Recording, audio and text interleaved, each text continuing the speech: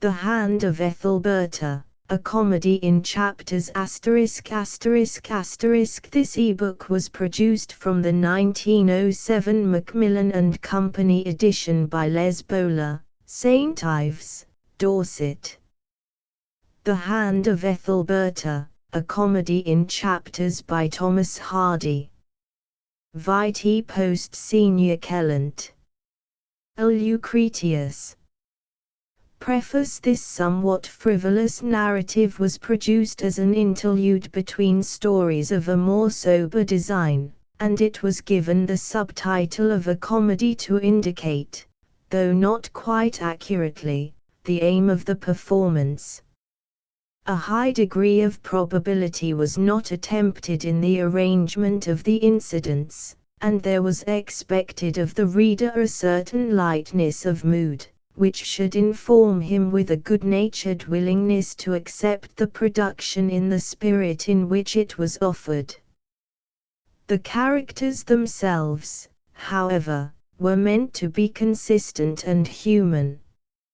On its first appearance the novel suffered, perhaps deservedly, for what was involved in these intentions, for its quality of unexpectedness in particular, that unforgivable sin in the critic's sight, the immediate precursor of Ethelberta having been a purely rural tale.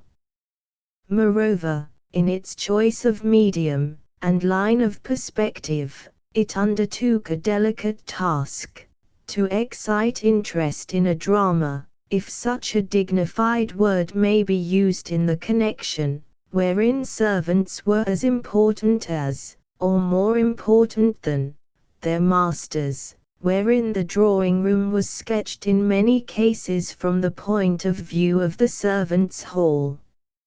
Such a reversal of the social foreground has, perhaps, since grown more welcome, and readers even of the finer crusted kind may now be disposed to pardon a writer for presenting the sons and daughters of Mr. and Mrs. Chickerell as beings who come within the scope of a congenial regard. Th. December, 1895.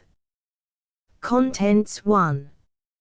A street in Anglebury, a heath near It, inside the Red Lion Inn 2. Christopher's House, Sunbourne Town, Sunbourne Moor 3. Sunbourne Moor, continued, 4. Sunbourne Pier, Road to Windway, Ballroom in Windway House 5. At the Window, The Road Home 6. The Shore by Windway 7. The Dining Room of a Townhouse, The Butler's Pantry 8. Christopher's Lodgings, The Grounds about Rookington 9. A Lady's Drawing Rooms, Ethelberta's Dressing Room 10. Lady Petherwin's House 11. Sunbourne and its Neighbourhood, Some London Streets 12. Arrowthorne Park and Lodge 13. The Lodge, continued, The Copse behind 14. A Turnpike Road 15. An inner room at the Lodge 16. A large public hall 17. Ethelberta's House 18. Near Sunbourne, London Streets, Ethelberta's 19. Ethelberta's Drawing Room 20. The Neighbourhood of the Hall, The Road Home 21. A Street, Naya's Rooms, Christopher's Rooms 22. Ethelberta's House 23. Ethelberta's House, continued, 24. Ethelberta's House, continued, The British Museum 25. The Royal Academy, The Foreign Field Estate 26. Ethelberta's Drawing Room 27. Mrs. Belmain's, Cripplegate Church 28. Ethelberta's, Mr. Chickerell's Room 29. Ethelberta's dressing room, Mr. Doncastle's house 30. On the house top 31.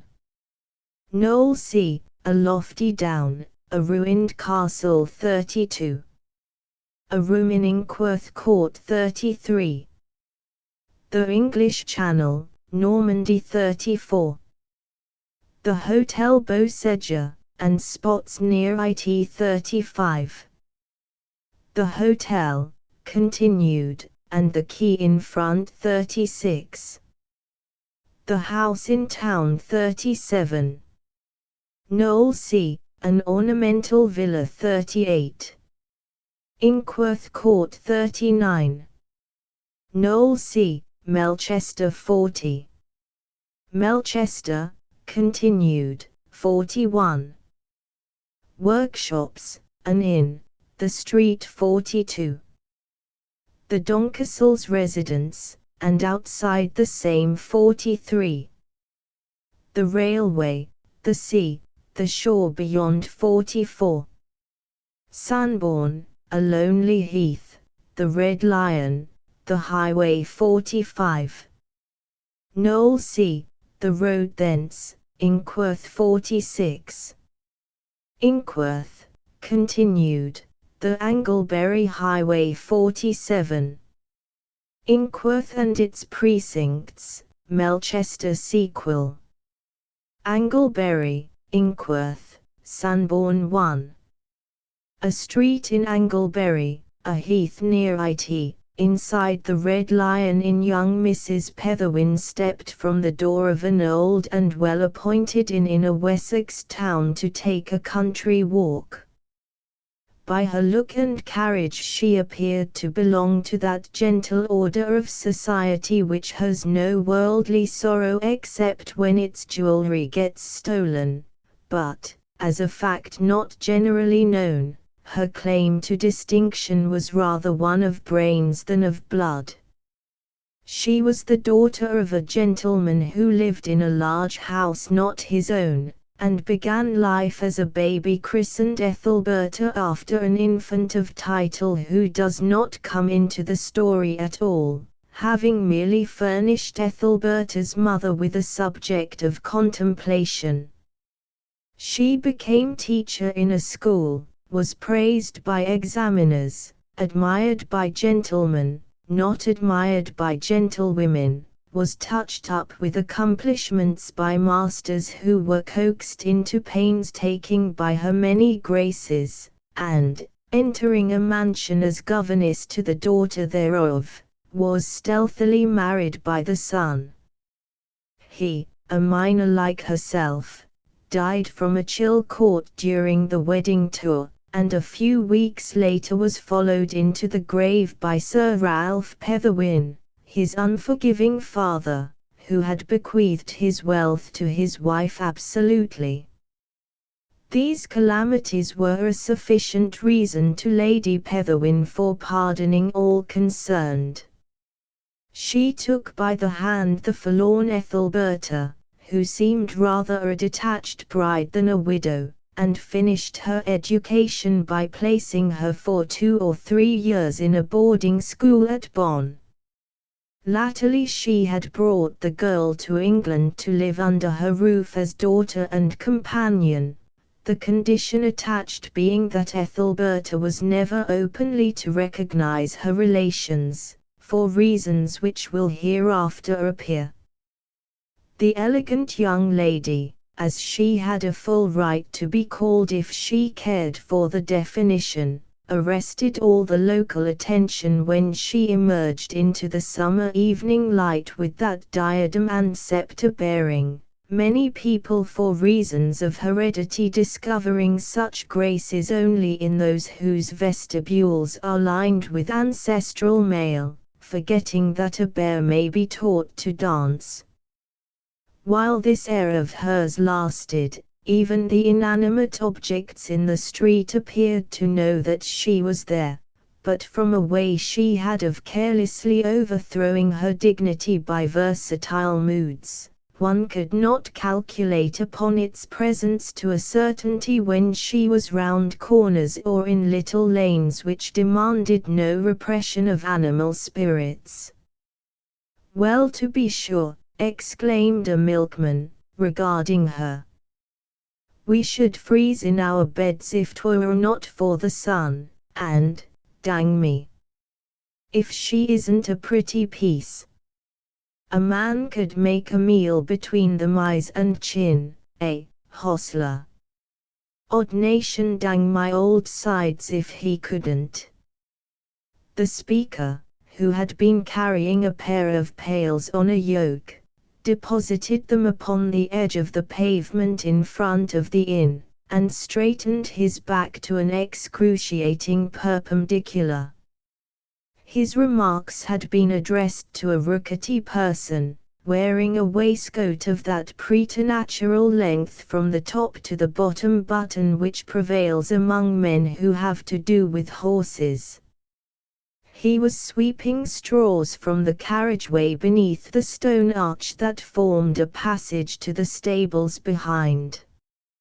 "Never mind the cursing and swearing, or somebody who's never out of hearing may clap your name down in his black book," said the hostler, also pausing, and lifting his eyes to the mullioned and transomed windows and moulded parapet above him, not to study them as features of ancient architecture, but just to give as healthful a stretch to the eyes as his acquaintance had done to his back. "Michael, a old man like you ought to think about other things, and not be looking two ways at your time of life. Pouncing upon young flesh like a carrion crow, 'tis a vile thing in a old man.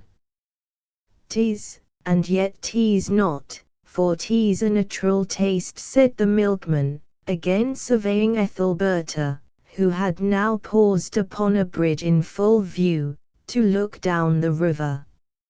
"Now, if a poor needy fella like myself could only catch her alone when she's dressed up to the nines for some grand party, and carry her off to some lonely place, sakes, what a pot of jewels and gold things I warrant he'd find about her.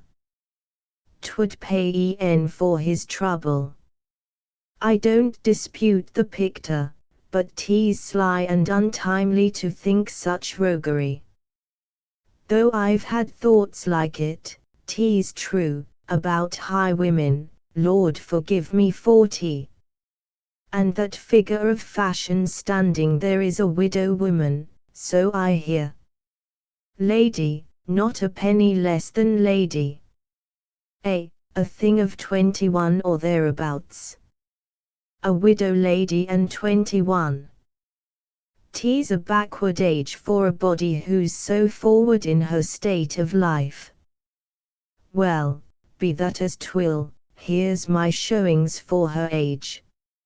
She was about the figure of 2 or 23 when I got off the carriage last night, tired out wi' bombing about the country, and 19 this morning when she came downstairs after a sleep round the clock and a clean-washed face, so I thought to myself, 21, I thought. And what's the young woman's name, make so bold, hostler? And the house were all in a store with her and the old woman, and their boxes and camp kettles, that they carry to wash in because hand basins bain't big enough, and I don't know what all, and other folk stopping here were no more than dirt thans forward. I suppose they've come out of some noble city a long way from. And there was her hair up in buckle as if she'd never seen a clake old man at all. However, to cut a long story short, all I know besides about 'em is that the name upon their luggage is Lady Petherwin, and she's the widow of a city gentleman, who was a man of valour in the Lord Mayor's show. Who's that chap in the gaiters and pack at his back? Come out of the door but now, said the milkman, nodding towards a figure of that description who had just emerged from the inn and trudged off in the direction taken by the lady, now out of sight. Chap in the gaiters. Choke it all, why, the father of that nobleman that you call chap in the gaiters used to be hand in glove with half the Queen's court. What do ye tello? That man's father was one of the mayor and corporation of Sanborn, and was that familiar with men of money, that he'd slap 'em upon the shoulder as you or I or any other poor fool would the clerk of the parish. Oh, what's my lordlin's name, make so bold, then? The toppermost class nowadays have left off the use of wheels for the good of their constitutions, so they traipse and walk for many years up foreign hills, where you can see nothing but snow and fog, till there's no more left to walk up, and if they reach home alive, and haren't got too old and wet out, they walk and see a little of their own parishes. So they tower about with a pack and a stick and a clean white pocket handkerchief over their hats, just as you see he's got on his. He's been staying here a night, and is off now again. Young man, I think to myself, if your shoulders were bent like a bandy and your knees bowed out as mine be, till there is not an inch of straight bone or gristle in ye, wouldst ye go doing hard work for play believe? True, upon my song. Such a pain as I have had in my limbs all this day, to be sure, words don't know what shipwreck I suffer in these limbs o' mine, that they do not. And what was this young widow lady's maiden name, then, hostler? Folk have been peeping after her, that's true, but they don't seem to know much about her family. And while I've tended horses 50 year that other folk might straddle 'em, here I be now not a penny the better. Oftentimes, when I see so many good things about, I feel inclined to help myself in common justice to my pocket. Work hard and be poor, do nothing and get more. But I draw in the horns of my mind and think to myself, forbear, John Hostler, forbear. Her maiden name? Faith, I don't know the woman's maiden name, though she said to me, "Good evening, John," but I had no memory of ever seeing her afore, no more than the dead inside church hatch, where I shall soon be likewise, I had not. My nabs, I think to myself, more know Tom Fool than Tom Fool knows. More know Tom Fool, what rambling old canticle is it you say, hostler? Inquired the milkman, lifting his ear. Let's have it again. A good saying well spit out is a Christmas fire to my withered heart. More know Tom Fool than Tom Fool knows, said the hostler. Ah!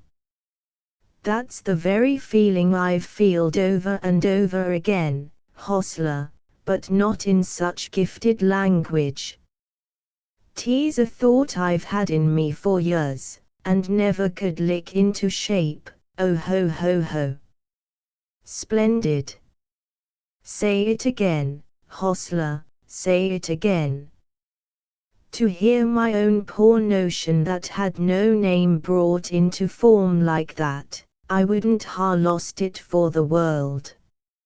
More know Tom Fool than, ho ho ho ho.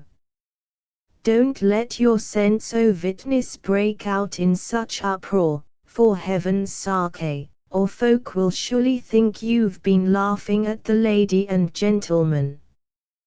Well, here's at it again, night Michael. and the hostler went on with his sweeping. "Night, hostler, I must move too," said the milkman, shouldering his yoke, and walking off, and there reached the inn in a gradual diminuendo, as he receded up the street, shaking his head convulsively, "More no, Tom Fool, than Tom Fool, ho ho ho ho ho." The Red Lion, as the inn or hotel was called, which of late years had become the fashion among tourists, because of the absence from its precincts of all that was fashionable and new, stood near the middle of the town, and formed a corner where in winter the winds whistled and assembled their forces previous to plunging helter-skelter along the streets. In summer it was a fresh and pleasant spot, convenient for such quiet characters as sojourned there to study the geology and beautiful natural features of the country round. The lady, whose appearance had asserted a difference between herself and the Anglebury people, without too clearly showing what that difference was, passed out of the town in a few moments and, following the highway across meadows fed by the Frome, she crossed the railway and soon got into a lonely heath. She had been watching the base of a cloud as it closed down upon the line of a distant ridge, like an upper upon a lower eyelid, shutting in the gaze of the evening sun. She was about to return before dusk came on, when she heard a commotion in the air immediately behind and above her head. The Saunterer looked up and saw a wild duck flying along with the greatest violence, just in its rear being another large bird, which a countryman would have pronounced to be one of the biggest duck-hawks that he had ever beheld. The hawk neared its intended victim, and the duck screamed and redoubled its efforts. Ethelberta impulsively started off in a rapid run that would have made a little dog bark with delight and run after, her object being, if possible, to see the end of this desperate struggle for a life so small and unheard of. Her stateliness went away, and it could be forgiven for not remaining, for her feet suddenly became as quick as fingers, and she raced along over the uneven ground with such force of tread that, being a woman slightly heavier than Gossamer, her patent heels punched little ds in the soil with unerring accuracy wherever it was bare, crippled the heather twigs where it was not, and sucked the swampy places with a sound of quick kisses. Her rate of advance was not to be compared with that of the two birds, though she went swiftly enough to keep them well in sight in such an open place as that around her, having at one point in the journey been so near that she could hear the whisk of the duck's feathers against the wind as it lifted and lowered its wings. When the bird seemed to be but a few yards from its enemy, she saw it strike downwards, and after a level flight of a quarter of a minute, vanish. The hawk swooped after, and Ethelberta now perceived a whitely shining oval of still water, looking amid the swarthy level of the heath like a hole through to a nether sky. Into this large pond, which the duck had been making towards from the beginning of its precipitate flight, it had dived out of sight. The excited and breathless runner was in a few moments close enough to see the disappointed hawk hovering and floating in the air as if waiting for the reappearance of its prey, upon which grim pastime it was so intent that by creeping along softly she was enabled to get very near the edge of the pool and witness the conclusion of the episode. Whenever the duck was under the necessity of showing its head to breathe, the other bird would dart towards it, invariably too late, however, for the diver was far too experienced in the rough humor of the buzzard family at this game to come up twice near the same spot, unaccountably emerging from opposite sides of the pool in succession, and bobbing again by the time its adversary reached each place, so that at length the hawk gave up the contest and flew away, a satanic moodiness being almost perceptible in the motion of its wings. The young lady now looked around her for the first time, and began to perceive that she had run a long distance, very much further than she had originally intended to come. Her eyes had been so long fixed upon the hawk, as it soared against the bright and mottled field of sky, that on regarding the heather and plain again it was as if she had returned to a half-forgotten region after an absence, and the whole prospect was darkened to one uniform shade of approaching night. She began at once to retrace her steps, but having been indiscriminately wheeling round the pond to get a good view of the performance, and having followed no path thither, she found the proper direction of her journey to be a matter of some uncertainty.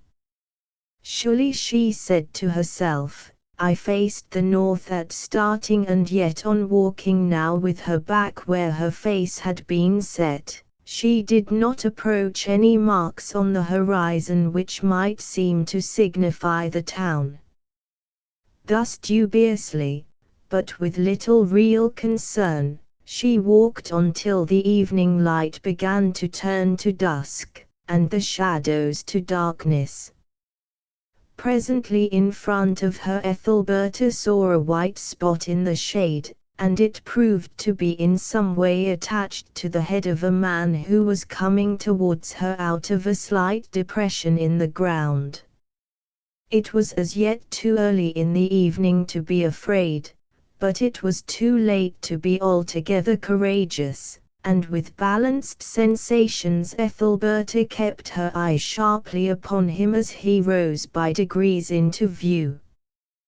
The peculiar arrangement of his hat and puggree soon struck her as being that she had casually noticed on a peg in one of the rooms of the Red Lion, and when he came close she saw that his arms diminished to a peculiar smallness at their junction with his shoulders, like those of a doll, which was explained by their being girt round at that point with the straps of a knapsack that he carried behind him.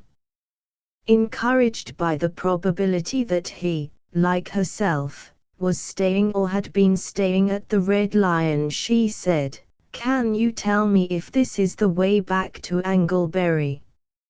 "It is one way, but the nearest is in this direction," said the tourist, the same who had been criticized by the two old men. At hearing him speak all the delicate activities in the young lady's person stood still, she stopped like a clock. When she could again fence with the perception which had caused all this, she breathed. "Mr. Julian," she exclaimed.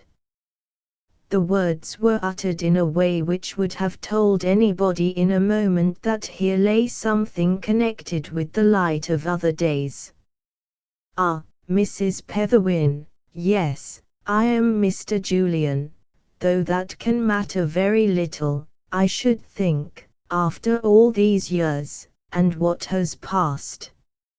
No remark was returned to this rugged reply, and he continued unconcernedly, "Shall I put you in the path? It is just here."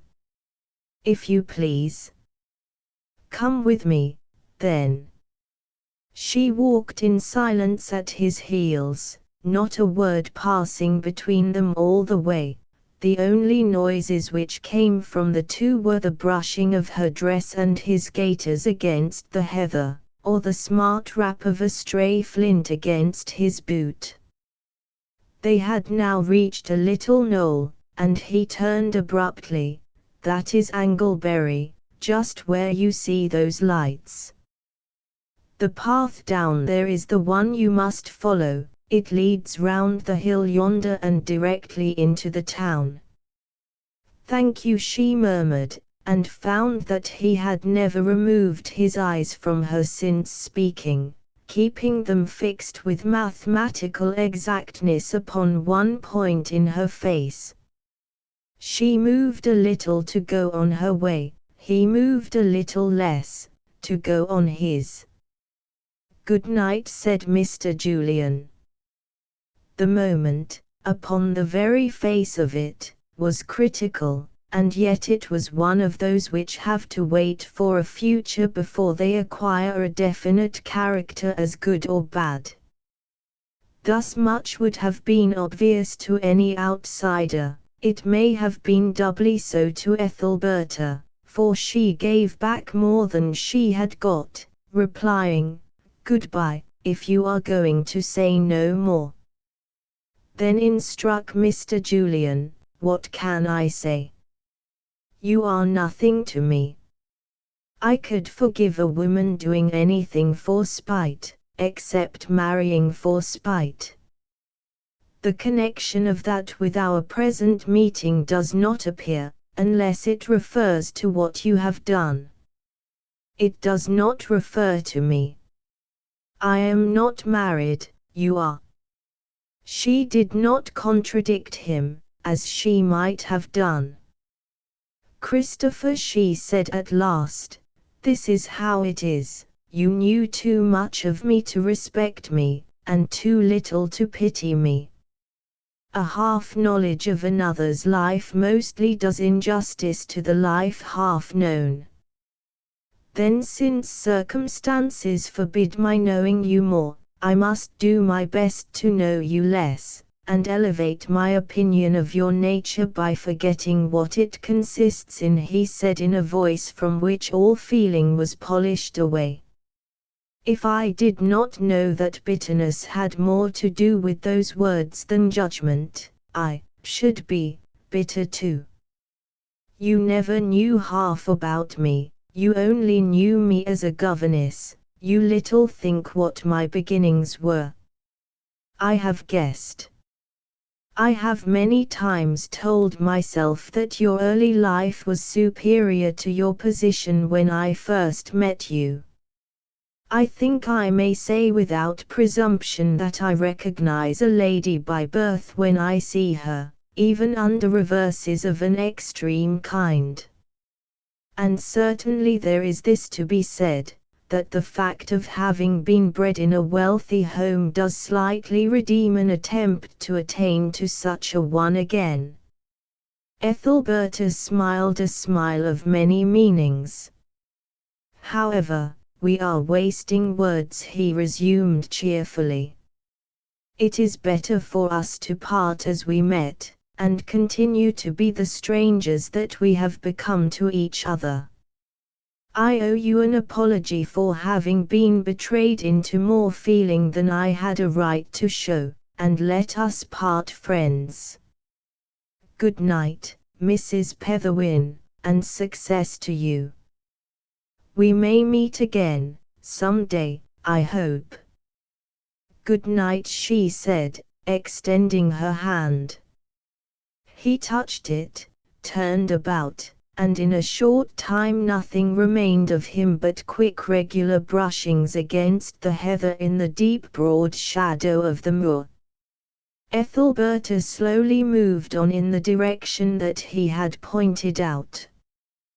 This meeting had surprised her in several ways. First, there was the conjuncture itself, but more than that was the fact that he had not parted from her with any of the tragic resentment that she had from time to time imagined for that scene if it ever occurred. Yet there was really nothing wonderful in this. It is part of the generous nature of a bachelor to be not indisposed to forgive a portionless sweetheart who, by marrying elsewhere, has deprived him of the bliss of being obliged to marry her himself. Ethelberta would have been disappointed quite had there not been a comforting development of exasperation in the middle part of his talk, but after all it formed a poor substitute for the loving hatred she had expected. When she reached the hotel, the lamp over the door showed a face a little flushed, but the agitation which at first had possessed her was gone to a mere nothing. In the hall she met a slender woman wearing a silk dress of that peculiar black which in sunlight proclaims itself to have once seen better days as a brown, and days even better than those as a lavender, green, or blue. "Menlove," said the lady, "did you notice if any gentleman observed and followed me when I left the hotel to go for a walk this evening?" The lady's maid, thus suddenly pulled up in a night forage after lovers, put a hand to her forehead to show that there was no mistake about her having begun to meditate on receiving orders to that effect, and said at last, "You once told me, if you recollect, that when you were dressed, I was not to go staring out of the window after you as if you were a doll I had just manufactured and sent round for sale." "Yes, so I did." "So I didn't see if anybody followed you this evening." "Then did you hear any gentleman arrive here by the late train last night?" "Oh no, how could I," said Mrs. Menlove, an exclamation which was more apposite than her mistress suspected, considering that the speaker, after retiring from duty, had slipped down her dark skirt to reveal a light, puffed, and festooned one, put on a hat and feather, together with several pennyweights of metal in the form of rings, brooches, and earrings, all in a time whilst one could count 100, and enjoyed half an hour of prime courtship by an honourable young waiter of the town, who had proved constant as the magnet to the pole for the space of the day and a half that she had known him. Going at once upstairs, Ethelberta ran down the passage, and after some hesitation softly opened the door of the sitting-room in the best suite of apartments that the inn could boast of. In this room sat an elderly lady writing by the light of 2 candles with green shades. Well knowing, as it seemed, who the intruder was, she continued her occupation, and her visitor advanced and stood beside the table. The old lady wore her spectacles low down her cheek, her glance being depressed to about the slope of her straight white nose in order to look through them. Her mouth was pursed up to almost a youthful shape as she formed the letters with her pen, and a slight move of the lip accompanied every downstroke. There were 2 large antique rings on her forefinger, against which the quill rubbed in moving backwards and forwards, thereby causing a secondary noise rivaling the primary one of the nib upon the paper. "Mamma," said the younger lady, "here I am at last." A writer's mind in the midst of a sentence being like a ship at sea, knowing no rest or comfort till safely piloted into the harbour of a full stop, Lady Petherwin just replied with what in an occupied tone, not rising to interrogation. After signing her name to the letter, she raised her eyes. "Why, how late you are, Ethelberta, and how heated you look," she said. "I have been quite alarmed about you. What do you say has happened?"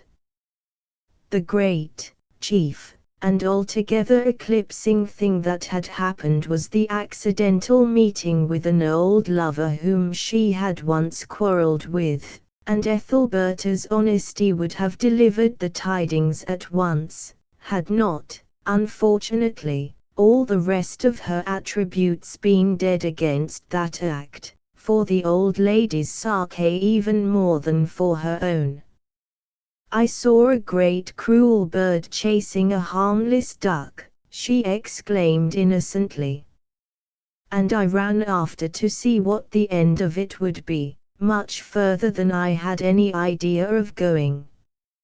However, the duck came to a pond, and in running round it to see the end of the fight, I could not remember which way I had come."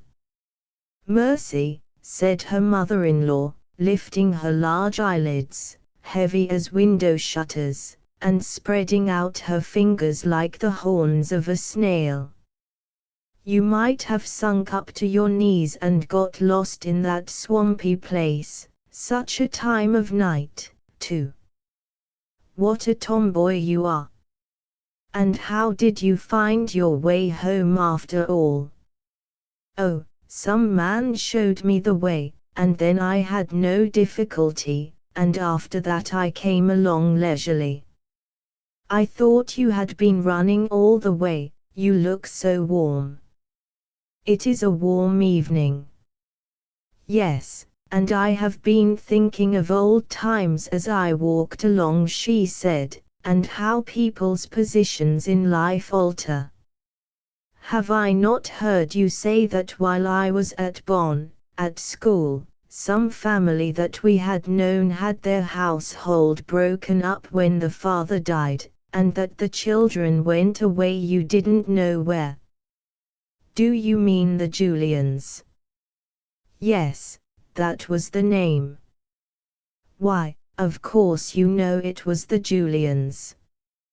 Young Julian had a day or two's fancy for you one summer, had he not, just after you came to us, at the same time, or just before it, that my poor boy and you were so desperately attached to each other?" "Oh yes, I recollect," said Ethelberta.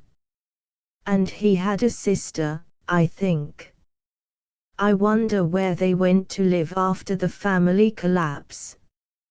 "I do not know," said Lady Petherwin, taking up another sheet of paper.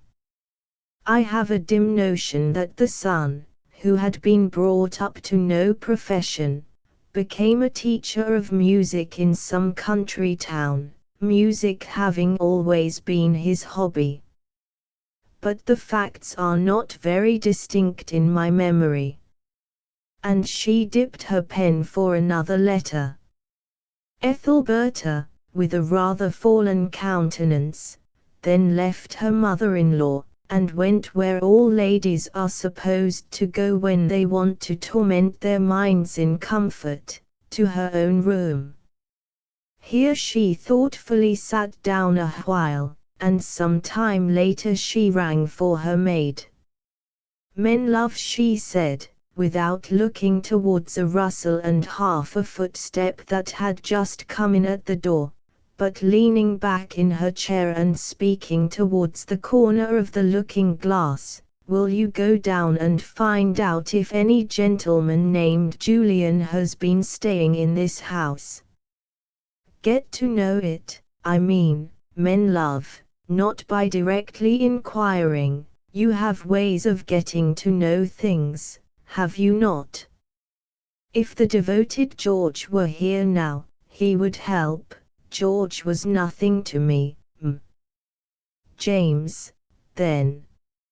And I only had James for a week or 10 days, when I found he was a married man, I encouraged his addresses very little indeed.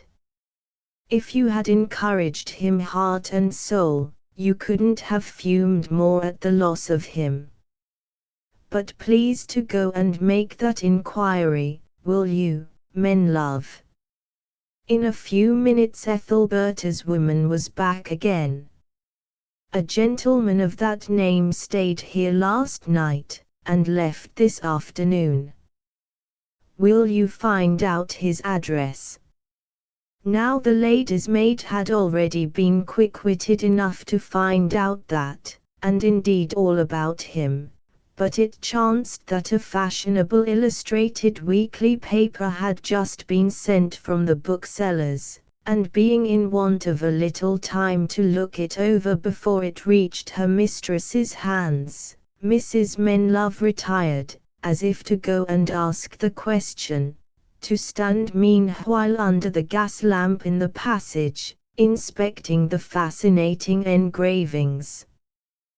But as time will not wait for tire women, a natural length of absence soon elapsed, and she returned again and said, "His address is, Upper Street, Sanborn." "Thank you, that will do," replied her mistress. The hour grew later, and that dreamy period came round when ladies' fancies, that have lain shut up close as their fans during the day, begin to assert themselves anew. At this time a good guess at Ethelberta's thoughts might have been made from her manner of passing the minutes away. Instead of reading, entering notes in her diary, or doing any ordinary thing, she walked to and fro, curled her pretty nether lip within her pretty upper one a great many times, made a cradle of her locked fingers, and paused with fixed eyes where the walls of the room set limits upon her walk to look at nothing but a picture within her mind. To Christopher's house, Sanborn Town, Sanborn Moor. During the wet autumn of the same year, the postman passed one morning as usual into a plain street that ran through the less fashionable portion of Sanborn, a modern coast town and watering place not many miles from the ancient Anglebury. He knocked at the door of a flat-faced brick house, and it was opened by a slight, thoughtful young man, with his hat on, just then coming out. The postman put into his hands a book packet, addressed, "Christopher Julian, Esquire." Christopher took the package upstairs, opened it with curiosity, and discovered within a green volume of poems, by an anonymous writer, the title page bearing the inscription, "Meters by E." The book was new, though it was cut, and it appeared to have been looked into. The young man, after turning it over and wondering where it came from, laid it on the table and went his way, being in haste to fulfill his engagements for the day. In the evening, on returning home from his occupations, he sat himself down cosily to read the newly arrived volume. The winds of this uncertain season were snarling in the chimneys, and drops of rain spat themselves into the fire, revealing plainly that the young man's room was not far enough from the top of the house to admit of a twist in the flue, and revealing darkly a little more, if that social rule of 3 inverse, the higher in lodgings the lower in pocket, were applicable here. However, the aspect of the room, though homely, was cheerful, a somewhat contradictory group of furniture suggesting that the collection consisted of waifs and strays from a former home, the grimy faces of the old articles exercising a curious and subduing effect on the bright faces of the new. An oval mirror of rococo workmanship, and a heavy cabinet piano with a cornice like that of an Egyptian temple, adjoined a harmonium of yesterday, and a harp that was almost as new. Printed music of the last century, and manuscript music of the previous evening, lay there in such quantity as to endanger the tidiness of a retreat which was indeed only saved from a chronic state of litter by a pair of hands that sometimes played, with the lightness of breezes, about the sewing machine standing in a remote corner, if any corner could be called remote in a room so small. Firelights and shades from the shaking flames struck in a butterfly flutter on the underparts of the mantel shelf, and upon the reader's cheek as he sat. Presently, and all at once, a much greater intentness pervaded his face. He turned back again, and reader knew the subject that had arrested his eyes. He was a man whose countenance varied with his mood, though it kept somewhat in the rear of that mood. He looked sad when he felt almost serene, and only serene when he felt quite cheerful. It is a habit people acquire who have had repressing experiences.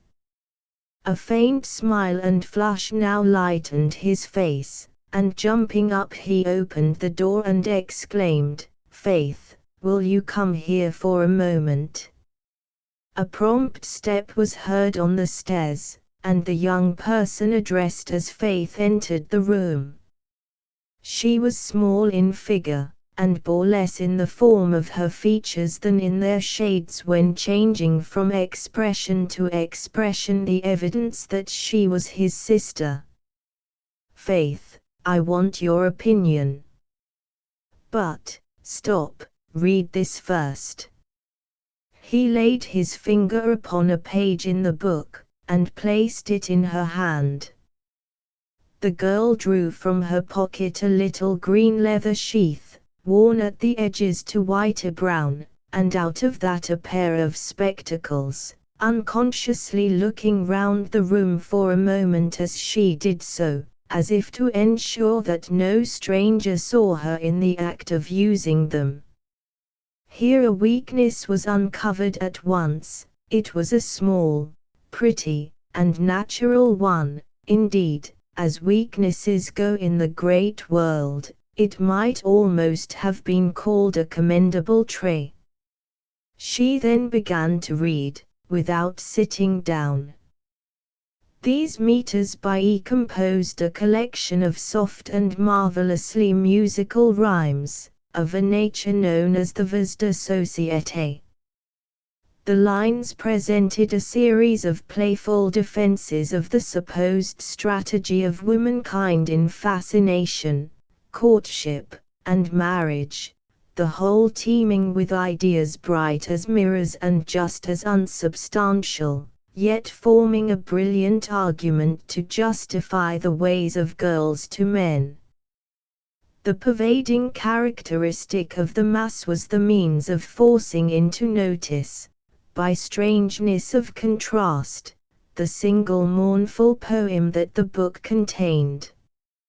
It was placed at the very end, and under the title of Cancelled Words formed a whimsical and rather affecting love lament, somewhat in the tone of many of Sir Thomas Wyatt's poems. This was the piece which had arrested Christopher's attention, and had been pointed out by him to his sister Faith. "It is very touching," she said, looking up. "What do you think I suspect about it? That the poem is addressed to me. Do you remember, when father was alive and we were at Solent that season, about a governess who came there with a Sir Ralph Petherwin and his wife, people with a sickly little daughter and a grown-up son? I never saw any of them. I think I remember your knowing something about a young man of that name." "Yes, that was the family." "Well, the governess there was a very attractive woman, and somehow or other I got more interested in her than I ought to have done. This is necessary to the history, and we used to meet in romantic places, and that kind of thing, you know. The end of it was, she jilted me and married the son." "You were anxious to get away from Solent. Was I? Then that was chiefly the reason. Well, I decided to think no more of her, and I was helped to do it by the troubles that came upon us shortly afterwards, It is a blessed arrangement that one does not feel a sentimental grief at all when additional grief comes in the shape of practical misfortune. However, on the first afternoon of the little holiday I took for my walking tour last summer, I came to Anglebury, and stayed about the neighborhood for a day or two to see what it was like, thinking we might settle there if this place failed us. The next evening I left, and walked across the heath to Flykit, that's a village about 5 miles further on, so as to be that distance on my way for next morning, and while I was crossing the heath there I met this very woman.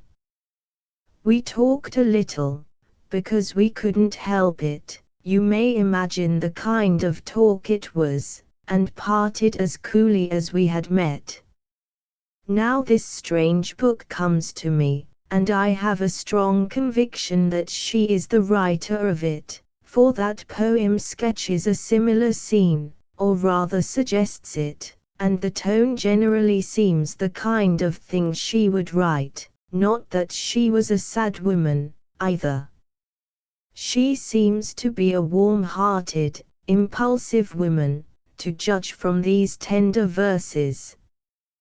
People who print very warm words have sometimes very cold manners. I wonder if it is really her writing, and if she has sent it to me. Would it not be a singular thing for a married woman to do? Though of course, she removed her spectacles as if they hindered her from thinking, and hid them under the timepiece till she should go on reading. Of course poets have morals and manners of their own, and custom is no argument with them. I am sure I would not have sent it to a man for the world. I do not see any absolute harm in her sending it. Perhaps she thinks that, since it is all over, we may as well die friends. If I were her husband I should have doubts about the dying. And all over may not be so plain to other people as it is to you. Perhaps not.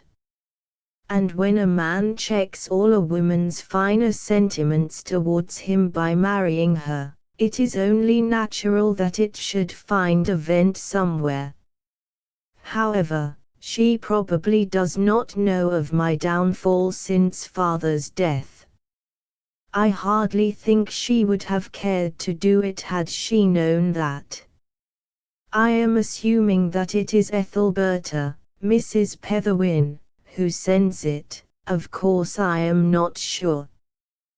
We must remember that when I knew her I was a gentleman at ease, who had not the least notion that I should have to work for a living, and not only so, but should have first to invent a profession to work at out of my old tastes.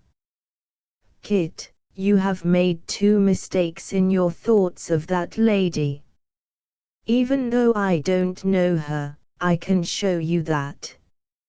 Now I'll tell you. The first is in thinking that a married lady would send the book with that poem in it without at any rate a slight doubt as to its propriety. The second is in supposing that, had she wished to do it, she would have given the thing up because of our misfortunes. With a true woman the second reason would have had no effect had she once got over the first. I'm a woman, and that's why I know. Christopher said nothing, and turned over the poems. Asterisk asterisk asterisk asterisk asterisk he lived by teaching music, and, in comparison with starving, thrived, though the wealthy might possibly have said that in comparison with thriving he starved. During this night he hummed airs in bed, thought he would do for the ballad of the fair poetess what other musicians had done for the ballads of other fair poetesses, and dreamed that she smiled on him as her prototype Sappho smiled on Phaon. The next morning before starting on his rounds a new circumstance induced him to direct his steps to the booksellers, and ask a question. He had found on examining the wrapper of the volume that it was posted in his own town. "No copy of the book has been sold by me," the bookseller's voice replied from far up the alpine height of the shop ladder, where he stood dusting stale volumes, as was his habit of a morning before customers came.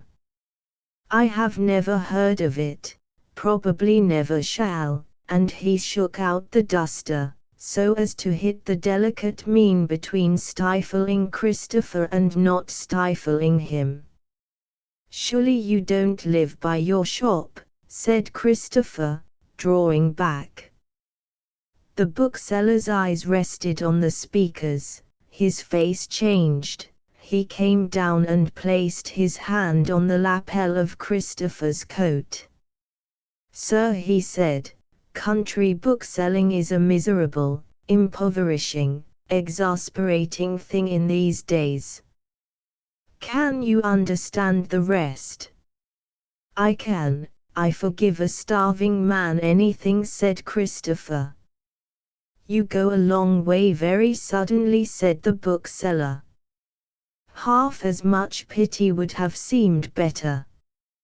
However, wait a moment."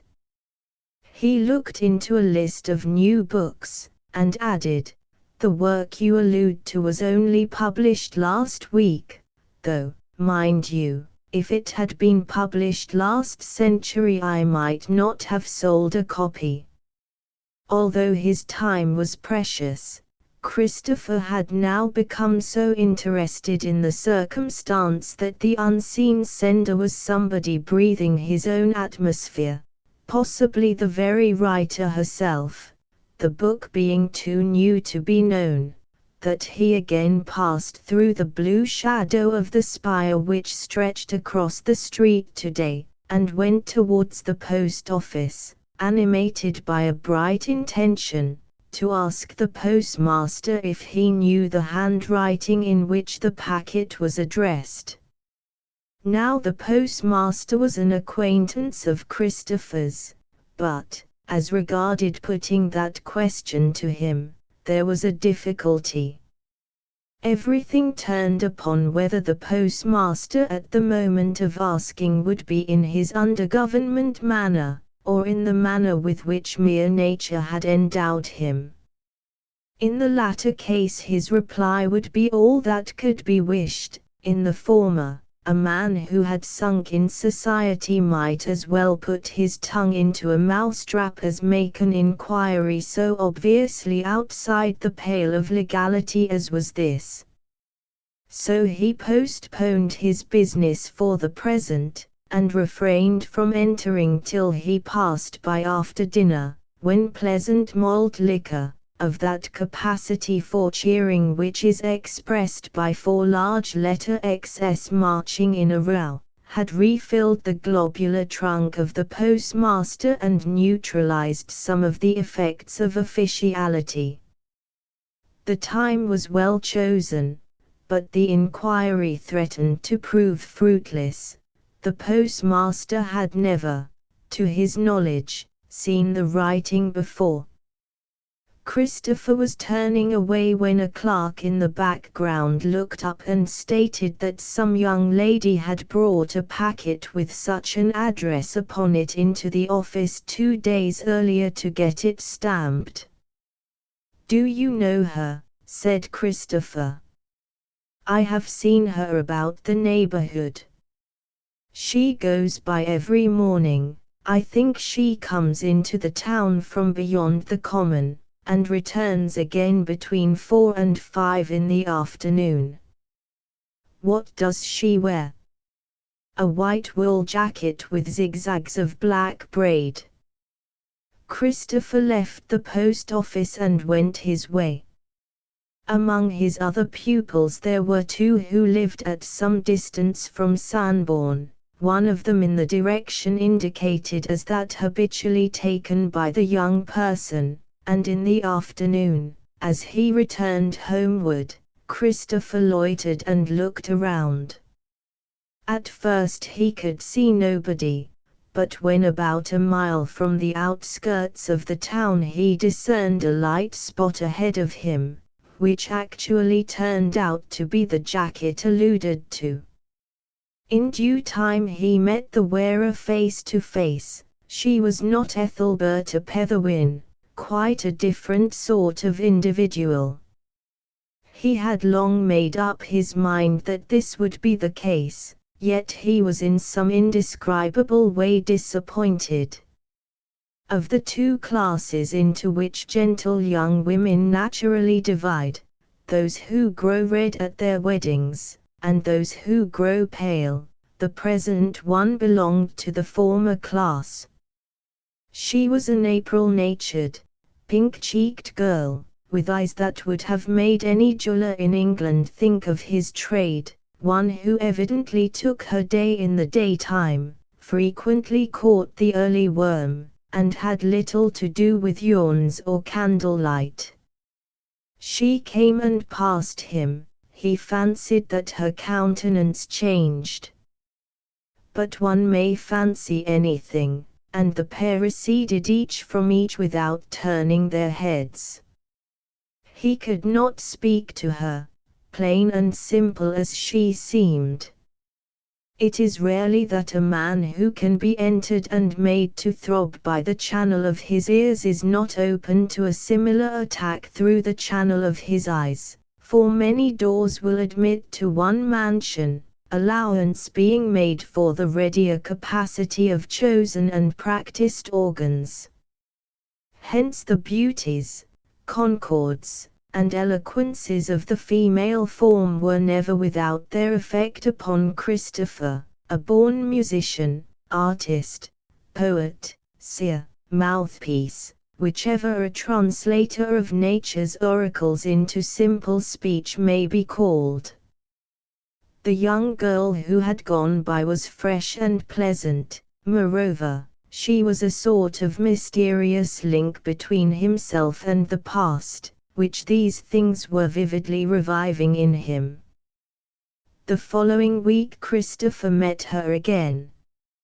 She had not much dignity, he had not much reserve, and the sudden resolution to have a holiday which sometimes impels a plump heart to rise up against a brain that overweights it was not to be resisted. He just lifted his hat, and put the only question he could think of as a beginning: "Have I the pleasure of addressing the author of a book of very melodious poems that was sent me the other day?" The girl's forefinger twirled rapidly the loop of braid that it had previously been twirling slowly, and drawing in her breath, she said, "No, sir." "The sender, then?" "Yes." She somehow presented herself as so insignificant by the combined effect of the manner and the words that Christopher lowered his method of address to her level at once. "Ah," he said, "such an atmosphere as the writer of meters by E seems to breathe would soon spoil cheeks that are fresh and round as lady apples, little girl. But are you disposed to tell me that writer's name?"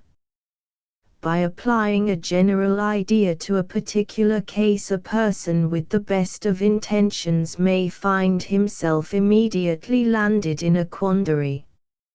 In saying to the country girl before him what would have suited the mass of country lasses well enough, Christopher had offended her beyond the cure of compliment.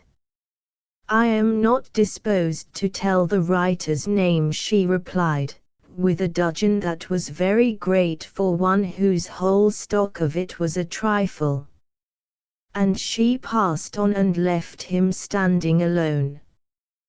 Thus further conversation was checked, but, through having rearranged the hours of his country lessons, Christopher met her the next Wednesday, and the next Friday, and throughout the following week, no further words passing between them. For a while she went by very demurely, apparently mindful of his offense. But effrontery is not proved to be part of a man's nature till he has been guilty of a second act. The best of men may commit a first through accident or ignorance, may even be betrayed into it by overzeal for experiment. Some such conclusion may or may not have been arrived at by the girl with the lady apple cheeks. At any rate, after the lapse of another week a new spectacle presented itself. Her redness deepened whenever Christopher passed her by, and embarrassment pervaded her from the lowest stitch to the tip of her feather. She had little chance of escaping him by diverging from the road, for a figure could be seen across the open ground to the distance of half a mile on either side. One day as he drew near as usual, she met him as women meet a cloud of dust. She turned and looked backwards till he had passed. This would have been disconcerting but for one reason: Christopher was ceasing to notice her. He was a man who often, when walking abroad, and looking as it were at the scene before his eyes, discerned successes and failures, friends and relations, episodes of childhood, wedding feasts and funerals, the landscape suffering greatly by these visions, until it became no more than the patterned wall tints about the paintings in a gallery, something necessary to the tone, yet not regarded. Nothing but a special concentration of himself on externals could interrupt this habit, and now that her appearance along the way had changed from a chance to a custom he began to lapse again into the old trick. He gazed once or twice at her form without seeing it. He did not notice that she trembled. He sometimes read as he walked, and book in hand he frequently approached her now. This went on till 6 weeks had passed from the time of their first encounter.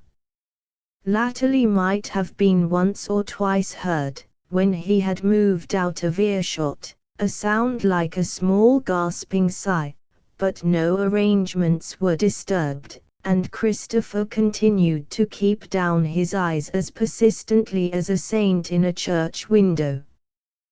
The last day of his engagement had arrived, and with it the last of his walks that way. On his final return he carried in his hand a bunch of flowers which had been presented to him at the country house where his lessons were given. He was taking them home to his sister Faith, who prized the lingering blossoms of the seeding season. Soon appeared as usual his fellow traveller, whereupon Christopher looked down upon his nosegay. Sweet simple girl, he thought, I'll endeavour to make peace with her by means of these flowers before we part for good. When she came up he held them out to her and said, "Will you allow me to present you with these?" The bright colors of the nosegay instantly attracted the girl's hand, perhaps before there had been time for thought to thoroughly construe the position, for it happened that when her arm was stretched into the air she steadied it quickly, and stood with the pose of a statue, rigid with uncertainty. But it was too late to refuse. Christopher had put the nosegay within her fingers. Whatever pleasant expression of thanks may have appeared in her eyes fell only on the bunch of flowers, for during the whole transaction they reached to no higher level than that. To say that he was coming no more seemed scarcely necessary under the circumstances, and wishing her good afternoon very heartily, he passed on. He had learnt by this time her occupation, which was that of pupil-teacher at one of the schools in the town, whither she walked daily from a village near.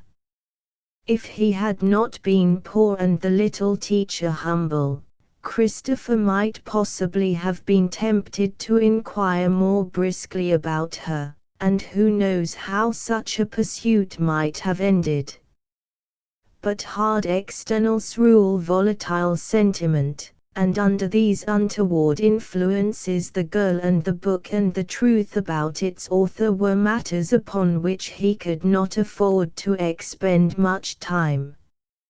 All Christopher did was to think now and then of the pretty innocent face and round deep eyes, not once wondering if the mind which enlivened them ever thought of him.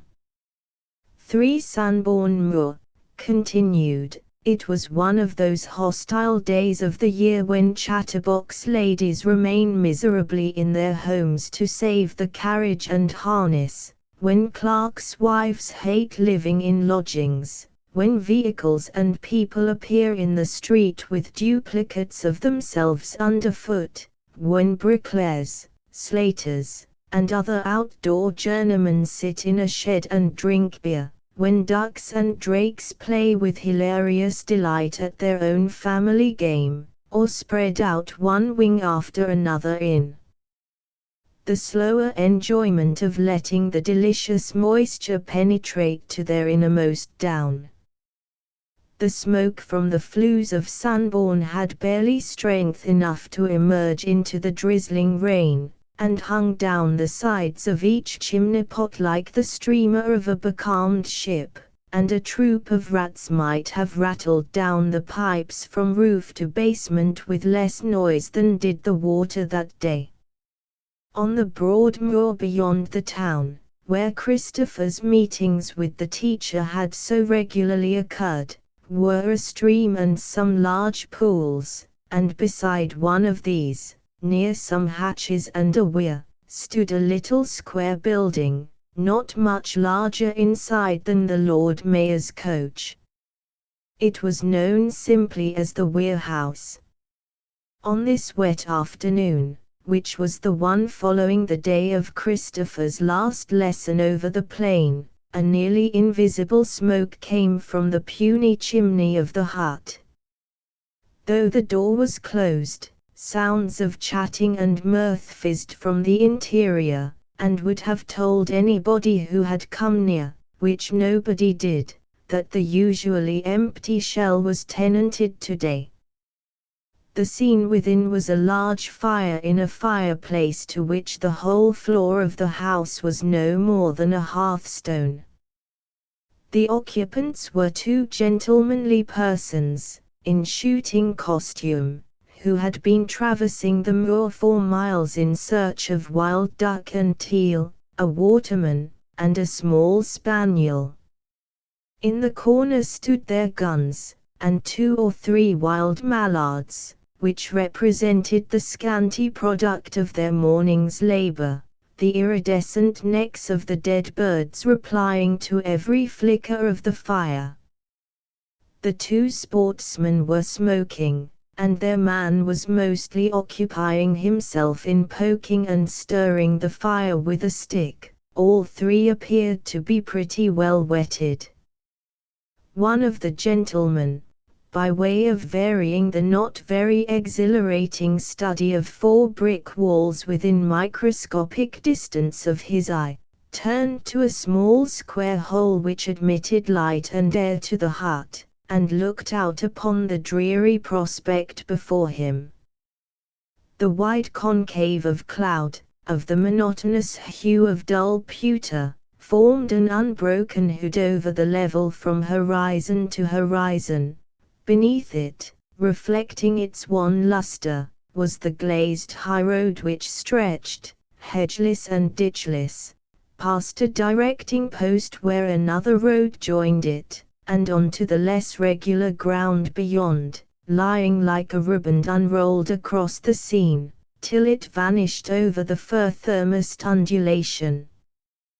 Beside the pools were occasional tall sheaves of flags and sedge, and about the plain a few bushes, these forming the only obstructions to a view otherwise unbroken. The sportsman's attention was attracted by a figure in a state of gradual enlargement as it approached along the road. "I should think that if pleasure can't tempt a native out of doors today, business will never force him out," he observed. "There is, for the first time, somebody coming along the road. If business don't drag him out, pleasure'll never tempt is more like our nature in these parts, sir," said the man, who was looking into the fire. The conversation showed no vitality, and down it dropped dead as before, the man who was standing up continuing to gaze into the moisture. What had at first appeared as an epicene shape, the decreasing space resolved into a cloaked female under an umbrella. She now relaxed her pace, till, reaching the directing post where the road branched into two, she paused and looked about her. Instead of coming further, she slowly retraced her steps for about 100 yards. "That's an appointment," said the first speaker, as he removed the cigar from his lips, "and by the Lords, what a day and place for an appointment with a woman." "What's an appointment?" inquired his friend, a town young man, with a toussaud complexion and well-penciled brows halfway up his forehead, so that his upper eyelids appeared to possess the uncommon quality of tallness. "Look out here, and you'll see. By that directing post, where the two roads meet. As a man devoted to art, Lady Well, who has had the honor of being hung higher up on the Academy walls than any other living painter, you should take out your sketchbook and dash off the scene. Where nothing particular is going on, one incident makes a drama, and, interested in that proportion, the art sportsman puts up his eyeglass, a form he adhered to before firing at game that had risen, by which merciful arrangement the bird got safe off, placed his face beside his companion's, and also peered through the opening. The young pupil teacher, for she was the object of their scrutiny, reapproached the spot whereon she had been accustomed for the last many weeks of her journey home to meet Christopher, now for the first time missing, and again she seemed reluctant to pass the hand-post, for that marked the point where the chance of seeing him ended. She glided backwards as before, this time keeping her face still to the front, as if trying to persuade the world at large, and her own shamefacedness, that she had not yet approached the place at all. Query, how long will she wait for him, for it is a man to a certainty, resumed the elder of the smokers, at the end of several minutes of silence, when, full of vacillation and doubt, she became lost to view behind some bushes. Will she reappear? The smoking went on, and up she came into open ground as before, and walked by. I wonder who the girl is, to come to such a place in this weather. There she is again, said the young man called Lady Well. Some cottage lass, not yet old enough to make the most of the value set on her by her follower, small as that appears to be.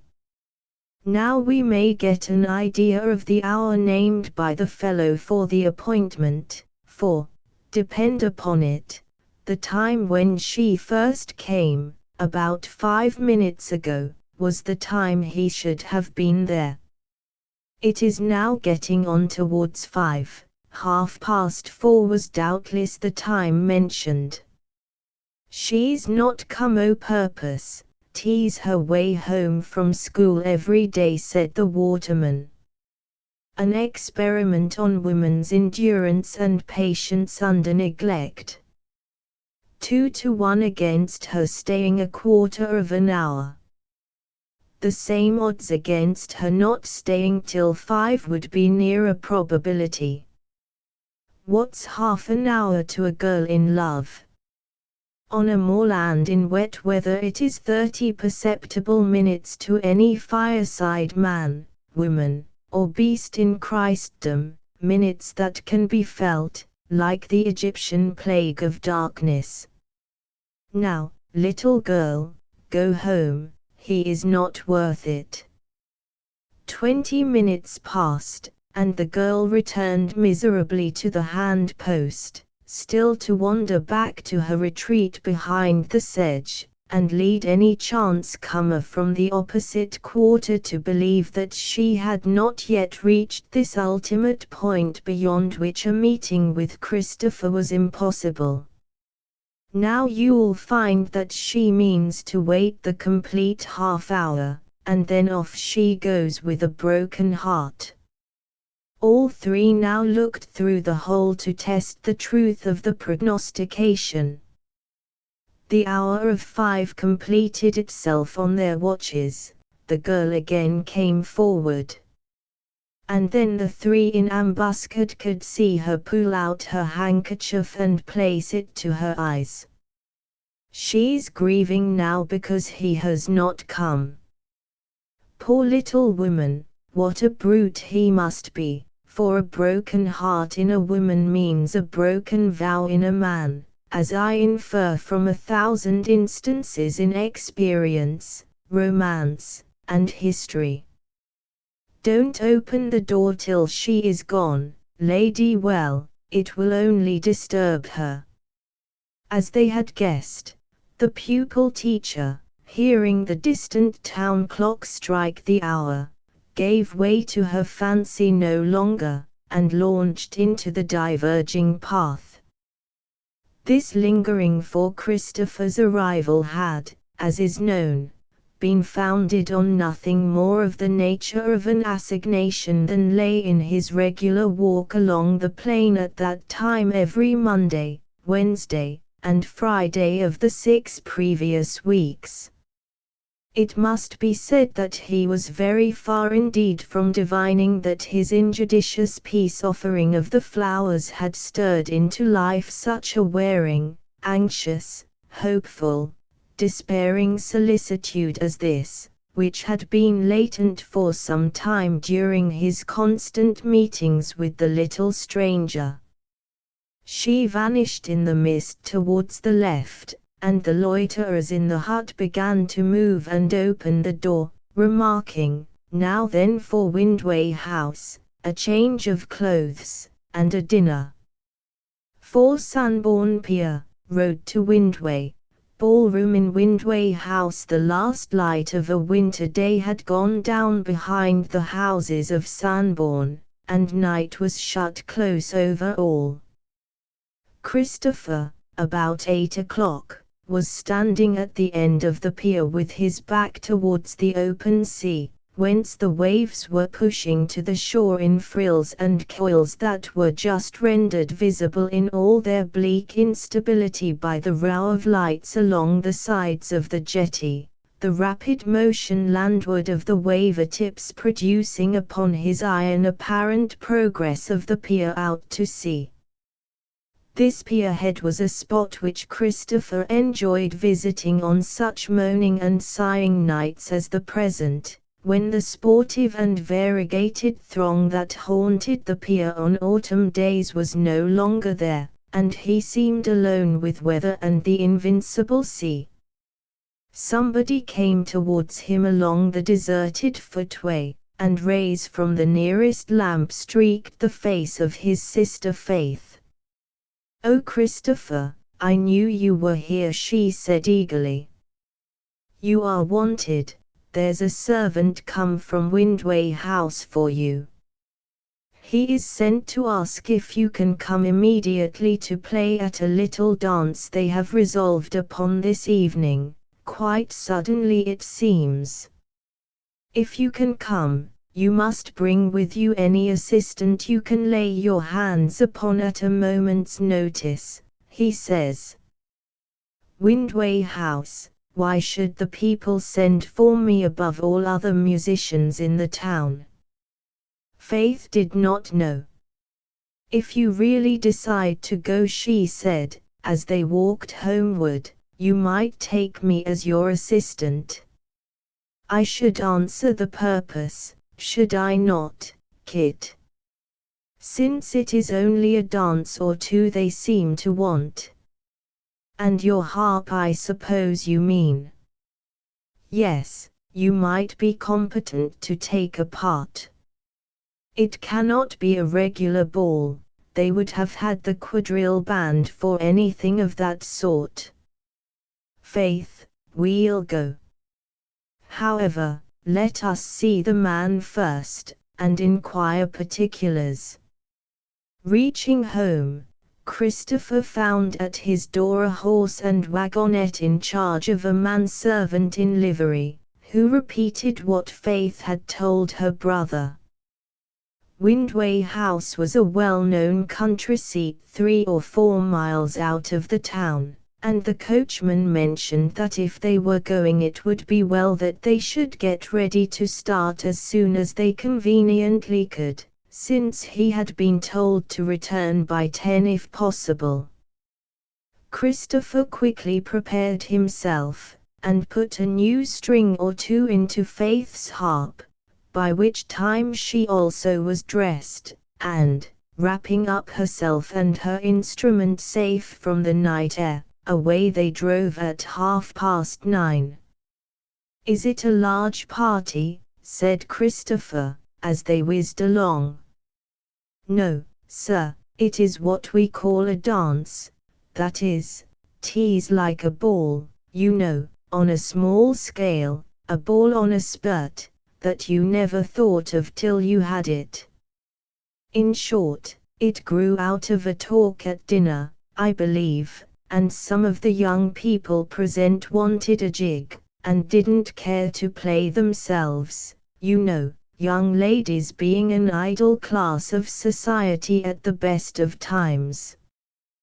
We've a house full of sleeping company, you understand, been there a week some of 'em, most of 'em being mistress's relations.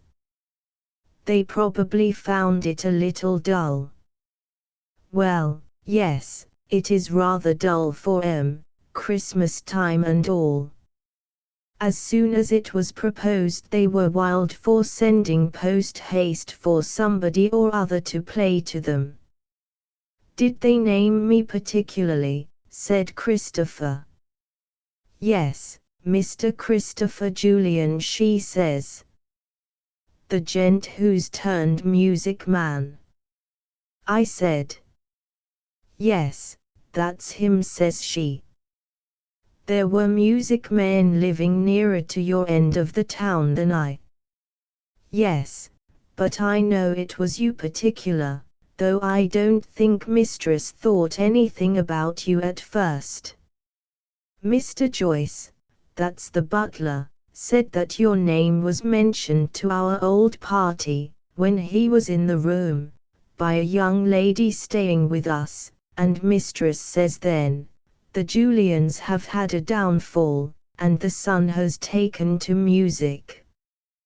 Then when dancing was talked of, they said, oh, let's have him by all means. Was the young lady who first inquired for my family the same one who said, let's have him by all means? Oh no, but it was on account of her asking that the rest said they would like you to play, at least that's as I had it from Joyce.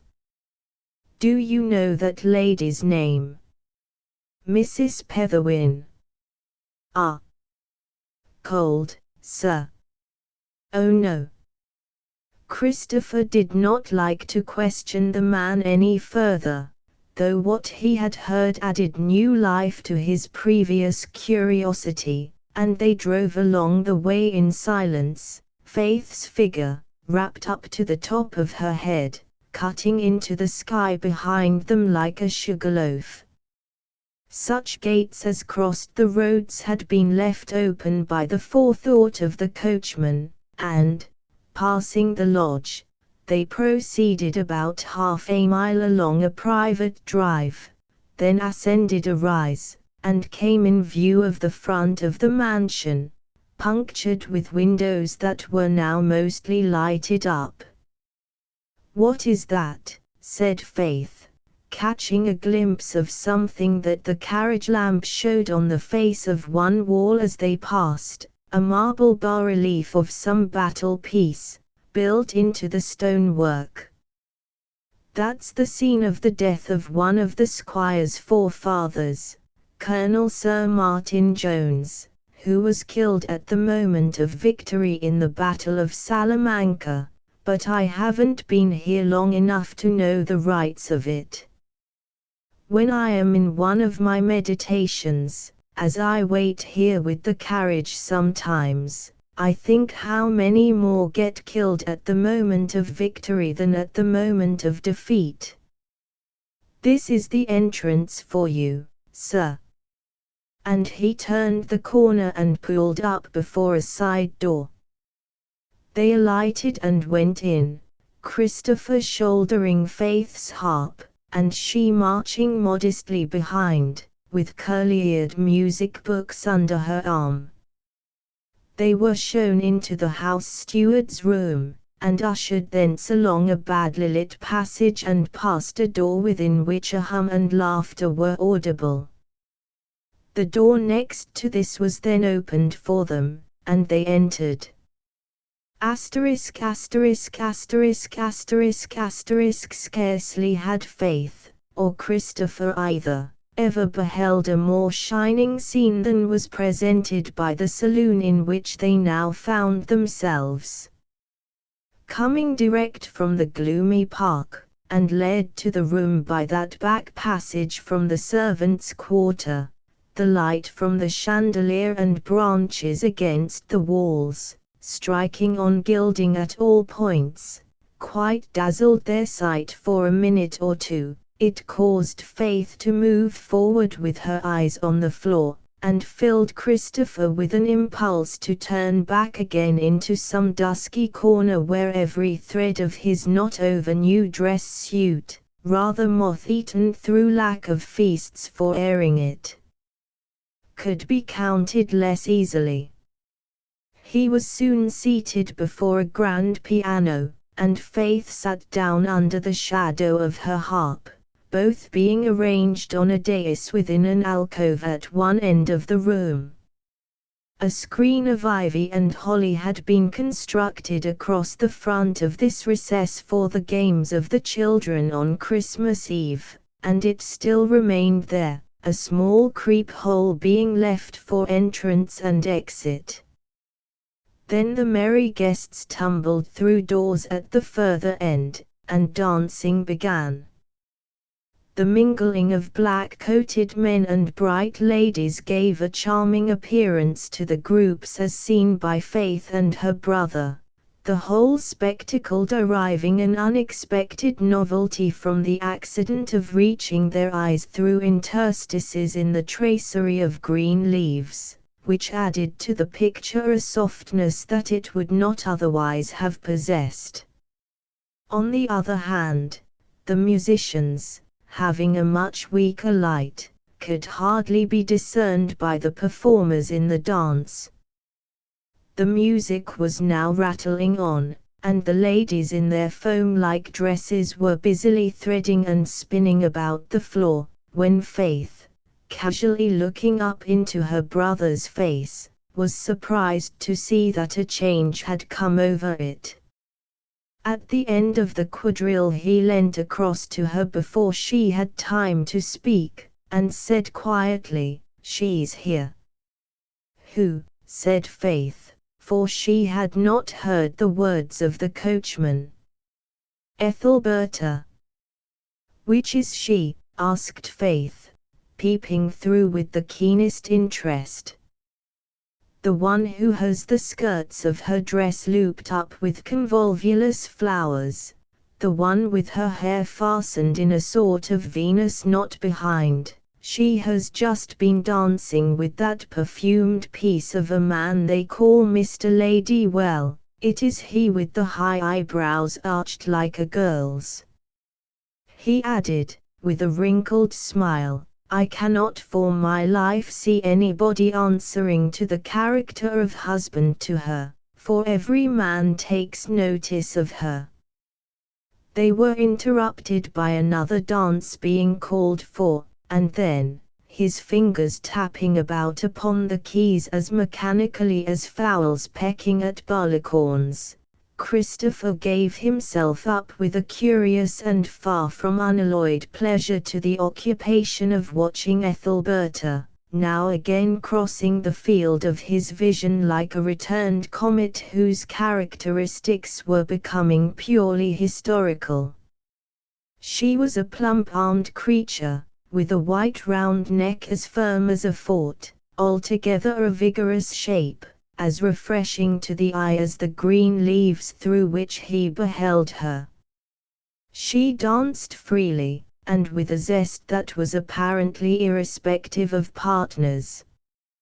He had been waiting long to hear her speak, and when at length her voice did reach his ears, it was the revelation of a strange matter to find how great a thing that small event had become to him. He knew the old utterance, rapid but not frequent, an obstructive thought causing sometimes a sudden halt in the midst of a stream of words. But the features by which a cool observer would have singled her out from others in his memory when asking himself what she was like, was a peculiar gaze into imaginary faraway distance when making a quiet remark to a partner, not with contracted eyes like a seafaring man, but with an open full look, a remark in which little words in a low tone were made to express a great deal, as several single gentlemen afterwards found. The production of dance music when the criticizing stage among the dancers has passed, and they have grown full of excitement and animal spirits, does not require much concentration of thought in the producers thereof, and desultory conversation accordingly went on between Faith and her brother from time to time. Kit, she said on one occasion, are you looking at the way in which the flowers are fastened to the leaves, taking a mean advantage of being at the back of the tapestry? You cannot think how you stare at them. I was looking through them, certainly not at them. I have a feeling of being moved about like a puppet in the hands of a person who legally can be nothing to me. That charming woman with the shining bunch of hair and convolvuluses. Yes, it is through her that we are brought here, and through her writing that poem, cancelled words that the book was sent me, and through the accidental renewal of acquaintance between us on Anglebury Heath, that she wrote the poem. I was, however, at the moment you spoke, thinking more particularly of the little teacher whom Ethelberta must have commissioned to send the book to me, and why that girl was chosen to do it. There may be 100 reasons. Kit, I have never yet seen her look once this way. Christopher had certainly not yet received look or gesture from her, but his time came. It was while he was for a moment outside the recess, and he caught her in the act. She became slightly confused, turned aside, and entered into conversation with a neighbor. It was only a look, and yet what a look it was.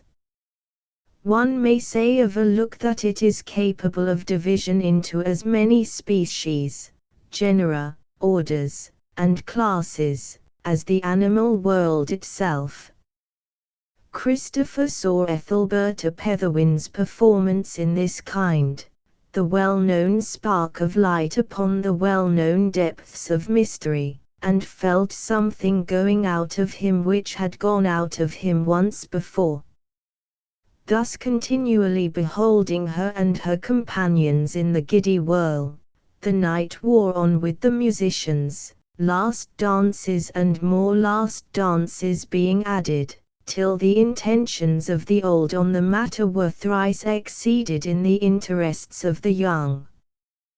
Watching the couples whirl and turn, advance and recede as gently as spirits, not themselves like house flies and part again, and lullabied by the faint regular beat of their footsteps to the tune, the players sank into the peculiar mesmeric quiet which comes over impressionable people who play for a great length of time in the midst of such scenes, and at last the only noises that Christopher took cognizance of were those of the exceptional kind, breaking above the general sea of sound, a casual smart rustle of silk, a laugh, a stumble, the monosyllabic talk of those who happened to linger for a moment close to the leafy screen, all coming to his ears like voices from those old times when he had mingled in similar scenes, not as servant but as guest. 5 at the window. The road home. The dancing was over at last, and the radiant company had left the room. A long and weary night it had been for the two players, though a stimulated interest had hindered physical exhaustion in one of them for a while. With tingling fingers and aching arms they came out of the alcove into the long and deserted apartment, now pervaded by a dry haze. The lights had burned low, and Faith and her brother were waiting by request till the wagonette was ready to take them home, a breakfast being in course of preparation for them meanwhile. Christopher had crossed the room to relieve his cramped limbs, and now, peeping through a crevice in the window curtains, he said suddenly, "Who's for a transformation scene? Faith, look here." He touched the blind, up it flew, and a gorgeous scene presented itself to her eyes. A huge inflamed sun was breasting the horizon of a wide sheet of sea which, to her surprise and delight, the mansion overlooked. The brilliant disk fired all the waves that lay between it and the shore at the bottom of the grounds, where the water tossed the ruddy light from one undulation to another in glares as large and clear as mirrors, incessantly altering them, destroying them, and creating them again, while further off they multiplied, thickened, and ran into one another like struggling armies, till they met the fiery source of them all. "Oh, how wonderful it is," said Faith, putting her hand on Christopher's arm. "Who knew that whilst we were all shut in here with our puny illumination such an exhibition as this was going on outside? How sorry and mean the grand and stately room looks now." Christopher turned his back upon the window, and there were the hitherto beaming candle flames shining no more radiantly than tarnished javelin heads, while the snow-white lengths of wax showed themselves clammy and cadaverous as the fingers of a corpse. The leaves and flowers which had appeared so very green and blooming by the artificial light were now seen to be faded and dusty. Only the gilding of the room in some degree brought itself into keeping with the splendors outside, stray darts of light seizing upon it and lengthening themselves out along fillet, quirk, arras, and moulding, till wasted away. "It seems," said Faith, as if all the people who were lately so merry here had died. We ourselves look no more than ghosts. She turned up her weary face to her brothers, which the incoming rays smote aslant, making little furrows of every wrinkle thereon, and shady ravines of every little furrow. "You are very tired, Faith," he said. "Such a heavy night's work has been almost too much for you." "Oh, I don't mind that," said Faith. "But I could not have played so long by myself." We filled up one another's gaps, and there were plenty of them towards the morning, but, luckily, people don't notice those things when the small hours draw on. "What troubles me most," said Faith, "is not that I have worked, but that you should be so situated as to need such miserable assistance as mine." "We are poor, are we not, Kit?" "Yes, we know a little about poverty," he replied. While thus lingering in shadowy thoroughfares of thought, Faith interrupted with, "I believe there is one of the dancers now. Why, I should have thought they had all gone to bed, and wouldn't get up again for days." She indicated to him a figure on the lawn towards the left, looking upon the same flashing scene as that they themselves beheld. "It is your own particular one," continued Faith. "Yes, I see the blue flowers under the edge of her cloak." "And I see her squirrel-colored hair," said Christopher. Both stood looking at this apparition, who once, and only once, thought fit to turn her head towards the front of the house they were gazing from.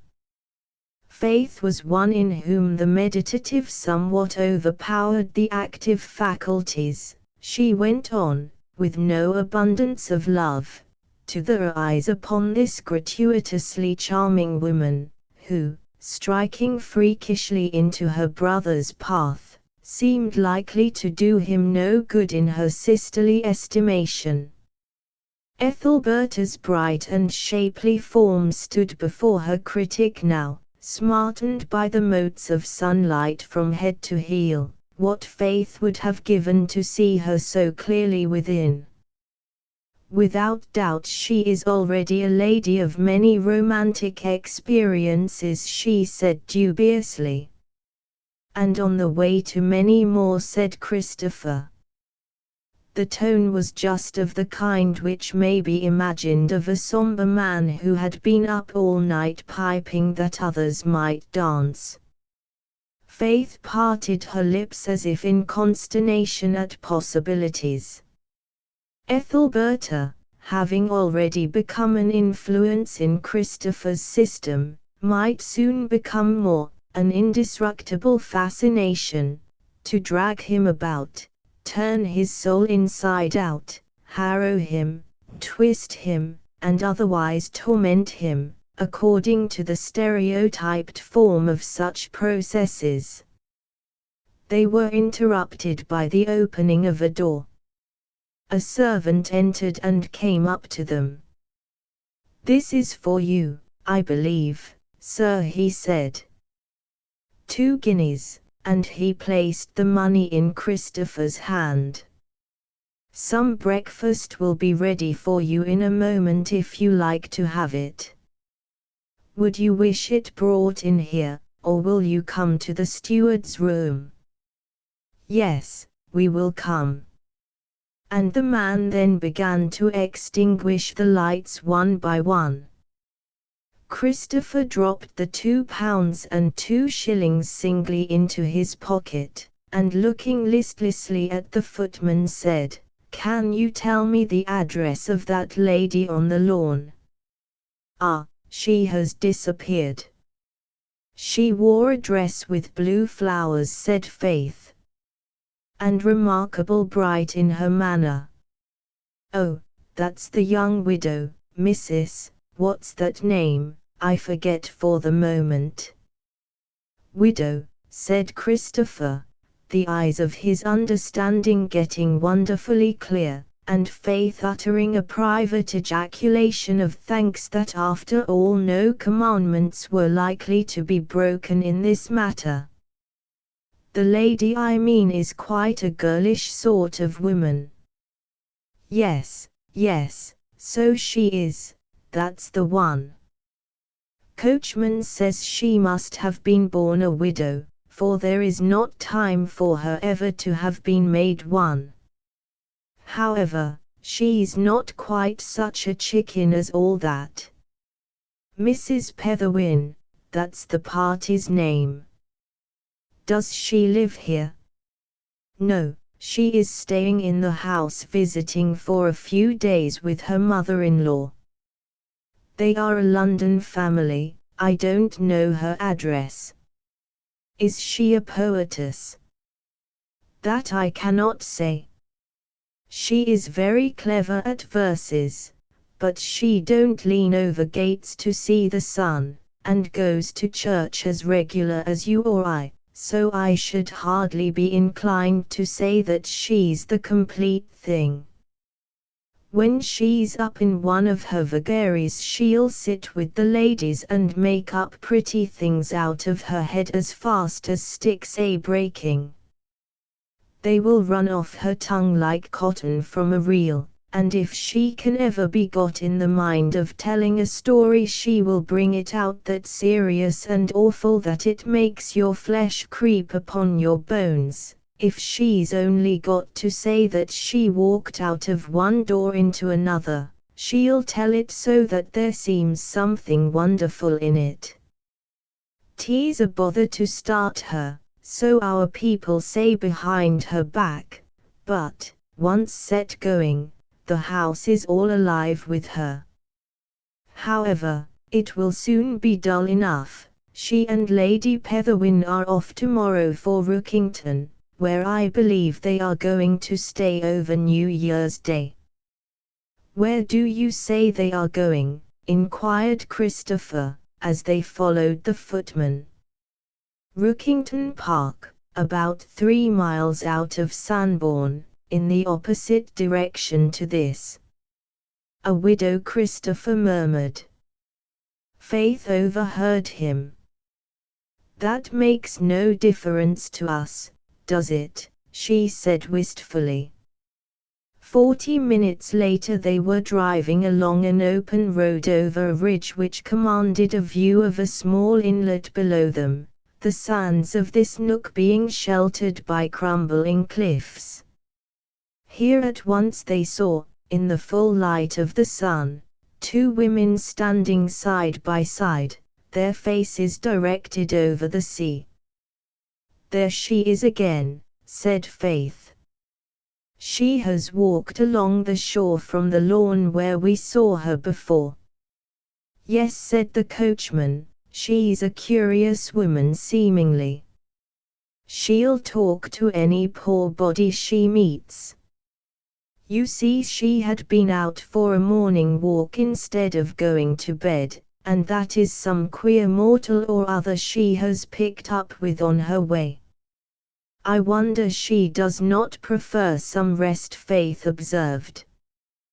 The road then dropped into a hollow, and the women by the sea were no longer within view from the carriage, which rapidly neared Sanborn with the 2 musicians.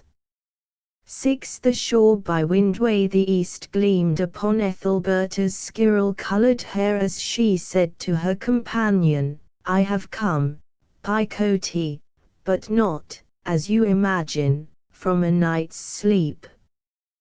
We have actually been dancing till daylight at Windway. Then you should not have troubled to come. I could have borne the disappointment under such circumstances, said the pupil teacher, who, wearing a dress not so familiar to Christopher's eyes as had been the little white jacket, had not been recognized by him from the hill. You look so tired, Berta. I could not stay up all night for the world. One gets used to these things, said Ethelberta quietly.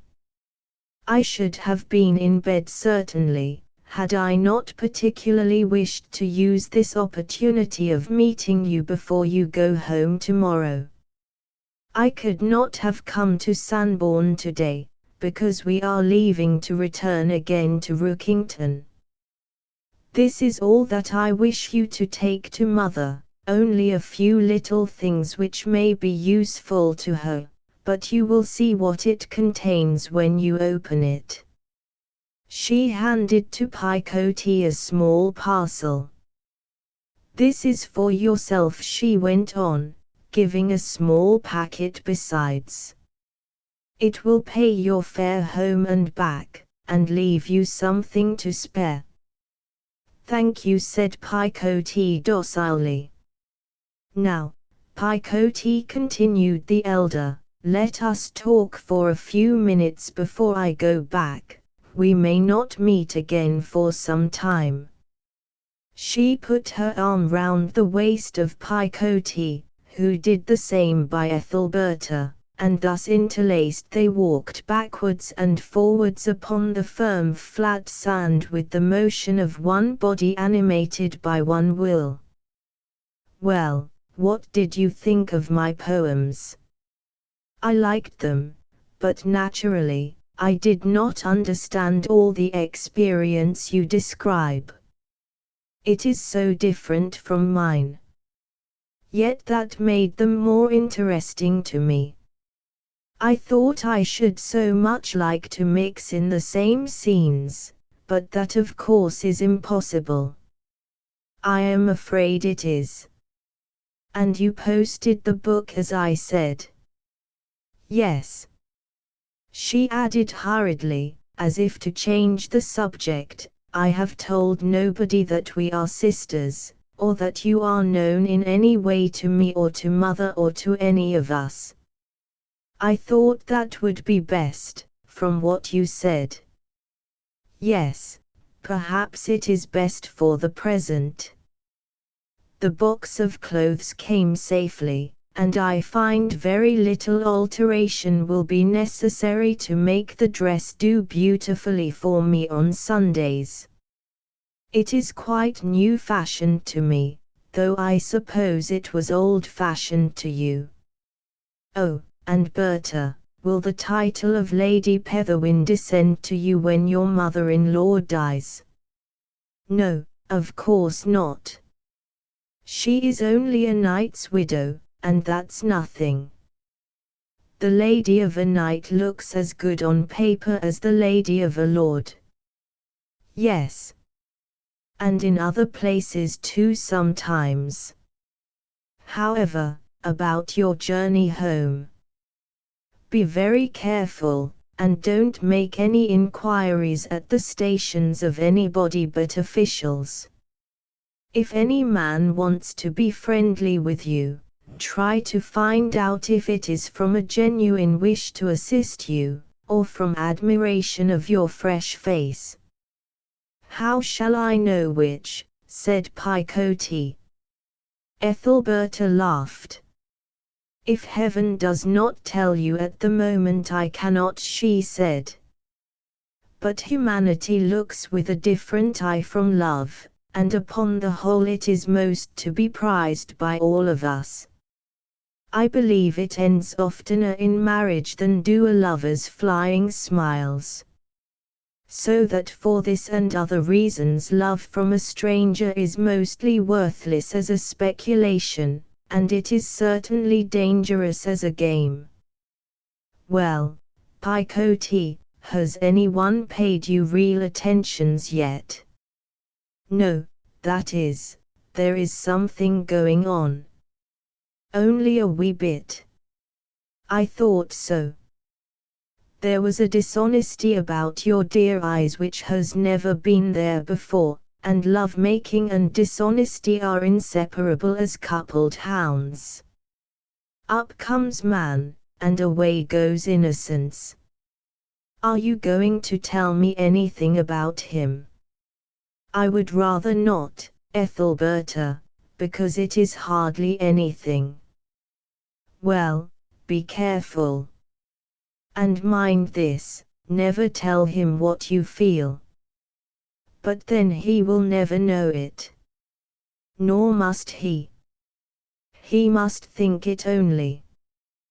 The difference between his thinking and knowing is often the difference between your winning and losing. But general advice is not of much use, and I cannot give more unless you tell more. What is his name? Paikoti did not reply. Never mind, keep your secret. However, listen to this, not a kiss, not so much as the shadow, hint, or merest seedling of a kiss. There is no fear of it, murmured Paikoti, though not because of me. You see, my dear Paikoti, a lover is not a relative, and he isn't quite a stranger, but he may end in being either, and the way to reduce him to whichever of the two you wish him to be is to treat him like the other. Men who come courting are just like bad cooks. If you are kind to them, instead of ascribing it to an exceptional courtesy on your part, they instantly set it down to their own marvelous worth. But I ought to favor him just a little, poor thing. Just the smallest glimmer of a gleam. Only a very little indeed, so that it comes as a relief to his misery, not as adding to his happiness. It is being too clever, all this, and we ought to be harmless as doves. Ah, Paikoti, to continue harmless as a dove you must be wise as a serpent. You'll find, 10 serpents, for that matter. But if I cannot get at him, how can I manage him in these ways you speak of? Get at him. I suppose he gets at you in some way, does he not? Tries to see you, or to be near you. No, that's just the point, he doesn't do any such thing, and there's the worry of it. Well, what a silly girl. Then he is not your lover at all. Perhaps he's not. But I am his, at any rate, twice over. That's no use. Supply the love for both sides. Why, it's worse than furnishing money for both. You don't suppose a man will give his heart in exchange for a woman's when he has already got hers for nothing. That's not the way old Adam does business at all. Paikoti sighed. Have you got a young man, too, Berta? A young man. A lover, I mean, that's what we call 'em down here. It is difficult to explain, said Ethelberta evasively. I knew one many years ago, and I have seen him again, and that is all. According to my idea you have one, but according to your own you have not. He does not love you, but you love him. Is that how it is? I have not quite considered how it is. Do you love him? I have never seen a man I hate less. A great deal lies covered up there, I expect. He was in that carriage which drove over the hill at the moment we met here. Ah, some great lord or another who has his day by candlelight, and so on. I guess the style. Somebody who no more knows how much bread is a loaf than I do the price of diamonds and pearls. I am afraid he's only a commoner as yet, and not a very great one either. But surely you guess, Paikoti. But I'll set you an example of frankness by telling his name. My friend, Mr. Julian, to whom you posted the book. such changes as he has seen, from affluence to poverty. He and his sister have been playing dances all night at Windway. What is the matter? Only a pain. My dear Picote, I think I'll sit down for a moment, Berta. What, have you overwalked yourself, dear? Yes, and I got up very early, you see. I hope you are not going to be ill, child. You look as if you ought not to be here. Oh, it is quite trifling. Does not getting up in a hurry cause a sense of faintness sometimes? Yes, in people who are not strong. If we don't talk about being faint, it will go off. Faintness is such a queer thing that to think of it is to have it. Let us talk as we were talking before, about your young man and other indifferent matters, so as to divert my thoughts from fainting, dear Berta. I have always thought the book was to be forwarded to that gentleman because he was a connection of yours by marriage, and he had asked for it. And so you have met this Mr. Julian, and gone for walks with him in evenings, I suppose, just as young men and women do who are courting. No, indeed, what an absurd child you are, said Ethelberta. I knew him once, and he is interesting. A few little things like that make it all up. The love is all on one side, as with me. Oh no, no, there is nothing like that.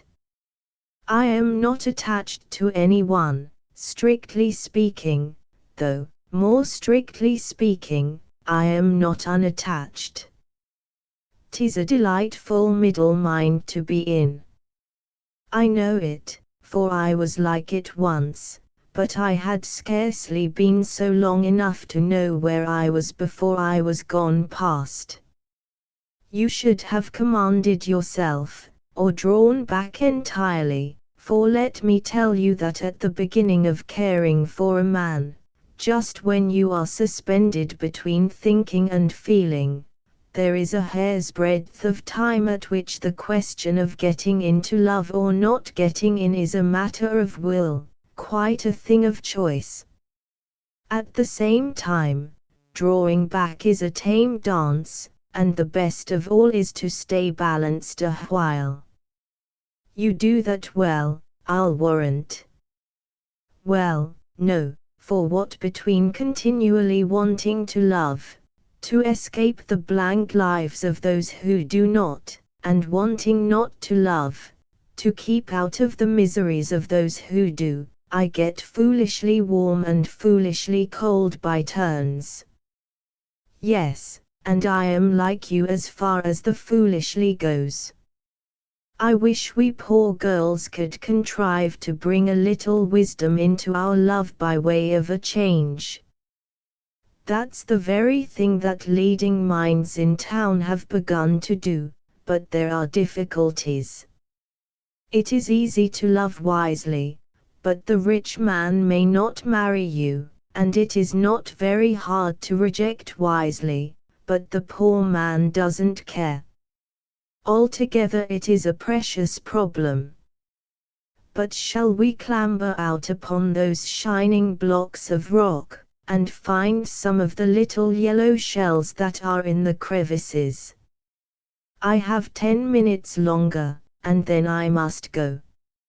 7. The dining room of a town house, the butler's pantry. A few weeks later there was a friendly dinner party at the house of a gentleman called Doncastle, who lived in a moderately fashionable square of West London.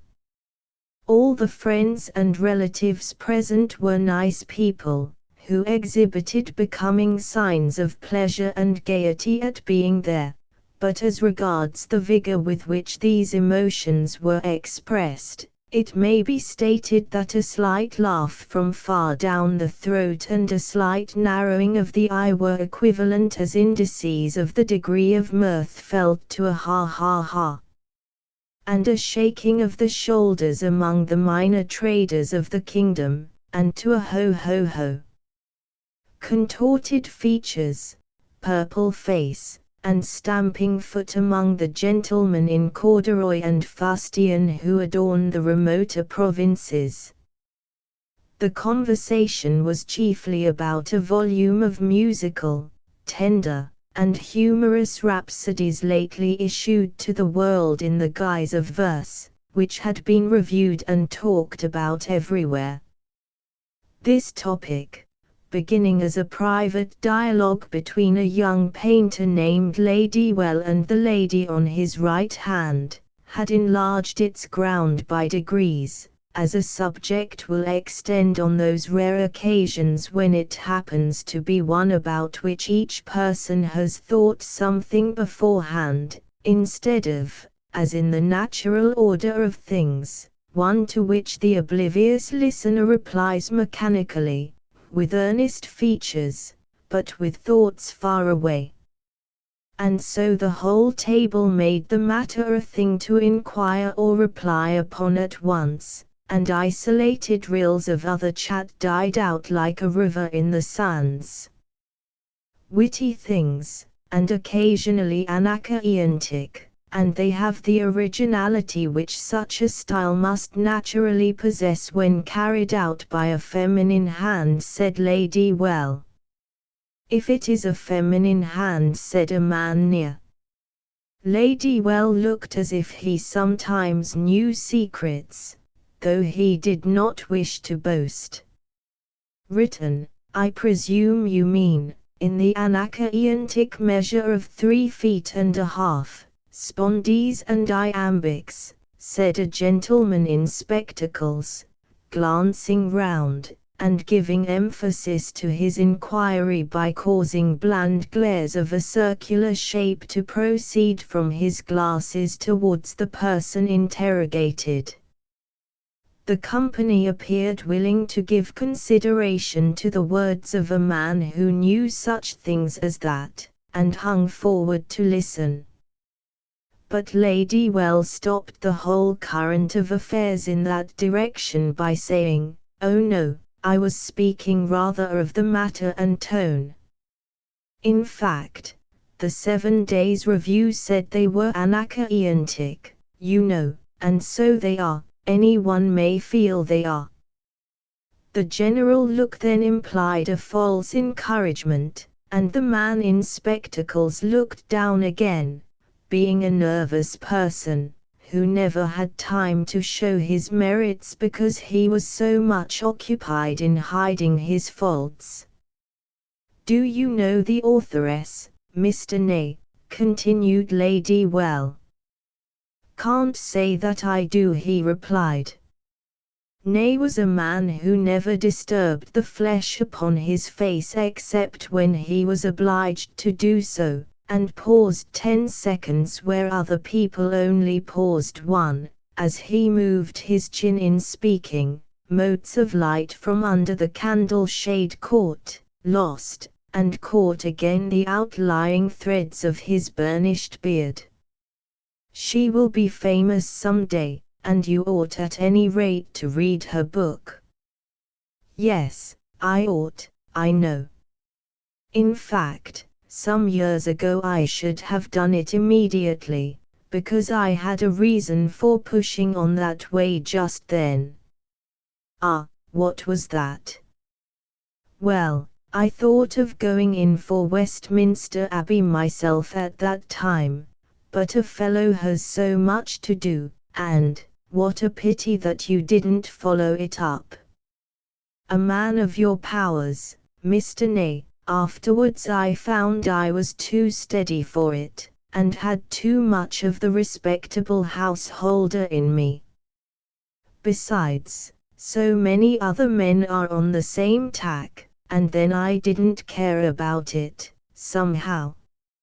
I don't understand high art, and am utterly in the dark on what are the true laws of criticism. A plain married lady, who wore archaeological jewelry, was saying at this time.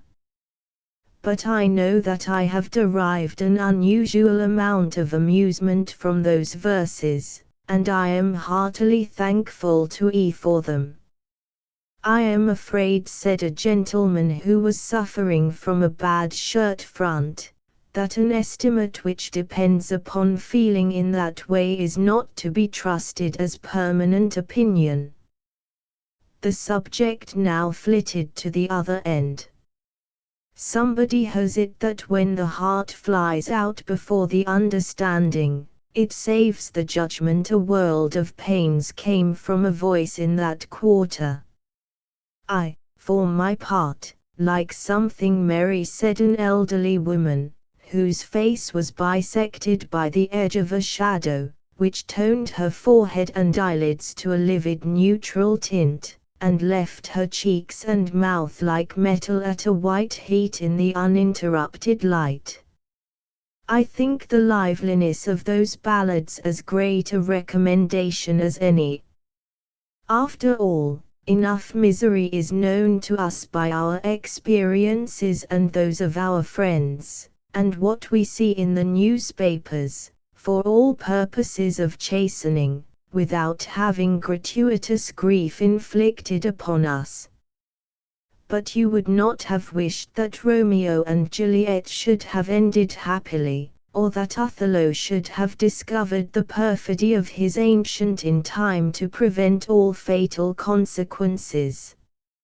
I am not afraid to go so far as that, said the old lady. Shakespeare is not everybody, and I am sure that thousands of people who have seen those plays would have driven home more cheerfully afterwards if by some contrivance the characters could all have been joined together respectively. I uphold our anonymous author on the general ground of her levity. Well, it is an old and worn argument, that about the inexpedience of tragedy, and much may be said on both sides. It is not to be denied that the anonymous Sappho's verses, for it seems that she is really a woman, are clever. Clever, said Lady Well, the young man who had been one of the shooting party at Sanborn.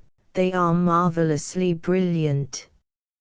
She is rather warm in her assumed character. That's a sign of her actual coldness. She lets off her feeling in theoretic grooves, and there is sure to be none left for practical ones.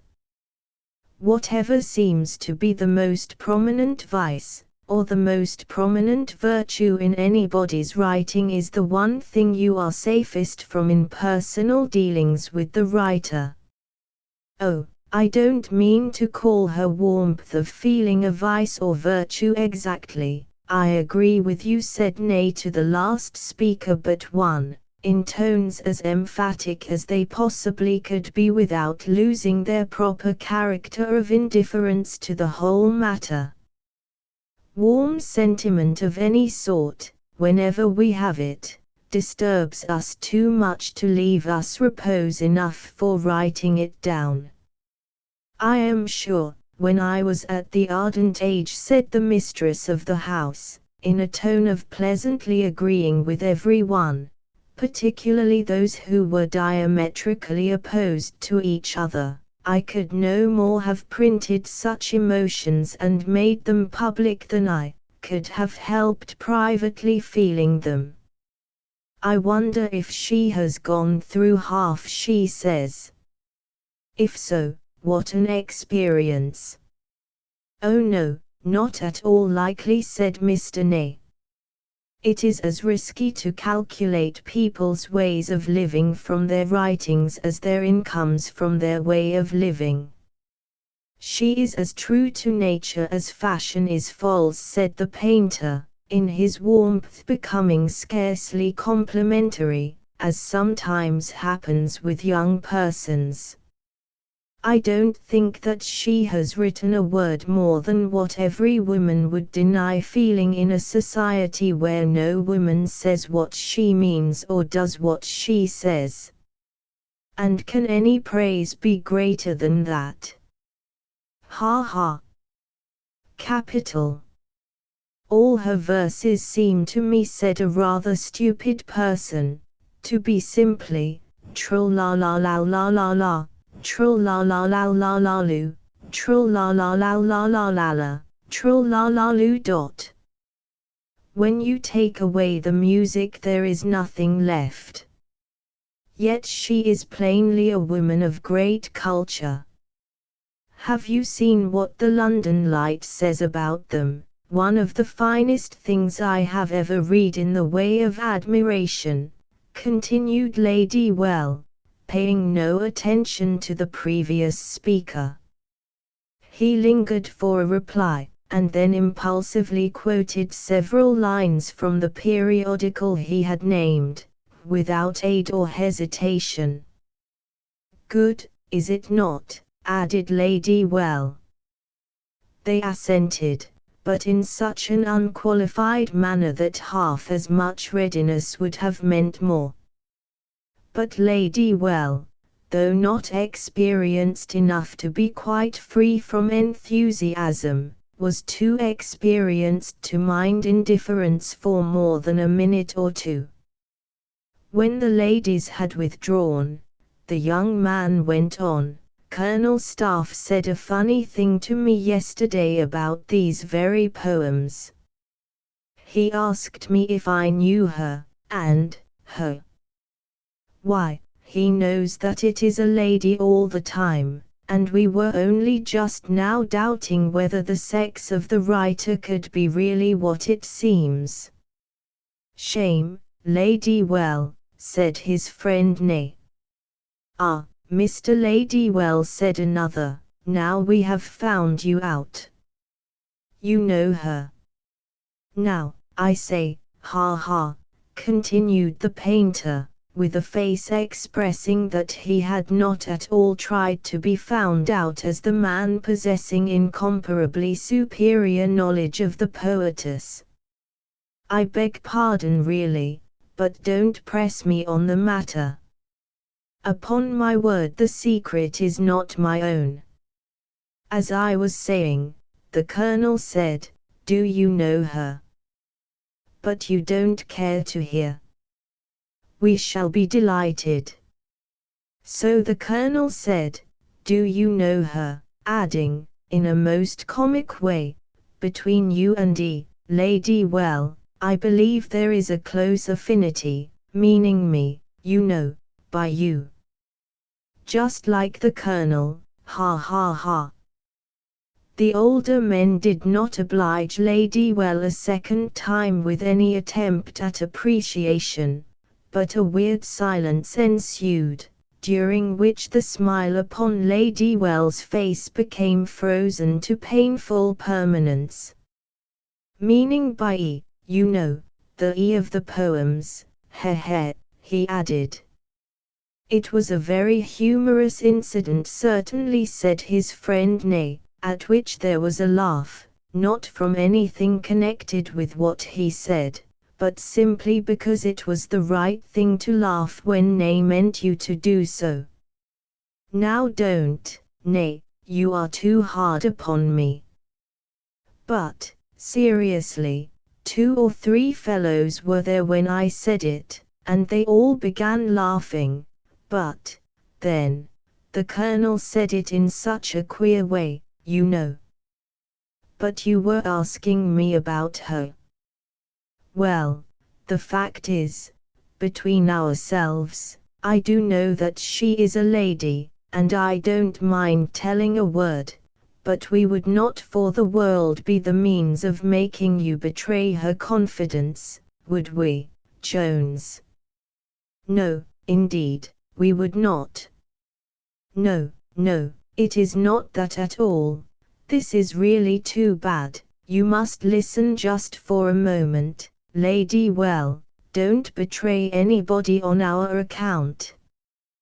Whoever the illustrious young lady may be, she has seen a great deal of the world, said Mr. Doncastle blandly, and puts her experience of the comedy, of its emotions, and of its method of showing them, in a very vivid light. I heard a man say that the novelty with which the ideas are presented is more noticeable than the originality of the ideas themselves. Observed Nay. The woman has made a great talk about herself, and I am quite weary of people asking of her condition, place of abode, has she a father, has she a mother, or dearer one yet than all other.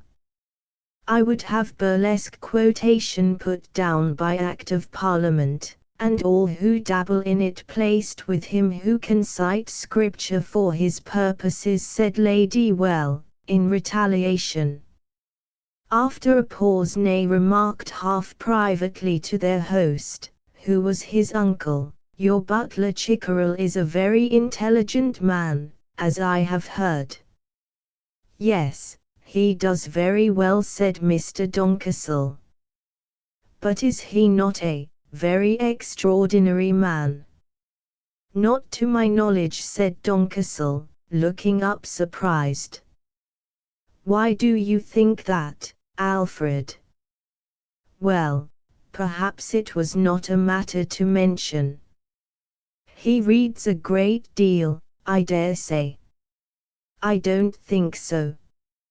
I noticed how wonderfully his face kindled when we began talking about the poems during dinner.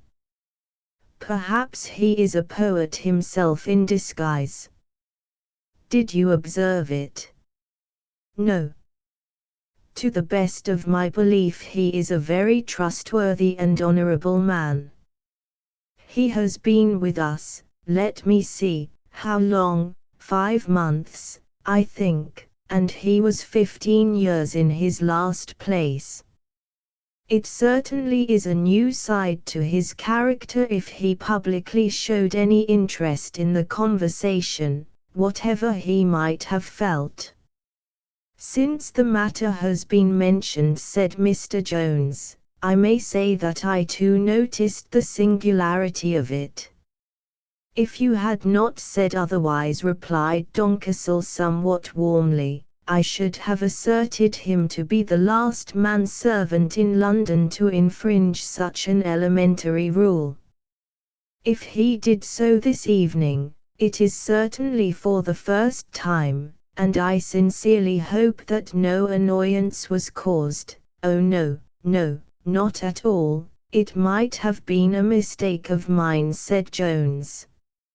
"I should quite have forgotten the circumstance if Mr. Ney's words had not brought it to my mind.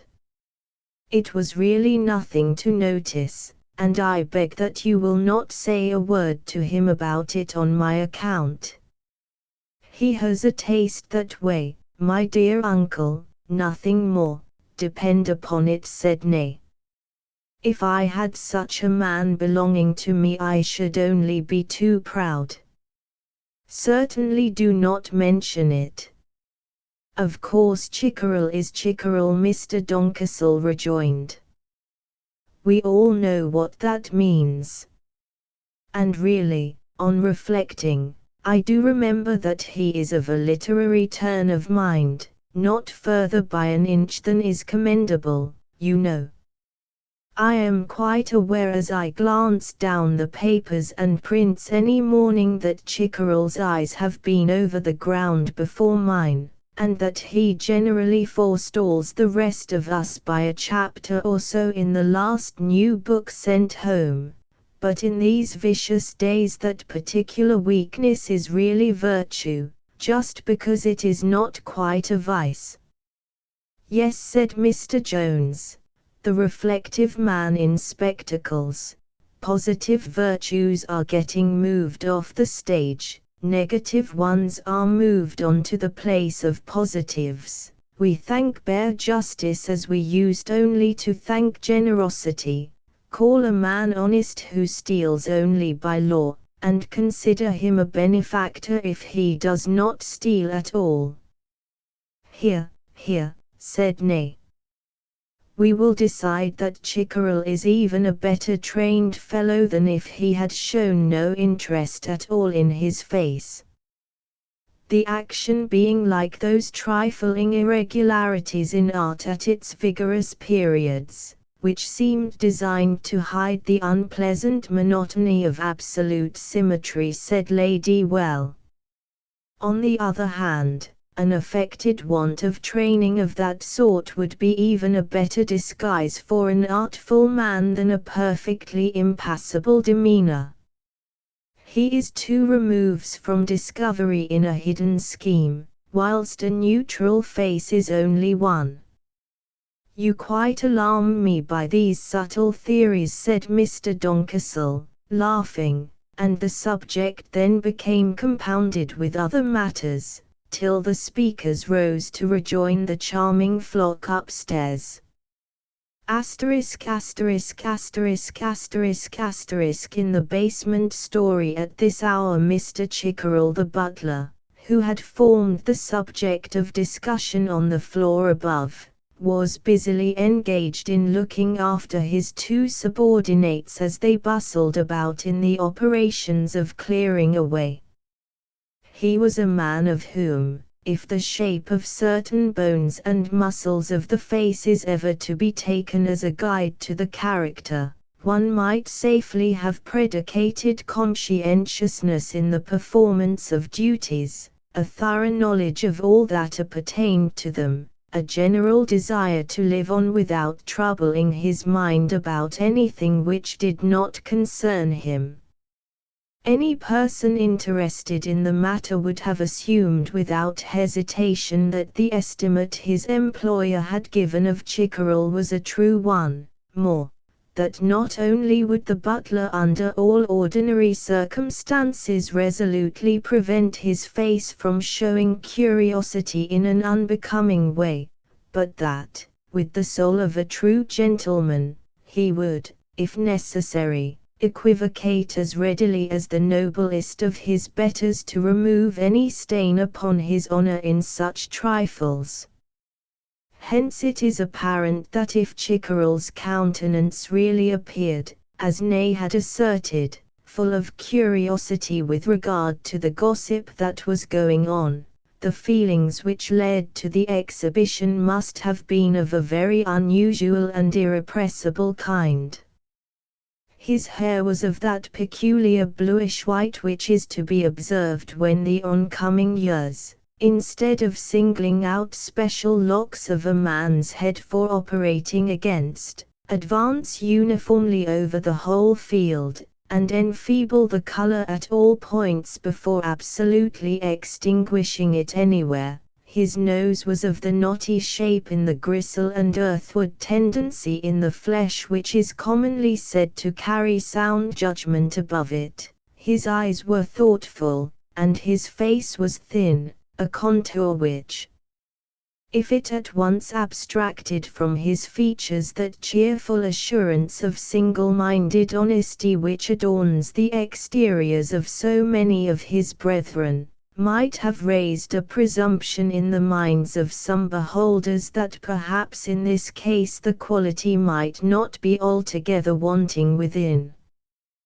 The coffee having been served to the people upstairs, one of the footmen rushed into his bedroom on the lower floor, and in a few minutes emerged again in the dress of a respectable clerk who had been born for better things, with the trifling exceptions that he wore a low-crowned hat, and instead of knocking his heels on the pavement walked with a gait as delicate as a lady's.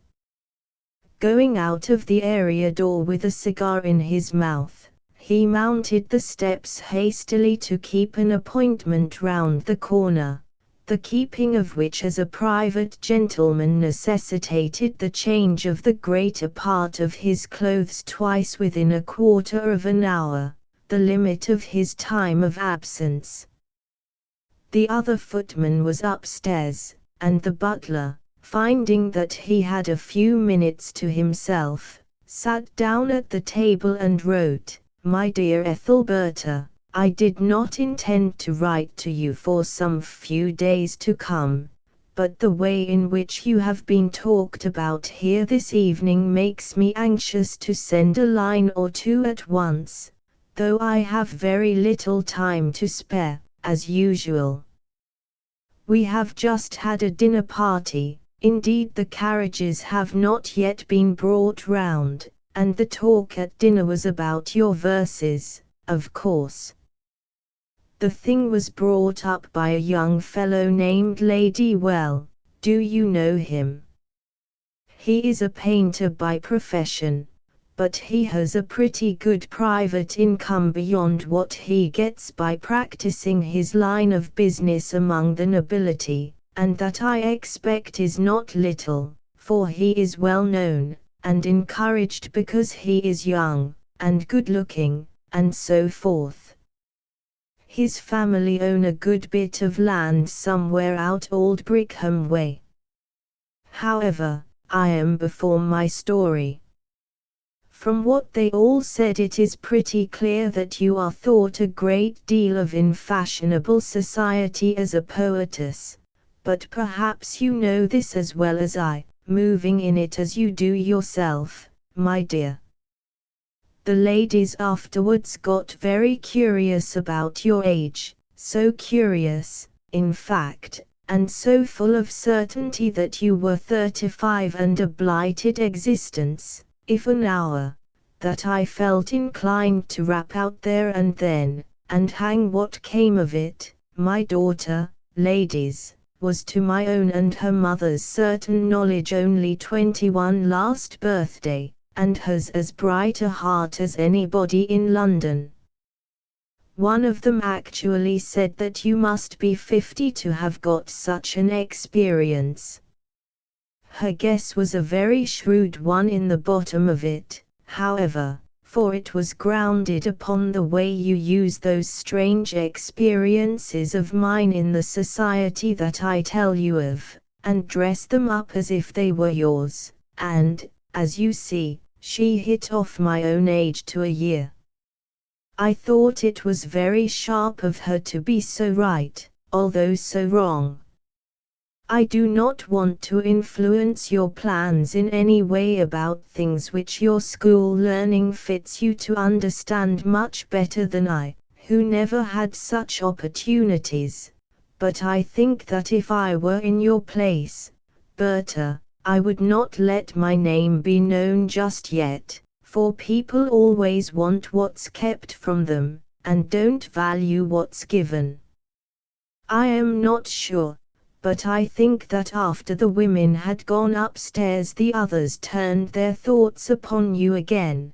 What they said about you I don't know, for if there's one thing I hate 'tis hanging about the doors when the men begin to get moved by their wine, which they did to a large extent tonight, and spoke very loud. They always do here, for old Don is a hearty giver in his way. However, as you see these people from their own level now, it is not much that I can tell you in seeing them only from the underside, though I see strange things sometimes, and of course, what great ones do the less will prattle of, as it says in that book of select pieces that you gave me. Well, my dear girl, I hope you will prosper. One thing above all others you'll have to mind, and it is that folk must continually strain to advance in order to remain where they are, and you particularly. But as for trying too hard, I wouldn't do it. Much lies in minding this, that your best plan for lightness of heart is to raise yourself a little higher than your old mates, but not so high as to be quite out of their reach. All human beings enjoy themselves from the outside, and so getting on a little has this good in it: you still keep in your old class where your feelings are, and are thoughtfully treated by this class, while by getting on too much you are sneered at by your new acquaintance, who don't know the skill of your rise, and you are parted from and forgot by the old ones who do. Whatever happens, don't be too quick to feel. You will surely get some hard blows when you are found out, for if the great can find no excuse for hitting with the mind, they'll do it and say 'twas in fun. But you are young and healthy, and youth and health are power. I wish I could have a decent footman here with me, but I suppose it is no use trying. It is such men as these that provoke the contempt we get. Well, thank God a few years will see the end of me, for I am growing ashamed of my company, so different as they are to the servants of old times. Your affectionate father, Archickerel. P.S. Do not press Lady Petherwin any further to remove the rules on which you live with her. She is quite right, she cannot keep us, and to recognize us would do you no good, nor us either. We are content to see you secretly, since it is best for you. 8 Christopher's Lodgings. The grounds about Rookington. Meanwhile, in the distant town of Sanborn, Christopher Julian had recovered from the weariness produced by his labours at the Windway evening party where Ethelberta had been a star. Instead of engaging his energies to clear encumbrances from the tangled way of his life, he now set about reading the popular metres by E with more interest and assiduity than ever, for though Julian was a thinker by instinct, he was a worker by effort only, and the higher of these kinds being dependent upon the lower for its exhibition, there was often a lamentable lack of evidence of his power in either. It is a provoking correlation, and has conduced to the obscurity of many a genius. Kit said his sister, on reviving at the end of the bad headache which had followed the dance, those poems seem to have increased in value with you. The lady, lofty as she appears to be, would be flattered if she only could know how much you study them. Have you decided to thank her for them? Now let us talk it over. I like having a chat about such a pretty new subject. I would thank her in a moment if I were absolutely certain that she had anything to do with sending them, or even writing them. I am not quite sure of that yet. How strange that a woman could bring herself to write those verses. Not at all strange, they are natural outpourings. Faith looked critically at the remoter caverns of the fire. Why strange? Continued Christopher. There is no harm in them.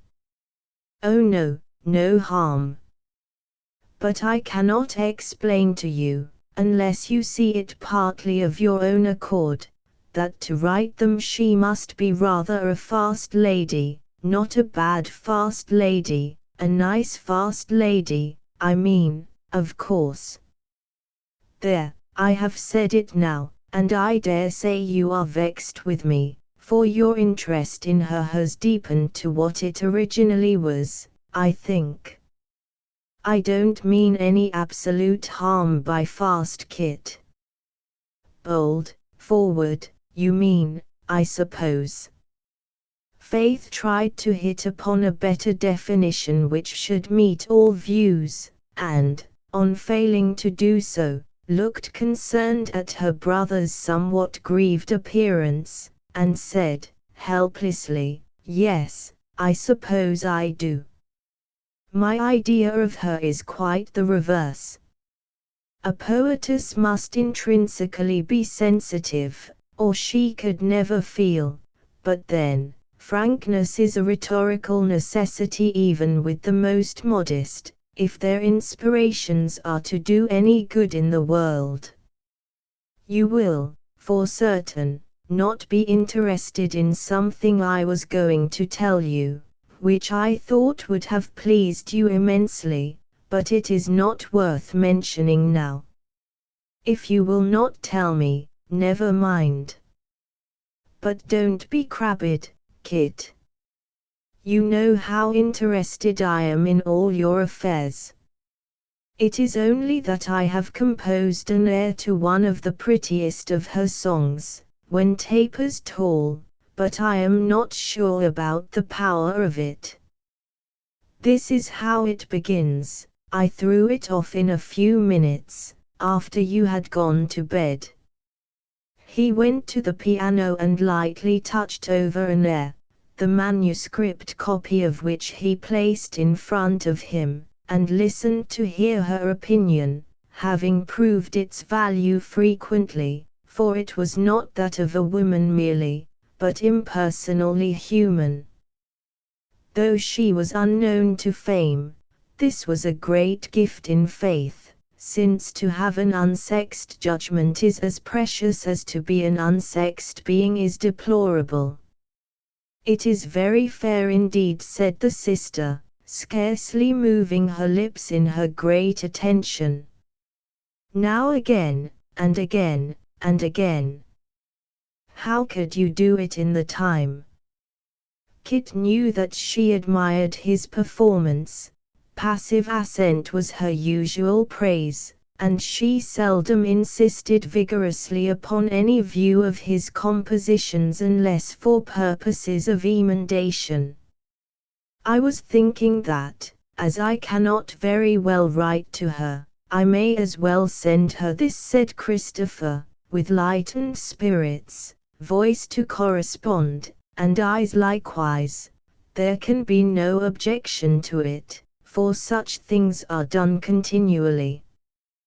Consider while I am gone, Faith.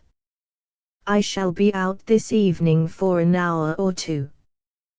When Christopher left the house shortly after, instead of going into the town on some errand, as was customary whenever he went from home after dark, he ascended a back street, passed over the hills behind, and walked at a brisk pace inland along the road to Rookington Park, where, as he had learnt, Ethelberta and Lady Petherwin were staying for a time, the day or two which they spent at Windway having formed a short break in the middle of this visit.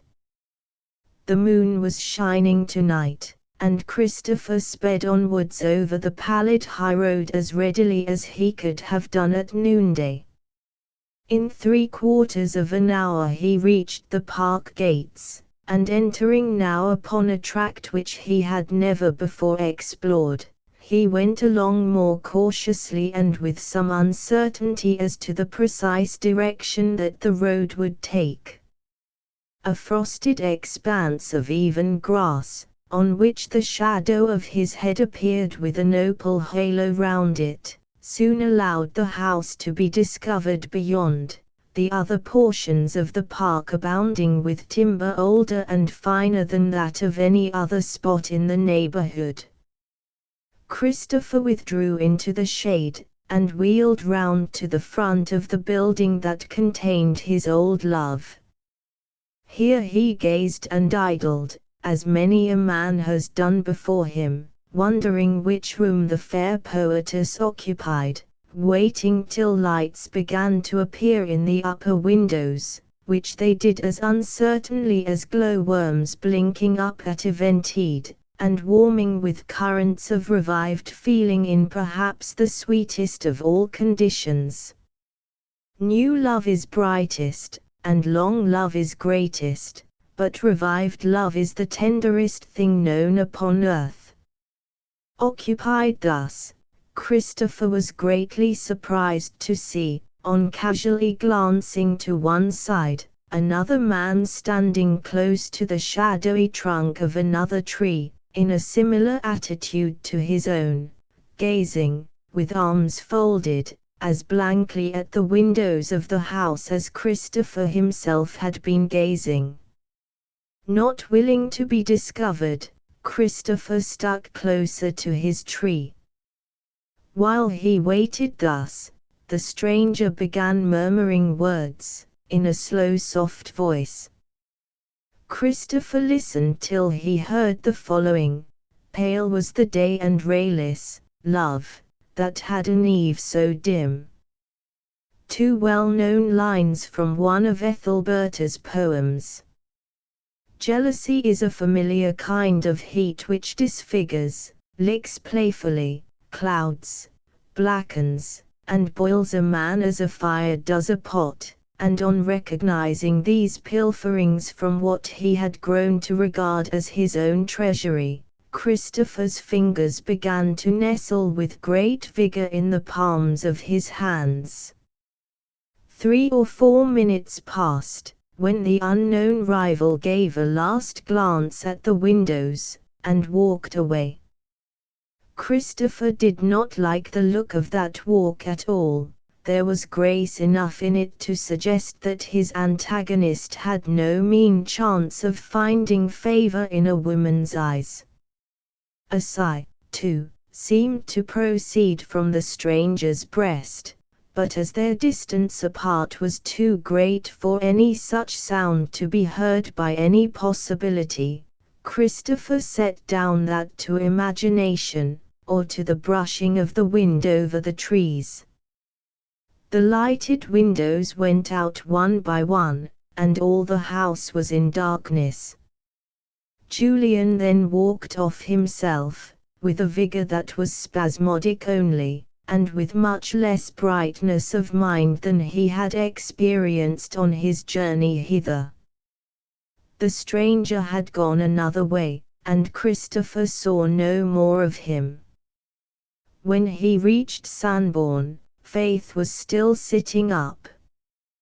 "But I told you I was going to take a long walk," he said. "No, Christopher, really you did not. How tired and sad you do look, though I always know beforehand when you are in that state. One of your feet has a drag about it as you pass along the pavement outside the window." "Yes, I forgot that I did not tell you."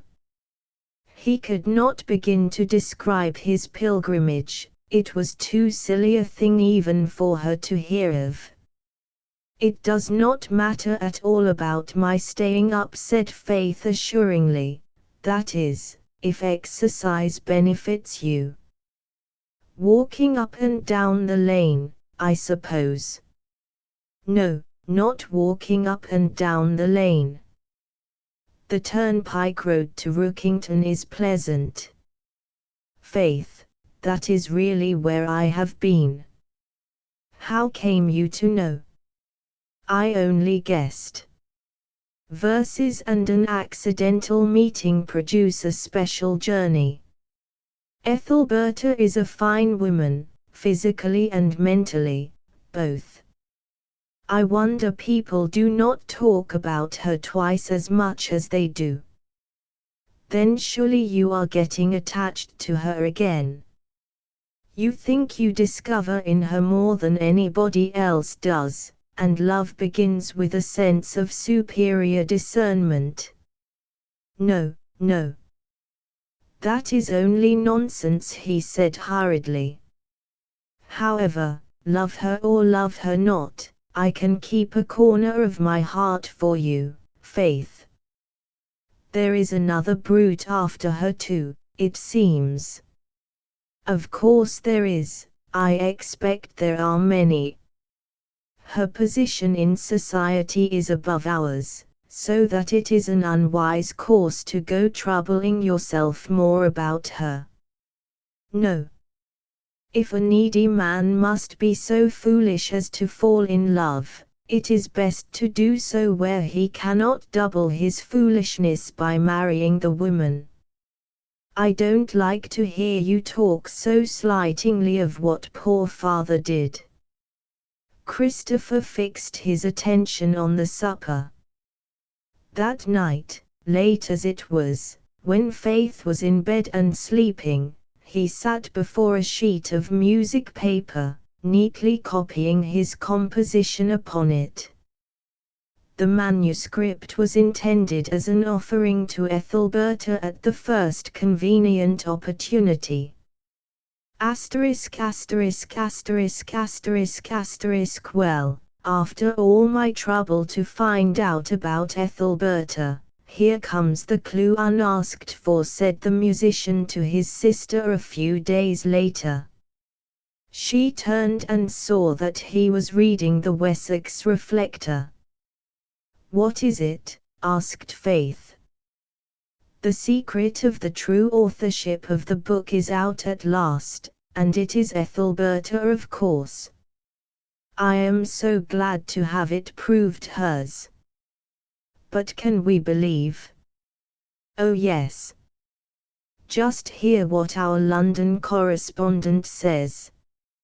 It is one of the nicest bits of gossip that he has furnished us with for a long time. Yes, now read it, do. The author of Meters by E.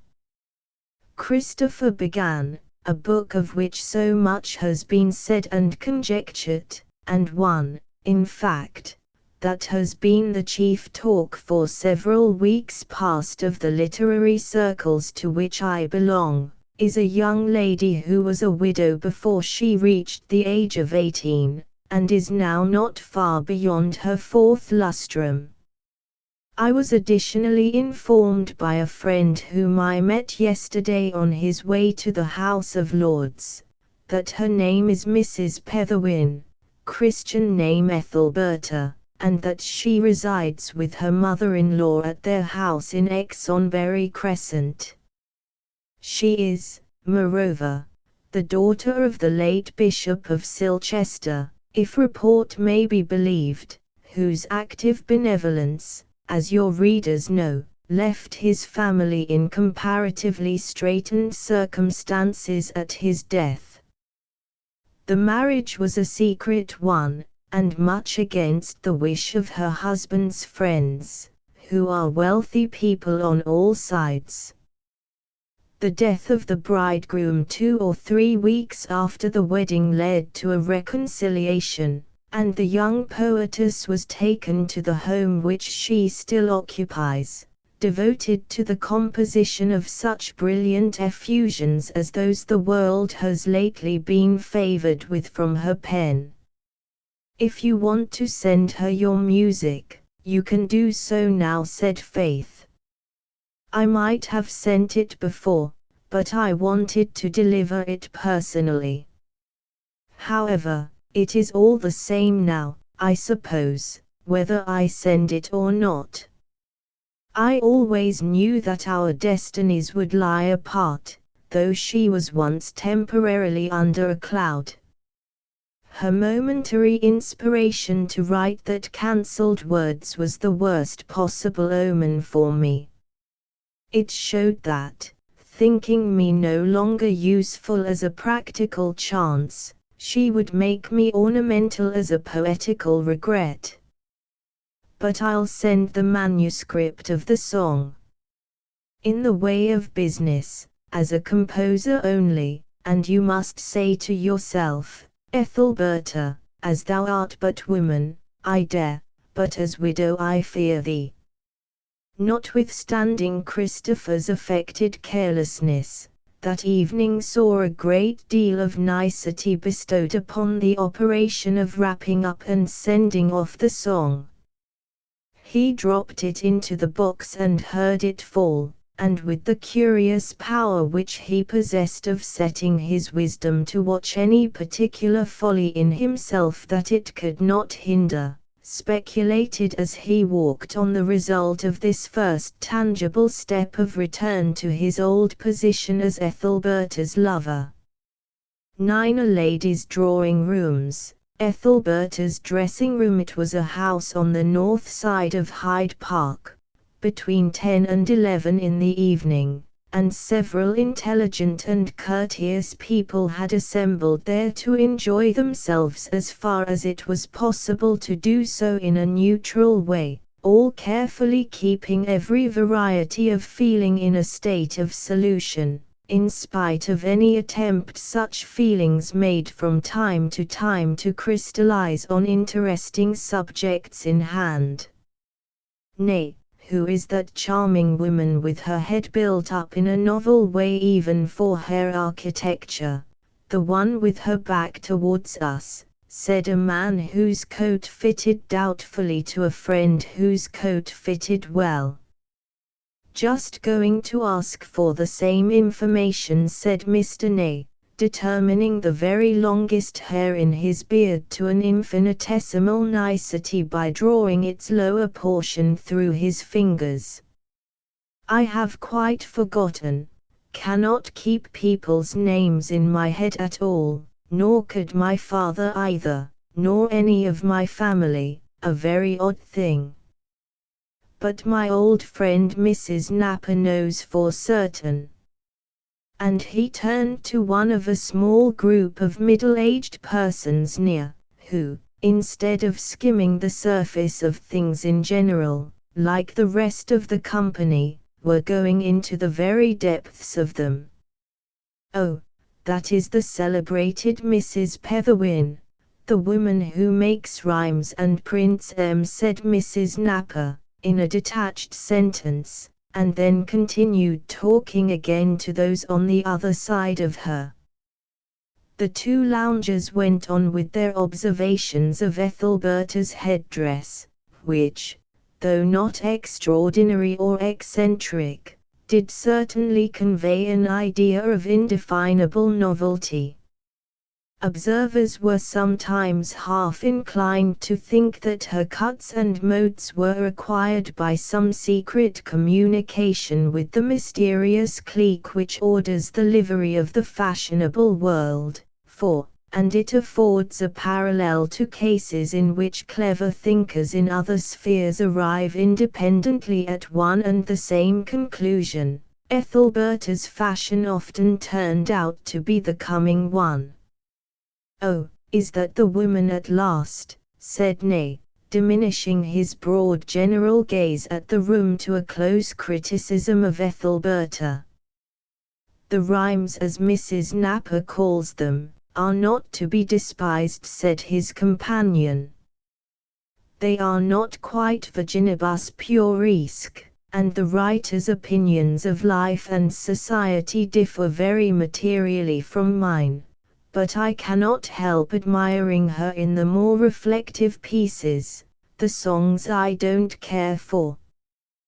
The method in which she handles curious subjects, and at the same time impresses us with a full conviction of her modesty, is very adroit, and somewhat blinds us to the fact that no such poems were demanded of her at all. I have not read them, said Ney, secretly wrestling with his jaw, to prevent a yawn, but I suppose I must. The truth is, that I never care much for reading what one ought to read. I wish I did, but I cannot help it. And, no doubt, you admire the lady immensely for writing them. I don't. Everybody is so talented nowadays that the only people I care to honor as deserving real distinction are those who remain in obscurity.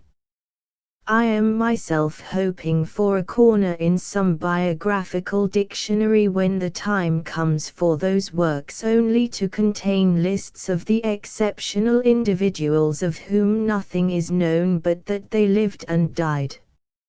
Ah, listen. They are going to sing one of her songs, said his friend, looking towards a bustling movement in the neighborhood of the piano. I believe that song, when Tapers Tall, has been set to music by 3 or 4 composers already. Men of any note, said Ney, at last beaten by his yawn, which courtesy nevertheless confined within his person to such an extent that only a few unimportant symptoms, such as reduced eyes and a certain rectangular manner of mouth in speaking, were visible. Scarcely, replied the other man. Established writers of music do not expend their energies upon new verse until they find that such verse is likely to endure, for should the poet be soon forgotten, their labor is in some degree lost. Artful dogs, who would have thought it, said nay, just as an exercise in words, and they drew nearer to the piano, less to become listeners to the singing than to be spectators of the scene in that quarter. But among some others the interest in the songs seemed to be very great, and it was unanimously wished that the young lady who had practiced the different pieces of music privately would sing some of them now in the order of their composers' reputations. The musical persons in the room unconsciously resolved themselves into a committee of taste. One and another had been tried, when, at the end of the third, a lady spoke to Ethelberta. "Now, Mrs. Petherwin," she said, gracefully throwing back her face, "your opinion is by far the most valuable. In which of the cases do you consider the marriage of verse and tune to have been most successful?" Ethelberta, finding these and other unexpected calls made upon herself, came to the front without flinching. "The sweetest and the best that I like by far," she said, "is none of these. It is one which reached me by post only this morning from a place in Wessex, and is written by an unheard of man who lives somewhere down there, a man who will be, nevertheless, heard a great deal of some day, I think. I have only practiced it this afternoon, but, if one's own judgment is worth anything, it is the best." "Let us have your favorite, by all means," said another friend of Ethelberta's who was present, Mrs. Doncastle. "I am so sorry that I cannot oblige you, since you wish to hear it," replied the poetess regretfully, "but the music is at home. I had not received it when I lent the others to Miss Belmain, and it is only in manuscript like the rest." "Could it not be sent for?" suggested an enthusiast who knew that Ethelberta lived only in the next street, appealing by a look to her, and then to the mistress of the house. "Certainly, let us send for it," said that lady. A footman was at once quietly dispatched with precise directions as to where Christopher's sweet production might be found.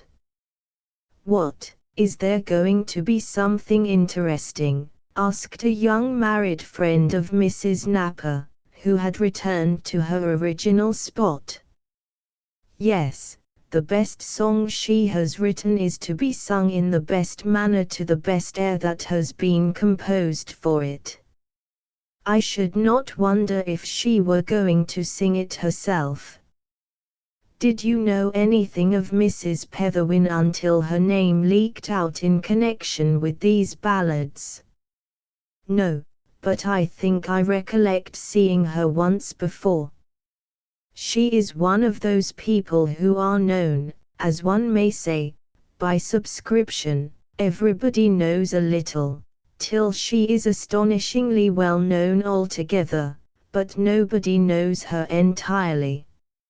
She was the orphan child of some clergyman, I believe. Lady Petherwin, her mother-in-law, has been taking her about a great deal latterly. She has apparently a very good prospect." "Yes, and it is through her being of that curious undefined character which interprets itself to each admirer as whatever he would like to have it. Old men like her because she is so girlish, youths because she is womanly, wicked men because she is good in their eyes, good men because she is wicked in theirs. She must be a very anomalous sort of woman, at that rate." "Yes, Like the British Constitution, she owes her success in practice to her inconsistencies in principle. These poems must have set her up. She appears to be quite the correct spectacle. Happy Mrs. Petherwin. The subject of their dialogue was engaged in a conversation with Mrs. Belmayne upon the management of households, a theme provoked by a discussion that was in progress in the pages of some periodical of the time. Mrs. Belmayne was very full of the argument, and went on from point to point till she came to servants. The face of Ethelberta showed caution at once. "I consider that Lady Plamby pets her servants by far too much," said Mrs. Belmayne. "Oh, you do not know her. Well, she is a woman with theories, and she lends her maids and men books of the wrong kind for their station, and sends them to picture exhibitions which they don't in the least understand, all for the improvement of their taste and morals, and nobody knows what besides. It only makes them dissatisfied." The face of Ethelberta showed venturesomeness. "Yes, and dreadfully ambitious," she said. "Yes, indeed. What a turn the times have taken. People of that sort push on, and get into business, and get great warehouses, until at last, without ancestors, or family, or name, or estate, or the merest scrap of heirloom or family jewel, or heirlooms, or family jewels, they are thought as much of as if their forefathers had glided unobtrusively through the peerage, ever since the first edition." Yes. Mrs. Belmayne, who really sprang from a good old family, had been going to say, for the last 700 years, but fancying from Ethelberta's addendum that she might not date back more than a trifling century or so, adopted the suggestion with her usual well-known courtesy, and blushed down to her locket at the thought of the mistake that she might have made. This sensitiveness was a trait in her character which gave great gratification to her husband, and, indeed, to all who knew her. "And have you any theory on the vexed question of servant government?" continued Mrs. Belmayne, smiling. "But no, the subject is of far too practical a nature for one of your bent, of course." "Oh no, it is not at all too practical. I have thought of the matter often," said Ethelberta. "I think the best plan would be for somebody to write a pamphlet, the shortest way with the servants, just as there was once written a terribly stinging one, the shortest way with the dissenters, which had a great effect. I have always understood that that was written by a dissenter as a satire upon the Church." "Ah, so it was, but the example will do to illustrate my meaning." "Quite so, I understand, so it will," said Mrs. Belmayne, with clouded faculties. Meanwhile Christopher's music had arrived. An accomplished gentleman who had every musical talent except that of creation, scanned the notes carefully from top to bottom, and sat down to accompany the singer. There was no lady present of sufficient confidence or skill to venture into a song she had never seen before, and the only one who had seen it was Ethelberta herself. She did not deny having practiced it the greater part of the afternoon, and was very willing to sing it now if anybody would derive pleasure from the performance. Then she began, and the sweetness of her singing was such that even the most unsympathetic honored her by looking as if they would be willing to listen to every note the song contained if it were not quite so much trouble to do so. Some were so interested that, instead of continuing their conversation, they remained in silent consideration of how they would continue it when she had finished, while the particularly civil people arranged their countenances into every attentive form that the mind could devise. One emotional gentleman looked at the corner of a chair as if, till that moment, such an object had never crossed his vision before. The movement of his finger to the imagined tune was, for a deaf old clergyman, a perfect mine of interest, whilst a young man from the country was powerless to put an end to an enchanted gaze at nothing at all in the exact middle of the room before him. Nay, and the general phalanx of cool men and celebrated club yawners, were so much affected that they raised their chronic look of great objection to things, to an expression of scarcely any objection at all. "What makes it so interesting," said Mrs. Doncastle to Ethelberta, when the song was over and she had retired from the focus of the company, "is, that it is played from the composer's own copy, which has never met the public eye, or any other than his own before today. And I see that he has actually sketched in the lines by hand, instead of having ruled paper, just as the great old composers used to do. You must have been as pleased to get it fresh from the stocks like that as he probably was pleased to get your thanks." Ethelberta became reflective. She had not thanked Christopher. Moreover, she had decided, after some consideration, that she ought not to thank him. What new thoughts were suggested by that remark of Mrs. Doncastle's, and what new inclination resulted from the public presentation of his tune and her words as parts of one organic whole, are best explained by describing her doings at a later hour, when, having left her friends somewhat early, she had reached home and retired from public view for that evening. Ethelberta went to her room, sent away the maid who did double duty for herself, and Lady Petherwin walked in circles about the carpet till the fire had grown haggard and cavernous, sighed, took a sheet of paper and wrote, "Dear Mr. Julian, I have said I would not write, I have said it twice, but discretion, under some circumstances, is only another name for unkindness. Before thanking you for your sweet gift, let me tell you in a few words of something which may materially change an aspect of affairs under which I appear to you to deserve it. With regard to my history and origin you are altogether mistaken, and how can I tell whether your bitterness at my previous silence on those points may not cause you to withdraw your act of courtesy now?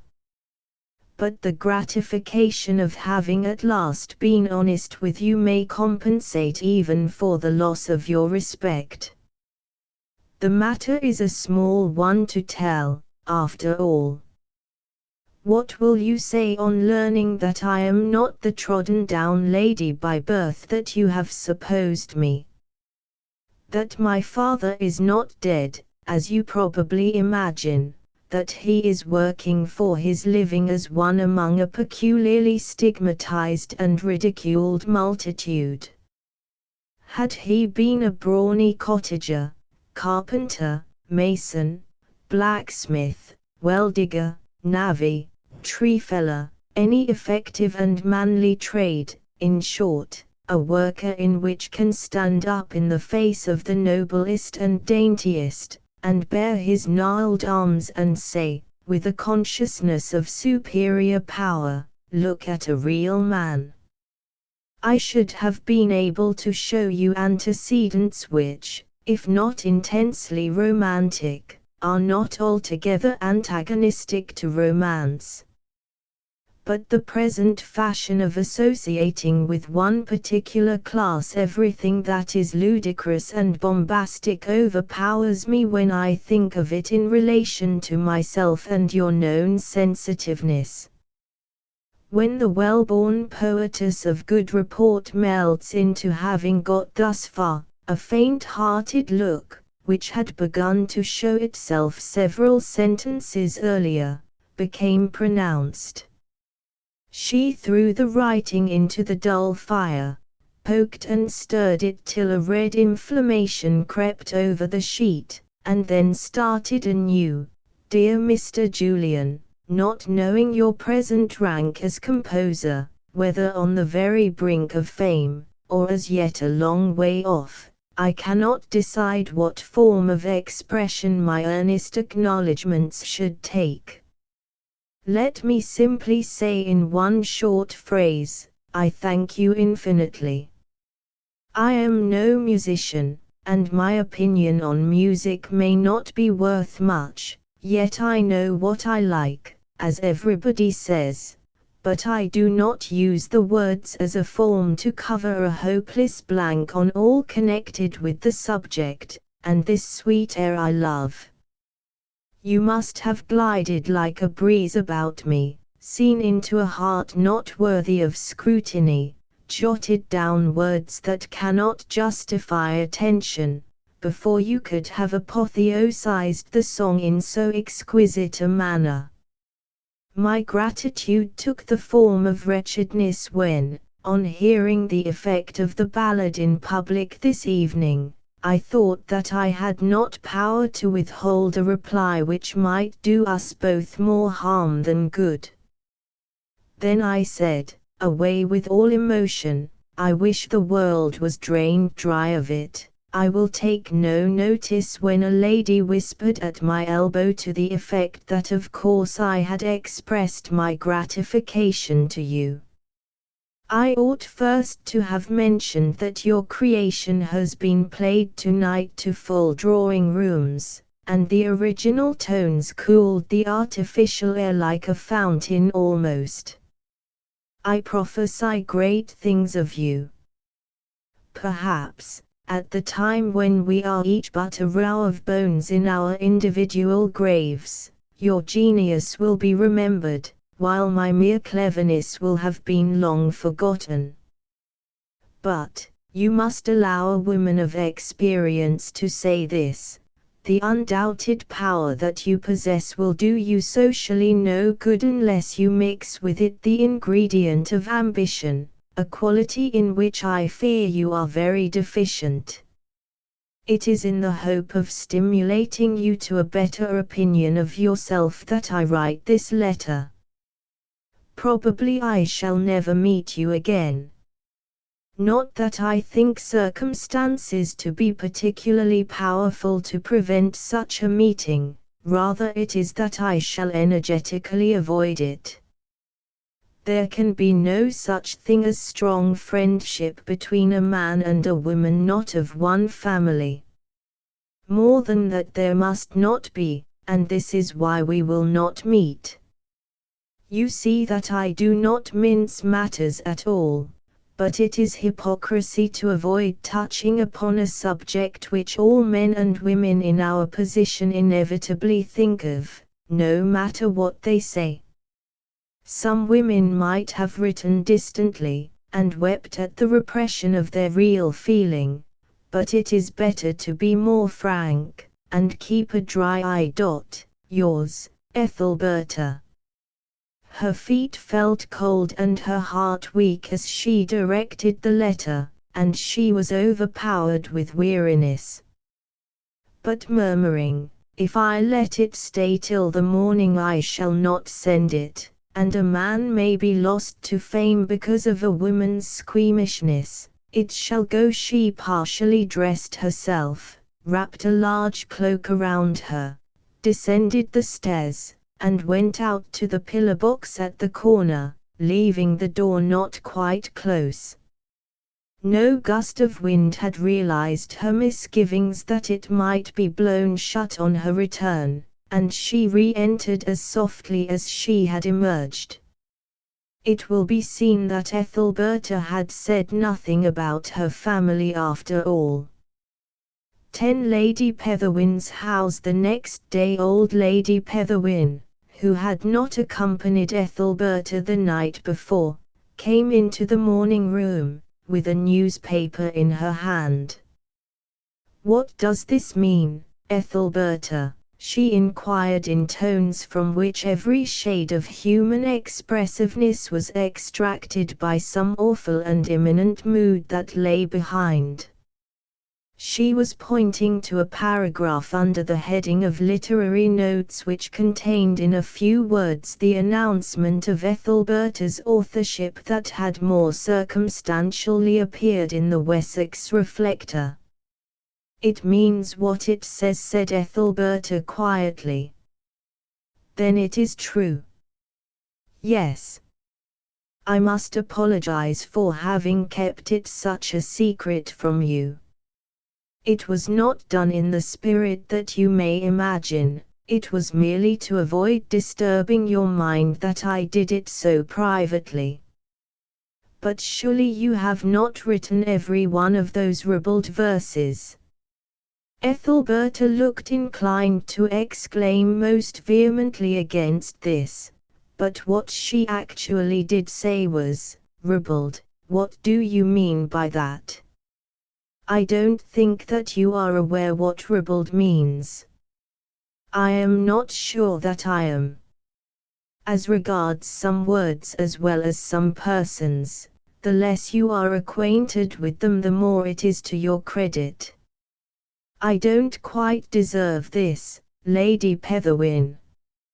"Really, one would imagine that women wrote their books during those dreams in which people have no moral sense, to see how improper some, even virtuous, ladies become when they get into print. I might have done a much more unnatural thing than write those poems. And perhaps I might have done a much better thing, and got less praise. But that's the world's fault, not mine. You might have left them unwritten, and shown more fidelity." "Fidelity, it is more a matter of humor than principle." "What has fidelity to do with it?" "Fidelity to my dear boy's memory. It would be difficult to show that because I have written so-called tender and gay verse, I feel tender and gay. It is too often assumed that a person's fancy is a person's real mind. I believe that in the majority of cases one is fond of imagining the direct opposite of one's principles in sheer effort after something fresh and free. At any rate, some of the lightest of those rhymes were composed between the deepest fits of dismal sigh I have ever known. However, I did expect that you might judge in the way you have judged, and that was my chief reason for not telling you what I had done. You don't deny that you tried to escape from recollections you ought to have cherished. There is only one thing that women of your sort are as ready to do as to take a man's name, and that is, drop his memory. Dear Lady Petherwin, don't be so unreasonable as to blame a live person for living. No woman's head is so small as to be filled for life by a memory of a few months. 4 years have passed since I last saw my boy husband. We were mere children. See how I have altered since in mind, substance, and outline. I have even grown half an inch taller since his death. 2 years will exhaust the regrets of widows who have long been faithful wives, and ought I not to show a little new life when my husband died in the honeymoon? No.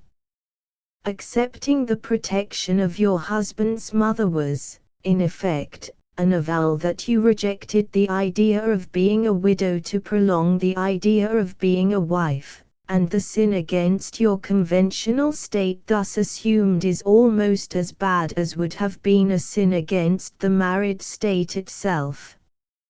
If you had gone off when he died, saying, "Thank heaven, I am free," you would, at any rate, have shown some real honesty. I should have been more virtuous by being more unfeeling. That often happens. I have taken to you, and made a great deal of you, given you the inestimable advantages of foreign travel and good society to enlarge your mind. In short, I have been like a Naomi to you in everything, and I maintain that writing these poems saps the foundation of it all. I do own that you have been a very good Naomi to me thus far, but Ruth was quite a fast widow in comparison with me, and yet Naomi never blamed her. You are unfortunate in your illustration. But it is dreadfully flippant of me to answer you like this, for you have been kind. But why will you provoke me? Yes, you are flippant, Ethelberta.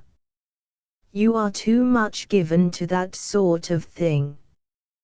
Well, I don't know how the secret of my name has leaked out, and I am not rebelled, or anything you say, said Ethelberta, with a sigh.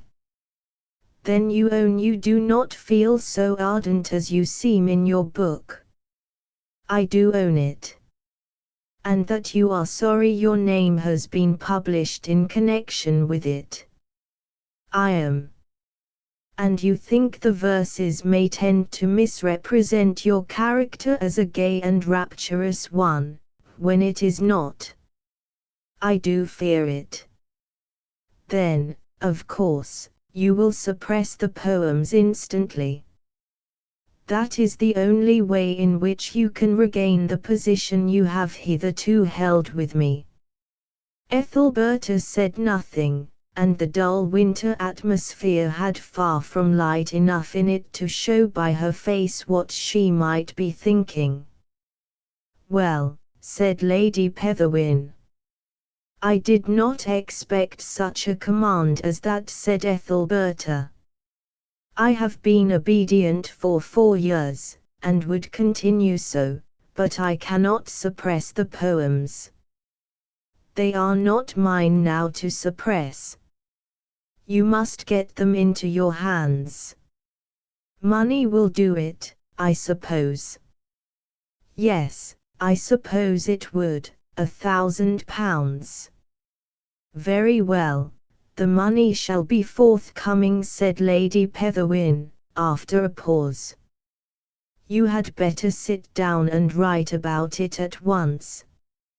I cannot do it, said Ethelberta, and I will not. I don't wish them to be suppressed. I am not ashamed of them, there is nothing to be ashamed of in them, and I shall not take any steps in the matter. Then you are an ungrateful woman, and wanting in natural affection for the dead. Considering your birth, that's an intolerable. Lady Petherwin crashed out of the room in a wind of indignation, and went upstairs and heard no more. Adjoining her chamber was a smaller one called her study, and, on reaching this, she unlocked a cabinet, took out a small deed box, removed from it a folded packet, unfolded it, crumpled it up, and turning round suddenly flung it into the fire. Then she stood and beheld it eaten away word after word by the flames, testament, all that freehold, heirs and assigns appearing occasionally for a moment only to disappear forever. Nearly half the document had turned into a glossy black when the lady clasped her hands. What have I done? she exclaimed. Springing to the tongs, she seized with them the portion of the writing yet unconsumed, and dragged it out of the fire. Ethelberta appeared at the door. "Quick, Ethelberta," said Lady Petherwin. "Help me to put this out." And the two women went trampling wildly upon the document and smothering it with a corner of the hearth rug. "What is it?" said Ethelberta. "My will," said Lady Petherwin. "I have kept it by me lately, for I have wished to look over it at leisure." "Good heavens," said Ethelberta. "And I was just coming in to tell you that I would always cling to you, and never desert you, ill-use me how you might." "Such an affectionate remark sounds curious at such a time," said Lady Petherwin, sinking down in a chair at the end of the struggle. "But," cried Ethelberta, "you don't suppose selfishness, my dear, has given me such crooked looks that I can see it round a corner?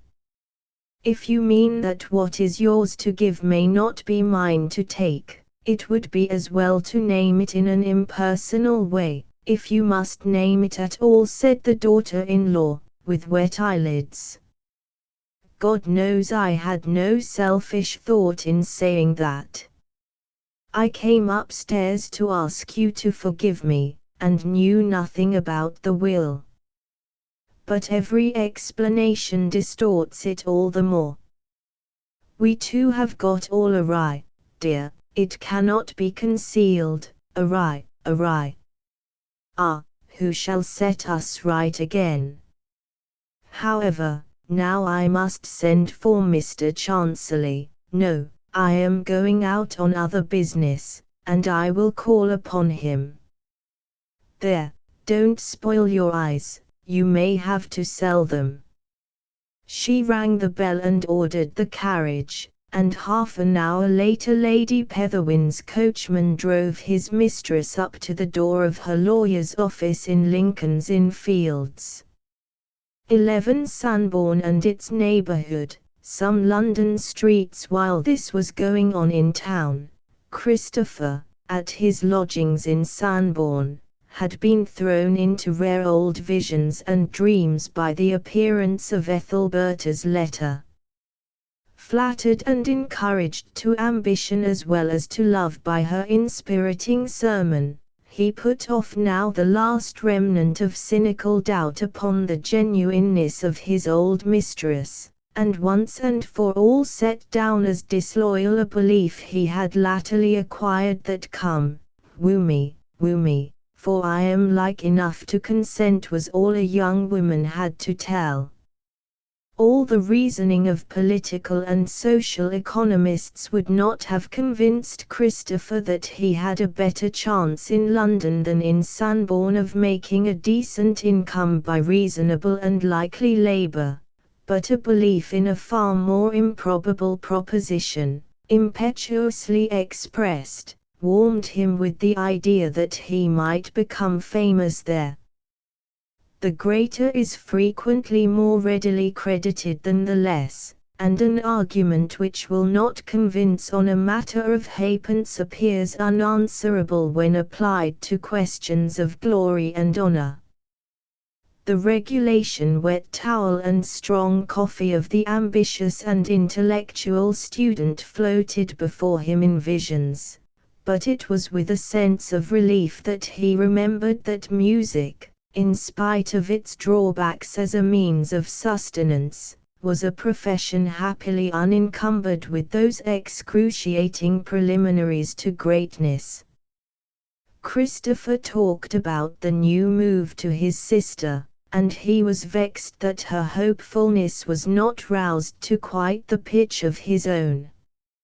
As with others of his sort, his too general habit of accepting the most clouded possibility that chances offered was only transcended by his readiness to kindle with a fitful excitement now and then. Faith was much more equable. "If you were not the most melancholy man God ever created," she said, kindly looking at his vague deep eyes and thin face, which was but a few degrees too refined and poetical to escape the epithet of lantern-jawed from anyone who had quarrelled with him, "you would not mind my coolness about this. It is a good thing of course to go. I have always fancied that we were mistaken in coming here. Mediocrity-stamped London fetches more than talent-marked provincial. But I cannot feel so enthusiastic. Still, if we are to go, we may as well go by enthusiasm as by calculation. It is a sensation pleasanter to the nerves, and leads to just as good a result when there is only one result possible." "Very well," said Faith. "I will not depress you. If I had to describe you, I should say you were a child in your impulses, and an old man in your reflections. Have you considered when we shall start?" "Yes." "What have you thought?" "That we may very well leave the place in 6 weeks if we wish." "We really may?" "Yes. And what is more, we will." Christopher and Faith arrived in London on an afternoon at the end of winter, and beheld from one of the river bridges snow-white scrolls of steam from the tall chimneys of Lambeth, rising against the livid sky behind, as if drawn in chalk on toned cardboard. The first thing he did that evening, when settled in their apartments near the British Museum, before applying himself to the beginning of the means by which success in life might be attained, was to go out in the direction of Ethelberta's door, leaving Faith unpacking the things, and sniffing extraordinary smoke smells which she discovered in all nooks and crannies of the rooms. It was some satisfaction to see Ethelberta's house, although the single feature in which it differed from the other houses in the Crescent was that no lamp shone from the fanlight over the entrance, a speciality which, if he cared for omens, was hardly encouraging. Fearing to linger near lest he might be detected, Christopher stole a glimpse at the door and at the steps, imagined what a trifle of the depression worn in each step her feet had tended to produce, and strolled home again. Feeling that his reasons for calling just now were scarcely sufficient, he went next day about the business that had brought him to town, which referred to a situation as organist in a large church in the northwest district. The post was half ensured already, and he intended to make of it the nucleus of a professional occupation and income.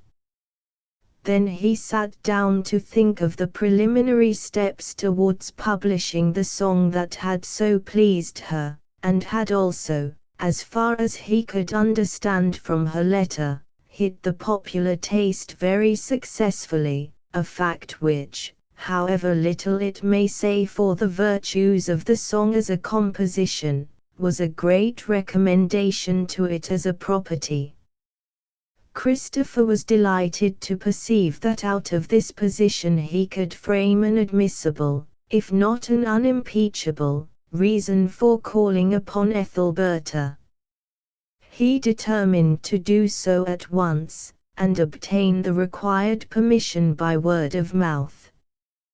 He was greatly surprised, when the front of the house appeared in view on this spring afternoon, to see what a white and sightless aspect pervaded all the windows. He came close. The eyeball blankness was caused by all the shutters and blinds being shut tight from top to bottom. Possibly this had been the case for some time, he could not tell. In one of the windows was a card bearing the announcement, "This house to be let furnished." Here was a merciless clash between fancy and fact. Regretting now his faint-heartedness in not letting her know beforehand by some means that he was about to make a new start in the world, and coming to dwell near her, Christopher rang the bell to make inquiries. A gloomy caretaker appeared after a while, and the young man asked whither the ladies had gone to live. He was beyond measure depressed to learn that they were in the south of France, Arles, the man thought the place was called, the time of their return to town being very uncertain, though one thing was clear, they meant to miss the forthcoming London season altogether. As Christopher's hope to see her again had brought a resolve to do so, so now resolve led to dogged patience. Instead of attempting anything by letter, he decided to wait, and he waited well, occupying himself in publishing a march and a morning and evening service in E-flat. Some 4-part songs, too, engaged his attention when the heavier duties of the day were over. These duties being the giving of lessons in harmony and counterpoint, in which he was aided by the introductions of a man well known in the musical world, who had been acquainted with young Julian as a promising amateur long before he adopted music as the staff of his pilgrimage. It was the end of summer when he again tried his fortune at the house in Exonbury Crescent. Scarcely calculating upon finding her at this stagnant time of the town year, and only hoping for information, Julian was surprised and excited to see the shutters open, and the house wearing altogether a living look, its neighbors having decidedly died off meanwhile. "The family here," said a footman in answer to his inquiry, "are only temporary tenants of the house. It is not Lady Petherwin's people." "Do you know the Petherwins' present address?" "Underground, sir, for the old lady. She died some time ago in Switzerland, and was buried there, I believe." "And Mrs. Petherwin, the young lady?" said Christopher, starting. "We are not acquainted personally with the family," the man replied.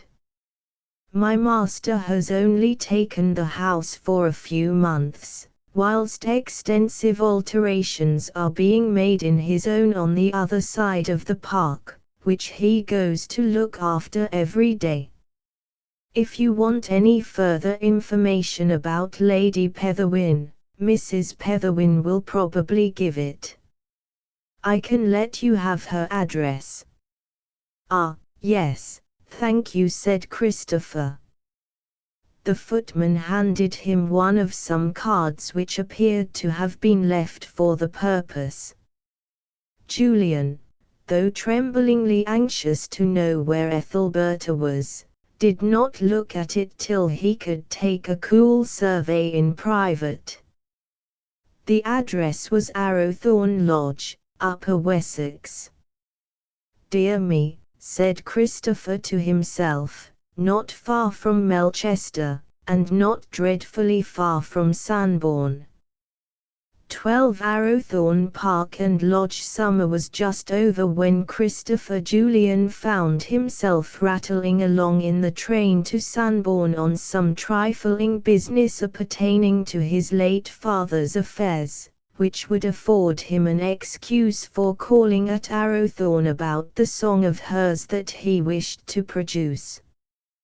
He alighted in the afternoon at a little station some 20 miles short of Sanborn, and leaving his portmanteau behind him there, decided to walk across the fields, obtain if possible the interview with the lady, and return then to the station to finish the journey to Sanborn, which he could thus reach at a convenient hour in the evening, and, if he chose, take leave of again the next day. It was an afternoon which had a fungus smell out of doors, all being sunless and stagnant overhead and around. The various species of trees had begun to assume the more distinctive colors of their decline, and where there had been one pervasive green were now 20 greenish yellows, the air in the vistas between them being half opaque with blue exhalation. Christopher in his walk overtook a countryman, and inquired if the path they were following would lead him to Arrowthorne Lodge. "'Twill take ye into a thorn park," the man replied. "But you won't come anigh the lodge, unless you bear round to the left as might be. Mrs. Petherwin lives there, I believe." "No, sir. Leastwise unless she's but lately come. I have never heard of such a woman. She may possibly be only visiting there." "Ah, perhaps that's the shape o' tea. Well, now you tell a tea, I have seen a strange face thereabouts once or twice lately. A young good-looking maid enough, seemingly." "Yes, she's considered a very handsome lady. I've heard the woodman say, now that you tell a tea, that they meet her every now and then, just at the closing in of the day, as they come home along with their niches of sticks, stalking about under the trees by herself, a tall black martel, so long-legged and awful like that you'd think 'twas the old fella himself coming, they say. Now a woman must be a queer body to my thinking, to roam about by night so lonesome and that. Now that you tell it, there is such a woman, but I never have showed in the parish. Sure I never thought who the body was, no, not once about her, nor where I was living and that, not I, till you spoke." "Well, there, sir, that's a thorn lodge. Do you see they 3 elms?" He pointed across the glade towards some confused foliage a long way off. "I am not sure about the sort of tree you mean," said Christopher. "I see a number of trees with edges shaped like edges of clouds." They be oaks, I mean the elms to the left hand." "But a man can hardly tell oaks from elms at that distance, my good fellow." "That I can very well, leastwise, if he's got the sense." "Well, I think I see what you mean," said Christopher. "What next?" "When you get there, you bear away smart to nor'west, and you'll come straight as a line to the lodge." "How the deuce am I to know which is northwest in a strange place, with no sun to tell me?" "What, not know nor'west? Well, I should think a boy could never live and grow up to be a man without knowing the 4 quarters. I knowed 'em when I was a mossel of a chiel. We be no great scholars here, that's true, but there isn't a Tomrig or Jack Straw in these parts that don't know where they lie as well as I. Now I've lived, man and boy, these 68 years, and never met a man in my life afore who hadn't learnt such a common thing as the 4 quarters. Christopher parted from his companion and soon reached a stile, clambering over which he entered a park. Here he threaded his way, and rounding a clump of aged trees the young man came in view of a light and elegant country house in the half-timbered Gothic style of the late Revival, apparently only a few years old. Surprised at finding himself so near, Christopher's heart fluttered unmanageably till he had taken an abstract view of his position, and, in impatience at his want of nerve, adopted a somber train of reasoning to convince himself that, far from indulgence in the passion of love-bringing bliss, it was a folly, leading to grief and disquiet, certainly one which would do him no good. Cooled down by this, he stepped into the drive and went up to the house. "Is Mrs. Petherwin at home?" he said modestly. "Who did you say, sir?" He repeated the name. "Don't know the person." "The lady may be a visitor. I call on business." "She is not visiting in this house, sir." "Is not this Arrowthorne Lodge?" "Certainly not." "Then where is Arrowthorne Lodge, please?" "Well, it is nearly a mile from here. Under the trees by the high road. If you go across by that footpath it will bring you out quicker than by following the bend of the drive." Christopher wondered how he could have managed to get into the wrong park, but, setting it down to his ignorance of the difference between oak and elm, he immediately retraced his steps, passing across the park again, through the gate at the end of the drive, and into the turnpike road. No other gate, park, or country seat of any description was within view. "Can you tell me the way to Arrowthorne Lodge?" he inquired of the first person he met, who was a little girl. "You are just coming away from it, sir," said she. "I'll show you, I am going that way." They walked along together. Getting abreast the entrance of the park he had just emerged from, the child said, "There it is, sir, I live there too." Christopher, with a dazed countenance, looked towards a cottage which stood nestling in the shrubbery and ivy like a mushroom among grass. "Is that Arrowthorne Lodge?" he repeated. "Yes, and if you go up the drive, you come to Arrowthorne House." "Arrowthorne Lodge, where Mrs. Petherwin lives, I mean." "Yes. She lives there along wi' mother and we. But she don't want anybody to know it, sir, 'cause she's celebrate, and 'twouldn't he do at all." Christopher said no more, and the little girl became interested in the products of the bank and ditch by the wayside. He left her, pushed open the heavy gate, and tapped at the lodge door. The latch was lifted. "Does Mrs. Petherwin," he began, and, determined that there should be no mistake, repeated, "Does Mrs. Ethelberta Petherwin, the poetess, live here?" turning full upon the person who opened the door. "She does, sir," said a faltering voice, and he found himself face to face with the pupil teacher of Sanborn. 13 The Lodge, continued, "the copse behind this is indeed a surprise. I am glad to see you." Christopher stammered, with a wire-drawn, radically different smile from the one he had intended, a smile not without a tinge of ghastliness.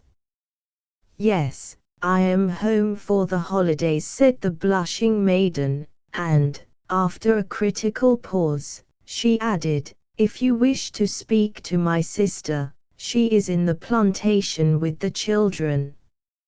"Oh no, no, thank you. Not necessary at all," said Christopher, in haste. "I only wish for an interview with a lady called Mrs. Petherwin." "Yes, Mrs. Petherwin, my sister," said Picotee. "She is in the plantation." That little path will take you to her in 5 minutes." The amazed Christopher persuaded himself that this discovery was very delightful, and went on persuading so long that at last he felt it to be so. Unable, like many other people, to enjoy being satirized in words because of the irritation it caused him as aimed at victim, he sometimes had philosophy enough to appreciate a satire of circumstance, because nobody intended it. Pursuing the path indicated, he found himself in a thicket of scrubby undergrowth, which covered an area enclosed from the park proper by a decaying fence.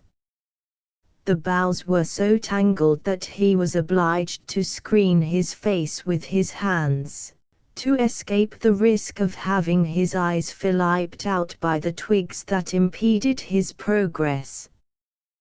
Thus slowly advancing, his ear caught, between the rustles, the tones of a voice in earnest declamation, and, pushing round in that direction, he beheld through some beech boughs an open space about 10 yards in diameter, floored at the bottom with deep beds of curled old leaves, and cushions of furry moss. In the middle of this natural theatre was the stump of a tree that had been felled by a saw, and upon the flat stool thus formed stood Ethelberta, whom Christopher had not beheld since the ball at Windway House. Round her, leaning against branches or prostrate on the ground, were 5 or 6 individuals. 2 were young mechanics, one of them evidently a carpenter. Then there was a boy about 13, and 2 or 3 younger children.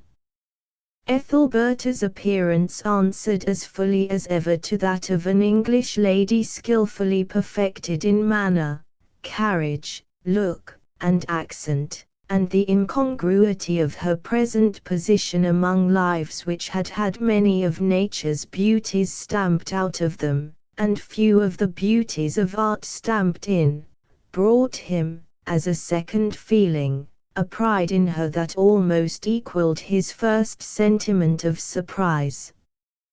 Christopher's attention was meanwhile attracted from the constitution of the group to the words of the speaker in the center of it, words to which her auditors were listening with still attention.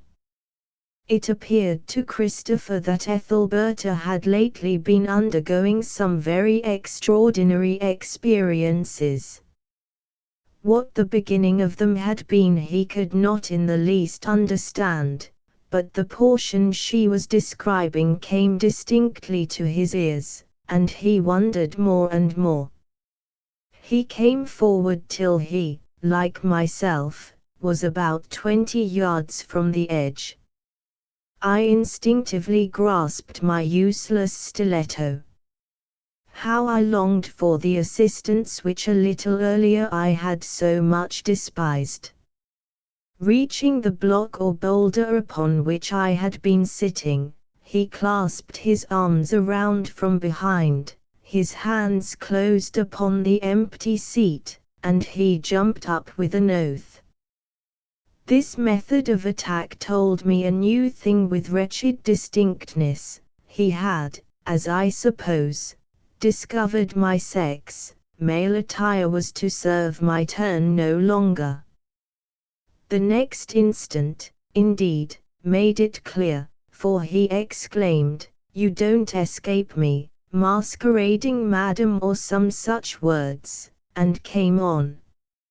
My only hope was that in his excitement he might forget to notice where the grass terminated near the edge of the cliff, though this could be easily felt by a careful walker.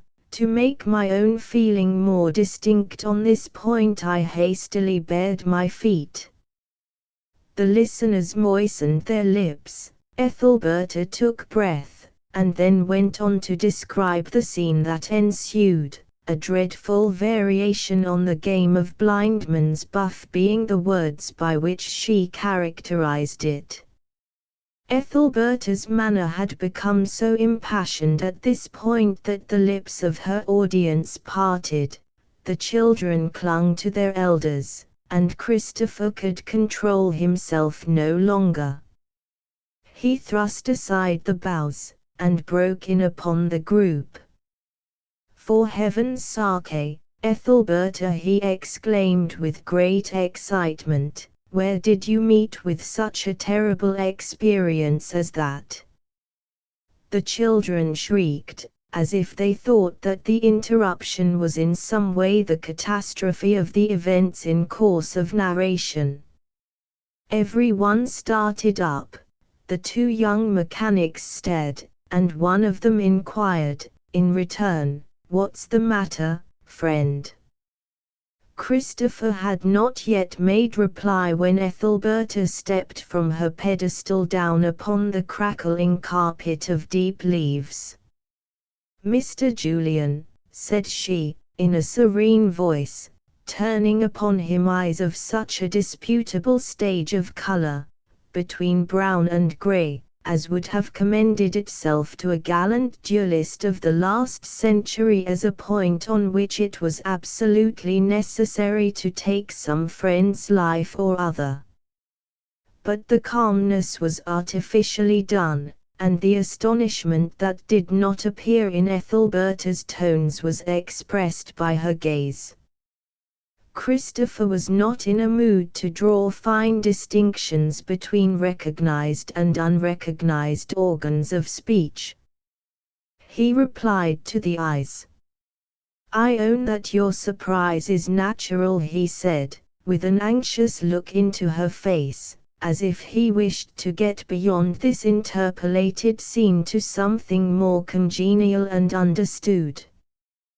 "But my concern at such a history of yourself since I last saw you is even more natural than your surprise at my manner of breaking in. That history would justify any conduct in one who hears it, yes, indeed. If it were true," added Ethelberta, smiling. "But it is as false as—" She could name nothing notoriously false without raising an image of what was disagreeable, and she continued in a better manner, "The story I was telling is entirely a fiction, which I am getting up for a particular purpose, very different from what appears at present." "I am sorry there was such a misunderstanding," Christopher stammered, looking upon the ground uncertain and ashamed. "Yet I am not, either, for I am very glad you have not undergone such trials, of course. But the fact is, being in the neighborhood, I ventured to call on a matter of business, relating to a poem which I had the pleasure of setting to music at the beginning of the year." Ethelberta was only a little less ill at ease than Christopher showed himself to be by this way of talking. "Will you walk slowly on," she said gently to the two young men, "and take the children with you? This gentleman wishes to speak to me on business." The biggest young man caught up a little one under his arm, and plunged amid the boughs. Another little one lingered behind for a few moments to look shyly at Christopher, with an oblique manner of hiding her mouth against her shoulder and her eyes behind her pinafore. Then she vanished. The boy and the second young man followed, and Ethelberta and Christopher stood within the wood-bound circle alone. "I hope I have caused no inconvenience by interrupting the proceedings," said Christopher softly, "but I so very much wished to see you." "Did you, indeed, really wish to see me?" she said gladly. "Never mind inconvenience then, it is a word which seems shallow in meaning under the circumstances. I surely must say that a visit is to my advantage, must I not? I am not as I was, you see, and may receive as advantages what I used to consider as troubles. Has your life really changed so much? It has changed. But what I first meant was that an interesting visitor at a wrong time is better than a stupid one at a right time. I had been behind the trees for some minutes, looking at you, and thinking of you, but what you were doing rather interrupted my first meditation.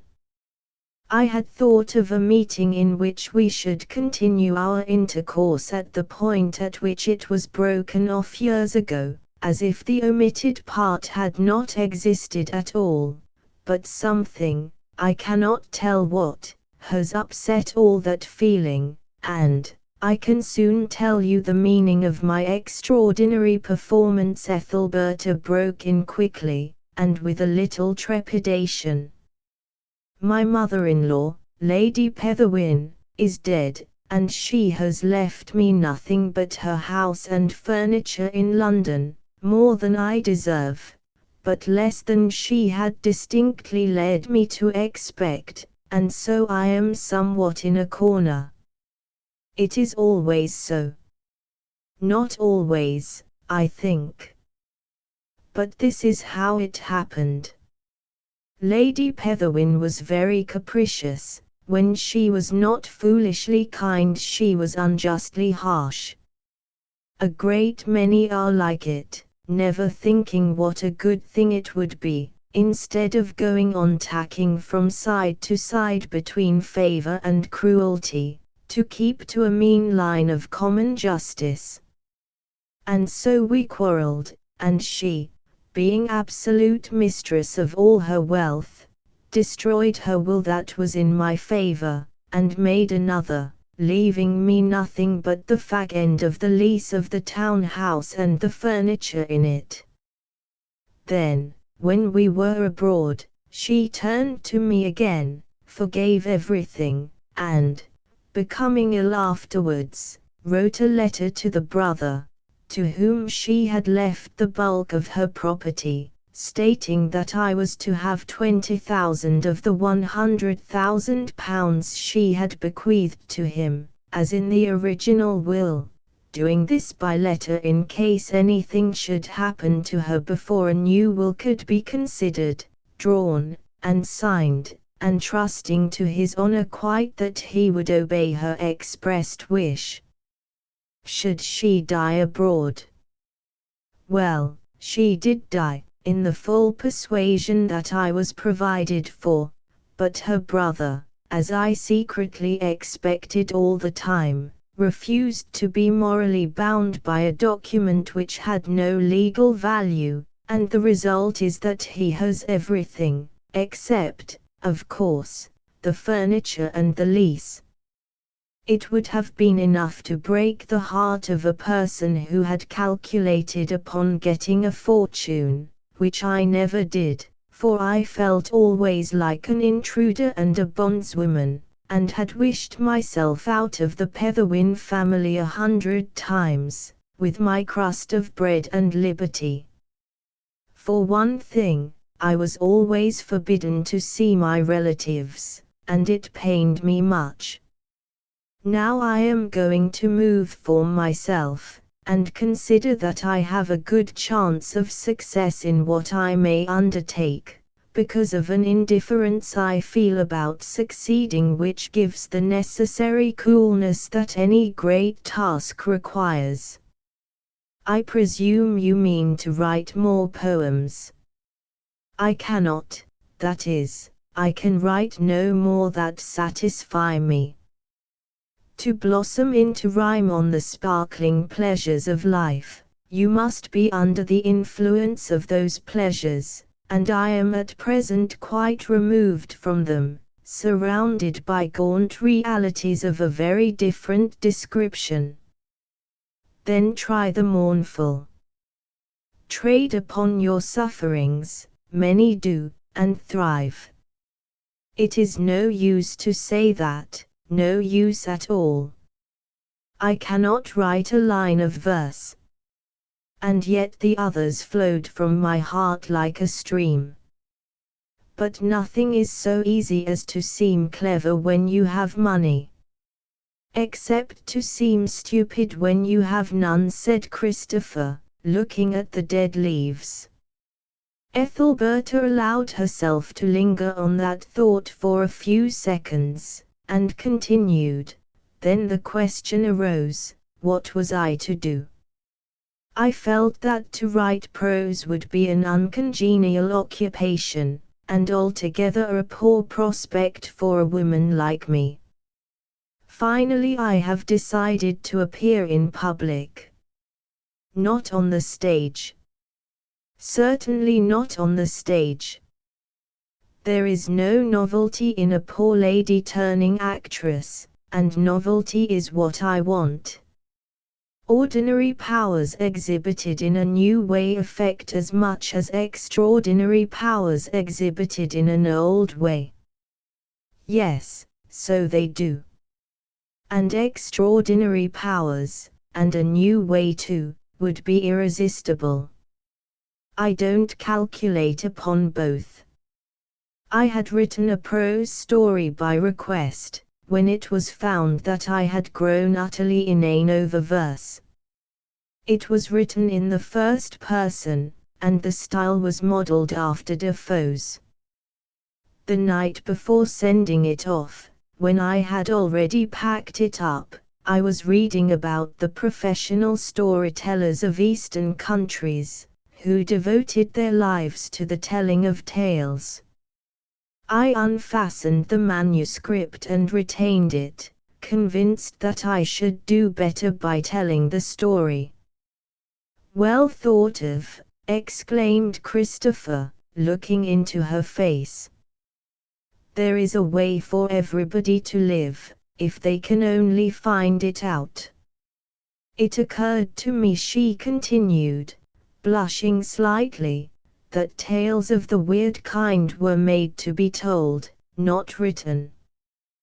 The action of a teller is wanted to give due effect to all stories of incident, and I hope that a time will come when, as of old, instead of an unsocial reading of fiction at home alone, people will meet together cordially, and sit at the feet of a professed romancer. I am going to tell my tales before a London public. As a child, I had a considerable power in arresting the attention of other children by recounting adventures which had never happened, and men and women are but children enlarged a little. Look at this.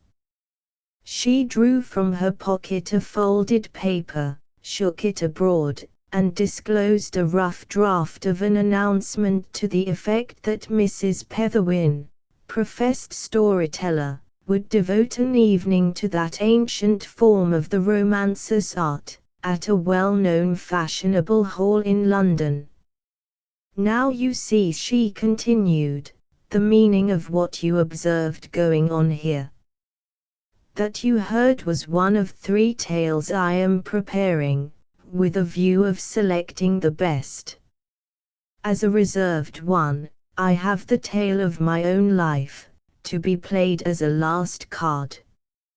It was a private rehearsal before my brothers and sisters, not with any view of obtaining their criticism, but that I might become accustomed to my own voice in the presence of listeners. If I only had had half your enterprise, what I might have done in the world. Now, did you ever consider what a power Defoe's manner would have if practiced by word of mouth? Indeed, it is a style which suits itself infinitely better to telling than to writing, abounding as it does in colloquialisms that are somewhat out of place on paper in these days, but have a wonderful power in making a narrative seem real. And so, in short, I am going to talk Defoe on a subject of my own. Well, The last word had been given tenderly, with a long-drawn sweetness, and was caused by a look that Christopher was bending upon her at the moment, in which he revealed that he was thinking less of the subject she was so eagerly and hopefully descanting upon than upon her aspect in explaining it. It is a fault of manner particularly common among men newly imported into the society of bright and beautiful women, and we will hope that, springing as it does from no unworthy source, it is as soon forgiven in the general world as it was here. "I was only following a thought," said Christopher, "a thought of how I used to know you, and then lost sight of you, and then discovered you famous, and how we are here under these sad autumn trees, and nobody in sight." "I think it must be tea time," she said suddenly. "Tea is a great meal with us here. You will join us, will you not?" And Ethelberta began to make for herself a passage through the boughs. Another rustle was heard a little way off, and one of the children appeared. "Emmeline wants to know, please, if the gentlemen that come to see will stay to tea, because, if so, she's a-going to put in another spoonful for him and a bit of best green." "Oh, Georgina, how candid!" "Yes, put in some best green." Before Christopher could say any more to her, they were emerging by the corner of the cottage, and one of the brothers drew near them. "Mr. Julian, you'll bide and have a cup of tea wi' us?" he inquired of Christopher. "An old friend of yours, is he not, Mrs. Petherwin? Dan and I be going back to Sunbourne tonight, and we can walk with as far as the station." "I shall be delighted," said Christopher, and they all entered the cottage. The evening had grown clearer by this time. The sun was peeping out just previous to departure, and sent gold wires of light across the glades and into the windows, throwing a pattern of the diamond quarries, and outlines of the geraniums in pots, against the opposite wall. One end of the room was polygonal, such a shape being dictated by the exterior design. In this part the windows were placed, as at the east end of continental churches. Thus, from the combined effects of the ecclesiastical lancet lights and the apsidal shape of the room, it occurred to Christopher that the sisters were all a delightful set of pretty saints, exhibiting themselves in a lady chapel, and backed up by unkempt major prophets, as represented by the forms of their big brothers. Christopher sat down to tea as invited, squeezing himself in between two children whose names were almost as long as their persons, and whose tin cups discoursed primitive music by means of spoons rattled inside them until they were filled. The tea proceeded pleasantly, notwithstanding that the cake, being a little burnt, tasted on the outside like the latter plums in Snapdragon. Christopher never could meet the eye of Picote, who continued in a wild state of flushing all the time, fixing her looks upon the sugar basin, except when she glanced out of the window to see how the evening was going on, and speaking no word at all unless it was to correct a small sister of somewhat crude manners as regards filling the mouth, which Picote did in a whisper, and a gentle inclination of her mouth to the little one's ear, and a still deeper blush than before. Their visitor next noticed that an additional cup and saucer and plate made their appearance occasionally at the table, were silently replenished, and then carried off by one of the children to an inner apartment. "Our mother is bedridden," said Ethelberta, noticing Christopher's look at the proceeding. "Emmeline attends to the household, except when Picote is at home, and Joey attends to the gate, but our mother's affliction is a very unfortunate thing for the poor children. We are thinking of a plan of living which will, I hope, be more convenient than this is, but we have not yet decided what to do." At this minute a carriage and pair of horses became visible through one of the angular windows of the apse, in the act of turning in from the highway towards the park gate. The boy who answered to the name of Joey sprang up from the table with the promptness of a jack-in-the-box, and ran out at the door. Everybody turned as the carriage passed through the gate, which Joey held open, putting his other hand where the brim of his hat would have been if he had worn one, and lapsing into a careless boy again the instant that the vehicle had gone by. "There's a tremendous large dinner party at the house tonight," said Emmeline methodically, looking at the equipage over the edge of her teacup, without leaving off sipping. "That was Lord Mountclair. He's a wicked old man, they say." "Lord Mountclair," said Ethelberta musingly. "I used to know some friends of his." "In what way is he wicked?"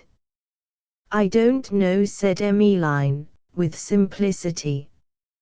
"I suppose it is because he breaks the commandments. But I wonder how a big rich lord can want to steal anything." Emmeline's thoughts of breaking commandments instinctively fell upon the eighth, as being in her ideas the only case wherein the gain could be considered as at all worth the hazard. Ethelberta said nothing, but Christopher thought that a shade of depression passed over her. "Hook back the gate, Joey," shouted Emmeline, when the carriage had proceeded up the drive. "There's more to come." Joey did as ordered, and by the time he got indoors another carriage turned in from the public road, a one-horse brougham this time. "I know who that is. That's Mr. Ladywell," said Emmeline, in the same matter-of-fact tone. "He's been here afore. He's a distant relation of the squire's, and he once gave me 6pence for picking up his gloves." "What shall I live to see?" murmured the poetess, under her breath, nearly dropping her teacup in an involuntary trepidation, from which she made it a point of dignity to recover in a moment. Christopher's eyes, at that exhibition from Ethelberta, entered her own like a pair of lances. Picote, seeing Christopher's quick look of jealousy, became involved in her turn, and grew pale as a lily in her endeavors to conceal the complications to which it gave birth in her poor little breast likewise. "You judge me very wrongly," said Ethelberta, in answer to Christopher's hasty look of resentment. "In supposing Mr. Ladywell to be a great friend of yours," said Christopher, who had in some indescribable way suddenly assumed a right to Ethelberta as his old property. "Yes, for I hardly know him, and certainly do not value him." After this there was something in the mutual look of the two, though their words had been private, which did not tend to remove the anguish of fragile Picote. Christopher, assured that Ethelberta's embarrassment had been caused by nothing more than the sense of her odd social subsidence, recovered more bliss than he had lost, and regarded calmly the profile of young Ladywell between the two windows of his brougham as it passed the open cottage door, bearing him along unconscious as the dead of the nearness of his beloved one, and of the sad buffoonery that fate, fortune, and the guardian angels had been playing with Ethelberta of late. He recognized the face as that of the young man whom he had encountered when watching Ethelberta's window from Rookington Park. "Perhaps you remember seeing him at the Christmas dance at Windway," she inquired. "He is a good-natured fellow. Afterwards he sent me that portfolio of sketches you see in the corner. He might possibly do something in the world as a painter if he were obliged to work at the art for his bread, which he is not." She added with bitter pleasantry, "In bare mercy to his self-respect I must remain unseen here." It impressed Christopher to perceive how, under the estrangement which arose from differences of education, surroundings, experience, and talent, the sympathies of close relationship were perceptible in Ethelberta's bearing towards her brothers and sisters. At a remark upon some simple pleasure wherein she had not participated because absent and occupied by far more comprehensive interests, a gloom as of banishment would cross her face and dim it for a while, showing that the free habits and enthusiasms of country life had still their charm with her, in the face of the subtler gratifications of abridged bodices, candlelight, and no feelings in particular, which prevailed in town. Perhaps the one condition which could work up into a permanent feeling the passing revival of his fancy for a woman whose chief attribute he had supposed to be sprightliness was added now by the romantic ubiquity of station that attached to her. A discovery which might have grated on the senses of a man wedded to conventionality was a positive pleasure to one whose faith in society had departed with his own social ruin. The room began to darken, whereupon Christopher arose to leave, and the brothers Sol and Dan offered to accompany him. 14 A turnpike road. "We be thinking of coming to London ourselves soon," said Sol, a carpenter and joiner by trade, as he walked along at Christopher's left hand. "There's so much more chance for a man up the country. Now, if you was me, how should you set about getting a job, sir?" "What can you do?" said Christopher. "Well, I am a very good staircase hand, and I have been called neat at sash frames, and I can knock together doors and shutters very well, and I can do a little at the cabinet making. I don't mind framing a roof, neither, if the rest be busy, and I am always ready to fill up my time at planing floorboards by the foot." "And I can mix and lay flat tints," said Dan, who was a house painter, "and pick out mouldings, and grain in every kind of wood you can mention, oak, maple, walnut, satinwood, cherry tree. You can both do too much to stand the least chance of being allowed to do anything in a city, where limitation is all the rule in labor. To have any success, Sol, you must be a man who can thoroughly look at a door to see what ought to be done to it, but as to looking at a window, that's not your line, or a person who, to the remotest particular, understands turning a screw, but who does not profess any knowledge of how to drive a nail. Dan must know how to paint blue to a marvel, but must be quite in the dark about painting green. If you stick to some such principle of specialty as this, you may get employment in London." "Ha ha ha," said Dan, striking at a stone in the road with the stout green hazel he carried. A wink is as good as a nod, thank ye, we'll mind all that now. If we do come, said Sol, we shall not mix up with Mrs. Petherwin at all. Oh indeed. Oh no. Perhaps you think it odd that we call her Mrs. Petherwin, but that's by agreement as safer and better than Berta, because we be such rough chaps you see, and she's so lofty. 'Twould demean her to claim kin wi her in London, two journeymen like we, that know nothing besides our trades. Not at all, said Christopher, by way of chiming in the friendliest manner. She would be pleased to see any straightforward honest man and brother, I should think, notwithstanding that she has moved in other society for a time. Ah, you don't know Berta, said Dan, looking as if he did. How, in what way do you mean, said Christopher uneasily. So lofty, so very lofty. Isn't she, Sol?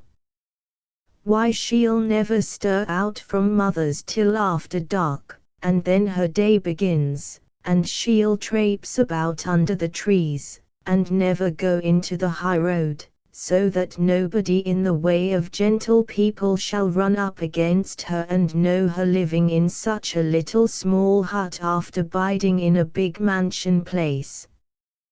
There, we don't find fault wi her about it, we like her just the same, though she don't speak to us in the street, for a fella must be a fool to make a piece of work about a woman's pride, when 'tis his own sister, and hang upon her and bother her when he knows 'tis for her good that he should not.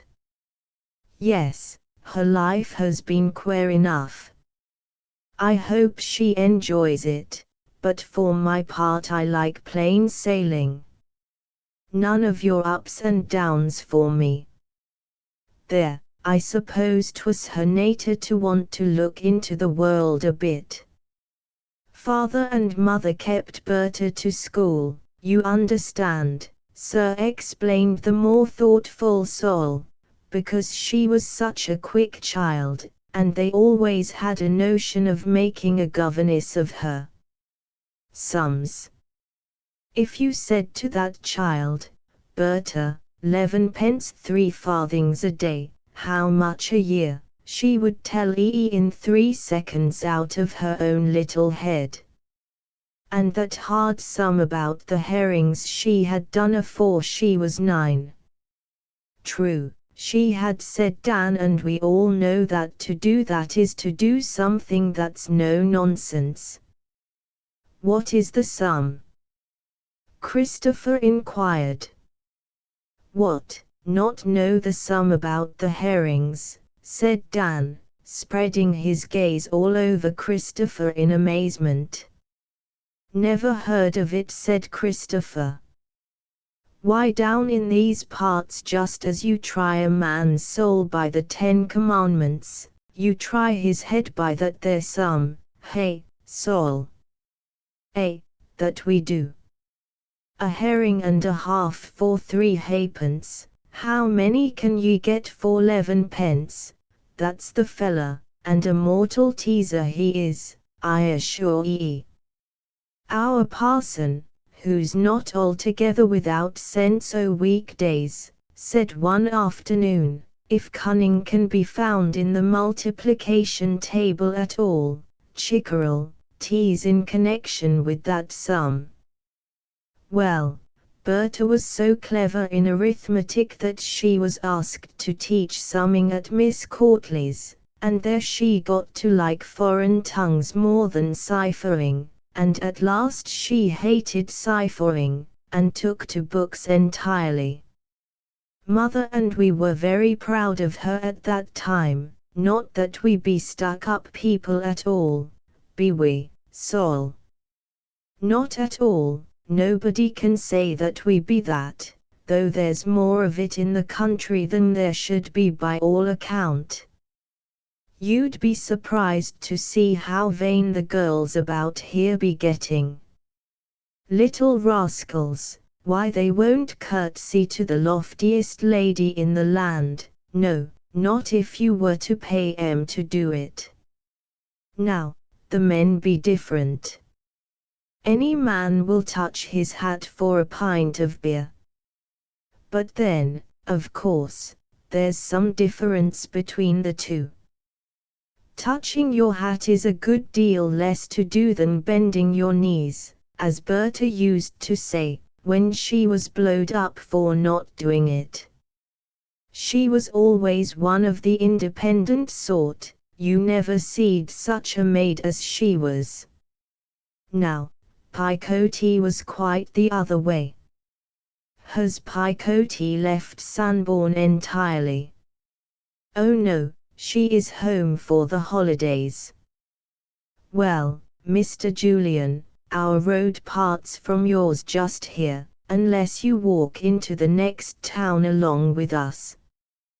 But I suppose you get across to this station and go by rail. I am obliged to go that way for my portmanteau, said Christopher, or I should have been pleased to walk further. Shall I see you in Sanborn tomorrow? I hope so. Well, no.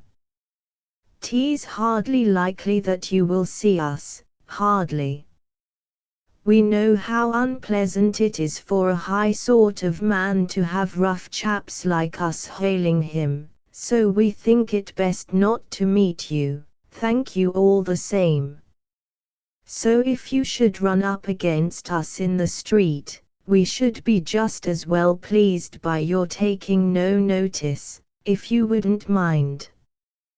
'Twill save so much awkwardness, being in our working clothes. 'Tis always the plan that Mrs. Petherwin and we agree to act upon, and we find it best for both. I hope you take our meaning right, and as no offence, Mr. Julian. And do you do the same with Picote? Oh Lord, no, 'tisn't he a bit of use to try. That's the worst of Picote, there's no getting rid of her. The more in the rough we be, the more she'll stick to us, and if we say she shan't come, she'll bide and fret about it till we be forced to let her. Christopher laughed, and promised, on condition that they would retract the statement about their not being proud, and then he wished his friends good night. 15 And in a room at the lodge at this time a discussion of some importance was in progress. The scene was Mrs. Chickerell's bedroom, to which, unfortunately, she was confined by some spinal complaint, and here she now appeared as an interesting woman of 45, properly dressed as far as visible, and propped up in a bed covered with a quilt which presented a field of little squares in many tints, looking altogether like a bird's-eye view of a market garden. Mrs. Chickerell had been nurse in a nobleman's family until her marriage, and after that she played the part of wife and mother, upon the whole, affectionately and well. Among her minor differences with her husband had been one about the naming of the children, a matter that was at last compromised by an agreement under which the choice of the girls' names became her prerogative, and that of the boys her husband's, who limited his field of selection to strict historical precedent as a set-off to Mrs. Chickerell's tendency to stray into the regions of romance. The only grown-up daughters at home, Ethelberta and Picote, with their brother Joey, were sitting near her. The two youngest children, Georgina and Myrtle, who had been strutting in and out of the room, and otherwise endeavoring to walk, talk, and speak like the gentleman just gone away, were packed off to bed. Emmeline, of that transitional age which causes its exponent to look wistfully at the sitters when romping and at the rompers when sitting, uncertain whether her position in the household is that of child or woman, was idling in a corner. The 2 absent brothers and 2 absent sisters, eldest members of the family, completed the round 10 whom Mrs. Chickerell with thoughtless readiness had presented to a crowded world, to cost Ethelberta many wakeful hours at night while she revolved schemes how they might be decently maintained. I still think Ethelberta was saying that the plan I first proposed is the best. I am convinced that it will not do to attempt to keep on the lodge. If we are all together in town, I can look after you much better than when you are far away from me down here. Shall we not interfere with you, your plans for keeping up your connections? Inquired her mother, glancing up towards Ethelberta by lifting the flesh of her forehead, instead of troubling to raise her face altogether. Not nearly so much as by staying here. But said Picote, if you let lodgings, won't the gentlemen and ladies know it?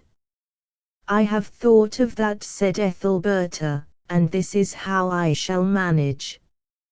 In the first place, if mother is there, the lodgings can be let in her name, all bills will be receipted by her, and all tradesmen's orders will be given as from herself.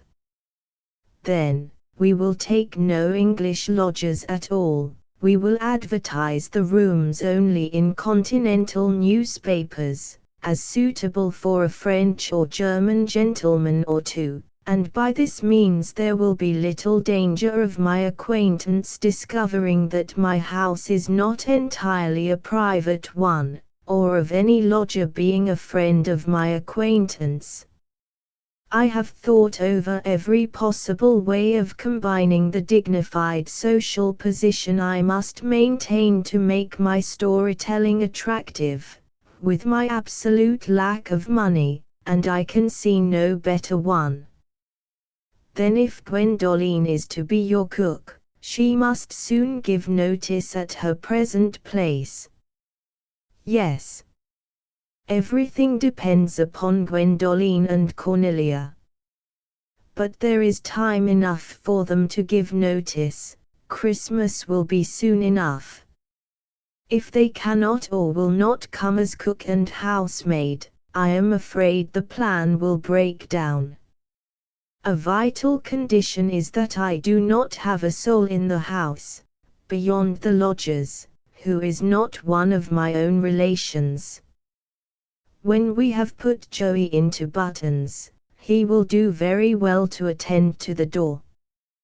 But I suppose, said Joey, after a glassy look at his future appearance in the position alluded to, that any of your gentle people come to see ye, and when I opens the door and lets em in a swinging big lodger stalks downstairs.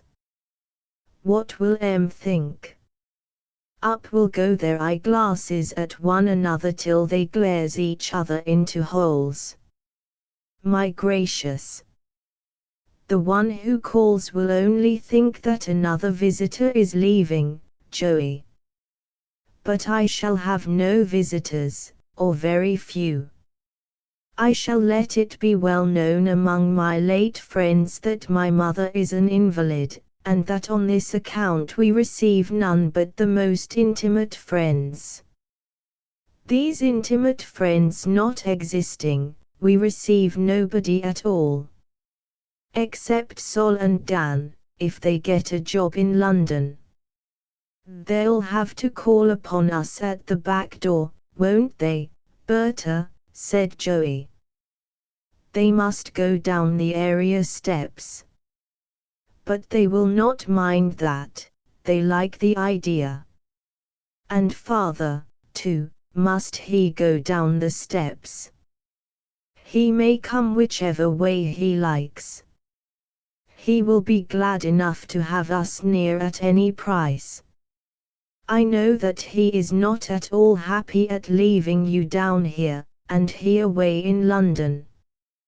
You remember that he has only taken the situation at Mr. Doncastle's on the supposition that you all come to town as soon as he can see an opening for getting you there, and as nothing of the sort has offered itself to him, this will be the very thing.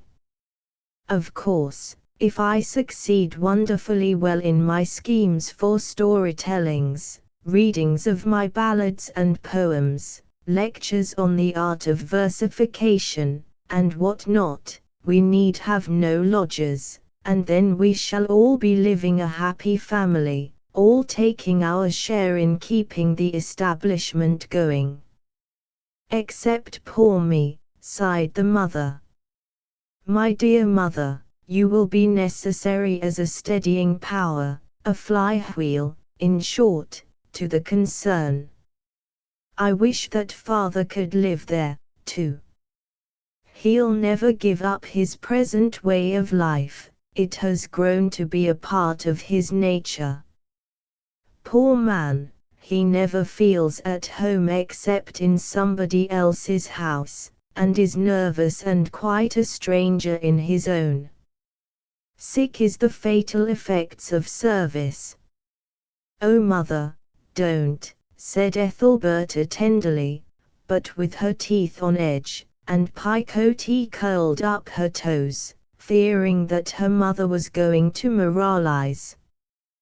Well, what I mean is, that your father would not like to live upon your earnings, and so forth. But in town we shall be near him, that's one comfort, certainly. And I shall not be wanted at all, said Picote, in a melancholy tone. It is much better to stay where you are, her mother said. You will come and spend the holidays with us, of course, as you do now. I should like to live in London best, murmured Picote, her head sinking mournfully to one side. I hate being in Sunbourne now. Nonsense, said Ethelberta severely. We are all contriving how to live most comfortably, and it is by far the best thing for you to stay at the school.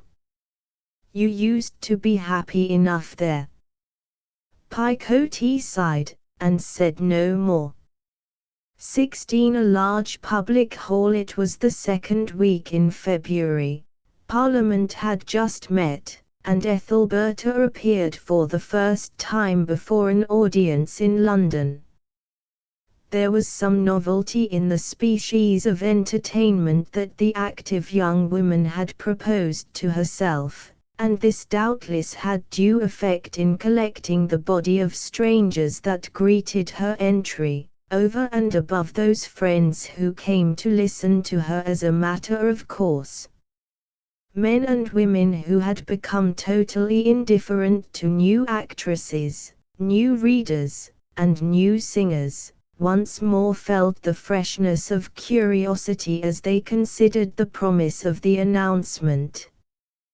But the chief inducement to attend lay in the fact that here was to be seen in the flesh a woman with whom the tongue of rumor had been busy in many romantic ways, a woman who, whatever else might be doubted, had certainly produced a volume of verses which had been the talk of the many who had read them, and of the many more who had not, for several consecutive weeks. What was her story to be? Persons interested in the inquiry, a small proportion, it may be owned, of the whole London public, and chiefly young men, answered this question for themselves by assuming that it would take the form of some pungent and gratifying revelation of the innermost events of her own life, from which her gushing lines had sprung as an inevitable consequence, and which being once known, would cause such musical poesy to appear no longer wonderful. The front part of the room was well filled, rows of listeners showing themselves like a drilled-in crop of which not a seed has failed. They were listeners of the right sort, a majority having noses of the prominent and dignified type, which when viewed in oblique perspective ranged as regularly as bow windows at a watering place. Ethelberta's plan was to tell her pretended history and adventures while sitting in a chair, as if she were at her own fireside, surrounded by a circle of friends.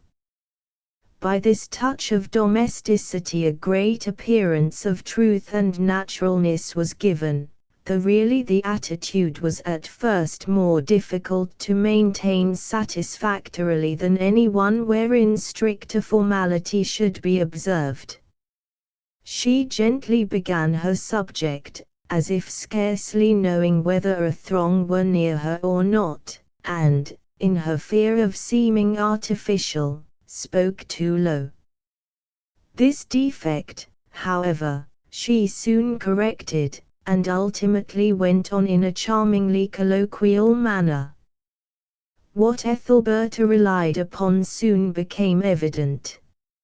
It was not upon the intrinsic merits of her story as a piece of construction, but upon her method of telling it. Whatever defects the tale possessed, and they were not a few, it had, as delivered by her, the one preeminent merit of seeming like truth. A modern critic has well observed of Defoe that he had the most amazing talent on record for telling lies, and Ethelberta, in wishing her fiction to appear like a real narrative of personal adventure, did wisely to make Defoe her model.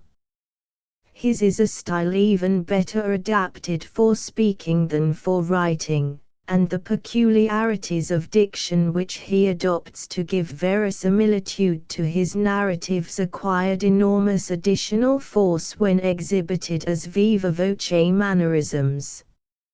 And although these artifices were not, perhaps, slavishly copied from that master of feigning, they would undoubtedly have reminded her hearers of him, had they not mostly been drawn from an easeful section in society which is especially characterized by the mental condition of knowing nothing about any author a week after they have read him. The few there who did remember Defoe were impressed by a fancy that his words greeted them anew in a winged auricular form, instead of by the weaker channels of print and eyesight. The reader may imagine what an effect this well-studied method must have produced when intensified by a clear, living voice, animated action, and the brilliant and expressive eye of a handsome woman, attributes which of themselves almost compelled belief. When she reached the most telling passages, instead of adding exaggerated action and sound, Ethelberta would lapse to a whisper and a sustained stillness, which were more striking than gesticulation. All that could be done by art was there, and if inspiration was wanting nobody missed it. It was in performing this feat that Ethelberta seemed first to discover in herself the full power of that self-command which further onward in her career more and more impressed her as a singular possession, until at last she was tempted to make of it many fantastic uses, leading to results that affected more households than her own.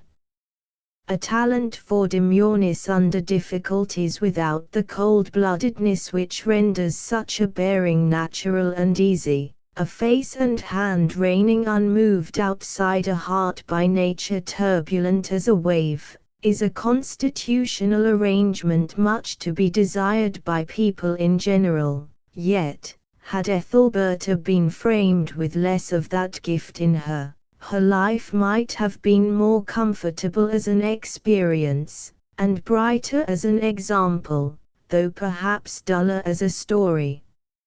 Lady Well, How came this Mrs. Petherwin to think of such a queer trick as telling romances, after doing so well as a poet?" said a man in the stalls to his friend, who had been gazing at the storyteller with a rapt face. "What, don't you know? Everybody did, I thought," said the painter. "A mistake. Indeed, I should not have come here at all had I not heard the subject mentioned by accident yesterday at Gray's, and then I remembered her to be the same woman I had met at some place, Belmain's I think it was, last year, when I thought her just getting on for handsome and clever, not to put it too strongly." "Ah, naturally you would not know much," replied Lady Well, in an eager whisper. "Perhaps I am judging others by myself a little more than, but, as you have heard, she is an acquaintance of mine. I know her very well, and, in fact, I originally suggested the scheme to her as a pleasant way of adding to her fame. Depend upon it, dear Mrs. Petherwin," I said, during a pause in one of our dances together some time ago, "any public appearance of yours would be successful beyond description." "Oh, I had no idea that you knew her so well. Then it is quite through you that she has adopted this course." "Well, not entirely, I could not say entirely. She said that some day, perhaps, she might do such a thing, and, in short, I reduced her vague ideas to form. I should not mind knowing her better. I must get you to throw us together in some way," said Ney, with some interest. "I had no idea that you were such an old friend." "You could do it, I suppose." "Really, I am afraid, may not have the opportunity of obliging you. I met her at Windway, you know, where she was visiting with Lady Petherwin. It was some time ago, and I cannot say that I have ever met her since." "Or before," said Ney. "Well, no, I never did." "Lady Well, if I had half your power of going to your imagination for facts, I would be the greatest painter in England." "Now Nay, that's too bad, but with regard to this matter, I do speak with some interest," said Lady Well, with a pleased sense of himself. "In love with her, smitten down, done for. Now. However, several other fellows chaff me about her. It was only yesterday that Jones said, 'Do you know why she cares to do this sort of thing? Merely a desire for fame, I suppose.' I should think she has fame enough already." "That I can express no opinion upon. I am thinking of getting her permission to use her face in a subject I am preparing. It is a fine face for canvas. Glorious contour, glorious. Ah, here she is again, for the second part. Dream on, young fellow. You'll make a rare couple," said Ney, with a flavor of superciliousness unheeded by his occupied companion. Further back in the room were a pair of faces whose keen interest in the performance contrasted much with the languidly permissive air of those in front. When the 10 minutes break occurred, Christopher was the first of the two to speak. "Well, what do you think of her, Faith?" he said, shifting restlessly on his seat. "I like the quiet parts of the tale best, I think," replied the sister, "but, of course, I am not a good judge of these things. How still the people are at times. I continually take my eyes from her to look at the listeners. Did you notice the fat old lady in the second row, with her cloak a little thrown back? She was absolutely unconscious, and stayed with her face up and lips parted like a little child of 6. She well may, the thing is a triumph. That fellow Lady Well is here, I believe. Yes, it is he, busily talking to the man on his right. If I were a woman I would rather go donkey driving than stick myself up there, for gaping fops to quiz and say what they like about. But she had no choice, poor thing, for it was that or nothing with her. Faith, who had secret doubts about the absolute necessity of Ethelberta's appearance in public, said, with remote meanings, perhaps it is not altogether a severe punishment to her to be looked at by well-dressed men. Suppose she feels it as a blessing, instead of an affliction. She is a different sort of woman, Faith, and so you would say if you knew her. Of course, it is natural for you to criticize her severely just now, and I don't wish to defend her. I think you do a little, Kit. No, I am indifferent about it all. Perhaps it would have been better for me if I had never seen her, and possibly it might have been better for her if she had never seen me. She has a heart, and the heart is a troublesome encumbrance when great things have to be done. I wish you knew her. I am sure you would like each other. Oh yes, said Faith, in a voice of rather weak conviction. But, as we live in such a plain way, it would be hardly desirable at present.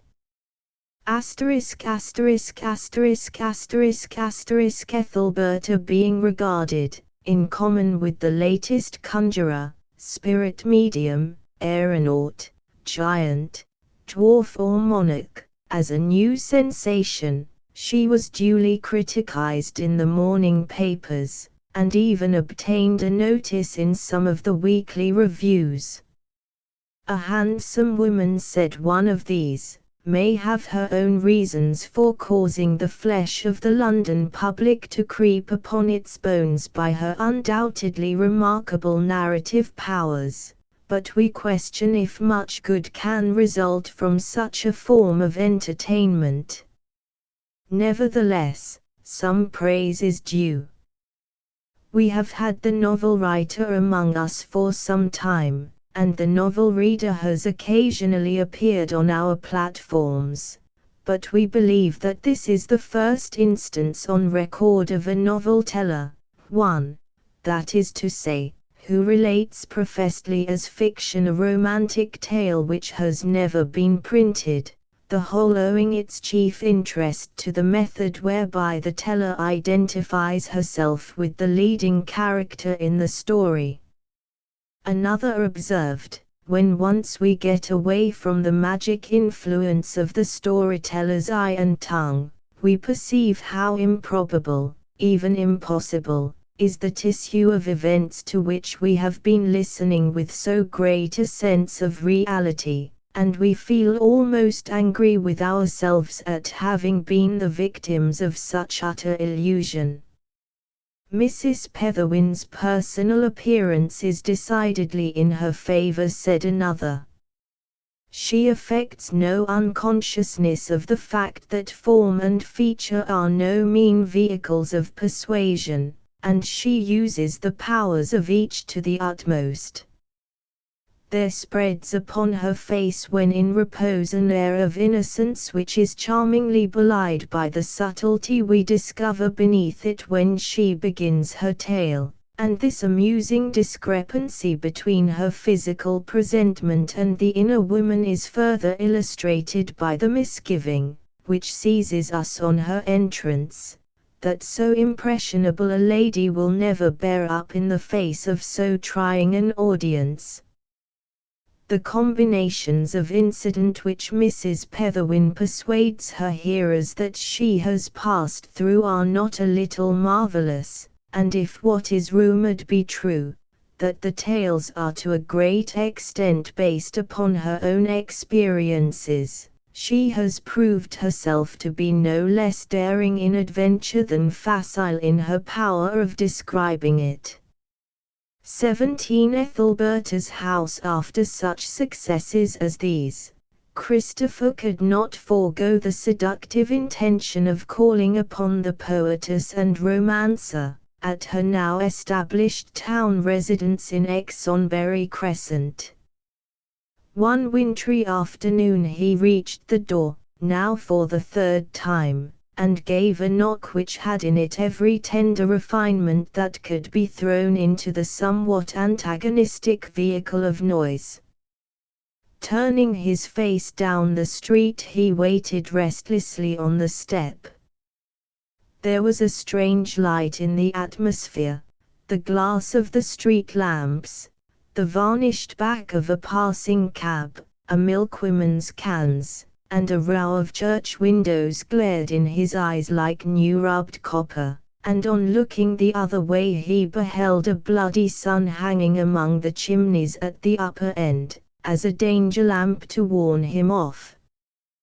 By this time the door was opened, and before him stood Ethelberta's young brother Joey, thickly populated with little buttons, the remainder of him consisting of invisible green. "Ah, Joseph," said Christopher, instantly recognizing the boy. "What, are you here in office? Is your—" Joey lifted his forefinger and spread his mouth in a genial manner, as if to signify particular friendliness mingled with general caution. "Yes, sir, Mrs. Petherwin is my mistress." "I'll see if she is at home, sir," he replied, raising his shoulders and winking a wink of strategic meanings by way of finish, all which signs showed, if evidence were wanted, how effectually this pleasant young page understood, though quite fresh from Wessex, the duties of his peculiar position. Mr. Julian was shown to the drawing-room, and there he found Ethelberta alone. She gave him a hand so cool and still that Christopher, much as he desired the contact, was literally ashamed to let her see and feel his own, trembling with unmanageable excess of feeling.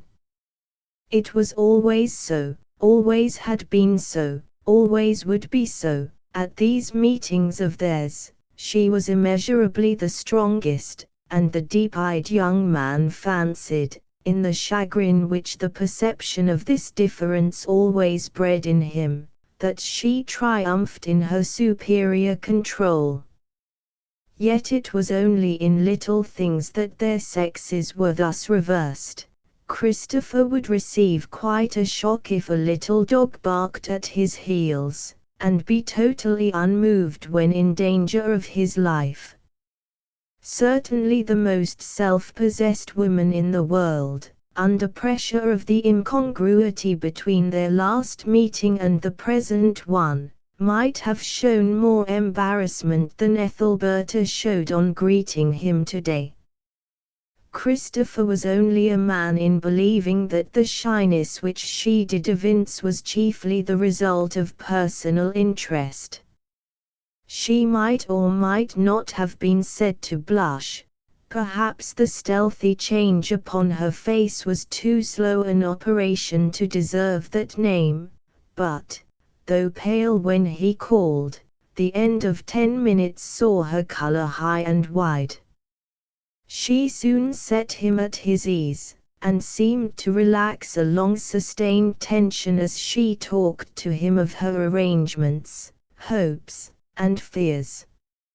"And how do you like London society?" said Ethelberta. "Pretty well, as far as I have seen it, to the surface of its front door. You will find nothing to be alarmed at if you get inside. Oh no, of course not, except my own shortcomings, said the modest musician. London society is made up of much more refined people than society anywhere else. That's a very prevalent opinion, and it is nowhere half so prevalent as in London society itself. However, come and see my house, unless you think it a trouble to look over a house.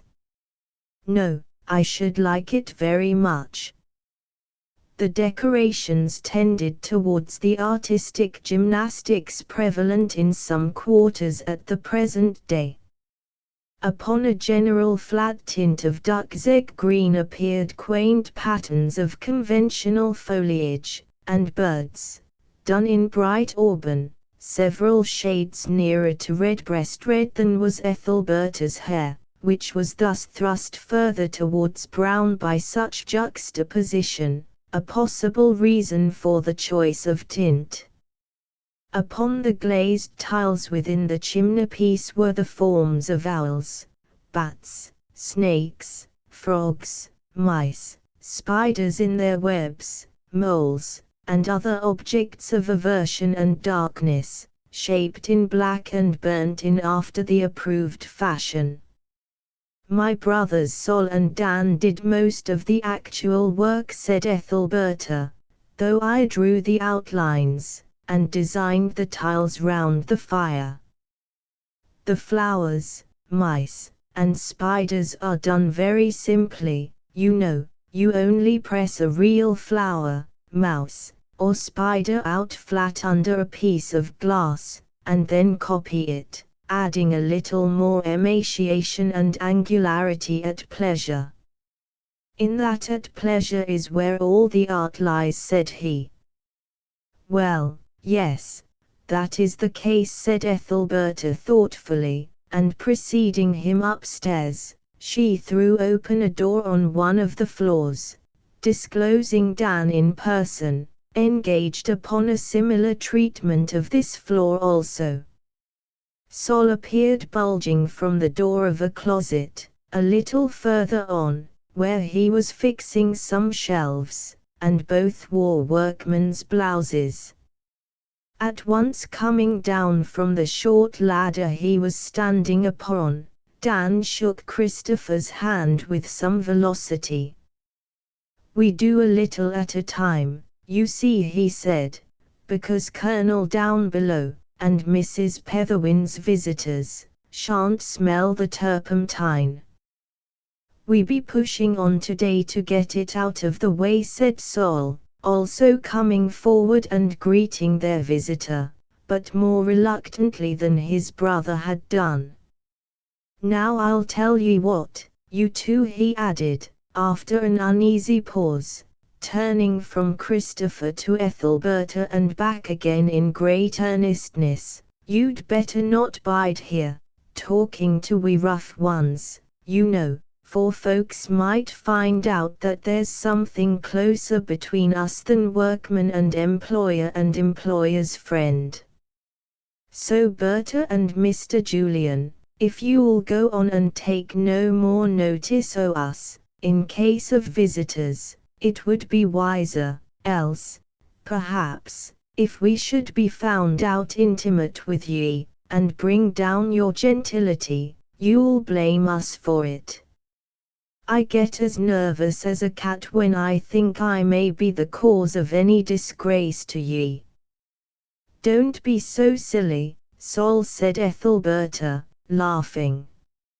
Ah, that's all very well, said Sol, with an unbelieving smile, but if we bain't company for you out of doors, you bain't company for we within, not that I find fault with ye or mind it, and shan't take anything for painting your house, nor will Dan neither, any more for that, no, not a penny, in fact, we are glad to do it for ye.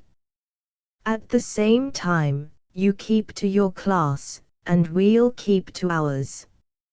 And so, good afternoon, Berta, when you like to go, and the same to you, Mr. Julian. Dan, is that your mind? I can but own it, said Dan. The two brothers then turned their backs upon their visitors, and went on working, and Ethelberta and her lover left the room. My brothers, you perceive, said she, represent the respectable British workman in his entirety, and a touchy individual he is, I assure you, on points of dignity, after imbibing a few town ideas from his leaders. They are painfully off-hand with me, absolutely refusing to be intimate, from a mistaken notion that I am ashamed of their dress and manners, which, of course, is absurd. Which, of course, is absurd, said Christopher. Of course it is absurd, she repeated with warmth, and looking keenly at him. But, finding no harm in his face, she continued as before, yet, all the time, they will do anything under the sun that they think will advance my interests. In our hearts we are one. All they ask me to do is to leave them to themselves, and therefore I do so. Now, would you like to see some more of your acquaintance? She introduced him to a large attic, where he found himself in the society of 2 or 3 persons considerably below the middle height, whose manners were of that gushing kind sometimes called continental, their ages ranging from 5 years to 8. These were the youngest children, presided over by Emmeline, as professor of letters, capital and small. I am giving them the rudiments of education here, said Ethelberta, but I foresee several difficulties in the way of keeping them here, which I must get over as best I can. One trouble is, that they don't get enough air and exercise. Is Mrs. Chickerell living here as well? Christopher ventured to inquire, when they were downstairs again. Yes, but confined to her room as usual, I regret to say. 2 more sisters of mine, whom you have never seen at all, are also here. They are older than any of the rest of us, and had, broadly speaking, no education at all, poor girls. The eldest, Gwendoline, is my cook, and Cornelia is my housemaid. I suffer much sadness, and almost misery sometimes, in reflecting that here are we, 10 brothers and sisters, born of one father and mother, who might have mixed together and shared all in the same scenes, and been properly happy, if it were not for the strange accidents that have split us up into sections as you see, cutting me off from them without the compensation of joining me to any others. They are all true as steel in keeping the secret of our kin, certainly, but that brings little joy, though some satisfaction perhaps. You might be less despondent, I think. The tale-telling has been one of the successes of the season. Yes, I might, but I may observe that you scarcely set the example of blitheness. Ah, that's not because I don't recognize the pleasure of being here.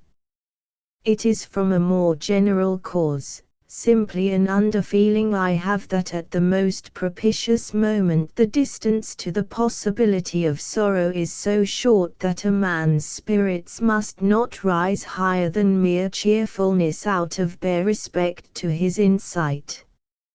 As long as skies are blue, and fields are green, evening must usher night, night urge the morrow, month follow month with woe, and year wake year to sorrow.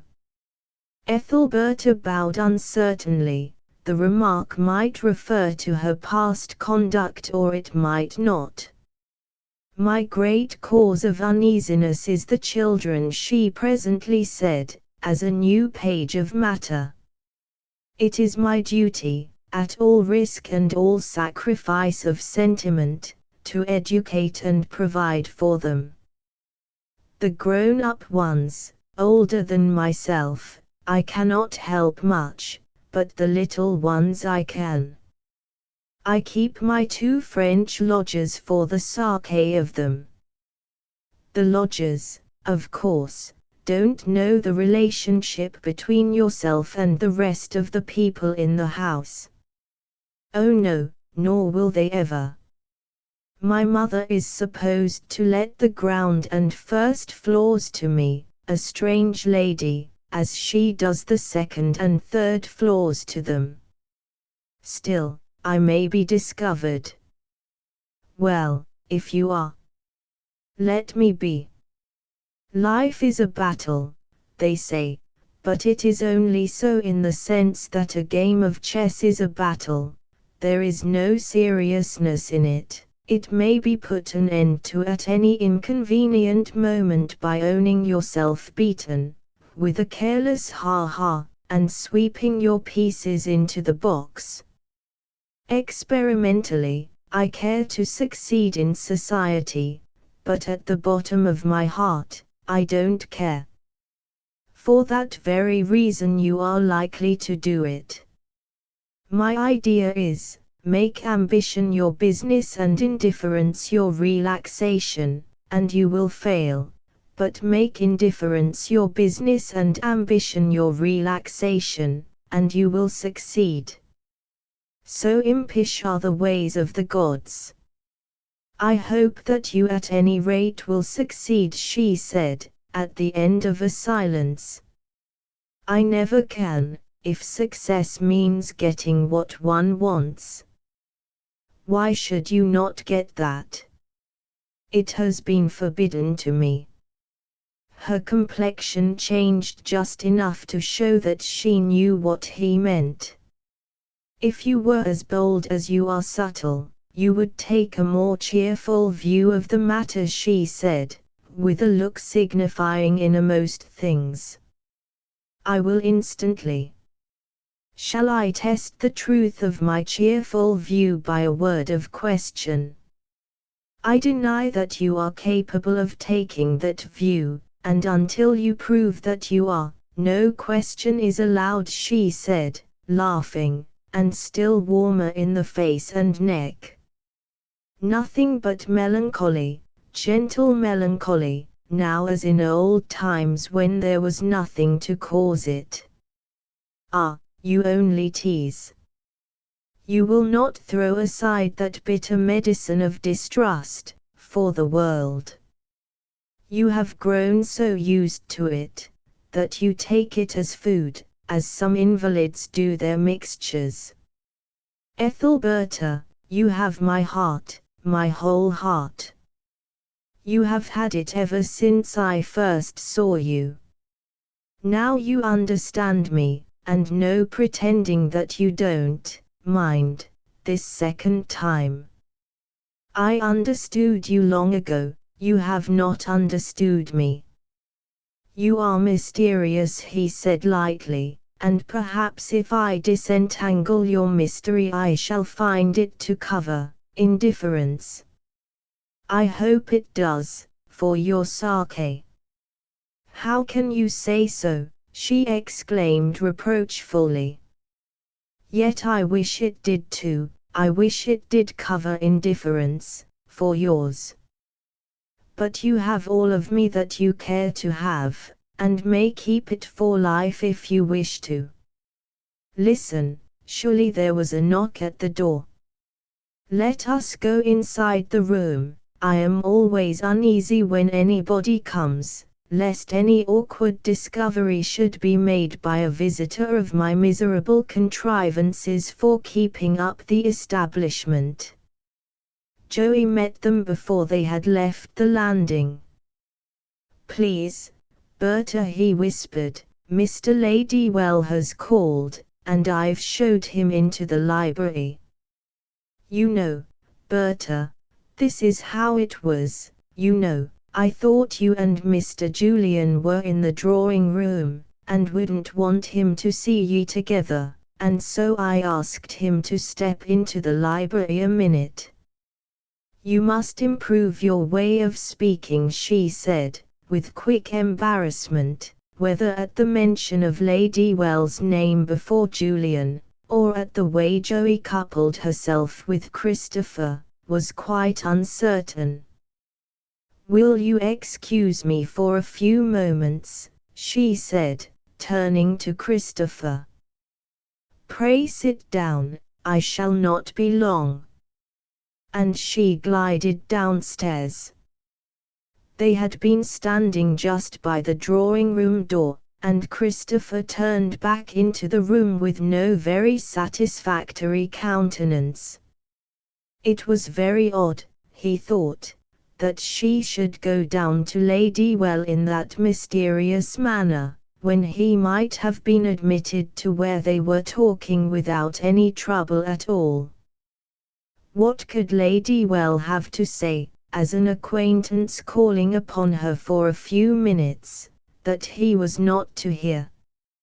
Indeed, if it came to that, what right had Ladywell to call upon her at all, even though she were a widow, and to some extent chartered to live in a way which might be considered a trifle free if indulged in by other young women?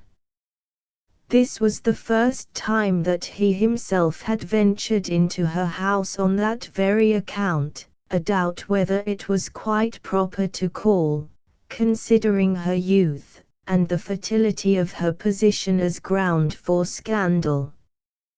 But no sooner did he arrive than here was Ladywell blundering in, and, since this conjunction had occurred on his first visit, the chances were that Ladywell came very often. Julian walked up and down the room, every moment expanding itself to a minute in his impatience at the delay and vexation at the cause. After scrutinizing for the 5th time every object on the walls as if afflicted with microscopic closeness of sight, his hands under his coat tails, and his person jigging up and down upon his toes, he heard her coming up the stairs. When she entered the apartment, her appearance was decidedly that of a person subsiding after some little excitement. I did not calculate upon being so long, she said sweetly, at the same time throwing back her face and smiling. But I was longer than I expected. It seemed rather long, said Christopher gloomily, but I don't mind it. I am glad of that, said Ethelberta. As you asked me to stay, I was very pleased to do so, and always should be, but I think that now I will wish you goodbye. You are not vexed with me, she said, looking quite into his face. Mr. Ladywell is nobody, you know. Nobody. Well, he is not much, I mean. The case is, that I am sitting to him for a subject in which my face is to be used, otherwise than as a portrait, and he called about it. May I say, said Christopher, that if you want yourself painted, you are ill-advised not to let it be done by a man who knows how to use the brush a little. Oh, he can paint, said Ethelberta, rather warmly. His last picture was excellent, I think. It was greatly talked about. I imagined you to say that he was a mere nobody. Yes, but, how provoking you are, nobody, I mean, to talk to. He is a true artist, nevertheless. Christopher made no reply. The warm understanding between them had quite ended now, and there was no fanning it up again. Sudden tiffs had been the constant misfortune of their courtship in days gone by, had been the remote cause of her marriage to another, and the familiar shadows seemed to be rising again to cloud them with the same persistency as ever. Christopher went downstairs with well-behaved moodiness, and left the house forthwith. The postman came to the door at the same time.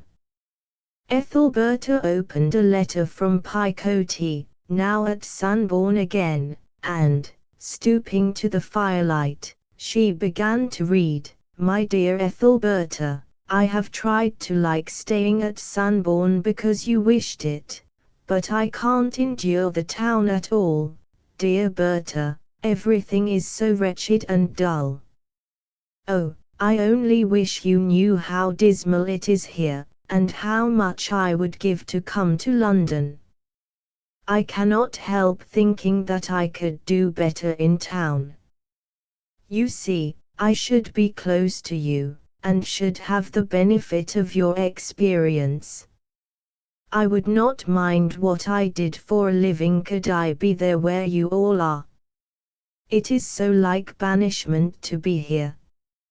If I could not get a pupil teachership in some London school, and I believe I could by advertising, I could stay with you, and be governess to Georgina and Myrtle, for I am sure you cannot spare time enough to teach them as they ought to be taught, and Emmeline is not old enough to have any command over them. I could also assist at your dressmaking, and you must require a great deal of that to be done if you continue to appear in public. Mr. Long read in the papers the account of your first evening, and afterwards I heard two ladies of our committee talking about it, but of course not one of them knew my personal interest in the discussion. Now will you, Ethelberta, think if I may not come, do, there's a dear sister. I will do anything you set me about if I may only come. Your ever affectionate, Picote. Great powers above, what worries do beset me, cried Ethelberta, jumping up. What can possess the child so suddenly? She used to like Sunbourne well enough. She sat down, and hastily scribbled the following reply. My dear Picote, there is only a little time to spare before the post goes, but I will try to answer your letter at once.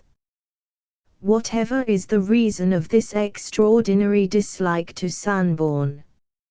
It is a nice healthy place, and you are likely to do much better than either of our elder sisters, if you follow straight on in the path you have chosen. Of course, if such good fortune should attend me that I get rich by my contrivances of public storytelling and so on, I shall share everything with you and the rest of us, in which case you shall not work at all. But, although I have been unexpectedly successful so far, this is problematical, and it would be rash to calculate upon all of us being able to live, or even us 7 girls only, upon the fortune I am going to make that way. So, though I don't mean to be harsh, I must impress upon you the necessity of going on as you are going just at present. I know the place must be dull, but we must all put up with dullness sometimes.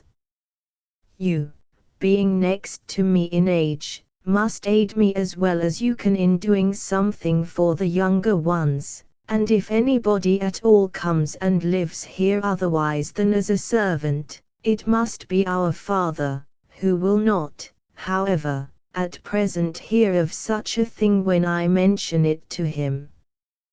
Do think of all this, Picote, and bear up. Perhaps we shall all be happy and united someday. Joey is waiting to run to the post office with this at once. All are well.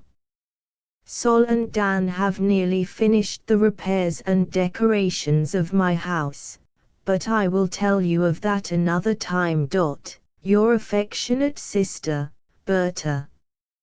18 near Sanborn, London streets, Ethelberta's. When this letter reached its destination the next morning, Picote, in her over-anxiety, could not bring herself to read it in anybody's presence, and put it in her pocket till she was on her walk across the moor. She still lived at the cottage out of the town, though at some inconvenience to herself, in order to teach at a small village night school whilst still carrying on her larger occupation of pupil teacher in Sanborn. So she walked and read, and was soon in tears. Moreover, when she thought of what Ethelberta would have replied had that keen sister known the wildness of her true reason in wishing to go, she shuddered with misery. To wish to get near a man only because he had been kind to her, and had admired her pretty face, and had given her flowers, to nourish a passion all the more because of its hopeless impracticability, were things to dream of, not to tell. Picote was quite an unreasoning animal.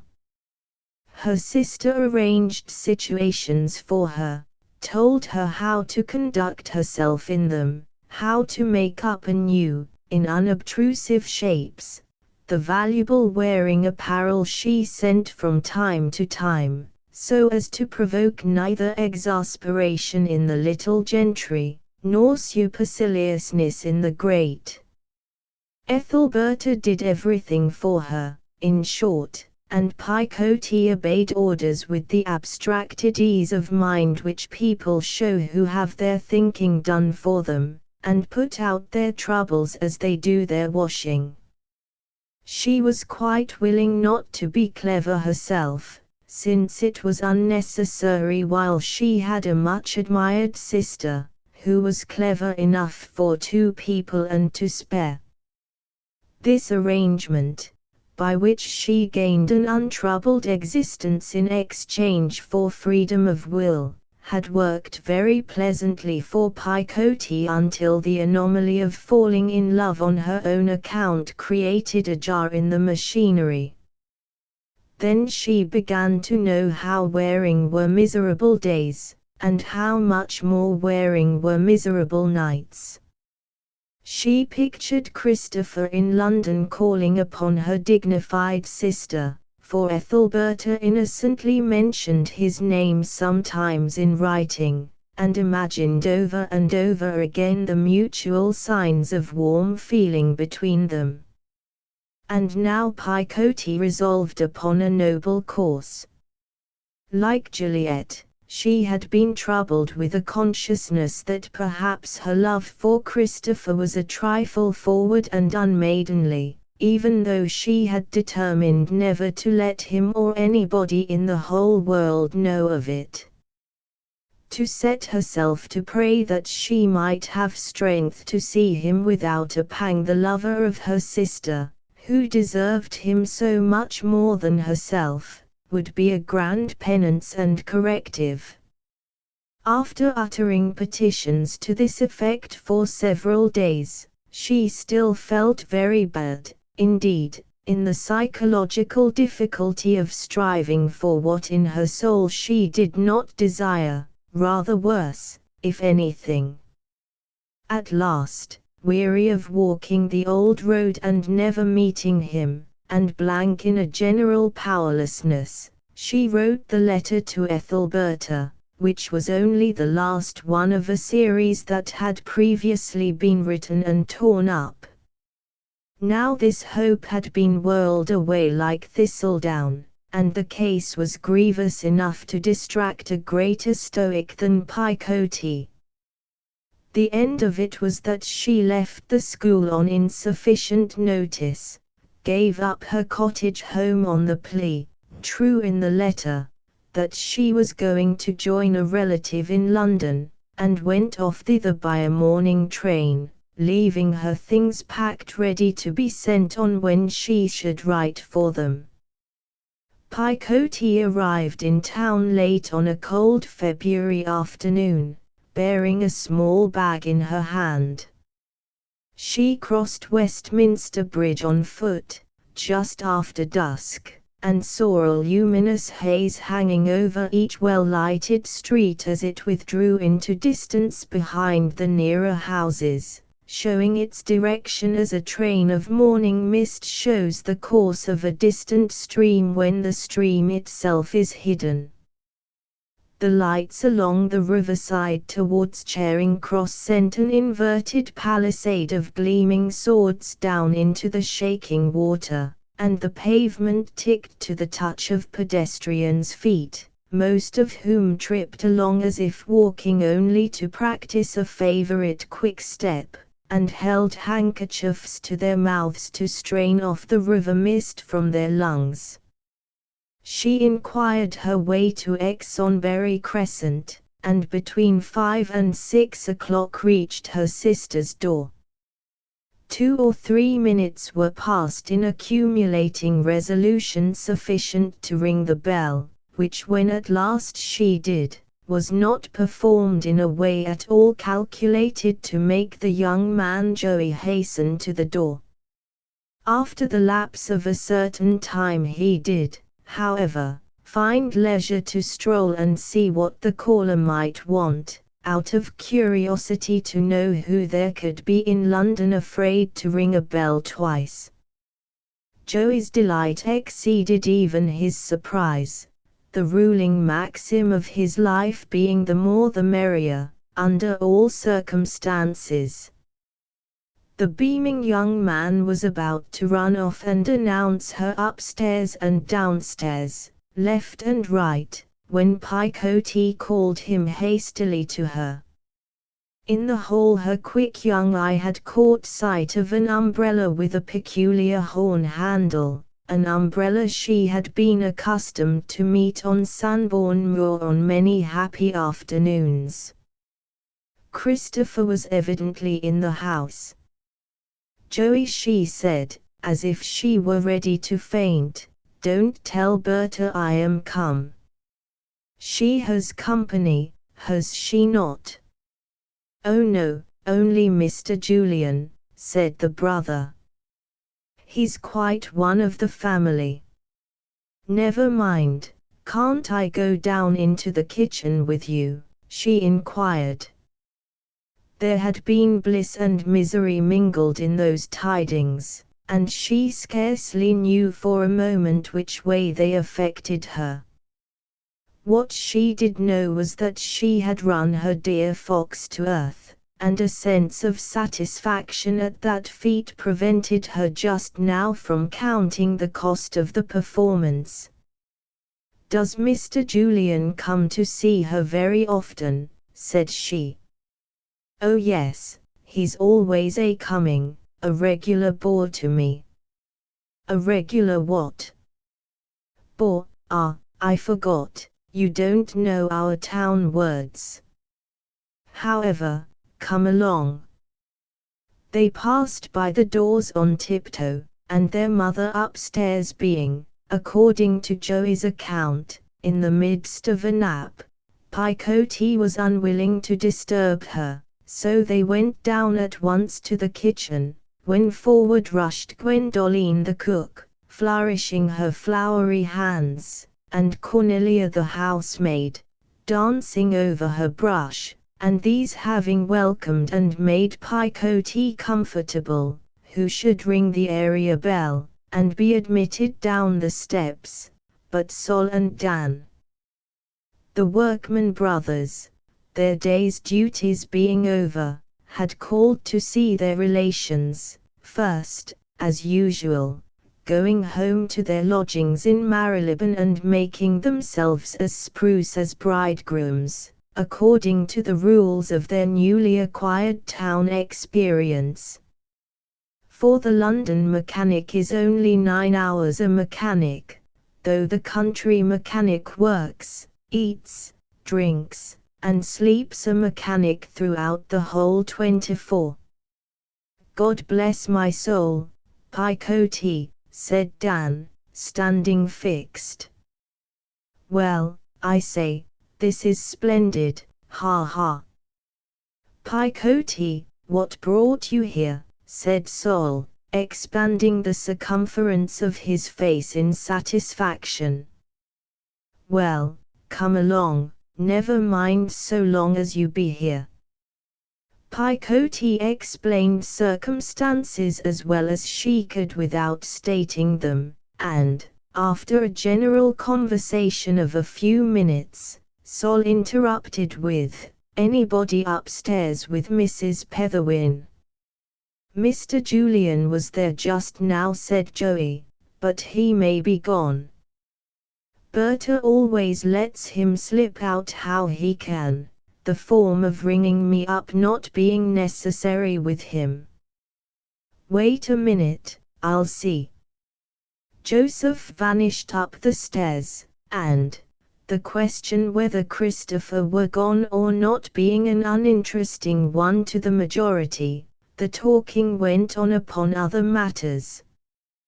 When Joey crept down again a minute later, Picote was sitting aloof and silent, and he accordingly singled her out to speak to.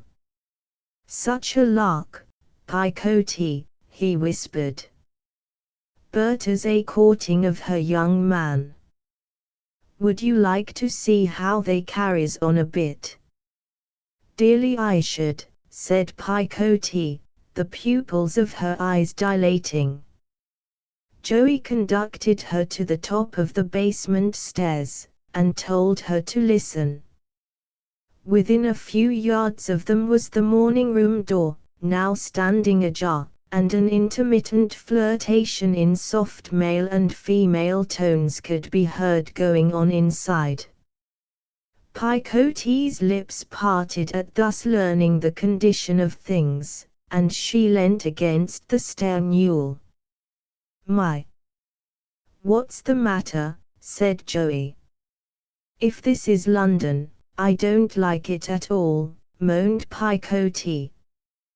"Well, I never see such a girl, fainting all over the stairs for nothing in the world." "Oh, it will soon be gone, it is only indigestion." "Indigestion? Much you simple country people can know about that. You should see what devils of indigestions we get in high life, eating enormous great dinners and suppers that require clever physicians to carry 'em off, or else they'd carry us off with gout next day, and waking in the morning with such a splitting headache, and dry throat, and inward cusses about human nature, that you feel all the world like some great lord. However, now let's go down again." "No, no, no," said the unhappy maiden imploringly. "Hark!" They listened again. The voices of the musician and poetess had changed, there was a decided frigidity in their tone, then came a louder expression, then a silence. "You needn't be afeard," said Joey. "They won't fight, bless you. They busts out quarrelling like this times and times when they've been over friendly, but it soon gets straight with 'em again." There was now a quick walk across the room, and Joey and his sister drew down their heads out of sight. Then the room door was slammed, quick footsteps went along the hall, the front door closed just as loudly, and Christopher's tread passed into nothing along the pavement. "That's rather of us one than they mostly have, but Lord, 'tis nothing at all." "I don't much like biding here listening," said Picote. "Oh, "'Tis how we do all over the West End," said Joey. "'Tis your ignorance of town life that makes it seem a good deal to ye. You can't make much boast about town life, for you haven't left off talking just as they do down in Wessex." "Well, I own to that. What's fair is fair, and 'tis a true charge. But if I talk the Wessex way 'tisn't for want of knowing better, 'tis because my staunch nature makes me bide faithful to our old ancient institutions. You'd soon own 'twasn't ignorance in me, if you knowed what large quantities of noblemen I gets mixed up with every day. In fact 'tis thoughted here and there that I shall do very well in the world." "Well, let us go down," said Picotee. "Everything seems so overpowering here." "Oh, you'll get broke in soon enough. I felt just the same when I first entered into society. Do you think Berta will be angry with me?" "How does she treat you?" "Well, I can't complain. You see, she's my own flesh and blood, and what can I say? But, in secret truth, the wages is terrible low, and barely pays for the tobacco I consumes." "Oh Joey, you wicked boy! If mother only knew that you smoked." "I don't mind the wickedness so much as the smell. And Mrs. Petherwin has got such a nose for a fellow's clothes. 'Tis one of the greatest knots in service, the smoke question. 'Tis thoughted that we shall make a great stir about it in the mansions of the nobility soon. How much more you know of life than I do, you only 14 and me 17. "Yes, that's true. You see, age is nothing, 'tis opportunity. And even I can't boast, for many a younger man knows more. But don't smoke, Joey, there's a dear." "What can I do? Society have its rules, and if a person wishes to keep himself up, he must do as the world do. We be all fashion's slave, as much a slave as the meanest in the land." They got downstairs again, and when the dinner of the French lady and gentleman had been sent up and cleared away, and also Ethelberta's evening tea, which she formed into a genuine meal, making a dinner of luncheon, when nobody was there, to give less trouble to her servant sisters, they all sat round the fire.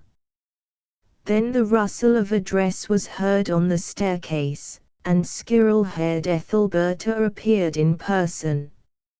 It was her custom thus to come down every spare evening, to teach Joey and her sisters something or other, mostly French, which she spoke fluently, but the cook and housemaid showed more ambition than intelligence in acquiring that tongue, though Joey learnt it readily enough. There was consternation in the camp for a moment or two, on account of poor Picotee, Ethelberta being not without firmness in matters of discipline. Her eye instantly lighted upon her disobedient sister, now looking twice as disobedient as she really was.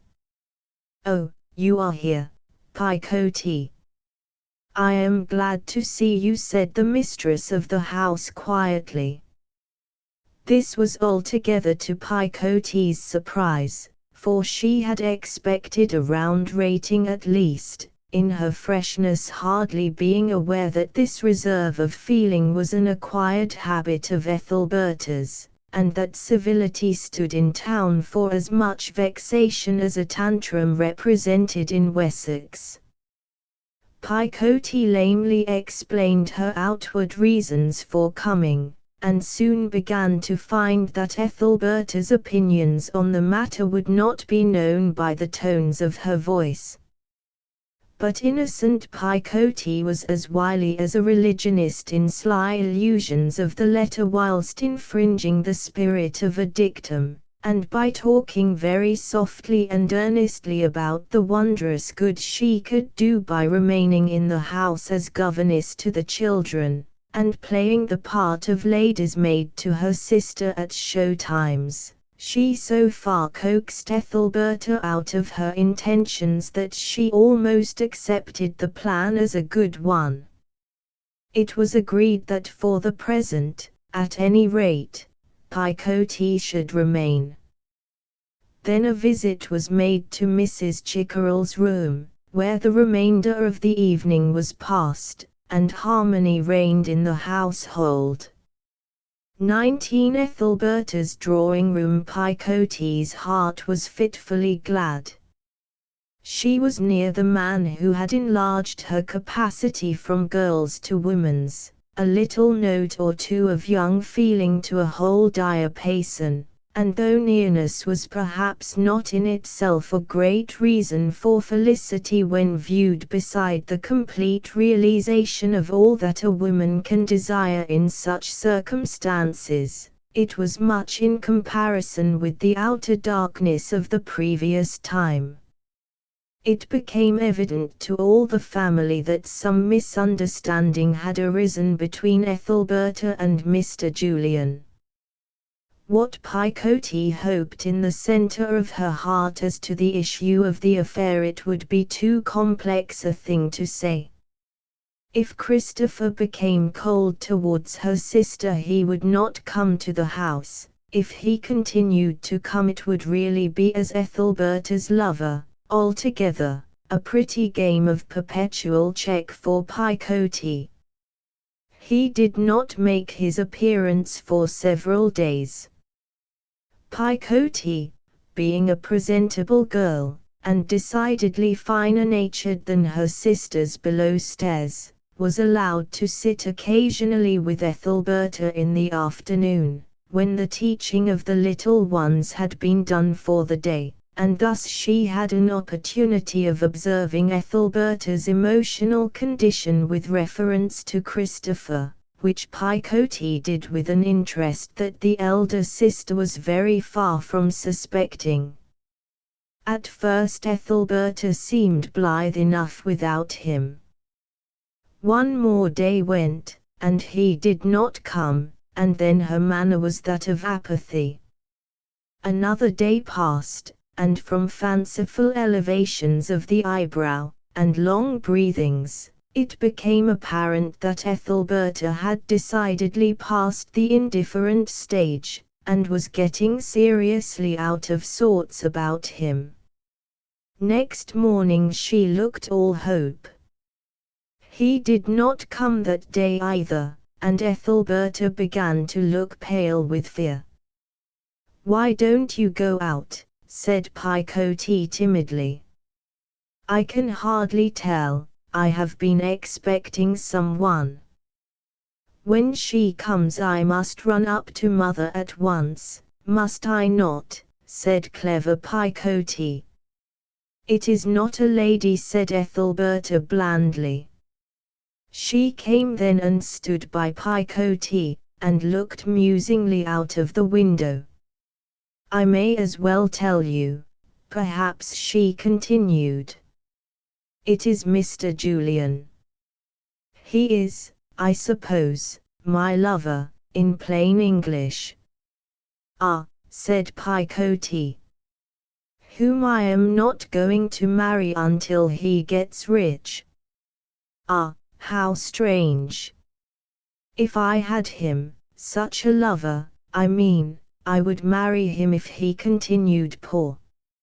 "I don't doubt it, Picote, just as you come to London without caring about consequences, or would do any other crazy thing and not mind in the least what came of it. But somebody in the family must take a practical view of affairs, or we should all go to the dogs." Picotee recovered from the snubbing which she felt that she deserved, and charged gallantly by saying, with delicate showings of indifference, "Do you love this Mr. What's his name of yours?" "Mr. Julian." "Oh, he's a very gentlemanly man. That is, except when he is rude, and ill-uses me, and will not come and apologize. If I had him, a lover, I would ask him to come if I wanted him to." Ethelberta did not give her mind to this remark, but, drawing a long breath, said, with a pouting laugh, which presaged unreality, "The idea of his getting indifferent now. I have been intending to keep him on until I got tired of his attentions, and then put an end to them by marrying him, but here is he, before he has hardly declared himself, forgetting my existence as much as if he had vowed to love and cherish me for life. 'Tis an unnatural inversion of the manners of society. When did you first get to care for him, dear Berta?" "Oh, when I had seen him once or twice." "Goodness, how quick you were!" "Yes, if I am in the mind for loving I am not to be hindered by shortness of acquaintanceship." "Nor I neither," sighed Picotee. "Nor any other woman. We don't need to know a man well in order to love him. That's only necessary when we want to leave off." "Oh Berta, you don't believe that.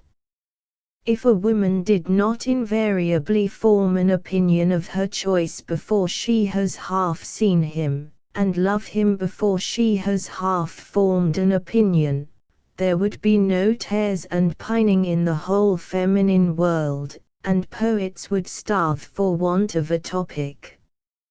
I don't believe it, do you say? Ah, well, we shall see." Picotee did not know what to say to this, and Ethelberta left the room to see about her duties as public storyteller, in which capacity she had undertaken to appear again this very evening. 20 The neighborhood of the Hall, the road home London was illuminated by the broad full moon. The pavements looked white as if mantled with snow. Ordinary houses were sublimated to the rank of public buildings to palaces, and the faces of women walking the streets to those of calendared saints and guardian angels, by the pure bleaching light from the sky. In the quiet little street where opened the private door of the hall chosen by Ethelberta for her storytelling, a brougham was waiting.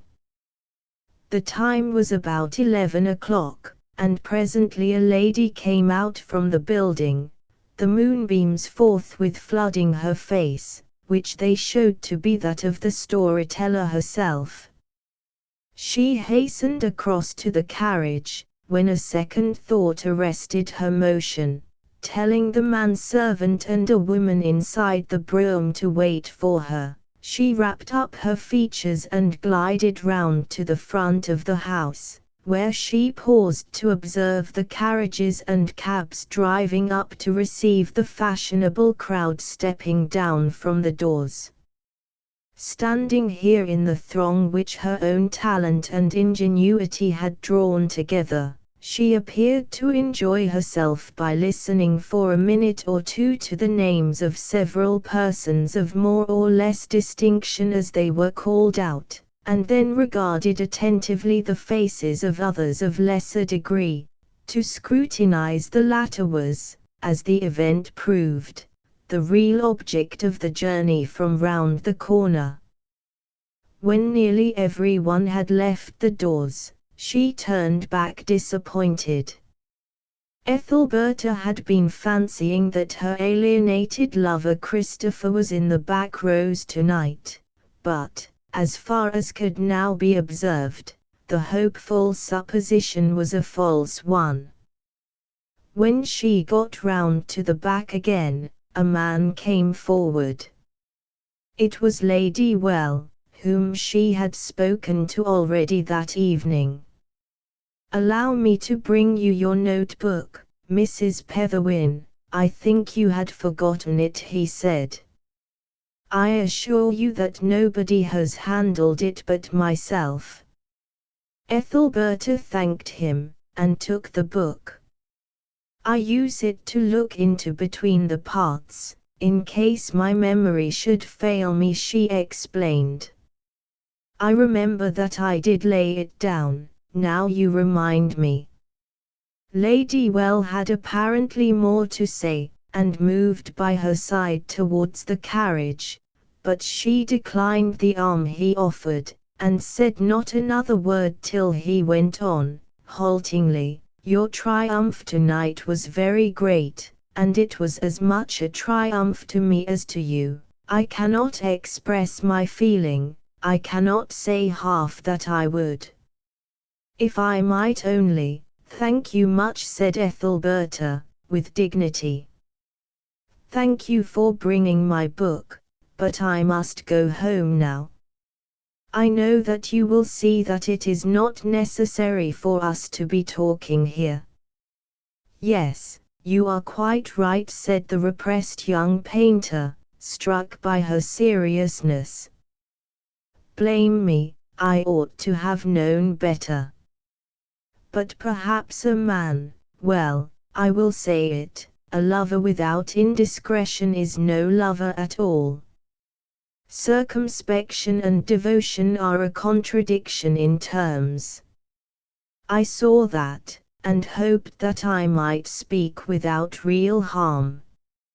You calculated how to be uncalculating, and are natural by art," she said, with the slightest accent of sarcasm. "But pray do not attend me further, it is not at all necessary or desirable. My maid is in the carriage."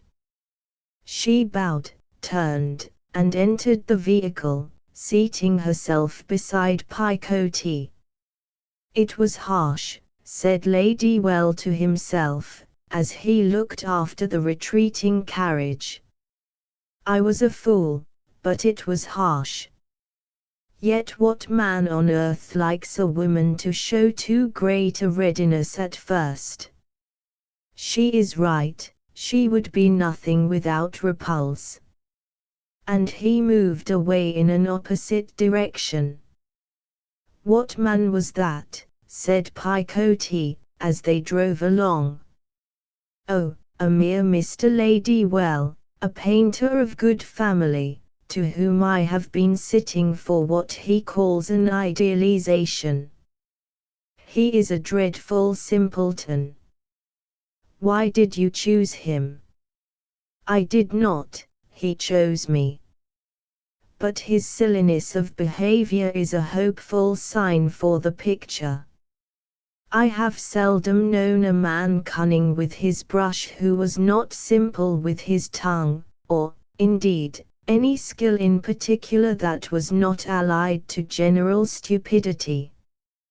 Your own skill is not like that, is it, Berta?"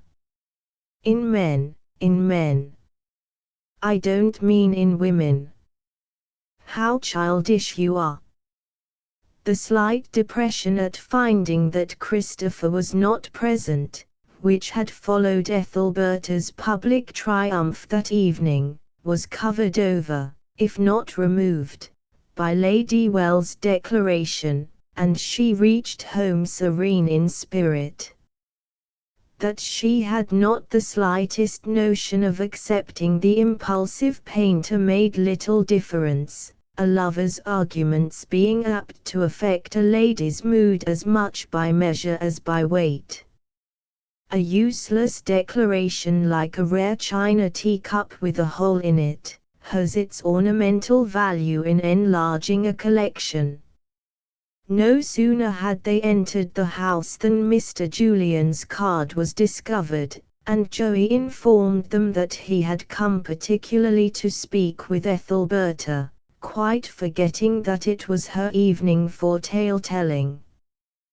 This was real delight, for between her excitements Ethelberta had been seriously sick-hearted at the horrible possibility of his never calling again. But alas!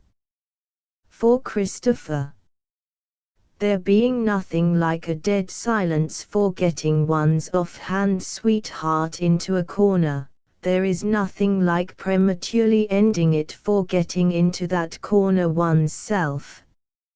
"Now won't I punish him for daring to stay away so long," she exclaimed as soon as she got upstairs. "It is as bad to show constancy in your manners as fickleness in your heart at such a time as this." "But I thought honesty was the best policy," said Picote. "So it is, for the man's purpose. But don't you go believing in sayings, Picote, they are all made by men, for their own advantages. Women who use public proverbs as a guide through events are those who have not ingenuity enough to make private ones as each event occurs." She sat down, and rapidly wrote a line to Mr. Julian, Exonbury Crescent. "I return from Mayfair Hall to find you have called. You will, I know, be good enough to forgive my saying what seems an unfriendly thing, when I assure you that the circumstances of my peculiar situation make it desirable, if not necessary. It is that I beg you not to give me the pleasure of a visit from you for some little time, for unhappily the frequency of your kind calls has been noticed, and I am now in fear that we may be talked about, invidiously, to the injury of us both. The town, or a section of it, has turned its bull's-eye upon me with a brightness which I did not in the least anticipate, and you will, I am sure, perceive how indispensable it is that I should be circumspect. Yours sincerely, E. Petherwin. 21 A Street, Naya's rooms. Christopher's rooms. As soon as Ethelberta had driven off from the hall, Lady Well turned back again, and, passing the front entrance, overtook his acquaintance Mr. Nay, who had been one of the last to emerge. The two were going in the same direction, and they walked a short distance together. "Has anything serious happened?" said Nay, noticing an abstraction in his companion. "You don't seem in your usual mood tonight." "Oh, it is only that affair between us," said Lady Well. "Affair? Between you and whom?" "Her and myself, of course. It will be in every fellow's mouth now, I suppose. But, not anything between yourself and Mrs. Petherwin?" "A mere nothing." "But surely you started, Nay, when you suspected it just this moment?" "No, you merely fancied that." "Did she not speak well tonight?" "You were in the room, I believe?" "Yes, I just turned in for half an hour. It seems that everybody does, so I thought I must. But I had no idea that you were feeble that way." "It is very kind of you, Nay, upon my word it is, very kind, and of course I appreciate the delicacy what's kind?" "I mean your well-intentioned plan for making me believe that nothing is known of this. But stories will of course get wind, and if our attachment has made more noise in the world than I intended it should, and causes any public interest, why, ha ha, it must. there is some little romance in it perhaps, and people will talk of matters of that sort between individuals of any repute, little as that is with one of the pair. Of course they will, of course. You are a rising man, remember, whom some day the world will delight to honor. Thank you for that, nay. Thank you sincerely. Not at all. It is merely justice to say it, and one must be generous to deserve thanks. Ha ha, that's very nicely put, and undeserved I am sure. And yet I need a word of that sort sometimes. Genius is proverbially modest. Pray don't, nay, I don't deserve it, indeed. Of course it is well meant in you to recognize any slight powers, but I don't deserve it. Certainly, my self-assurance was never too great. 'Tis the misfortune of all children of art that they should be so dependent upon any scraps of praise they can pick up to help them along. And when that child gets so deep in love that you can only see the whites of his eyes, now, nay, don't, I say. But why did I love her? Yes, why did you love her? If I could only turn self-vivisector, and watch the operation of my heart, I should know. My dear fellow, you must be very bad indeed to talk like that. A poet himself couldn't be cleaner gone. Now, don't chaff, nay, do anything, but don't chaff. You know that I am the easiest man in the world for taking it at most times. But I can't stand it now, I don't feel up to it. A glimpse of paradise, and then perdition. What would you do, nay? She has refused you, then. Well, not positively refused me, but it is so near it that a dull man couldn't tell the difference. I hardly can myself. How do you really stand with her? Said Nay, with an anxiety ill-concealed. Off and on, neither one thing nor the other. I was determined to make an effort the last time she sat to me, and so I met her quite coolly, and spoke only of technicalities with a forced smile. You know that way of mine for drawing people out, eh, nay? Quite. A forced smile, as much as to say, I am obliged to entertain you, but as a mere model for art purposes. But the deuce a bit did she care. And then I frequently looked to see what time it was, as the end of the sitting drew near, rather a rude thing to do, as a rule. Of course. But that was your finesse. Ha ha, capital. Yet why not struggle against such slavery? It is regularly pulling you down. What's a woman's beauty, after all? Well, you may say so. A thing easier to feel than define, murmured Lady Well. But it's no use, nay, I can't help it as long as she repulses me so exquisitely. If she would only care for me a little, I might get to trouble less about her. And love her no more than one ordinarily does a girl by the time one gets irrevocably engaged to her. But I suppose she keeps you back so thoroughly that you carry on the old adoration with as much vigor as if it were a new fancy every time. Partly yes, and partly no. It's very true, and it's not true. 'Tis to be hoped she won't hate you outright, for then you would absolutely die of idolizing her. don't, nay, still there's some truth in it, such is the perversity of our hearts. Fancy marrying such a woman.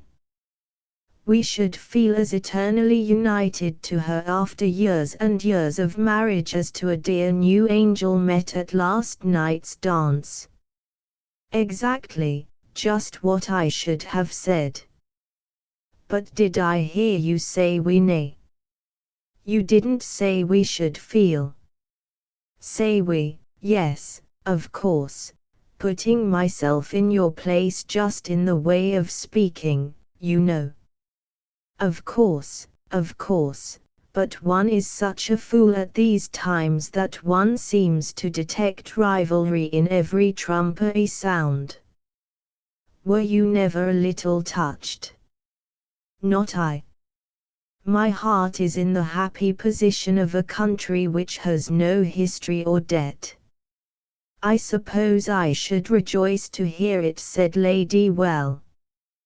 But the consciousness of a fellow sufferer being in just such another hole is such a relief always, and softens the sense of one's folly so very much.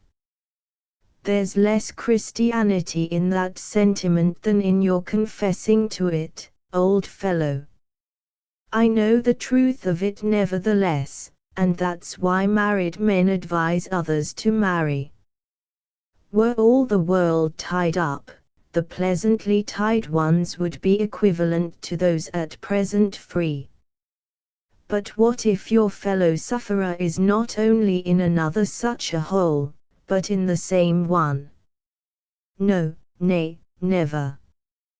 Don't trifle with a friend who, that is, refused like yourself, as well as in love. Ah, thanks. It suddenly occurred to me that we might be dead against one another as rivals, and a friendship of many long days be snapped like a reed. No, only a jest, said Nay, with a strangely accelerated speech. Love-making is an ornamental pursuit that matter-of-fact fellows like me are quite unfit for. A man must have courted at least half a dozen women before he's a match for one, and since triumph lies so far ahead, I shall keep out of the contest altogether. Your life would be pleasanter if you were engaged. It is a nice thing, after all. It is. The worst of it would be that, when the time came for breaking it off, a fellow might get into an action for breach. Women are so fond of that sort of thing now, and I hate love affairs that don't end peaceably. But end it by peaceably marrying, my dear fellow. It would seem so singular. Besides, I have a horror of antiquity, and you see, as long as a man keeps single, he belongs in a measure to the rising generation, however old he may be, but as soon as he marries and has children, he belongs to the last generation, however young he may be. Old Jones's son is a deal younger than young Brown's father, though they are both the same age. At any rate, honest courtship cures a man of many evils he had no power to stem before, by substituting an incurable matrimony. Ah, 2 persons must have a mind for that before it can happen, said Lady Well, sorrowfully shaking his head. I think you'll find that if one has a mind for it, it will be quite sufficient. But here we are at my rooms. Come in for half an hour. Not tonight, thanks. They parted, and Nay went in. When he got upstairs he murmured in his deepest chest note, "Oh, Lords, that I should come to this. But I shall never be such a fool as to marry her. What a flat that poor young devil was not to discover that we were tarred with the same brush. Oh, the deuce, he continued, walking about the room as if passionately stamping, but not quite doing it because another man had rooms below. Ney drew from his pocketbook an envelope embossed with the name of a fashionable photographer, and out of this pulled a portrait of the lady who had, in fact, enslaved his secret self equally with his frank young friend the painter. After contemplating it a while with a face of cynical adoration, he murmured, shaking his head, "Ah, my lady, if you only knew this, I should be snapped up like a snail. Not a minute's peace for me till I had married you. I wonder if I shall, I wonder." Ney was a man of 35, Lady Wells senior by 10 years, and, being of a phlegmatic temperament, he had glided thus far through the period of eligibility with impunity. He knew as well as any man how far he could go with a woman and yet keep clear of having to meet her in church without her bonnet, but it is doubtful if his mind that night were less disturbed with the question how to guide himself out of the natural course which his passion for Ethelberta might tempt him into, than was Lady Wells by his ardent wish to secure her. About the time at which Ney and Lady Well parted company, Christopher Julian was entering his little place in Bloomsbury. The quaint figure of Faith, in her bonnet and cloak, was kneeling on the hearthrug endeavoring to stir a dull fire into a bright one. "What, Faith, you have never been out alone," he said. Faith's soft, quick-shutting eyes looked unutterable things, and she replied, "I have been to hear Mrs. Petherwin's storytelling again." "And walked all the way home through the streets at this time of night, I suppose?" "Well, nobody molested me, either going or coming back." "Faith, I gave you strict orders not to go into the streets after 2 o'clock in the day, and now here you are taking no notice of what I say at all." "The truth is, Kit, I wanted to see with my spectacles what this woman was really like, and I went without them last time. I slipped in behind, and nobody saw me. I don't think much of her after what I have seen tonight," said Christopher, moodily recurring to a previous thought. "Why? What is the matter?" "I thought I would call on her this afternoon, but when I got there I found she had left early for the performance. So in the evening, when I thought it would be all over, I went to the private door of the hall to speak to her as she came out, and ask her flatly a question or two which I was fool enough to think I must ask her before I went to bed. Just as I was drawing near she came out, and, instead of getting into the brougham that was waiting for her, she went round the corner. When she came back a man met her and gave her something, and they stayed talking together 2 or 3 minutes. The meeting may certainly not have been intentional on her part, but she has no business to be going on so coolly when, in fact, I have come to the conclusion that a woman's affection is not worth having. The only feeling which has any dignity or permanence or worth is family affection between close blood relations. And yet you snub me sometimes, Mr. Kit. And, for the matter of that, you snub me. Still, you know what I mean, there's none of that off-and-on humbug between us. If we grumble with one another we are united just the same. If we don't write when we are parted, we are just the same when we meet. There has been some rational reason for silence, but as for lovers and sweethearts, there is nothing worth a rush in what they feel. Faith said nothing in reply to this. The opinions she had formed upon the wisdom of her brother's pursuit of Ethelberta would have come just then with an ill grace. It must, however, have been evident to Christopher, had he not been too preoccupied for observation, that Faith's impressions of Ethelberta were not quite favorable as regarded her womanhood, notwithstanding that she greatly admired her talents.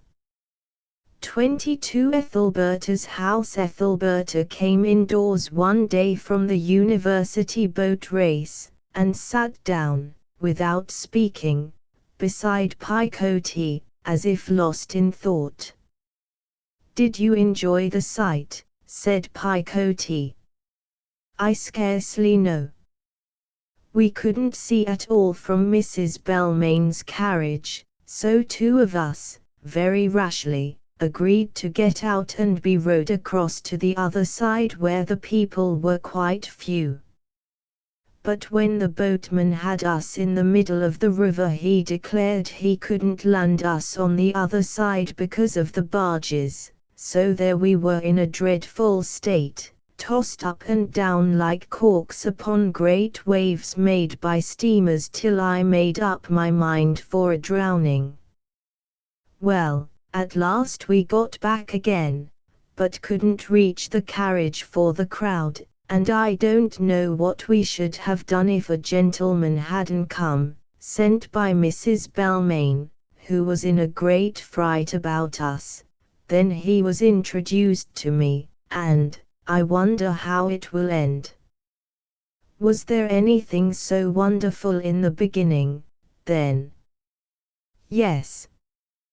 One of the coolest and most practiced men in London was ill-mannered towards me from sheer absence of mind, and could there be higher flattery? When a man of that sort does not give you the politeness you deserve, it means that in his heart he is rebelling against another feeling which his pride suggests that you do not deserve. Oh, I forgot to say that he is a Mr. Ney, a nephew of Mr. Doncastle's, who lives at ease about Piccadilly and Pall Mall, and has a few acres somewhere, but I don't know much of him. The worst of my position now is that I excite this superficial interest in many people and a deep friendship in nobody. If what all my supporters feel could be collected into the hearts of 2 or 3 they would love me better than they love themselves, but now it pervades all and operates in none. But it must operate in this gentleman. Well, yes, just for the present. But men in town have so many contrivances for getting out of love that you can't calculate upon keeping them in for 2 days together. However, it is all the same to me. There's only, but let that be." "What is there only?" said Picote coaxingly. "Only one man," murmured Ethelberta, in much lower tones. "I mean, whose wife I should care to be, and the very qualities I like in him will, I fear, prevent his ever being in a position to ask me." "Is he the man you punished the week before last by forbidding him to come?" "Perhaps he is, but he does not want civility from me. Where there's much feeling there's little ceremony. It certainly seems that he does not want civility from you to make him attentive to you," said Picote, stifling a sigh, "for here is a letter in his handwriting, I believe." You might have given it to me at once, said Ethelberta, opening the envelope hastily. It contained very few sentences. They were to the effect that Christopher had received her letter forbidding him to call, that he had therefore at first resolved not to call or even see her more, since he had become such a shadow in her path. Still, as it was always best to do nothing hastily, he had on second thoughts decided to ask her to grant him a last special favor, and see him again just once, for a few minutes only that afternoon, in which he might at least say farewell. To avoid all possibility of compromising her in anybody's eyes, he would call at 6:30, when other callers were likely to be gone, knowing that from the peculiar constitution of the household the hour would not interfere with her arrangements. There being no time for an answer, he would assume that she would see him, and keep the engagement, the request being one which could not rationally be objected to. There, read it, said Ethelberta, with glad displeasure. Did you ever hear such audacity? Fixing a time so soon that I cannot reply, and thus making capital out of a pretended necessity, when it is really an arbitrary arrangement of his own. That's real rebellion, forcing himself into my house when I said strictly he was not to come, and then, that it cannot rationally be objected to. I don't like his rationally. Where there's much love there's little ceremony, didn't you say just now, observed innocent Picote. And where there's little love, no ceremony at all. These manners of his are dreadful, and I believe he will never improve. It makes you care not a bit about him, does it not, Berta? Said Picote hopefully. I don't answer for that, said Ethelberta. I feel, as many others do, that a want of ceremony which is produced by abstraction of mind is no defect in a poet or musician, fatal as it may be to an ordinary man. Mighty me! You soon forgive him. Picote, don't you be so quick to speak. Before I have finished, how do you know what I am going to say?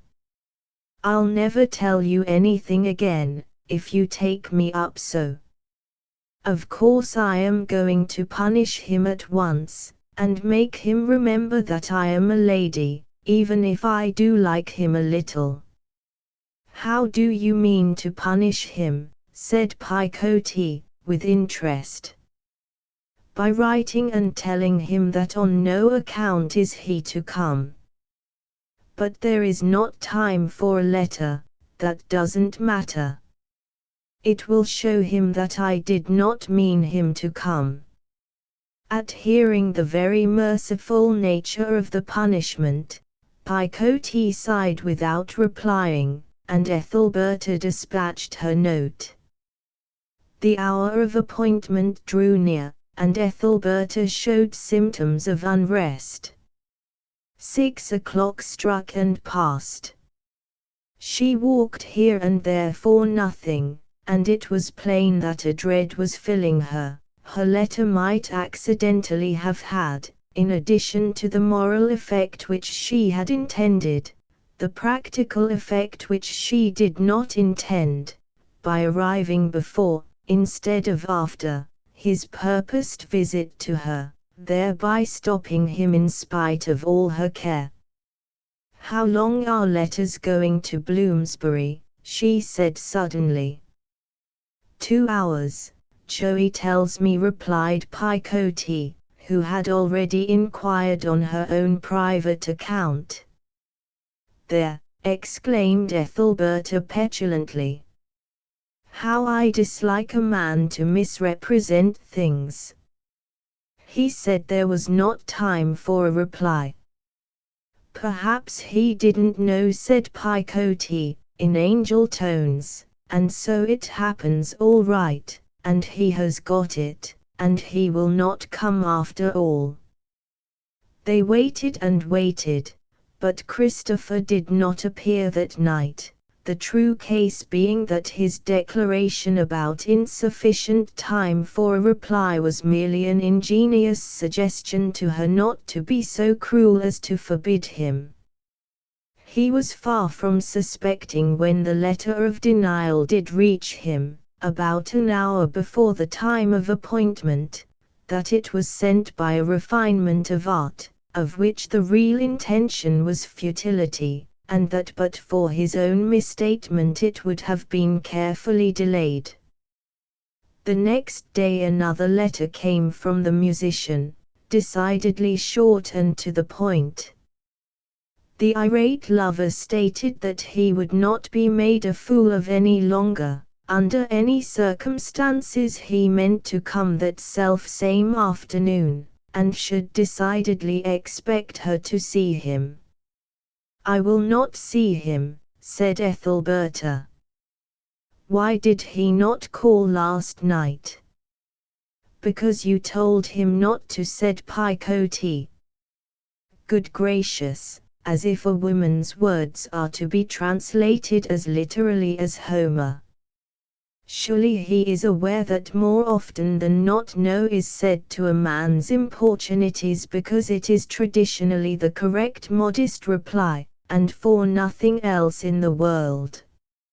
If all men took words as superficially as he does, we should die of decorum in shoals. Ah, Berta, how could you write a letter that you did not mean should be obeyed? I did in a measure mean it, although I could have shown Christian forgiveness if it had not been. Never mind, I will not see him. I'll plague my heart for the credit of my sex. To ensure the fulfillment of this resolve, Ethelberta determined to give way to a headache that she was beginning to be aware of, go to her room, disorganize her dress, and ruin her hair by lying down, so putting it out of her power to descend and meet Christopher on any momentary impulse. Picoti sat in the room with her, reading, or pretending to read, and Ethelberta pretended to sleep. Christopher's knock came up the stairs, and with it the end of the farce. "I'll tell you what," said Ethelberta in the prompt and broadly awake tone of one who had been concentrated on the expectation of that sound for a length of time, "it was a mistake in me to do this. Joey will be sure to make a muddle of it." Joey was heard coming up the stairs. Picoti opened the door, and said, with an anxiety transcending Ethelberta's, "Well. Oh, will you tell Mrs. Petherwin that Mr. Julian says he'll wait?" "You were not to ask him to wait," said Ethelberta, within. "I know that," said Joey, "and I didn't. He's doing that out of his own head." "Then let Mr. Julian wait, by all means," said Ethelberta. "Allow him to wait if he likes, but tell him it is uncertain if I shall be able to come down." Joey then retired, and the two sisters remained in silence. "I wonder if he's gone," Ethelberta said, at the end of a long time. "I thought you were asleep," said Picoti. "Shall we ask Joey?" "I have not heard the door close." Joey was summoned, and after a leisurely assent, interspersed by various gymnastic performances over the handrail here and there, appeared again. "He's there just the same, he don't seem to be in no hurry at all," said Joey. "What is he doing?" inquired Picoti solicitously. only looking at his watch sometimes, and humming tunes, and playing rat-a-tat-tat upon the table. He says he don't mind waiting a bit. You must have made a mistake in the message, said Ethelberta, within. Well, no, I am correct as a general thing. I just said perhaps you would be engaged all the evening, and perhaps you wouldn't. When Joey had again retired, and they had waited another 10 minutes, Ethelberta said, Picote, do you go down and speak a few words to him. I am determined he shall not see me. You know him a little, you remember when he came to the lodge. What must I say to him? Ethelberta paused before replying. Try to find out if he is much grieved at not seeing me, and say, give him to understand that I will forgive him, Picote. Very well. And Picote, yes. If he says he must see me, I think I will get up. But only if he says must, you remember that. Picote departed on her errand.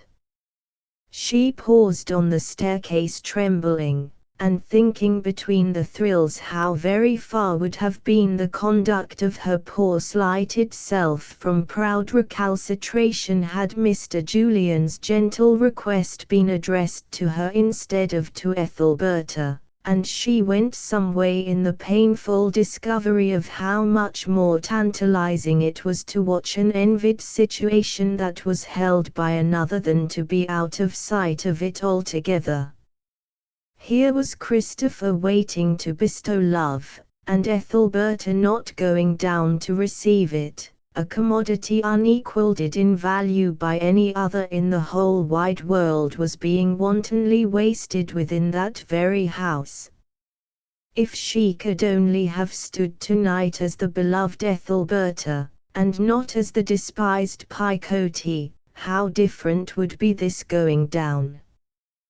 Thus she went along, red and pale, moving in her cheeks as in the northern lights at their strongest time. Meanwhile Christopher had sat waiting minute by minute till the evening shades grew browner, and the fire sank low. Joey, finding himself not particularly wanted upon the premises after the second inquiry, had slipped out to witness a nigger performance round the corner, and Julian began to think himself forgotten by all the household. The perception gradually cooled his emotions and enabled him to hold his hat quite steadily. When Picote gently thrust open the door, she was surprised to find the room in darkness, the fire gone completely out, and the form of Christopher only visible by a faint patch of light, which, coming from a lamp on the opposite side of the way and falling upon the mirror, was thrown as a pale nebulosity upon his shoulder.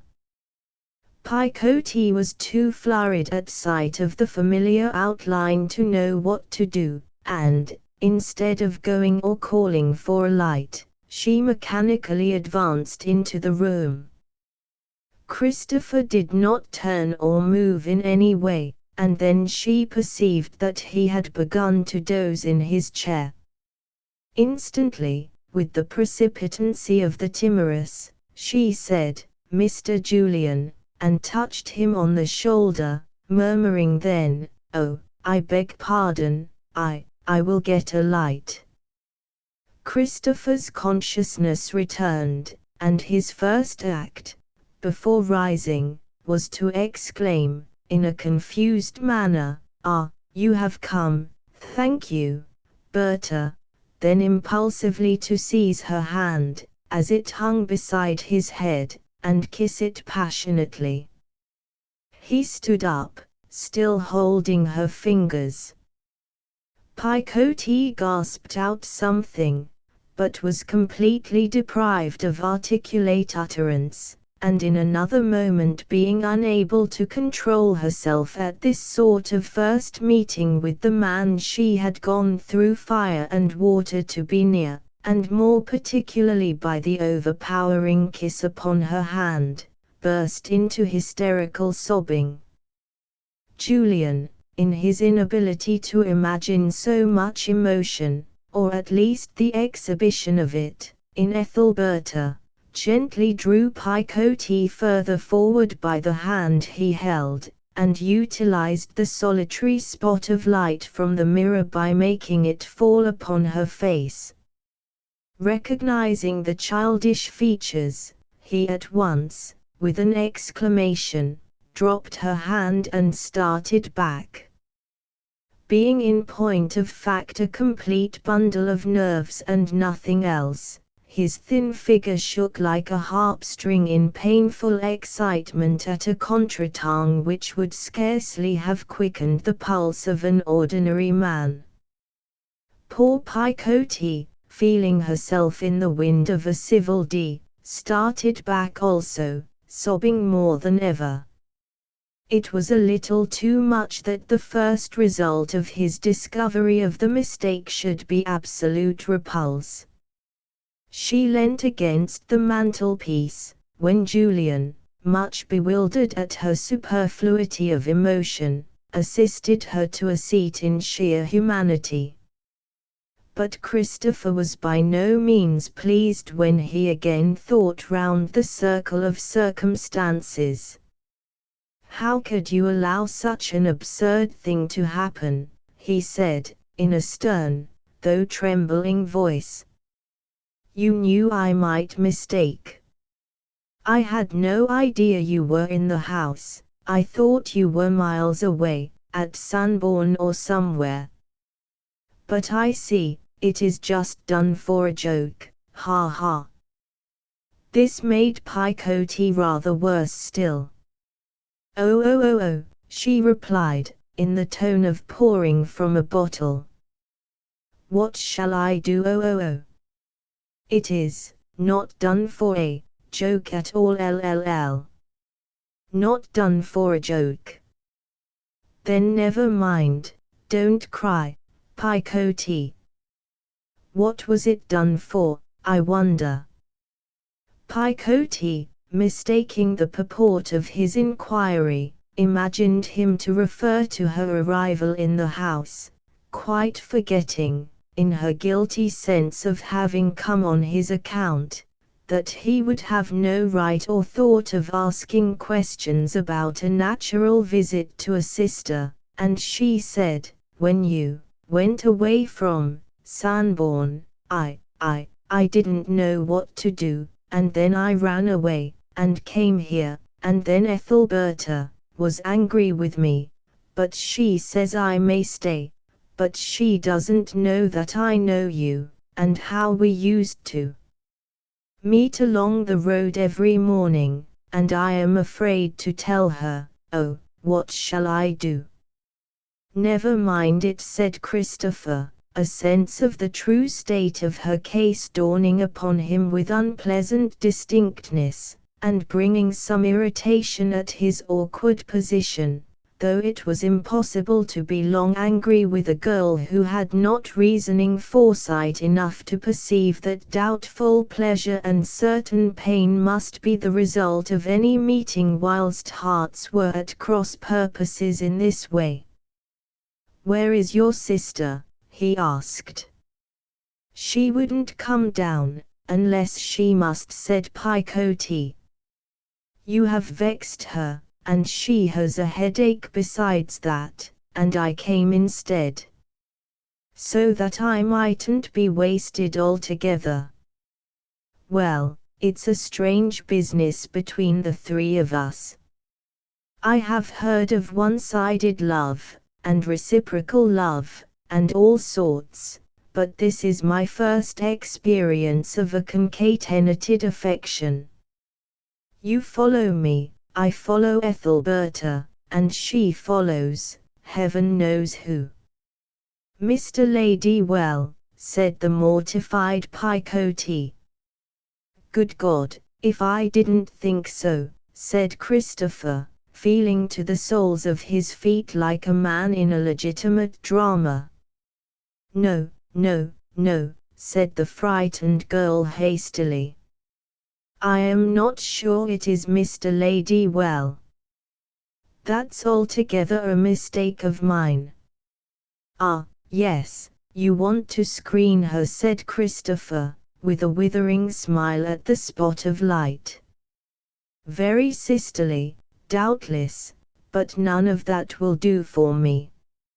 I am too old a bird by far, by very far. Now are you sure she does not love Ladywell? Yes. Well, perhaps I blame her wrongly. She may have some little good faith, a woman has, here and there. How do you know she does not love Ladywell? Because she would prefer Mr. Nay to him, any day. Ha!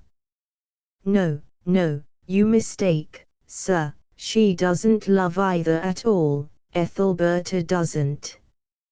I meant that she cannot love Mr. Ladywell because he stands lower in her opinion than Mr. Nay, and him she certainly does not care for. She only loves you. If you only knew how true she is, you wouldn't be so suspicious about her, and I wish I had not come here. Yes, I do.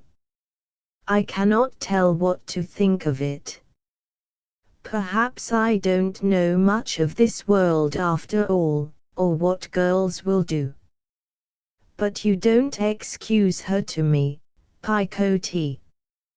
Before this time Picotee had been simulating haste in getting a light, but in her dread of appearing visibly to Christopher's eyes, and showing him the precise condition of her tear-stained face, she put it off moment after moment, and stirred the fire, in hope that the faint illumination thus produced would be sufficient to save her from the charge of stupid conduct as entertainer.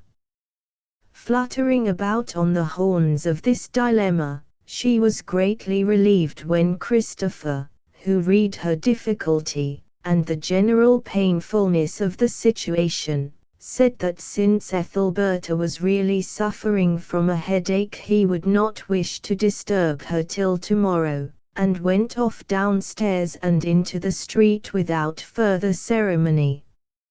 Meanwhile other things had happened upstairs. No sooner had Picotee left her sister's room, than Ethelberta thought it would after all have been much better if she had gone down herself to speak to this admirably persistent lover. Was she not drifting somewhat into the character of coquette, even if her ground of offense, a word of Christopher's about somebody else's mean parentage, which was spoken in utter forgetfulness of her own position, but had wounded her to the quick nevertheless, was to some extent a tenable one. She knew what facilities in suffering Christopher always showed, how a touch to other people was a blow to him, a blow to them his deep wound, although he took such pains to look stolid and unconcerned under those inflictions, and tried to smile as if he had no feelings whatever. It would be more generous to go down to him, and be kind. She jumped up with that alertness which comes so spontaneously at those sweet bright times when desire and duty run hand in hand. She hastily set her hair and dress in order, not such matchless order as she could have wished them to be in, but time was precious, and descended the stairs. When on the point of pushing open the drawing-room door, which wanted about an inch of being closed, she was astounded to discover that the room was in total darkness, and still more to hear Picotee sobbing inside. To retreat again was the only action she was capable of at that moment. The clash between this picture and the anticipated scene of Picote and Christopher sitting in frigid propriety at opposite sides of a well-lighted room was too great. She flitted upstairs again with the least possible rustle, and flung herself down on the couch as before, panting with excitement at the new knowledge that had come to her. There was only one possible construction to be put upon this in Ethelberta's rapid mind, and that approximated to the true one. She had known for some time that Picote once had a lover, or something akin to it, and that he had disappointed her in a way which had never been told. No stranger, save in the capacity of the one beloved, could wound a woman sufficiently to make her weep, and it followed that Christopher was the man of Picote's choice. As Ethelberta recalled the conversations, conclusion after conclusion came like pulsations in an aching head. "Oh, how did it happen, and who is to blame?" she exclaimed. "I cannot doubt his faith, and I cannot doubt hers, and yet how can I keep doubting them both?" It was characteristic of Ethelberta's jealous motherly guard over her young sisters that, amid these contending inquiries, her foremost feeling was less one of hope for her own love than of championship for Picote's.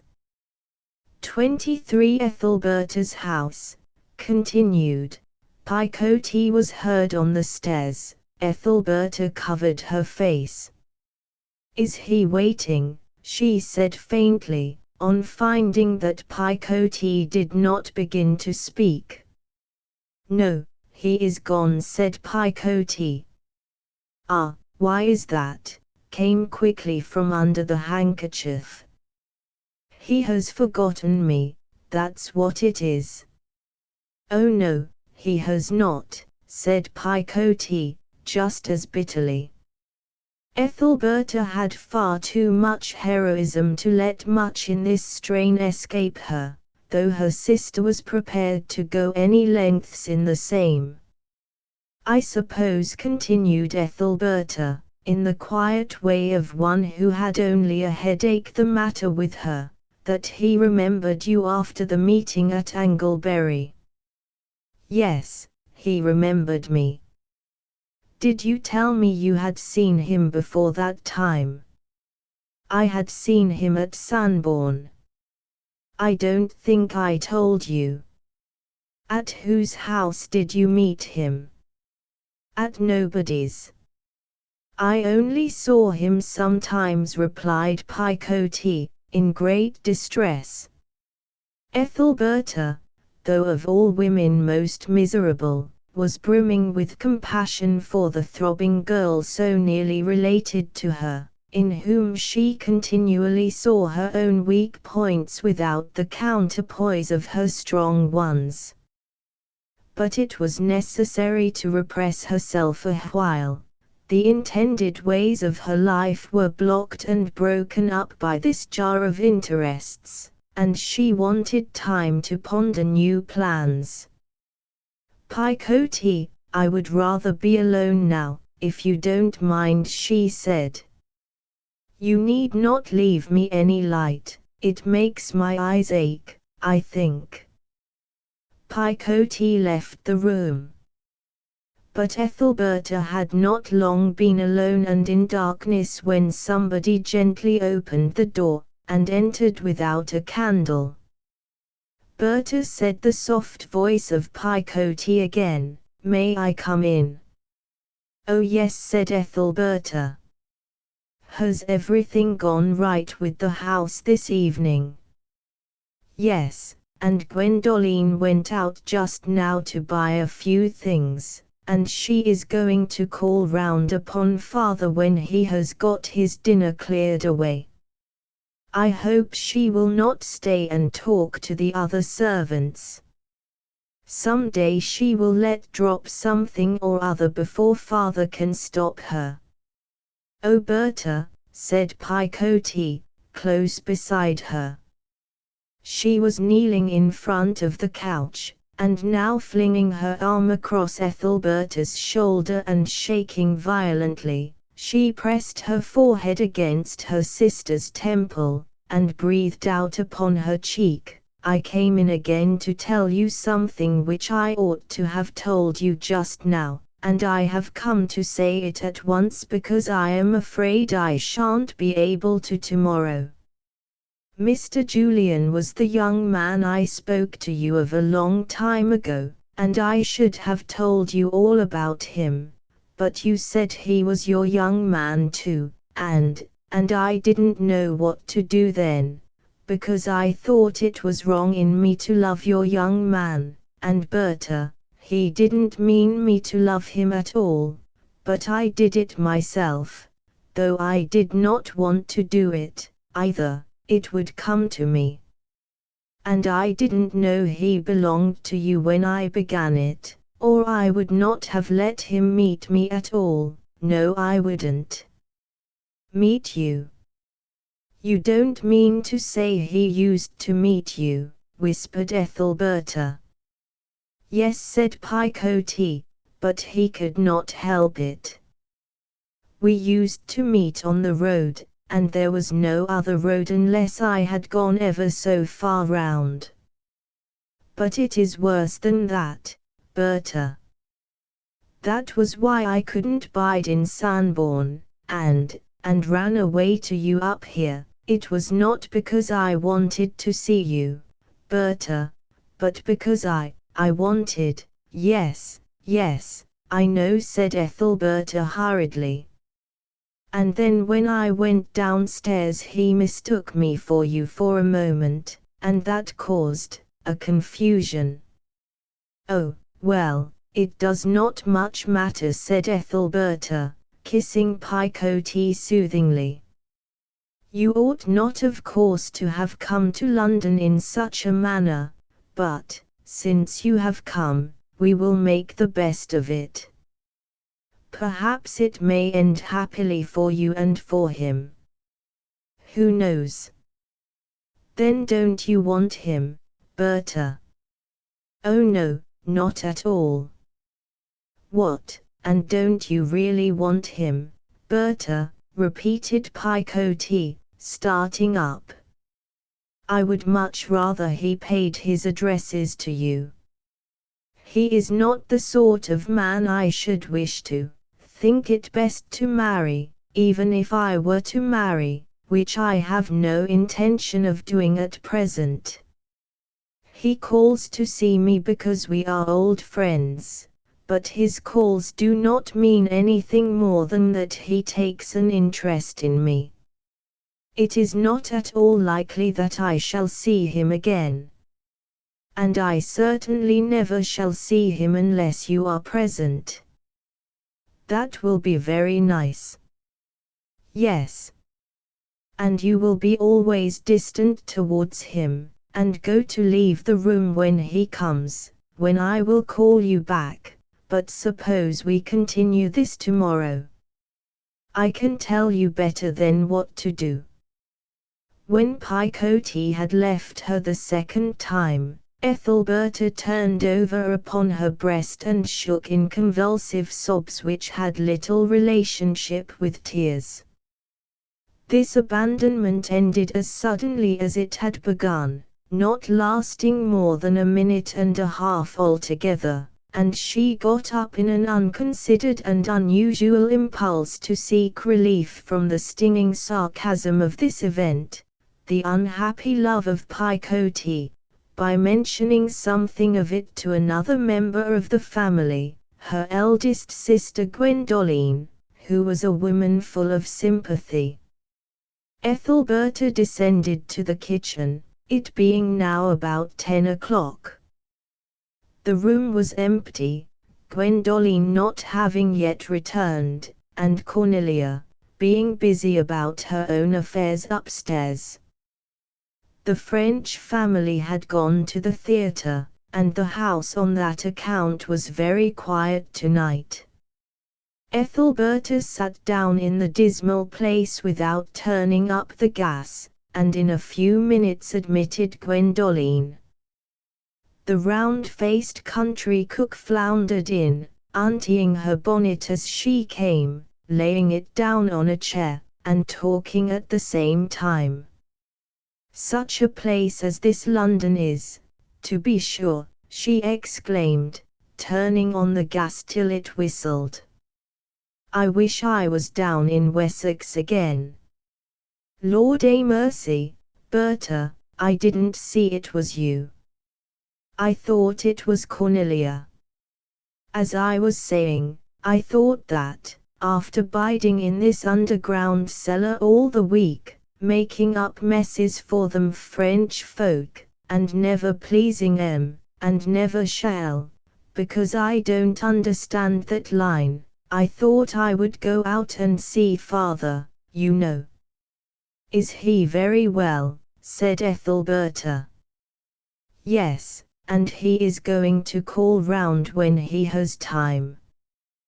"Well, as I was coming home along I thought, please the Lord I'll have some chipolls for supper just for a plain trait, and I went round to the late greengrocer's for 'em. And do you know they sweared me down that they hadn't got such things as chipolls in the shop, and had never heard of 'em in their lives.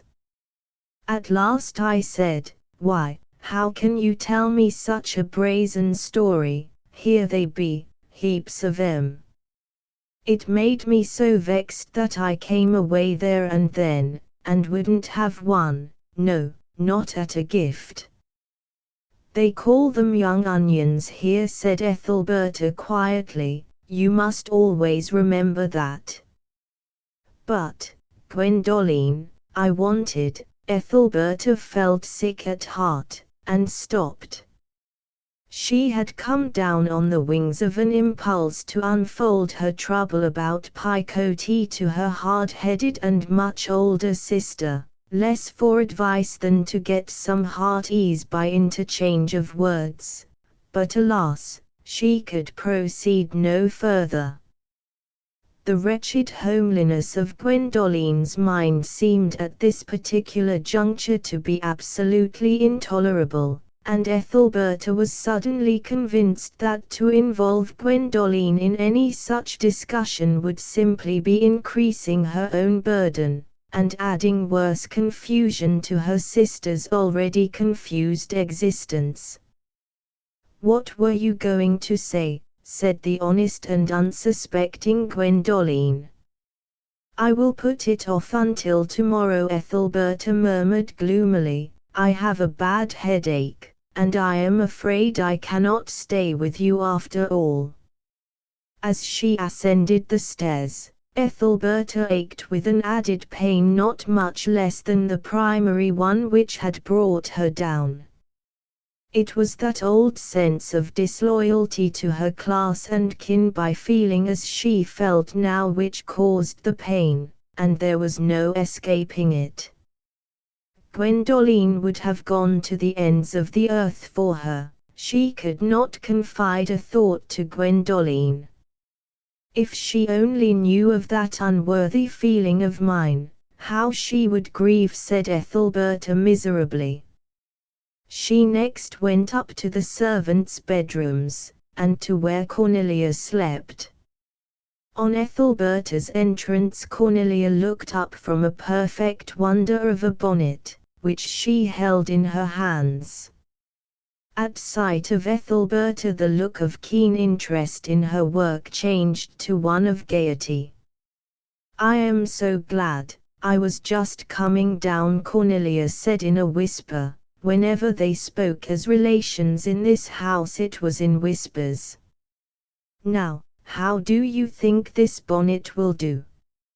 May I come down, and see how I look in your big glass?"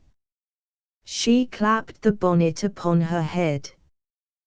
"Won't it do beautiful for Sunday afternoon? It looks very attractive, as far as I can see by this light, said Ethelberta. But is it not rather too brilliant in color, blue and red together, like that? Remember, as I often tell you, people in town never wear such bright contrasts as they do in the country. Oh Berta, said Cornelia, in a deprecating tone, don't object. If there's one thing I do glory in, it is a nice flare-up about my head o' Sundays, of course if the family's not in mourning, I mean. But, seeing that Ethelberta did not smile, she turned the subject, and added docilely, did you come up for me to do anything? I will put off finishing my bonnet if I am wanted. I was going to talk to you about family matters, and picote, said Ethelberta. But, as you are busy, and I have a headache, I will put it off till tomorrow. Cornelia seemed decidedly relieved, for family matters were far from attractive at the best of times, and Ethelberta went down to the next floor, and entered her mother's room. After a short conversation, Mrs. Chickerell said, you say you want to ask me something. Yes, but nothing of importance, Mother. I was thinking about picote, and what would be the best thing to do. Well, you may, Berta. I am so uneasy about this life you have led us into, and full of fear that your plans may break down. If they do, whatever will become of us? I know you are doing your best, but I cannot help thinking that the coming to London and living with you was wild and rash, and not well weighed afore we set about it. You should have counted the cost first, and not advised it. If you break down, and we are all discovered living so queer and unnatural, right in the heart of the aristocracy, we should be the laughing-stock of the country. It would kill me, and ruin us all, utterly ruin us. Oh Mother, I know all that so well, exclaimed Ethelberta, tears of anguish filling her eyes.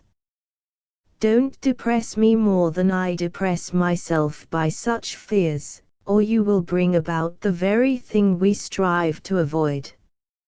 My only chance is in keeping in good spirits, and why don't you try to help me a little by taking a brighter view of things?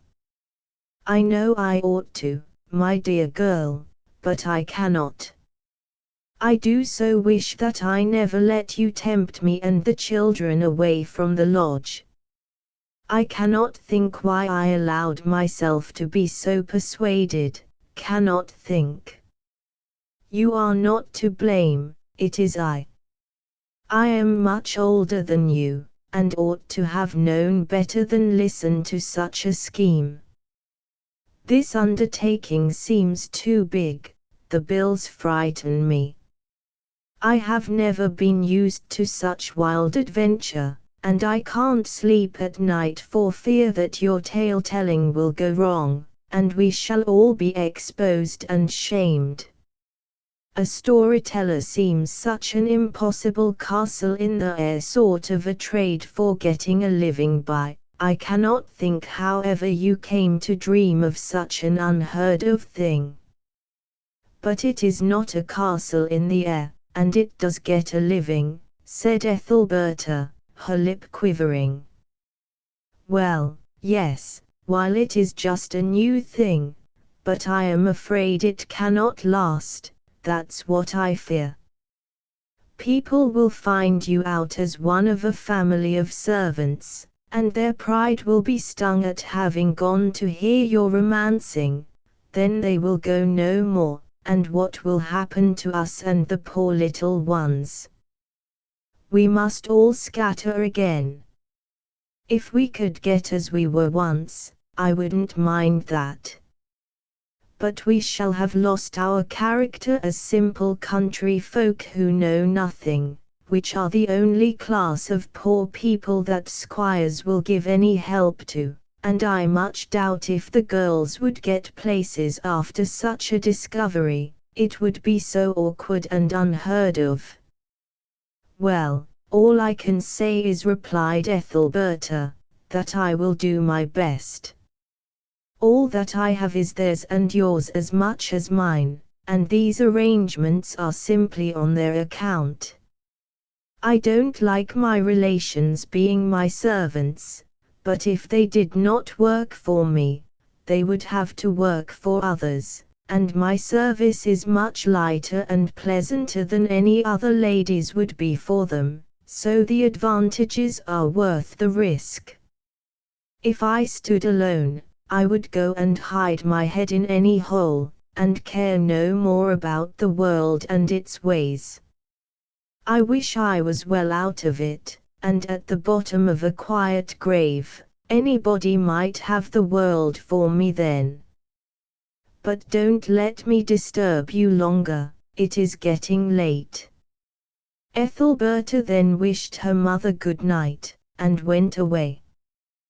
To attempt confidences on such an ethereal matter as love was now absurd. Her hermit spirit was doomed to dwell apart as usual, and she applied herself to deep thinking without aid and alone. Not only was there Picote's misery to disperse, it became imperative to consider how best to overpass a more general catastrophe.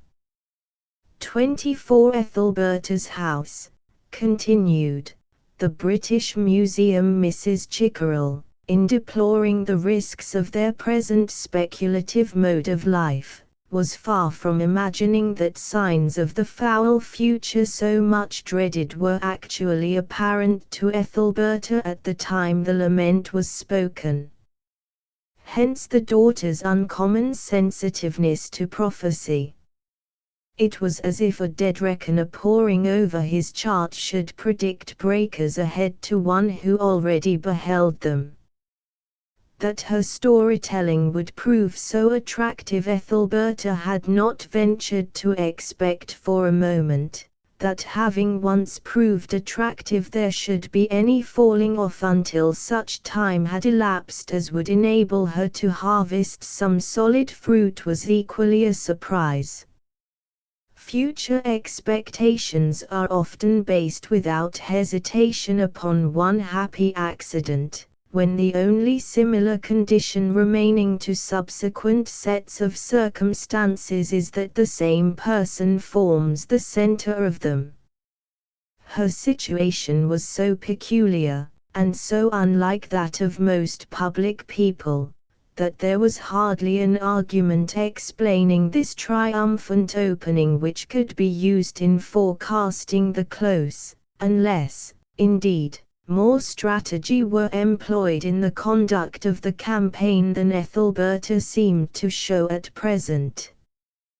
There was no denying that she commanded less attention than at first. The audience had lessened, and, judging by appearances, might soon be expected to be decidedly thin. In excessive lowness of spirit, Ethelberta translated these signs with the bias that a lingering echo of her mother's dismal words naturally induced, reading them as conclusive evidence that her adventure had been chimerical in its birth. Yet it was very far less conclusive than she supposed. Public interest might without doubt have been renewed after a due interval, some of the falling off being only an accident of the season. Her novelties had been hailed with pleasure, the rather that their freshness tickled than that their intrinsic merit was appreciated, and, like many inexperienced dispensers of a unique charm, Ethelberta, by bestowing too liberally and too frequently, was destroying the very element upon which its popularity depended. Her entertainment had been good in its conception, and partly good in its execution, yet her success had but little to do with that goodness.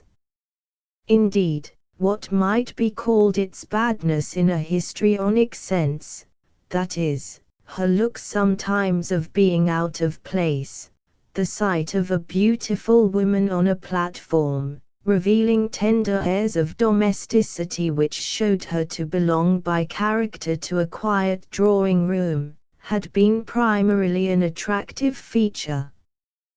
But alas, custom was staling this by improving her up to the mark of an utter impersonator, thereby eradicating the pretty abashments of a poetess out of her sphere, and more than one well-wisher who observed Ethelberta from afar feared that it might some day come to be said of her that she had enfeoffed herself to popularity, that, being daily swallowed by men's eyes, they surfeited with honey, and began to loathe the taste of sweetness, whereof a little more than a little is by much too much. But this in its extremity was not quite yet.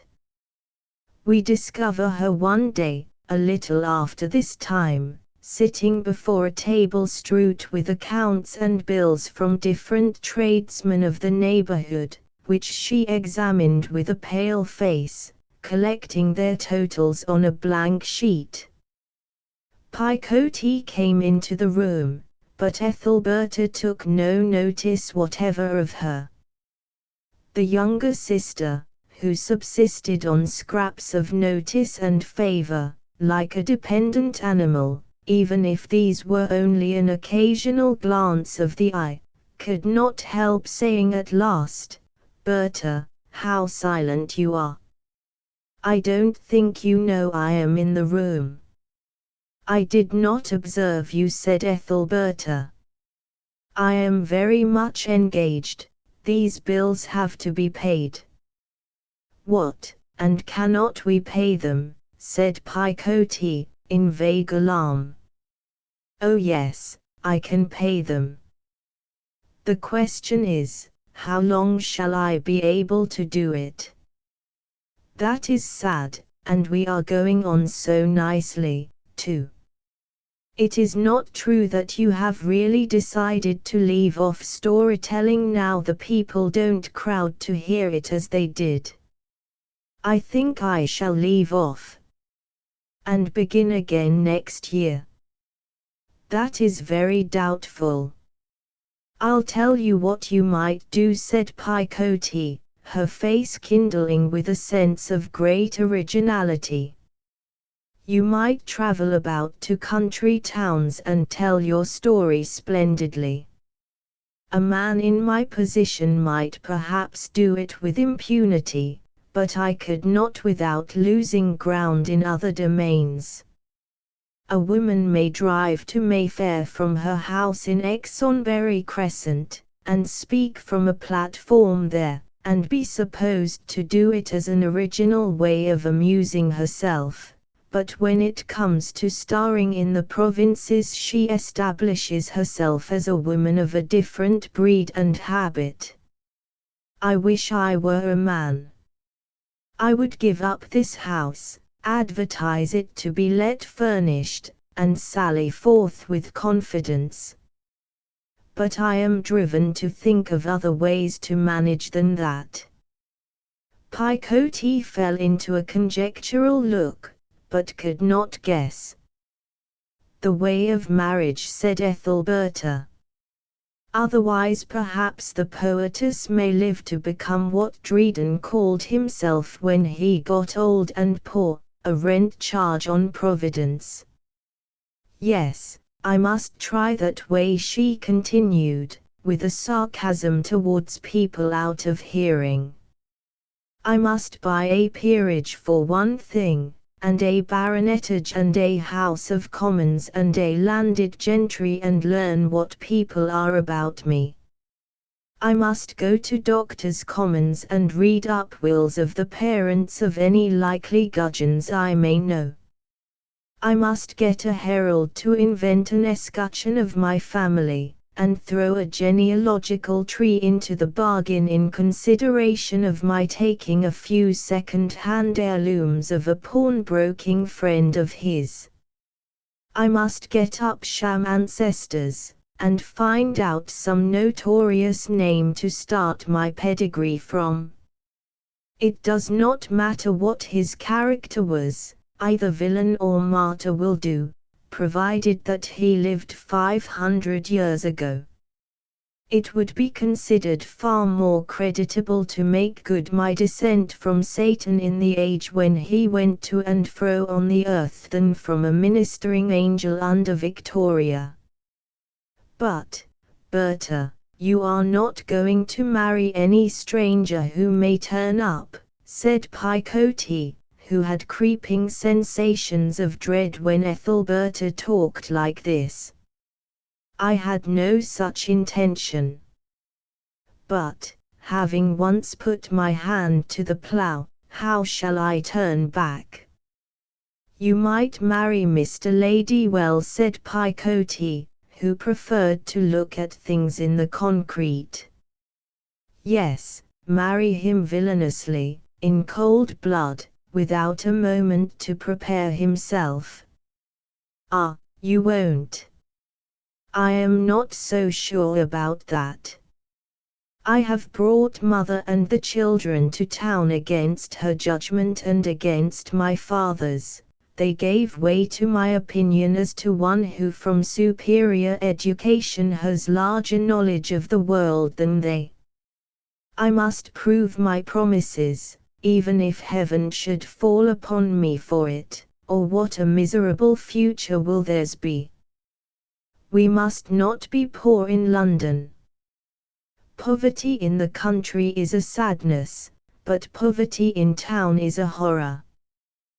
There is something not without grandeur in the thought of starvation on an open mountain or in a wide wood, and your bones lying there to bleach in the pure sun and rain, but a back garret in a rookery, and the other starvers in the room insisting on keeping the window shut, anything to deliver us from that.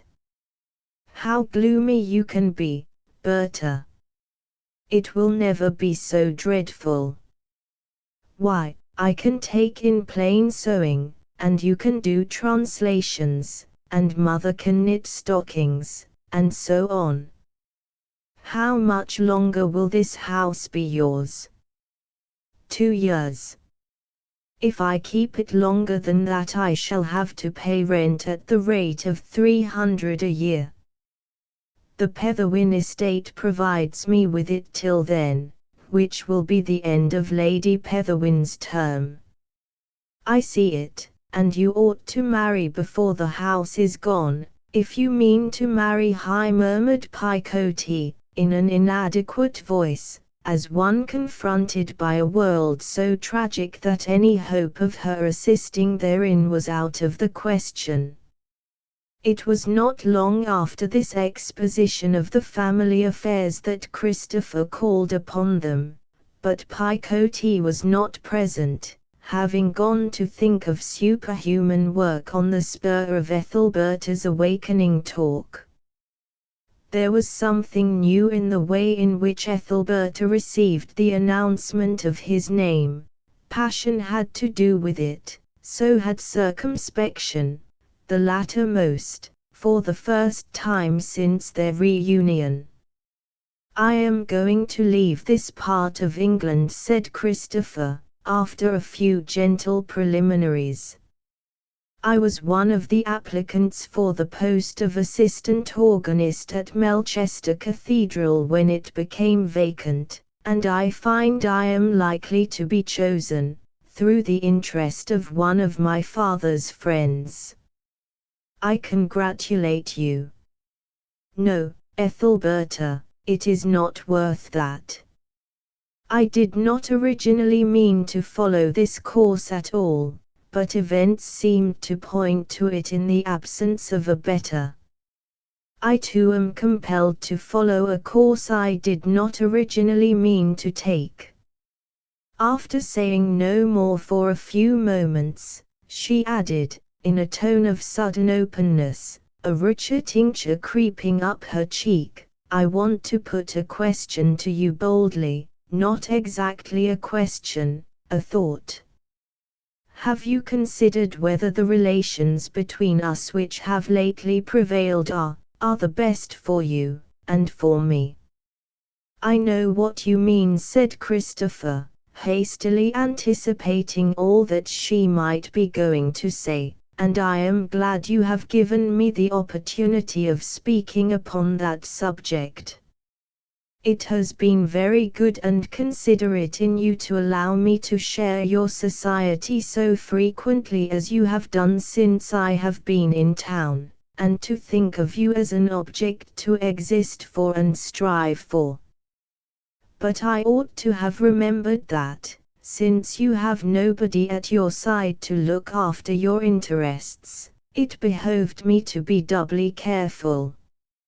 In short, Ethelberta, I am not in a position to marry, nor can I discern when I shall be, and I feel it would be an injustice to ask you to be bound in any way to one lower and less talented than you.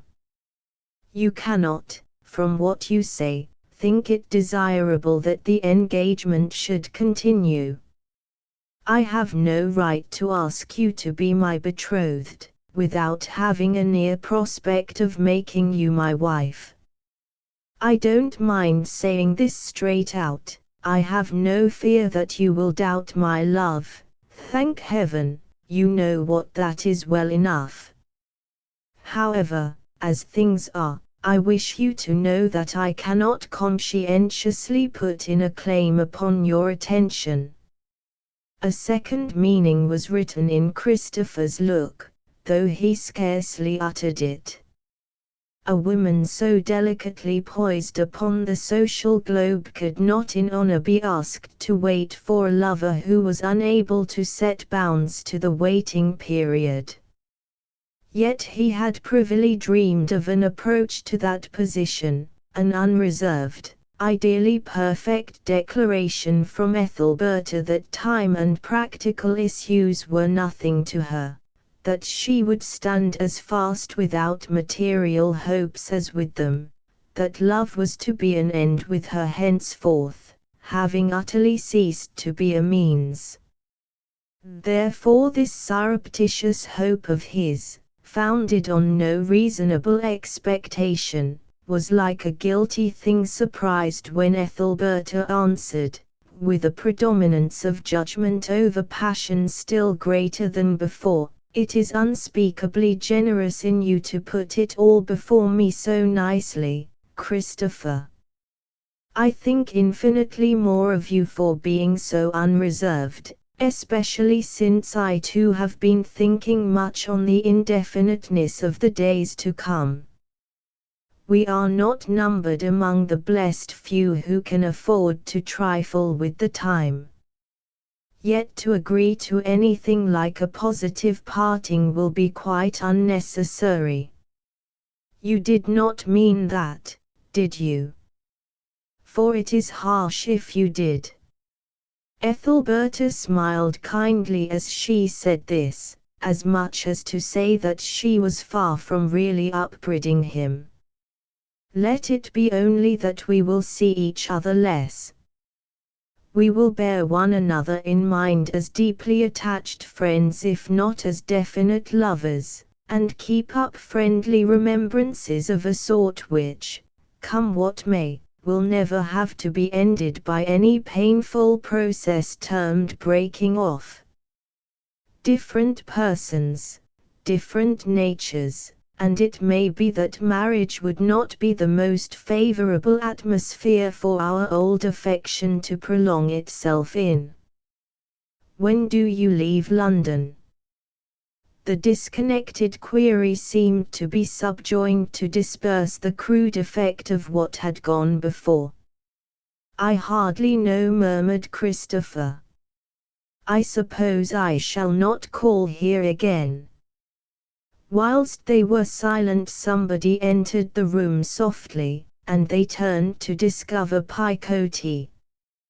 "Come here, Picotee, said Ethelberta. Picotee came with an abashed bearing to where the other two were standing, and looked down steadfastly. Mr. Julian is going away, she continued, with determined firmness.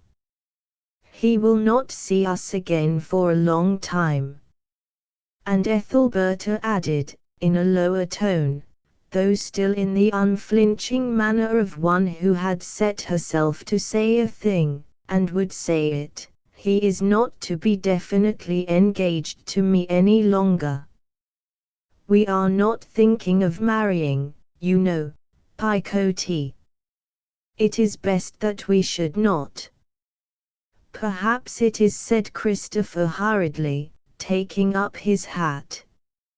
Let me now wish you goodbye, and, of course, you will always know where I am, and how to find me. It was a tender time. He inclined forward that Ethelberta might give him her hand, which she did, whereupon their eyes met. Mastered by an impelling instinct she had not reckoned with, Ethelberta presented her cheek. Christopher kissed it faintly. Tears were in Ethelberta's eyes now, and she was heartful of many emotions. Placing her arm round Picotee's waist, who had never lifted her eyes from the carpet, she drew the slight girl forward, and whispered quickly to him, "Kiss her, too. She is my sister, and I am yours." It seemed all right and natural to their respective moods and the tone of the moment that free old Wessex manners should prevail, and Christopher stooped and dropped upon Picotee's cheek likewise such a farewell kiss as he had imprinted upon Ethelberta's. "Care for us both equally," said Ethelberta. "I will," said Christopher, scarcely knowing what he said. When he had reached the door of the room, he looked back and saw the two sisters standing as he had left them, and equally tearful. Ethelberta at once said, in a last futile struggle against letting him go altogether, and with thoughts of her sister's heart, "I think that Picotee might correspond with Faith, don't you, Mr. Julian?" "My sister would much like to do so," said he. "And you would like it too, would you not, Picotee?" "Oh yes," she replied. "And I can tell them all about you." "Then it shall be so, if Miss Julian will." She spoke in a settled way, as if something intended had been set in train, and Christopher having promised for his sister, he went out of the house with a parting smile of misgiving. He could scarcely believe as he walked along that those late words, yet hanging in his ears, had really been spoken, that still visible scene enacted. He could not even recollect for a minute or two how the final result had been produced. Did he himself first enter upon the long-looming theme, or did she? Christopher had been so nervously alive to the urgency of setting before the hard-striving woman a clear outline of himself, his surroundings and his fears, that he fancied the main impulse to this consummation had been his, notwithstanding that a faint initiative had come from Ethelberta. All had completed itself quickly, unceremoniously, and easily. Ethelberta had let him go a second time, yet on foregoing mornings and evenings, when contemplating the necessity of some such explanation, it had seemed that nothing less than Atlantean force could overpower their mutual gravitation towards each other. On his reaching home Faith was not in the house, and, in the restless state which demands something to talk at, the musician went off to find her, well knowing her haunt at this time of the day. He entered the spiked and gilded gateway of the museum hard by, turned to the wing devoted to sculptures, and descended to a particular basement room, which was lined with bas-reliefs from Nineveh. The place was cool, silent, and soothing. It was empty, save of a little figure in black, that was standing with its face to the wall in an innermost nook. This spot was Faith's own temple. Here, among these deserted antiques, Faith was always happy. Christopher looked on at her for some time before she noticed him, and dimly perceived how vastly differed her homely suit and unstudied contour, painfully unstudied to fastidious eyes, from Ethelberta's well-arranged draperies, even from Picotti's clever bits of ribbon, by which she made herself look pretty out of nothing at all. Yet this negligence was his sister's essence. Without it she would have been a spoiled product. She had no outer world, and her rusty black was as appropriate to Faith's unseen courses as were Ethelberta's correct lights and shades to her more prominent career. "Look," Kit said Faith, as soon as she knew who was approaching. "This is a thing I never learned before. This person is really Sennacherib, sitting on his throne, and these with fluted beards and hair like plough furrows, and fingers with no bones in them, are his warriors, really carved at the time, you know. Only just think that this is not imagined of Assyria, but done in Assyrian times by Assyrian hands. Don't you feel as if you were actually in Nineveh, that as we now walk between these slabs, so walked Ninevites between them once?" "Yes. Faith, it is all over. Ethelberta and I have parted." "Indeed. And so my plan is to think of verses in the Bible about Sennacherib and his doings, which resemble these. This verse, for instance, I remember, now in the 14th year of King Hezekiah did Sennacherib, king of Assyria, come up against all the fenced cities of Judah and took them. And Hezekiah, king of Judah, sent to the king of Assyria to Lachish and so on." "Well, there it actually is, you see. There's Sennacherib, and there's Lachish. Is it not glorious to think that this is a picture done at the time of those very events?" "Yes. We did not quarrel this time, Ethelberta and I. If I may so put it, it is worse than quarreling.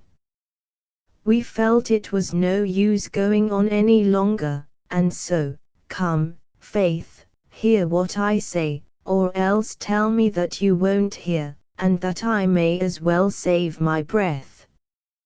"Yes, I will really listen," she said, fluttering her eyelids in her concern at having been so abstracted, and excluding Sennacherib there and then from Christopher's affairs by the first settlement of her features to a present-day aspect, and her eyes upon his face.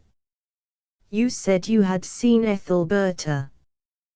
"Yes, and what did she say?" "Was there ever anybody so provoking?" "Why, I have just told you." "Yes, yes, I remember now. You have parted." "The subject is too large for me to know all at once what I think of it, and you must give me time, Kit. Speaking of Ethelberta reminds me of what I have done. I just looked into the academy this morning. I thought I would surprise you by telling you about it." "And what do you think I saw?" Ethelberta, in the picture painted by Mr. Ladywell. It is never hung, said he, feeling that they were at one as to a topic at last. Yes. And the subject is an Elizabethan knight parting from a lady of the same period, the words explaining the picture being, "Farewell, thou art too dear for my possessing, and like enough thou knowest thy estimate." The lady is Ethelberta, to the shade of a hair, her living face, and the knight is, not Ladywell. I think so, I am not sure. No wonder I am dismissed. And yet she hates him. Well, come along, Faith. Women allow strange liberties in these days. 25 The Royal Academy, the foreign field estate. Ethelberta was a firm believer in the kindly effects of artistic education upon the masses. She held that defilement of mind often arose from ignorance of eye, and her philanthropy being, by the simple force of her situation, of that sort which lingers in the neighborhood of home, she concentrated her efforts in this kind upon Sol and Dan accordingly. The Academy exhibition having now just opened, she ordered the brothers to appear in their best clothes at the entrance to Burlington House just after noontide on the Saturday of the first week, this being the only day and hour at which they could attend without losing a half, and therefore it was necessary to put up with the inconvenience of arriving at a crowded and enervating time. When Ethelberta was set down in the quadrangle, she perceived the faithful pair, big as the Zamzummims of old time, standing like sentinels in the particular corner that she had named to them, for Sol and Dan would as soon have attempted petty larceny as broken faith with their admired lady sister Ethelberta. They welcomed her with a painfully lavish exhibition of large new gloves, and chests covered with broad triangular areas of padded blue silk, occupying the position that the shirt front had occupied in earlier days, and supposed to be lineally descended from the tie of a neckerchief. The dress of their sister for today was exactly that of a respectable workman's relative who had no particular ambition in the matter of fashion, a black stuff gown, a plain bonnet to match. A veil she wore for obvious reasons. Her face was getting well known in London, and it had already appeared at the private view in an uncovered state, when it was scrutinized more than the paintings around. But now homely and useful labor was her purpose.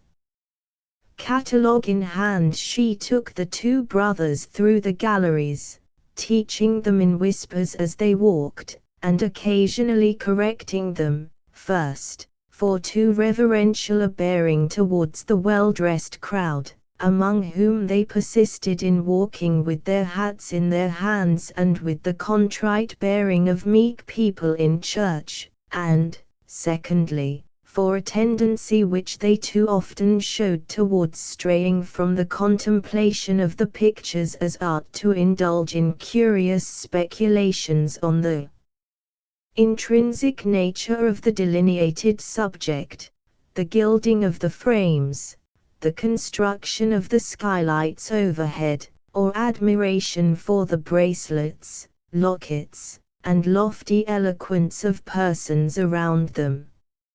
"Now," said Ethelberta, in a warning whisper, "we are coming near the picture which was partly painted from myself.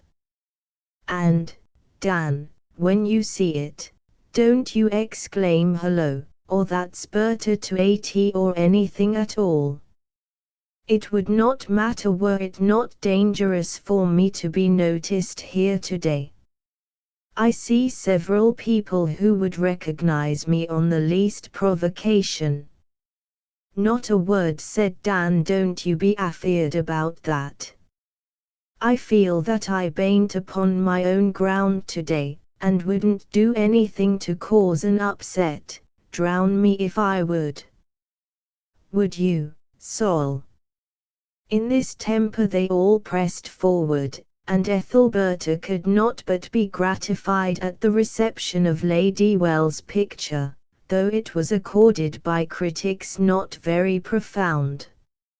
It was an operation of some minutes to get exactly opposite, and when side by side the three stood there they overheard the immediate reason of the pressure. "Farewell, thou art too dear for my possessing" had been lengthily discoursed upon that morning by the coryphews of popular opinion, and the spirit having once been poured out sons and daughters could prophesy. But, in truth, Lady Well's work, if not emphatically original, was happily centered on a middle stratum of taste, and apart from this adventitious help commanded, and deserved to command, a wide area of appreciation. While they were standing here in the very heart of the throng, Ethelberta's ears were arrested by two male voices behind her, whose words formed a novel contrast to those of the other speakers around. Some men, you see, with extravagant expectations of themselves, coolly get them gratified, while others hope rationally and are disappointed. Luck, that's what it is. And the more easily a man takes life, the more persistently does luck follow him. Of course, because, if he's industrious, he does not want luck's assistance.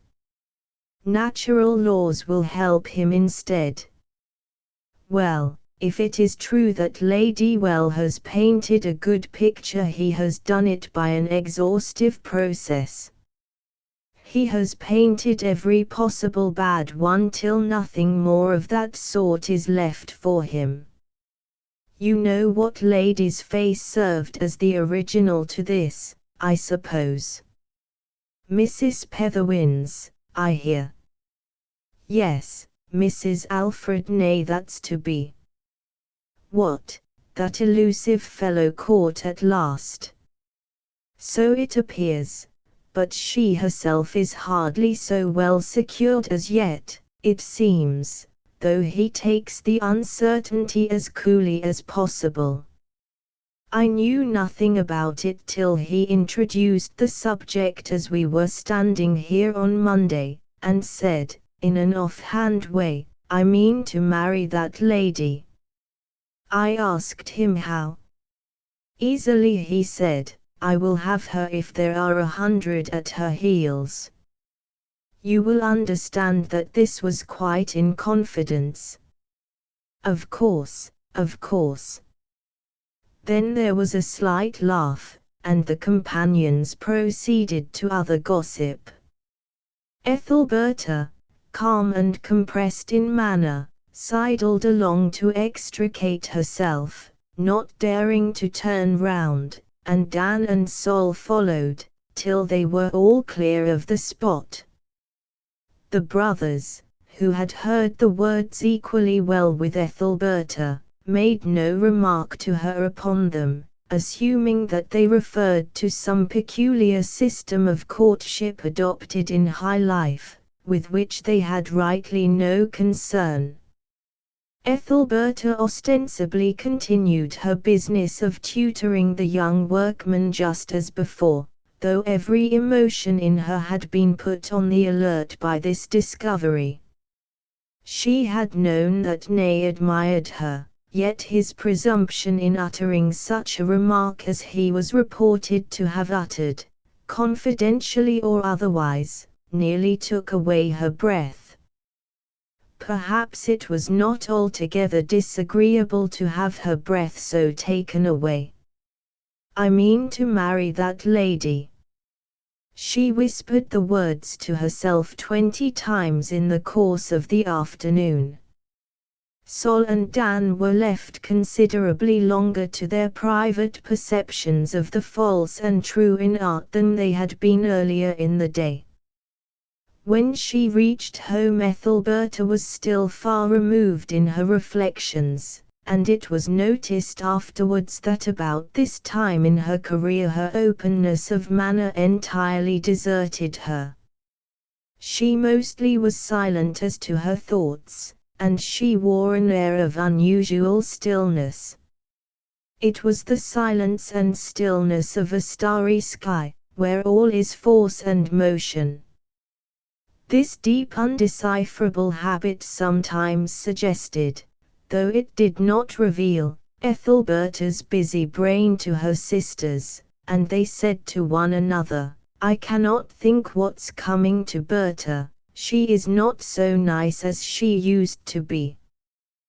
The evening under notice was passed desultorily enough after the discovery of Nay's self-assured statement. Among other things that she did after dark, while still musingly examining the probabilities of the report turning out true, was to wander to the large attic where the children slept, a frequent habit of hers at night, to learn if they were snug and comfortable. They were talking now from bed to bed, the person under discussion being herself. Herself seemed everywhere today. "I know that she is a fairy," Myrtle was insisting, "because she must be, to have such pretty things in her house, and wear silk dresses such as Mother and we and Picotee haven't got, and have money to give us whenever we want it. Emmeline says perhaps she knows the fairy's godmother, and is not a fairy herself, because Berta is too tall for a real fairy. She must be one, for when there was a notch burnt in the hem of my pretty blue frock she said it should be gone in the morning if I would go to bed and not cry, and in the morning it was gone, and all nice and straight as new." Ethelberta was recalling to mind how she had sat up and repaired the damage alluded to by cutting off half an inch of the skirt all round and hemming it anew, when the breathing of the children became regular, and they fell asleep. Here were bright little minds ready for a training, which without money and influence she could never give them. The wisdom which knowledge brings, and the power which wisdom may bring, she had always assumed would be theirs in her dreams for their social elevation. By what means were these things to be ensured to them if her skill in breadwinning should fail her? Would not a well-contrived marriage be of service? She covered and tucked in one more closely, lifted another upon the pillow and straightened the soft limbs to an easy position, then sat down by the window and looked out at the flashing stars. Thoughts of Nay's audacious statement returned again upon Ethelberta. He had said that he meant to marry her. Of what standing was the man who had uttered such an intention respecting one to whom a politic marriage had become almost a necessity of existence? She had often heard Nay speak indefinitely of some estate, "my little place" he had called it, which he had purchased no very long time ago. All she knew was that its name was Farrenfield, that it lay 30 or 40 miles out of London in a southwesterly direction, a railway station in the district bearing the same name, so that there was probably a village or small town adjoining. Whether the dignity of this landed property was that of domain, farmstead, allotment, or garden plot, Ethelberta had not the slightest conception. She was almost certain that Nay never lived there, but that might signify nothing. The exact size and value of the estate would, she mused, be curious, interesting, and almost necessary information to her who must become mistress of it were she to allow him to carry out his singularly cool and crude, if tender, intention. Moreover, its importance would afford a very good random sample of his worldly substance throughout, from which alone, after all, could the true spirit and worth and seriousness of his words be apprehended. Impecuniosity may revel in unqualified vows and brim over with confessions as blithely as a bird of May, but such careless pleasures are not for the solvent, whose very dreams are negotiable, and are expressed with due care accordingly. That Nay had used the words she had far more than prima facie appearances for believing.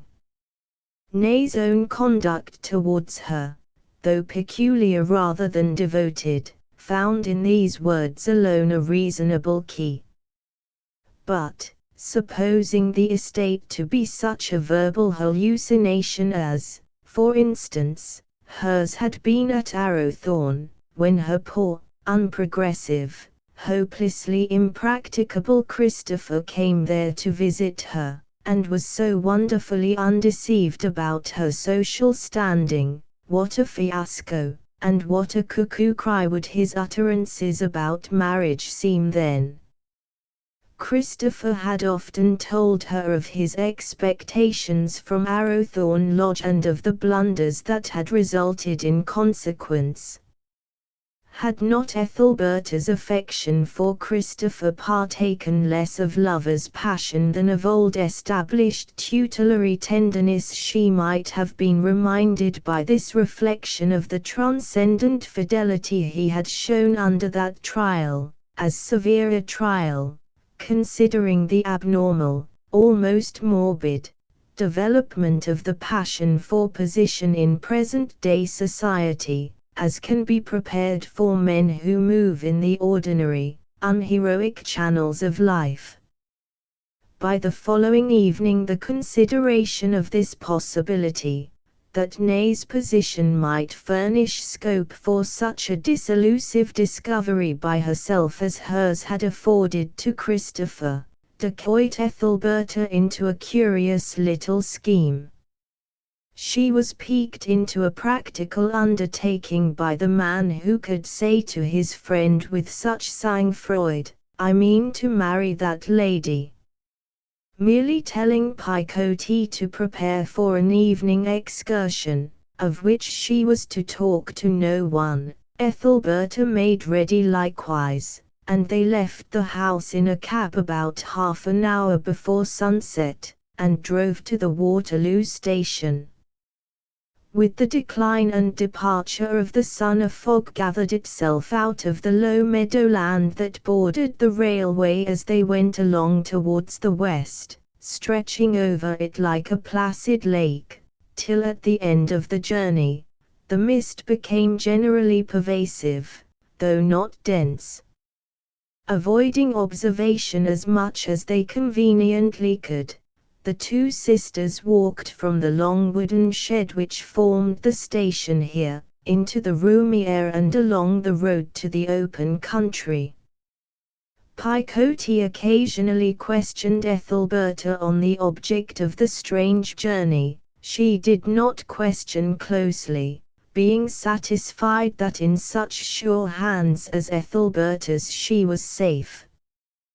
Deeming it unwise to make any inquiry just yet beyond the simple one of the way to Farrenfield, Ethelberta led her companion along a newly fenced road across a heath.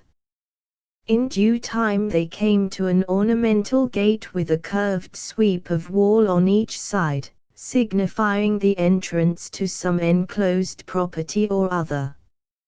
Ethelberta, being quite free from any digested plan for encouraging Nay in his resolve to wife, was startled to find a hope in her that this very respectable beginning before their eyes was the entrance to the Farrenfield property, that she hoped it was nevertheless unquestionable.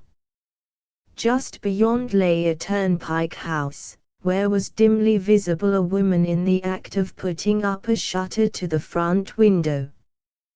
Compelled by this time to come to special questions, Ethelberta instructed Picote to ask of this person if the place they had just passed was the entrance to Farrenfield Park. The woman replied that it was. Directly she had gone indoors, Ethelberta turned back again towards the park gate. "What have we come for, Berta?" said Picote, as she turned also. "I'll tell you some day," replied her sister. It was now much past 8 o'clock, and, from the nature of the evening, dusk.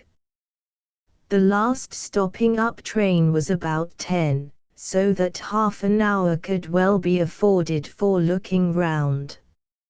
Ethelberta went to the gate, which was found to be fastened by a chain and padlock. "Ah, the London season," she murmured. There was a wicket at the side, and they entered.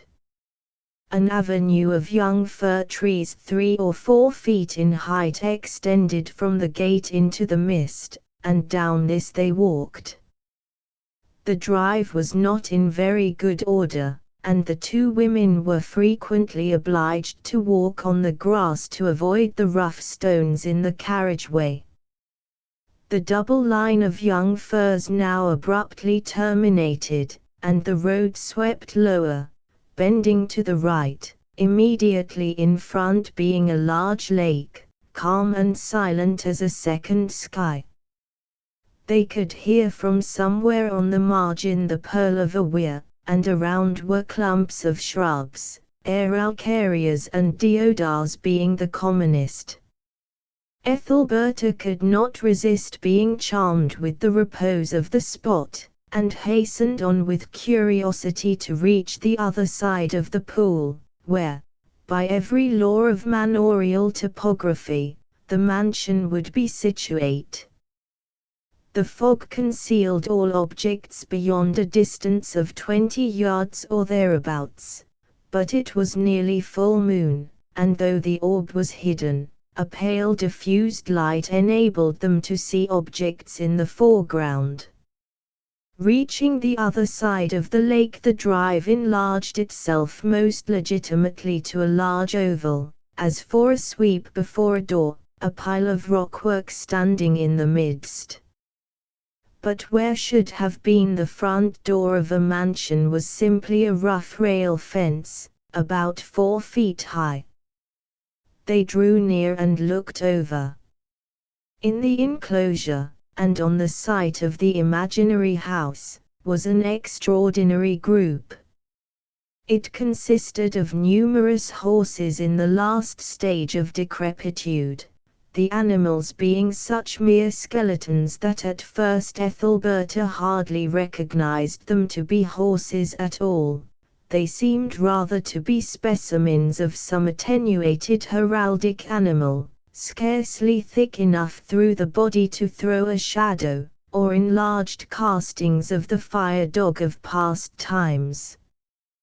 These poor creatures were endeavoring to make a meal from herbage so trodden and thin that scarcely a wholesome blade remained. The little that there was consisted of the sour assorts common on such sandy soils, mingled with tufts of heather and sprouting ferns.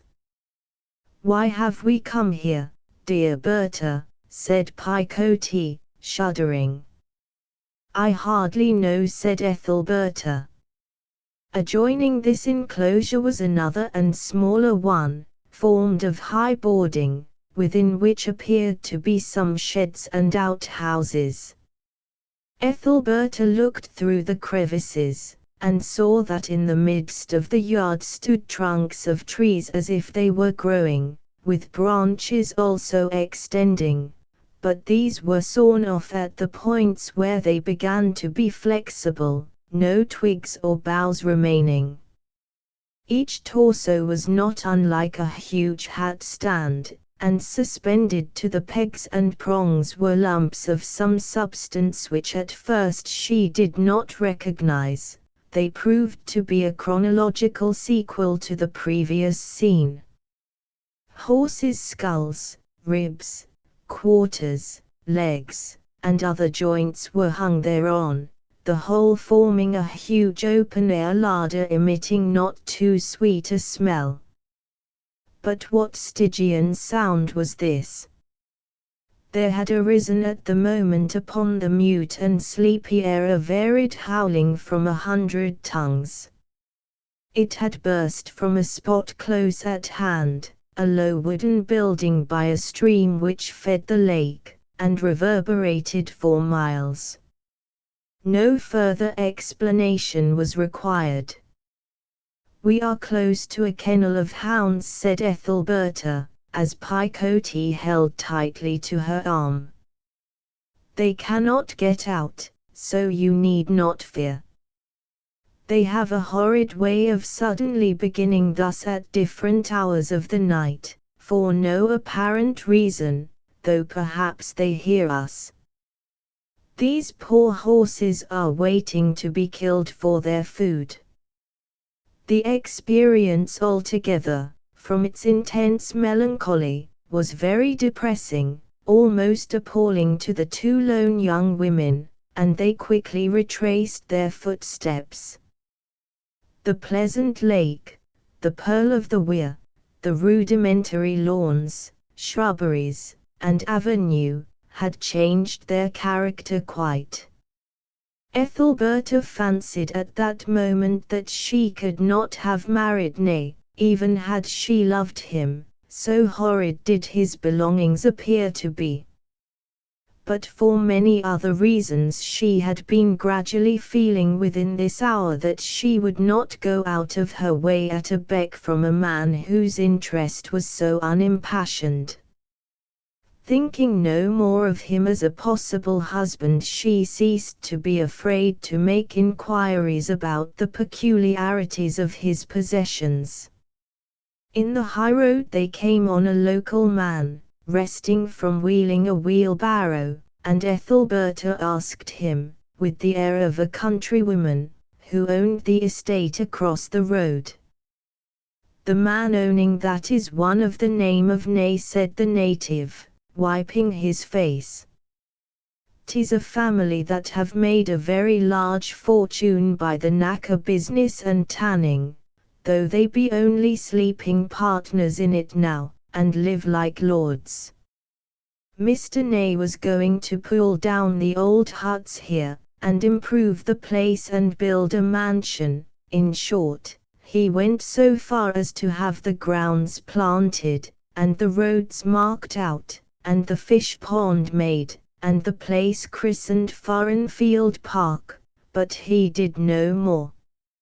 'I shall never have a wife,' he said, 'so why should I want a house to put her in?' He's a terrible hater of women, I hear, particularly the lower class." "Indeed." "Yes, and since then he has let half the land to the Honourable Mr. Mountclair, a brother of Lord Mountclair's. Mr. Mountclair wanted the spot for a kennel, and as the land is too poor and sandy for cropping, Mr. Ney let him have it. 'Tis his hounds that you hear howling." They passed on. "Berta, why did we come down here?" said Picotee. "To see the nakedness of the land. It was a whim only, and as it will end in nothing, it is not worth while for me to make further explanation." It was with a curious sense of renunciation that Ethelberta went homeward. Ney was handsome, grim-natured, rather wicked, and an indifferentist, and these attractions interested her as a woman. But the news of this evening suggested to Ethelberta that herself and Ney were too nearly cattle of one colour for a confession on the matter of lineage to be well received by him, and without confidence of every sort on the nature of her situation, she was determined to contract no union at all. The sympathy of unlikeness might lead the scion of some family, hollow and fungus with antiquity, and as yet unmarked by a mesalliance, to be won over by her story, but the antipathy of resemblance would be ineradicable. 26 Ethelberta's drawing room. While Ethelberta during the next few days was dismissing that evening journey from her consideration, as an incident altogether foreign to the organized course of her existence, the hidden fruit thereof was rounding to maturity in a species unforeseen. Inferences unassailable as processes, are, nevertheless, to be suspected, from the almost certain deficiency of particulars on some side or other. The truth in relation to Ney's supposed frigidity was brought before her at the end of the following week, when Dan and Sol had taken Picote, Cornelia, and the young children to Kew for the afternoon. Early that morning, hours before it was necessary, there had been such a chatter of preparation in the house as was seldom heard there. Sunday hats and bonnets had been retrimmed with such cunning that it would have taken a milliner's apprentice at least to discover that any thread in them was not quite new.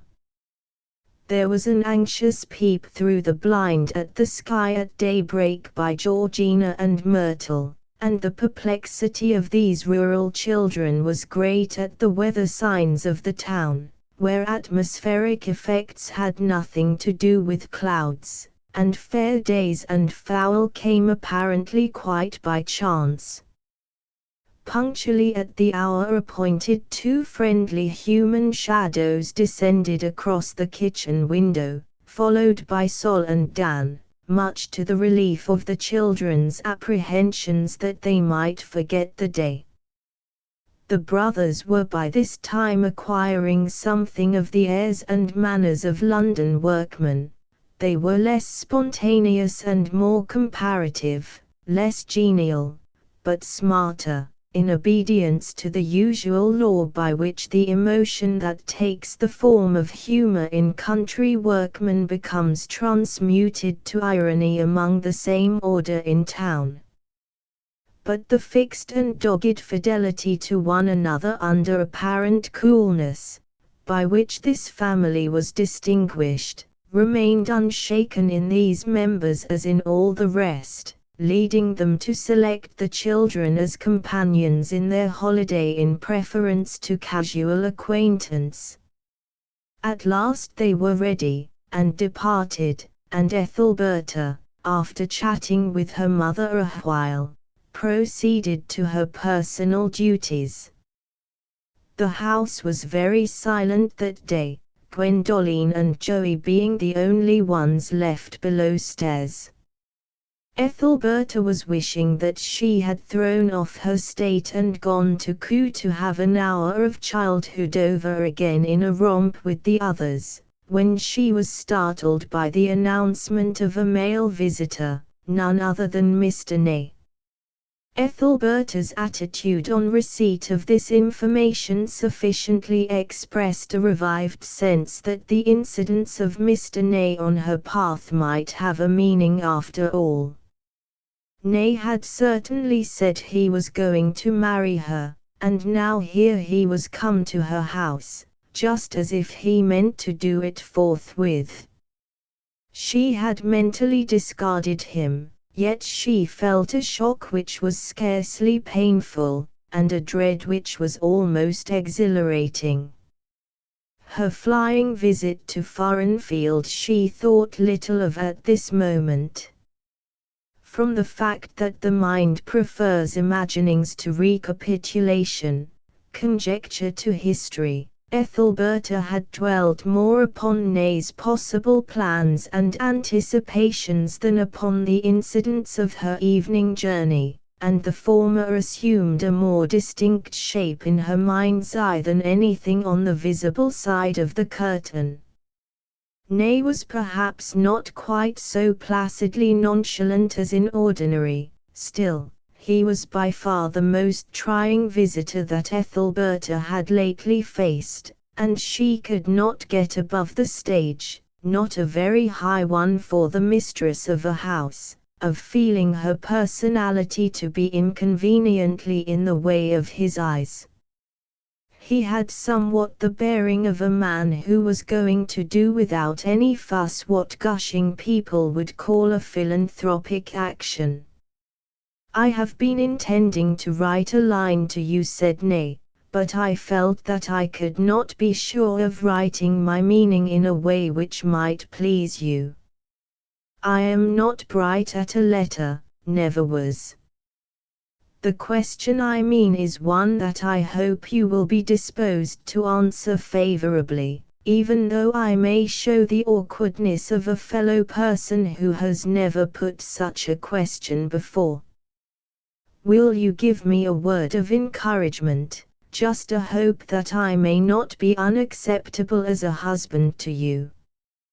Your talents are very great, and of course I know that I have nothing at all in that way.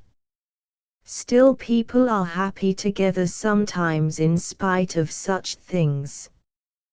Will you say yes and settle it now? I was not expecting you had come upon such an errand as this," said she, looking up a little, but mostly looking down. "I cannot say what you wish, Mr. Nay. Perhaps I have been too sudden and presumptuous." "Yes, I know I have been that. However, directly I saw you I felt that nobody ever came so near my idea of what is desirable in a lady, and it occurred to me that only one obstacle should stand in the way of the natural results, which obstacle would be your refusal. In common kindness consider.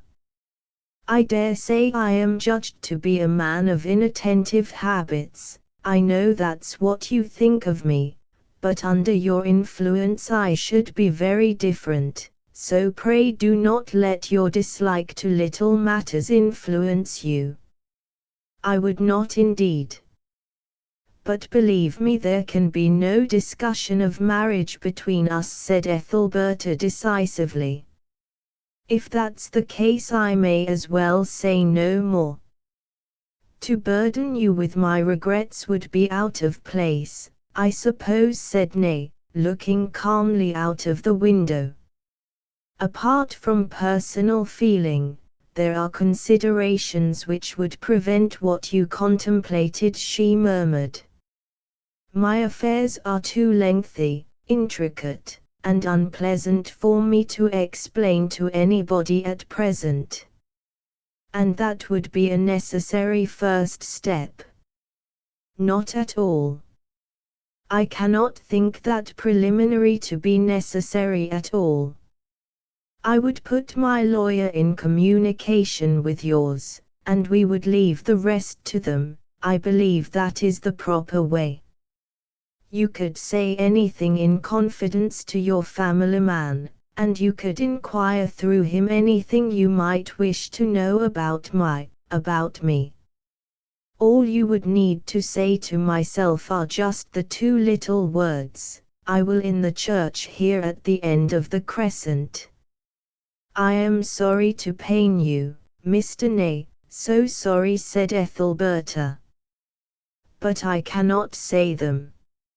She was rather distressed that, despite her discouraging words, he still went on with his purpose, as if he imagined what she so distinctly said to be no bar, but rather a stimulant, usual under the circumstances. "It does not matter about paining me," said Nay. "Don't take that into consideration at all. But I did not expect you to leave me so entirely without help, to refuse me absolutely as far as words go, after what you did. If it had not been for that, I should never have ventured to call. I might otherwise have supposed your interest to be fixed in another quarter, but your acting in that manner encouraged me to think you could listen to a word. What do you allude to? Said Ethelberta. How have I acted? Nay appeared reluctant to go any further, but the allusion soon became sufficiently clear. I wish my little place at Farrenfield had been worthier of you, he said brusquely. However, that's a matter of time only. It is useless to build a house there yet. I wish I had known that you would be looking over it at that time of the evening. A single word, when we were talking about it the other day, that you were going to be in the neighborhood, would have been sufficient. Nothing could have given me so much delight as to have driven you round. He knew that she had been to Farrenfield, that knowledge was what had inspired him to call upon her today. Ethelberta breathed a sort of exclamation, not right out, but stealthily, like a parson's dam. Her face did not change, since a face must be said not to change while it preserves the same pleasant lines in the mobile parts as before, but anybody who has preserved his pleasant lines under the half-minute's peer of the invidious camera, and found what a wizened, starched kind of thing they stiffen to towards the end of the time, will understand the tendency of Ethelberta's lovely features now. Yes, I walked round, said Ethelberta faintly. Ney was decidedly master of the position at last, but he spoke as if he did not value that. His knowledge had furnished him with grounds for calling upon her, and he hastened to undeceive her from supposing that he could think ill of any motive of hers which gave him those desirable grounds. I supposed you, by that, to give some little thought to me occasionally, he resumed, in the same slow and orderly tone. How could I help thinking so? It was your doing that which encouraged me. Now, was it not natural, I put it to you? Ethelberta was almost exasperated at perceiving the awful extent to which she had compromised herself with this man by her impulsive visit. Lightly and philosophically as he seemed to take it, as a thing, in short, which every woman would do by nature unless hindered by difficulties, it was no trifle to her as long as he was ignorant of her justification, and this she determined that he should know at once, at all hazards. It was through you in the first place that I did look into your grounds, she said excitedly. It was your presumption that caused me to go there. I should not have thought of such a thing else. If you had not said what you did say, I never should have thought of you or Farrenfield either. Farrenfield might have been in Kamchatka for all I cared. I hope sincerely that I never said anything to disturb you. Yes, you did, not to me, but to somebody, said Ethelberta, with her eyes overfull of retained tears. What have I said to somebody that can be in the least objectionable to you? Inquired Ney, with much concern. You said, you meant to marry me, just as if I had no voice in the matter. And that annoyed me, and made me go there out of curiosity. Ney changed color a little. Well, I did say it, I own that I said it, he replied at last. Probably he knew enough of her nature not to feel long disconcerted by her disclosure, however she might have become possessed of the information.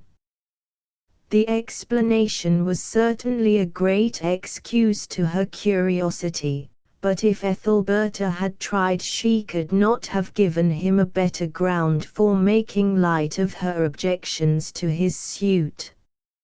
"I felt that I must marry you, that we were predestined to marry ages ago, and I feel it still," he continued, with listless ardor.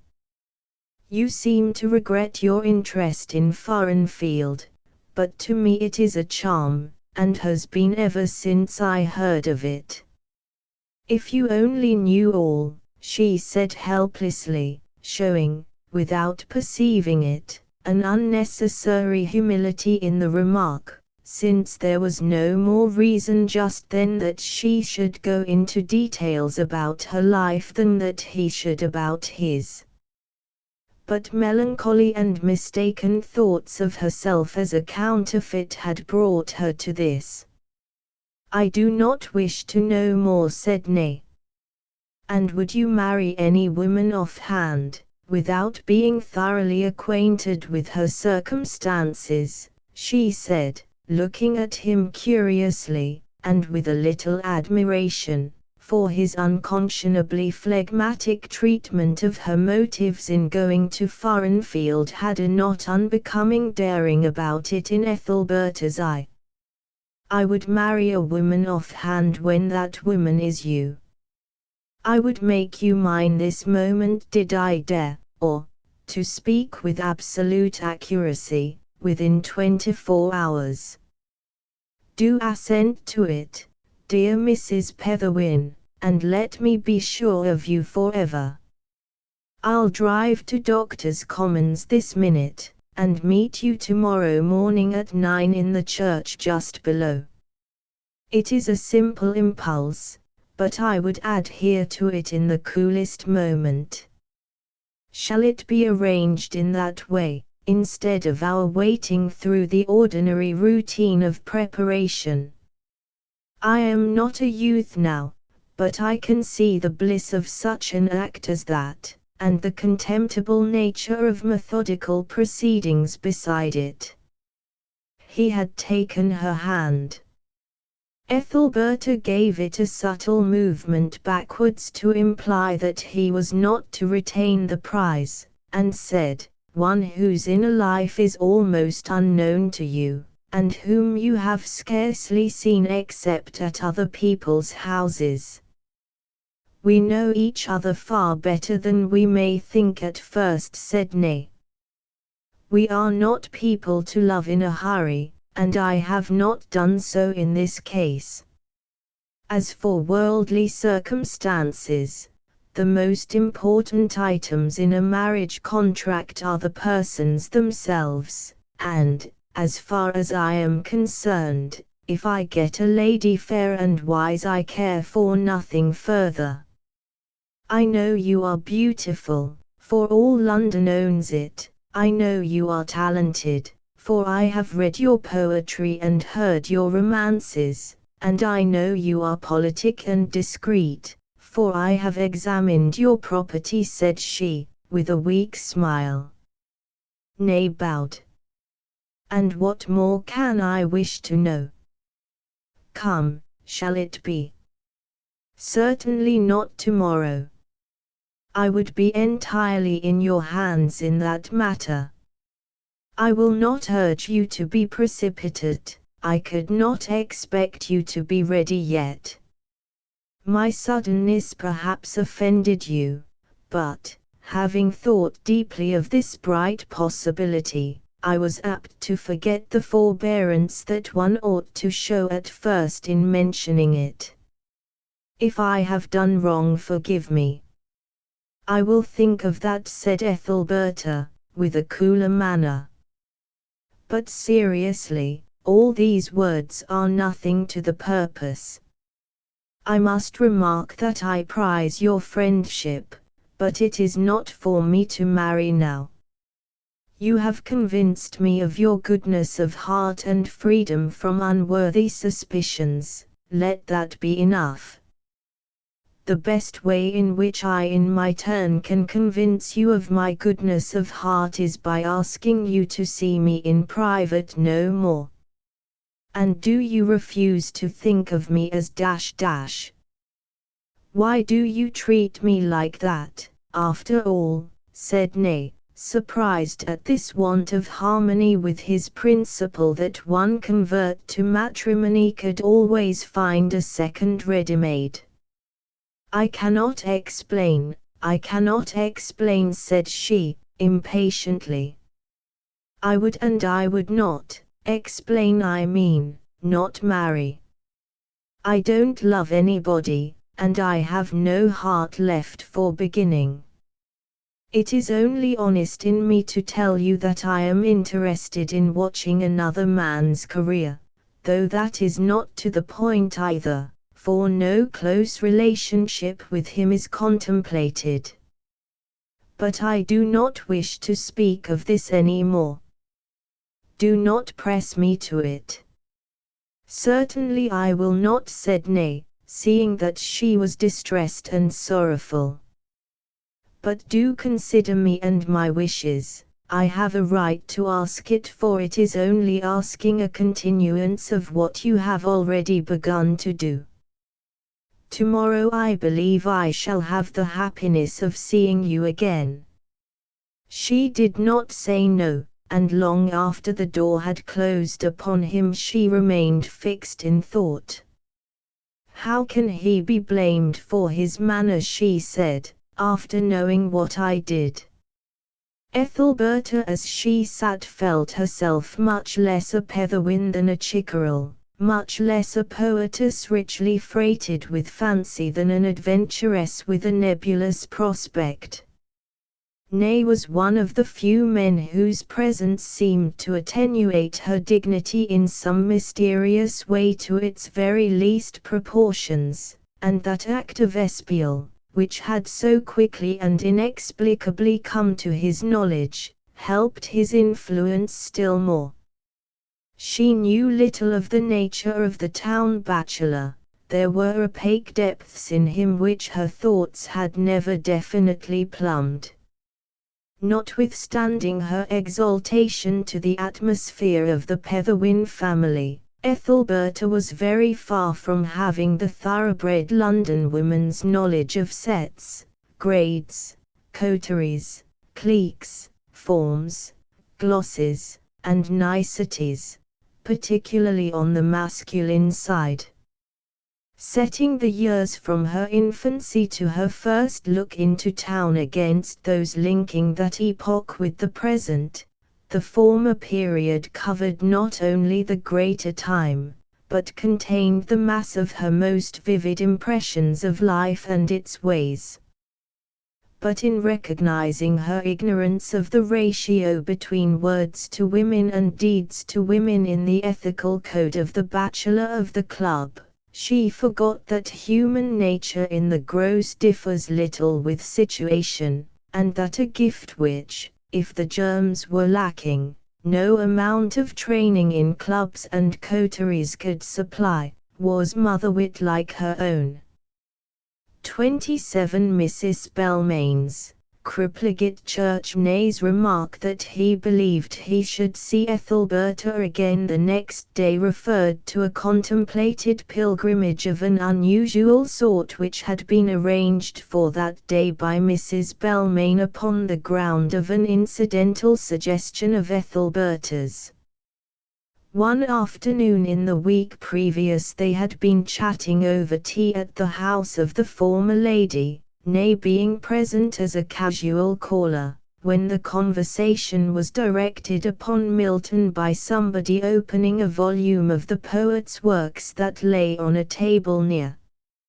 "Milton, thou shouldst be living at this hour, England hath need of thee," said Mrs. Belmane with the degree of flippancy which is considered correct for immortal verse, the Bible, God, etc., in these days.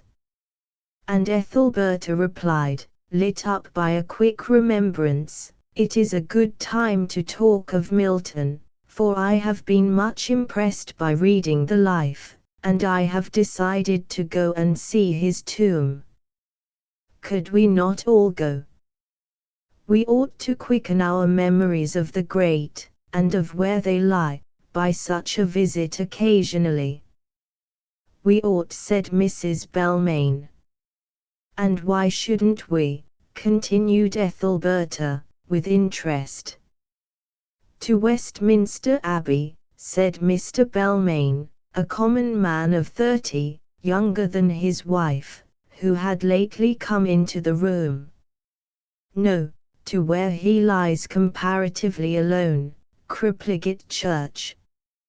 I always thought that Milton was buried in Poets' Corner, said Mr. Belmayne. So did I, said Nay, but I have such an indifferent head for places that my thinking goes for nothing. Well, it would be a pretty thing to do, said Mrs. Belmayne, and instructive to all of us. If Mrs. Petherwin would like to go, I should. We can take you in the carriage and call round for Mrs. Doncastle on our way, and set you both down again coming back. That would be excellent, said Ethelberta. There is nowhere I like going to so much as the depths of the city. The absurd narrowness of world-renowned streets is so surprising, so crooked and shady as they are too, and full of the quaint smells of old cupboards and cellars.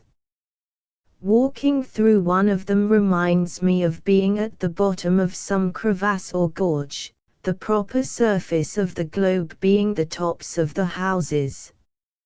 You will come to take care of us, John. And you, Mr. Ney, would like to come. We will tell Mr. Ladywell that he may join us if he cares to, said Mrs. Belmayne. Oh yes, said her husband quietly, and Ney said he should like nothing better, after a faint aspect of apprehension at the remoteness of the idea from the daily track of his thoughts. Mr. Belmayne, observing this, and mistaking it for an indication that Ney had been dragged into the party against his will by his over-hasty wife, arranged that Ney should go independently and meet them there at the hour named if he chose to do so, to give him an opportunity of staying away. Ethelberta also was by this time doubting if she had not been too eager with her proposal. To go on such a sentimental errand might be thought by her friends to be simply troublesome, their adherence having been given only in the regular course of complaisance. She was still comparatively an outsider here, her life with Lady Petherwin having been passed chiefly in alternations between English watering places and continental towns. However, it was too late now to muse on this, and it may be added that from first to last Ethelberta never discovered from the Belmaynes whether her proposal had been an infliction or a charm, so perfectly were they practiced in sustaining that complete divorce between thinking and saying which is the hallmark of high civilization. But, however she might doubt the Belmaynes, she had no doubt as to Ney's true sentiments. The time had come when he, notwithstanding his air of being oppressed by almost every lively invention of town and country for charming griefs to rest, would not be at all oppressed by a quiet visit to the purlieus of St. Giles's, Cripplegate, since she was the originator, and was going herself.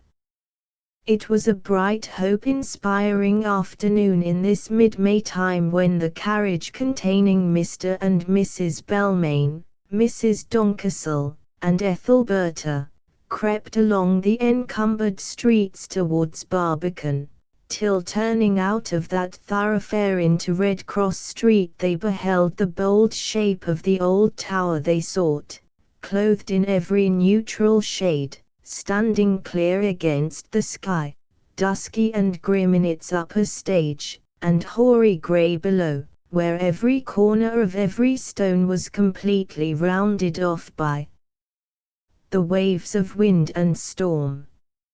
All people were busy here. Our visitors seemed to be the only idle persons the city contained, and there was no dissonance, there never is, between antiquity and such beehive industry, for pure industry, in failing to observe its own existence and aspect, partakes of the unobtrusive nature of material things. This intramural stir was a fly-wheel transparent by excessive motion, through which Milton and his day could be seen as if nothing intervened. Had there been ostensibly harmonious accessories, a crowd of observing people in search of the poetical, conscious of the place and the scene, what a discord would have arisen there! But everybody passed by Milton's grave except Ethelberta and her friends, and for the moment the city's less invidious conduct appeared to her more respectful as a practice than her own. But she was brought out of this rumination by the halt at the church door, and completely reminded of the present by finding the church open, and till yesterday, unimpassioned waiting in the vestibule to receive them, just as if he lived there. Lady Well had not arrived. It was a long time before Ethelberta could get back to Milton again, for Ney was continuing to impend over her future more and more visibly. The objects along the journey had distracted her mind from him, but the moment now was as a direct renewal and prolongation of the declaration time yesterday, and as if in furtherance of the conclusion of the episode. They all alighted and went in, the coachman being told to take the carriage to a quiet nook further on, and return in half an hour. Mrs. Belmayne and her carriage some years before had accidentally got jammed crosswise in Cheapside through the clumsiness of the man in turning up a side street, blocking that great artery of the civilized world for the space of a minute and a half, when they were pounced upon by half a dozen policemen and forced to back ignominiously up a little slit between the houses where they did not mean to go, amid the shouts of the hindered drivers, and it was her nervous recollection of that event which caused Mrs. Belmayne to be so precise in her directions now. By the time that they were grouped around the tomb the visit had assumed a much more solemn complexion than anyone among them had anticipated. Ashamed of the influence that she discovered Ney to be exercising over her, and opposing it steadily, Ethelberta drew from her pocket a small edition of Milton, and proposed that she should read a few lines from Paradise Lost. The responsibility of producing a successful afternoon was upon her shoulders. She was, moreover, the only one present who could properly manage blank verse, and this was sufficient to justify the proposal.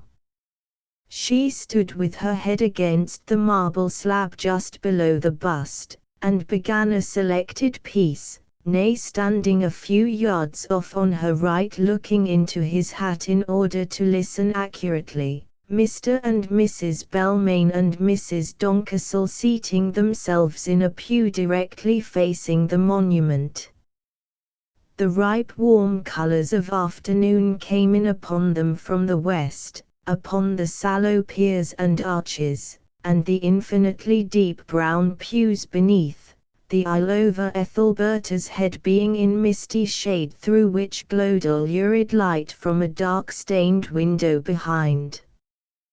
The sentences fell from her lips in a rhythmical cadence one by one, and she could be fancied a priestess of him before whose image she stood, when with a vivid suggestiveness she delivered here, not many yards from the central monamill of the world, yet out from the very tomb of their author, the passage containing the words, Mammon led them on, Mammon, the least erected spirit that fell from heaven. When she finished reading, Ethelberta left the monument, and then each one present strayed independently about the building, Ethelberta turning to the left along the passage to the south door. Nay, from whose usually apathetic face and eyes there had proceeded a secret smouldering light as he listened and regarded her, followed in the same direction and vanished at her heels into the churchyard, whither she had now gone. Mr. and Mrs. Belmayne exchanged glances, and instead of following the pair they went with Mrs. Doncastle into the vestry to inquire of the person in charge for the register of the marriage of Oliver Cromwell, which was solemnized here. The church was now quite empty, and its stillness was as a vacuum into which an occasional noise from the street overflowed and became rarefied away to nothing. Something like 5 minutes had passed when a hansom stopped outside the door, and Lady Well entered the porch. He stood still, and, looking inquiringly round for a minute or two, sat down in one of the high pews, as if under the impression that the others had not yet arrived. While he sat here, Ney reappeared at the south door opposite, and came slowly in. Lady Well, in rising to go to him, saw that Ney's attention was engrossed by something he held in his hand. It was his pocket-book, and Ney was looking at a few loose flower petals which had been placed between the pages. When Lady Well came forward, Ney looked up, started, and closed the book quickly, so that some of the petals fluttered to the ground between the two men. They were striped, red and white, and appeared to be leaves of the harlequin rose. "Ah, here you are, Lady Well," he said, recovering himself. "We had given you up. My aunt said that you would not care to come. They are all in the vestry." How it came to pass that Ney designated those in the vestry as all when there was one in the churchyard, was a thing that he himself could hardly have explained, so much more had it to do with instinct than with calculation. "Never mind them, don't interrupt them," said Lady Well. "The plain truth is that I have been very greatly disturbed in mind, and I could not appear earlier by reason of it. I had some doubt about coming at all." "I am sorry to hear that." "Nay, I may as well tell you and have done with it. I have found that a lady of my acquaintance has 2 strings to her bow, or I am very much in error." "What, Mrs. Petherwin?" said Ney uneasily. "But I thought that fancy was over with you long ago. Even your acquaintance with her was at an end, I thought." "In a measure it is at an end. But let me tell you that what you call a fancy has been anything but a fancy with me, to be over like a spring shower. To speak plainly, Ney, I consider myself badly used by that woman, damn badly used." "Badly used," said Ney mechanically, and wondering all the time if Lady Well had been informed that Ethelberta was to be one of the party today. "Well, I ought not to talk like that," said Lady Well, adopting a lighter tone. "All is fair in courtship, I suppose, now as ever. Indeed, I mean to put a good face upon it. If I am beaten, I am. But it is very provoking, after supposing matters to be going on smoothly, to find out that you are quite mistaken. I told you you were quite mistaken in supposing she cared for you. That is just the point I was not mistaken in, said Lady Well warmly. She did care for me, and I stood as well with her as any man could stand until this fellow came, whoever he is. I sometimes feel so disturbed about it that I have a good mind to call upon her and ask his name. Wouldn't you, Nay? Will you accompany me? I would in a moment, but, I strongly advise you not to go, said Nay earnestly. It would be rash, you know, and rather unmannerly, and would only hurt your feelings. Well, I am always ready to yield to a friend's arguments. A sneaking scamp, that's what he is. Why does he not show himself? Don't you really know who he is, said Nay, in a pronounced and exceptional tone, on purpose to give Lady Well a chance of suspecting, for the position was getting awkward. But Lady Well was blind as Bartimaeus in that direction, so well had indifference to Ethelberta's charms been feigned by Nay until he thought seriously of marrying her. Yet, unfortunately for the interests of calmness, Lady Well was less blind with his outward eye. In his reflections his glance had lingered again upon the pocket-book which Nay still held in his hand, and upon the 2 or 3 rose leaves on the floor, until he said idly, superimposing humorousness upon misery, as men in love can, rose leaves, Nay. I thought you did not care for flowers.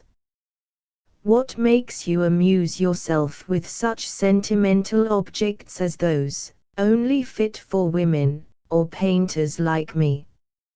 If I had not observed you with my own eyes I should have said that you were about the last man in the world to care for things of that sort. Whatever makes you keep rose leaves in your pocket-book? The best reason on earth, said Nay. A woman gave them to me. That proves nothing unless she is a great deal to you, said Lady Well, with the experienced air of a man who, whatever his inferiority in years to Nay, was far beyond him in knowledge of that sort, by virtue of his recent trials. She is a great deal to me. If I did not know you to be such a confirmed misogynist I should say that this is a serious matter. It is serious, said Nay quietly. The probability is that I shall marry the woman who gave me these. Anyhow I have asked her the question, and she has not altogether said no. I am glad to hear it, Nay, said Lady Well heartily. I am glad to hear that your star is higher than mine.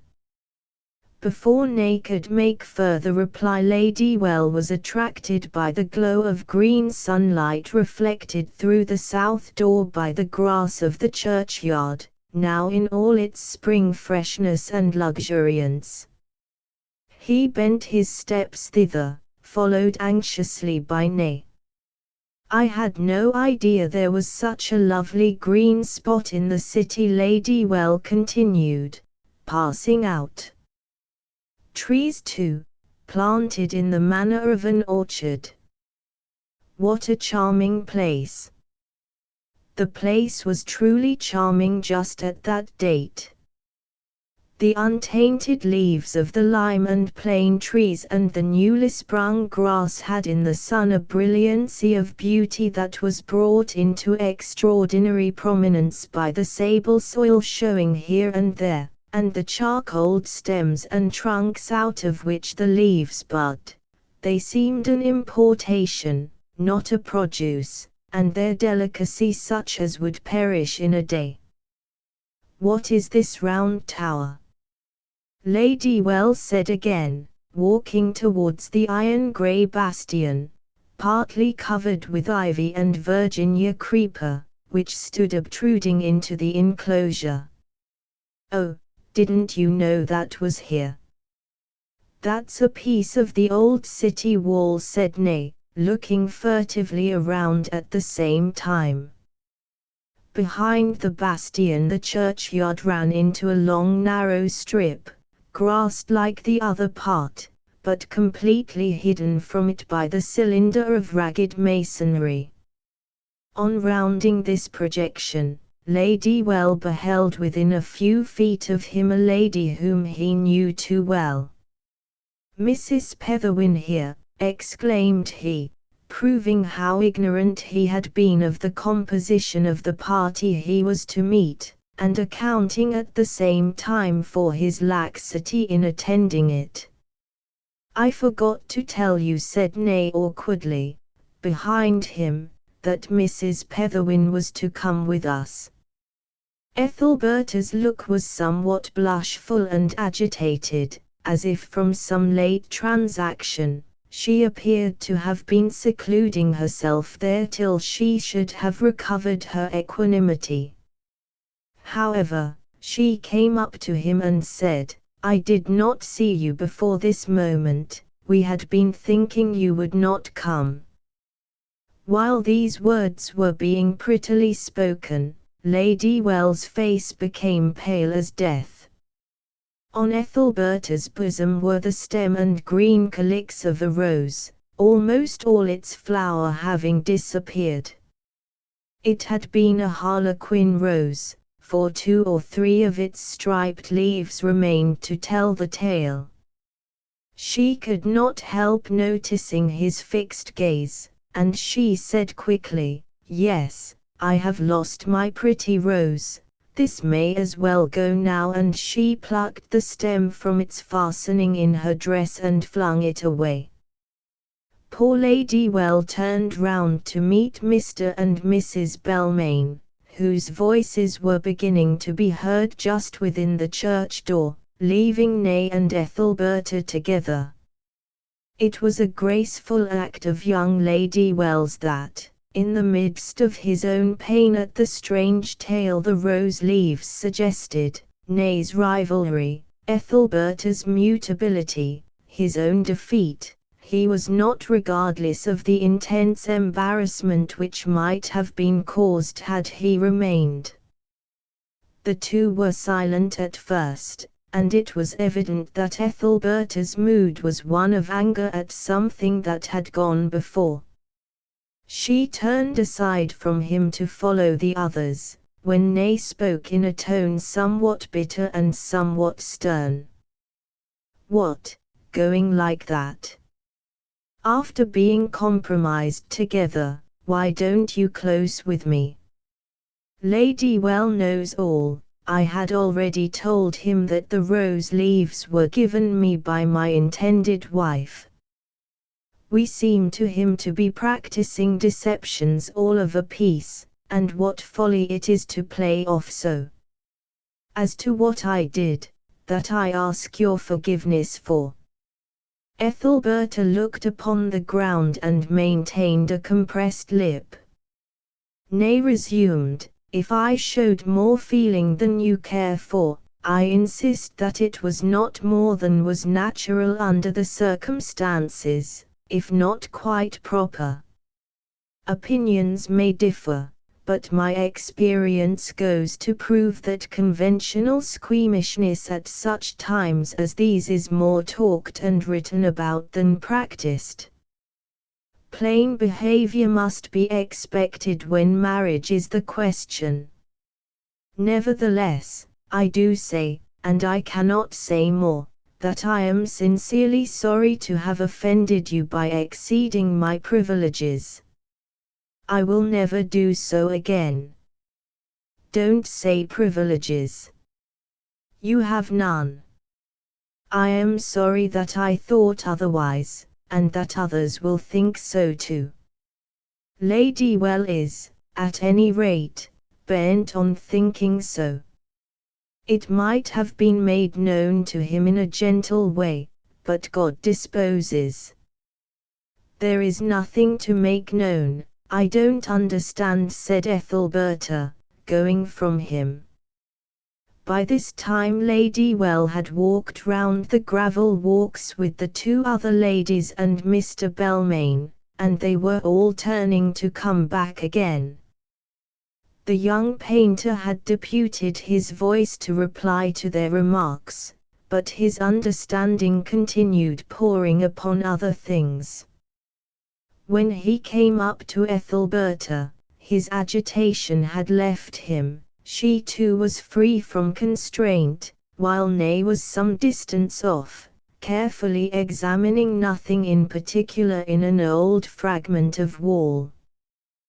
The little party was now united again as to its persons, though in spirit far otherwise. They went through the church in general talk, Lady Well sad but serene, and Ethelberta keeping far removed both from him and from Ney. She had at this juncture entered upon that sphinx-like stage of existence in which, contrary to her earlier manner, she signified to no one of her ways, plans, or sensations, and spoke little on any subject at all. There were occasional smiles now which came only from the face, and speeches from the lips merely. The journey home was performed as they had come, Lady Well not accepting the seat in Ney's cab which was phlegmatically offered him. Mrs. Doncastle's acquaintance with Ethelberta had been slight until this day, but the afternoon's proceeding had much impressed the matron with her younger friend. Before they parted she said, with the sort of affability which is meant to signify the beginning of permanent friendship, a friend of my husband's, Lord Mountclair, has been anxious for some time to meet you. He is a great admirer of the poems, and more still of the storytelling invention, and your power in it. He has been present many times at the Mayfair Hall to hear you. When will you dine with us to meet him? I know you will like him. Will Thursday be convenient? Ethelberta stood for a moment reflecting, and reflecting hoped that Mrs. Doncastle had not noticed her momentary perplexity. Crises were becoming as common with her as blackberries, and she had foreseen this one a long time. It was not that she was to meet Lord Mountclair, for he was only a name and a distant profile to her. It was that her father would necessarily be present at the meeting, in the most anomalous position that human nature could endure.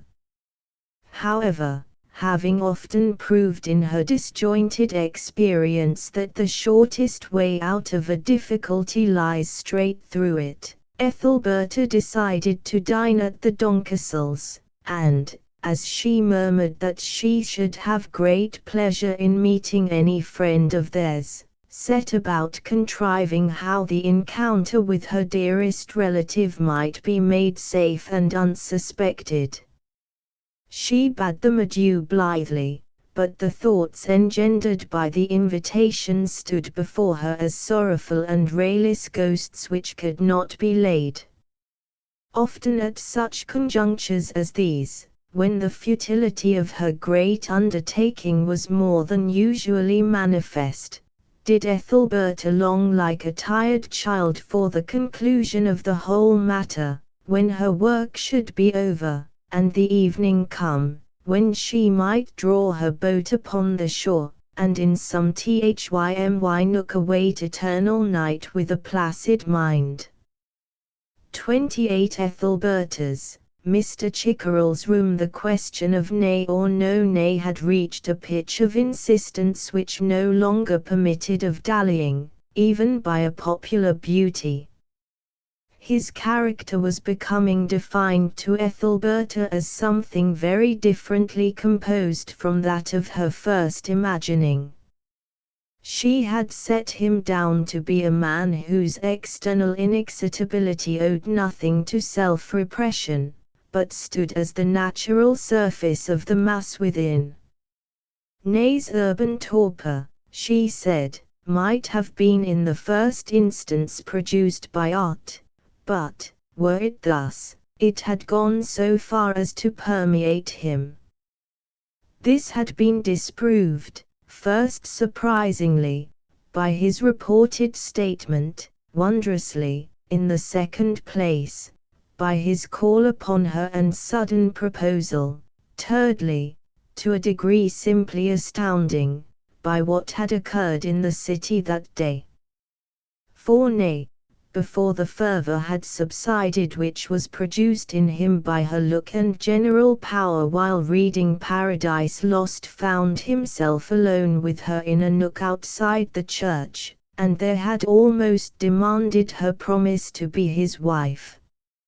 She had replied by asking for time, and idly offering him the petals of her rose, that had shed themselves in her hand. Nay, in taking them, pressed her fingers more warmly than she thought she had given him warrant for, which offended her. It was certainly a very momentary affair, and when it was over seemed to surprise himself almost as much as it had vexed her, but it had reminded her of one truth which she was in danger of forgetting. The town gentleman was not half so far removed from Sol and Dan, and the hard-handed order in general, in his passions as in his philosophy. He still continued to be the male of his species, and when the heart was hot with a dream, Pall Mall had much the same aspect as Wessex. Well, she had not accepted him yet, indeed. For the moment they were in a pet with one another. Yet that might soon be cleared off, and then recurred the perpetual question, would the advantage that might accrue to her people by her marriage be worth the sacrifice? One palliative feature must be remembered when we survey the matrimonial ponderings of the poetess and romancer. What she contemplated was not meanly to ensnare a husband just to provide incomes for her and her family, but to find some man she might respect, who would maintain her in such a stage of comfort as should, by setting her mind free from temporal anxiety, enable her to further organize her talent, and provide incomes for them herself. Plenty of saleable originality was left in her as yet, but it was getting crushed under the rubbish of her necessities. She was not sure that Ney would stand the test of her revelations. It would be possible to lead him to marry her without revealing anything. The events of the last few days had shown her that. Yet Ethelberta's honesty shrank from the safe course of holding her tongue. It might be pleasant to many a modern gentleman to find himself allied with a lady, none of whose ancestors had ever pandered to a court, lost an army, taken a bribe, oppressed a community, or broken a bank, but the added disclosure that, in avoiding these stains, her kindred had worked and continued to work with their hands for bread, might lead such an one to consider that the novelty was dearly purchased. Ethelberta was, upon the whole, dissatisfied with her progress thus far. She had planned many things and fulfilled few. Had her father been by this time provided for and made independent of the world, as she had thought he might be, not only would her course with regard to Ney be quite clear, but the impending awkwardness of dining with her father behind her chair could not have occurred. True, that was a small matter beside her regret for his own sake that he was still in harness, and a mere change of occupation would be but a tribute to a fastidiousness which he did not himself share.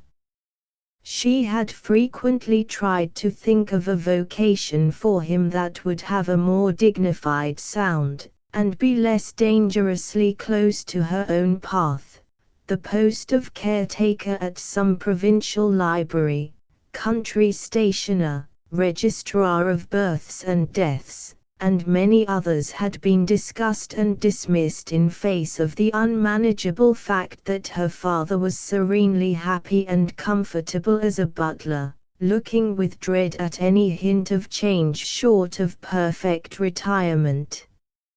Since, then, she could not offer him this retirement, what right had she to interfere with his mode of life at all?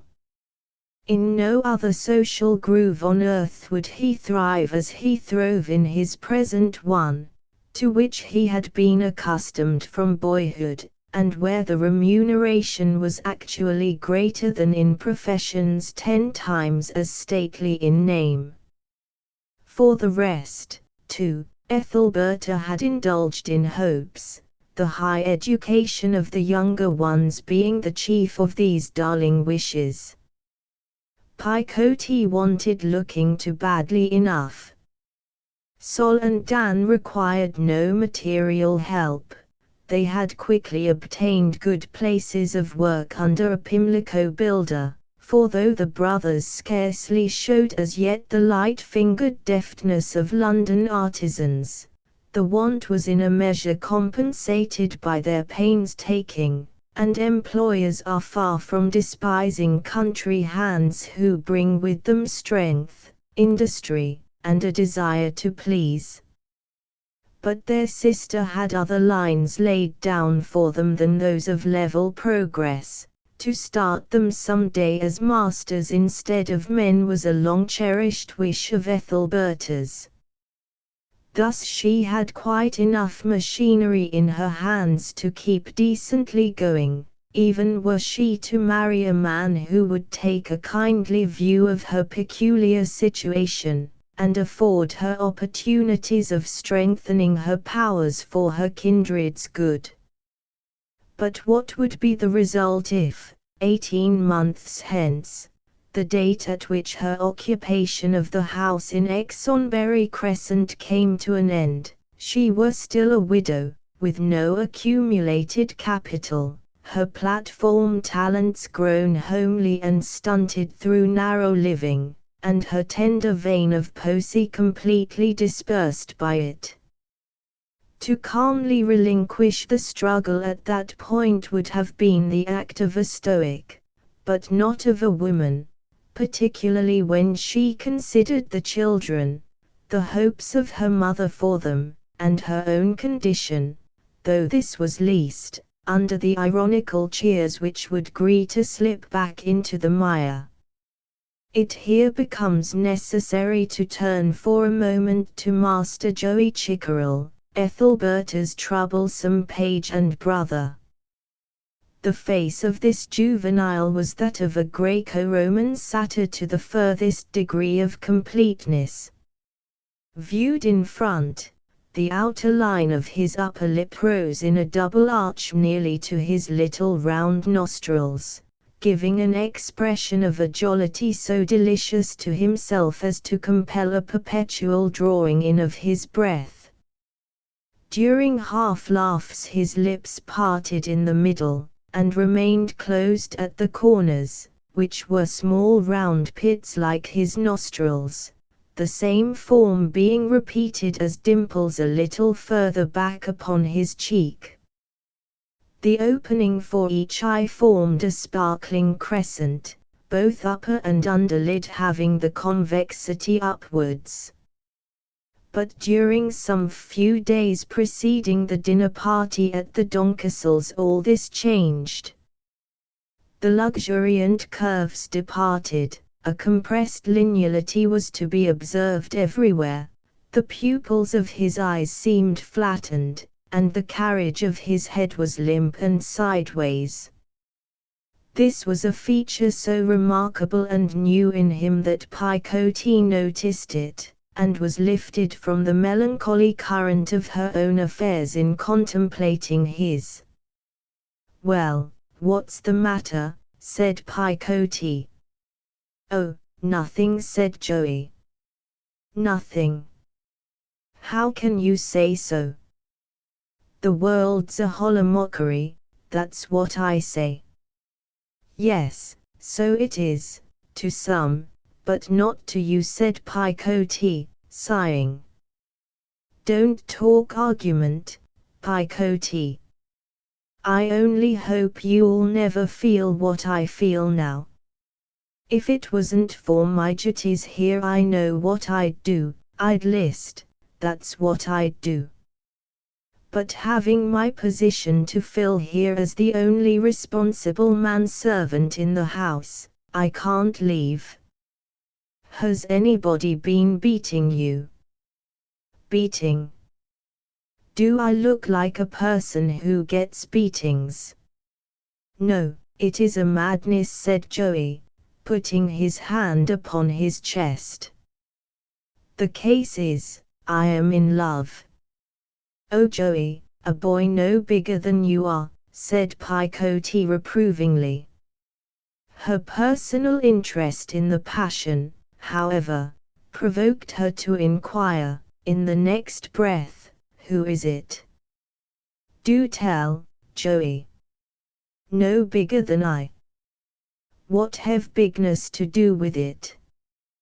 "That's just like your old-fashioned notions. Bigness is no more wanted in courting nowadays than in soldiering or smoking or any other duty of man. Husbands is rare, and a promising courter who means business will fetch his price in these times, big or small, I assure ye. I might have been engaged a dozen times over as far as the bigness goes. You should see what a miserable little fellow my rival is afore you talk like that. Now you know I've got a rival, perhaps you'll own there must be something in it." "Yes, that seems like the real thing. But who is the young woman?" "Well, I don't mind telling you, Picotee. It is Mrs. Doncastle's new maid. I called to see father last night, and had supper there, and you should have seen how lovely she were, eating sparrowgrass sideways, as if she were born to it. But, of course, there's a rival, there always is. I might have known that, and I will crush him." "But Mrs. Doncastle's new maid, if that was she I caught a glimpse of the other day, is ever so much older than you, a dozen years." "What's that to a man in love?" "Pooh, I wish you would leave me, Picotee, I wants to be alone." A short time after this Picotee was in the company of Ethelberta, and she took occasion to mention Joey's attachment. Ethelberta grew exceedingly angry directly she heard of it. "What a fearful nuisance that boy is becoming," she said. "Does father know anything of this?" "I think not," said Picotee. "Oh no, he cannot, he would not allow any such thing to go on, she is so much older than Joey. I should think he wouldn't allow it. The fact is I must be more strict about this growing friendliness between you all and the Doncastle servants. There shall be absolutely no intimacy or visiting of any sort. When father wants to see any of you he must come here, unless there is a most serious reason for your calling upon him." Some disclosure or reference to me otherwise than as your mistress, will certainly be made else, and then I am ruined. I will speak to father myself about Joey's absurd nonsense this evening. I am going to see him on another matter. And Ethelberta sighed. I am to dine there on Thursday, she added. To dine there, Berta. Well, that is a strange thing. Why, father will be close to you. Yes, said Ethelberta quietly. How I should like to see you sitting at a grand dinner table, among lordly dishes and shining people, and father about the room unnoticed. Berta, I have never seen a dinner party in my life, and father said that I should some day, he promised me long ago. How will he be able to carry out that, my dear child, said Ethelberta, drawing her sister gently to her side. Father says that for an hour and a half the guests are quite fixed in the dining room, and as unlikely to move as if they were trees planted round the table. Do let me go and see you, Berta Picote added coaxingly. I would give anything to see how you look in the midst of elegant people talking and laughing, and you my own sister all the time, and me looking on like puss in the corner. Ethelberta could hardly resist the entreaty, in spite of her recent resolution. We will leave that to be considered when I come home tonight, she said. I must hear what father says. After dark the same evening a woman, dressed in plain black and wearing a hood, went to the servants' entrance of Mr. Doncastle's house, and inquired for Mr. Chickerell. Ethelberta found him in a room by himself, and on entering she closed the door behind her, and unwrapped her face.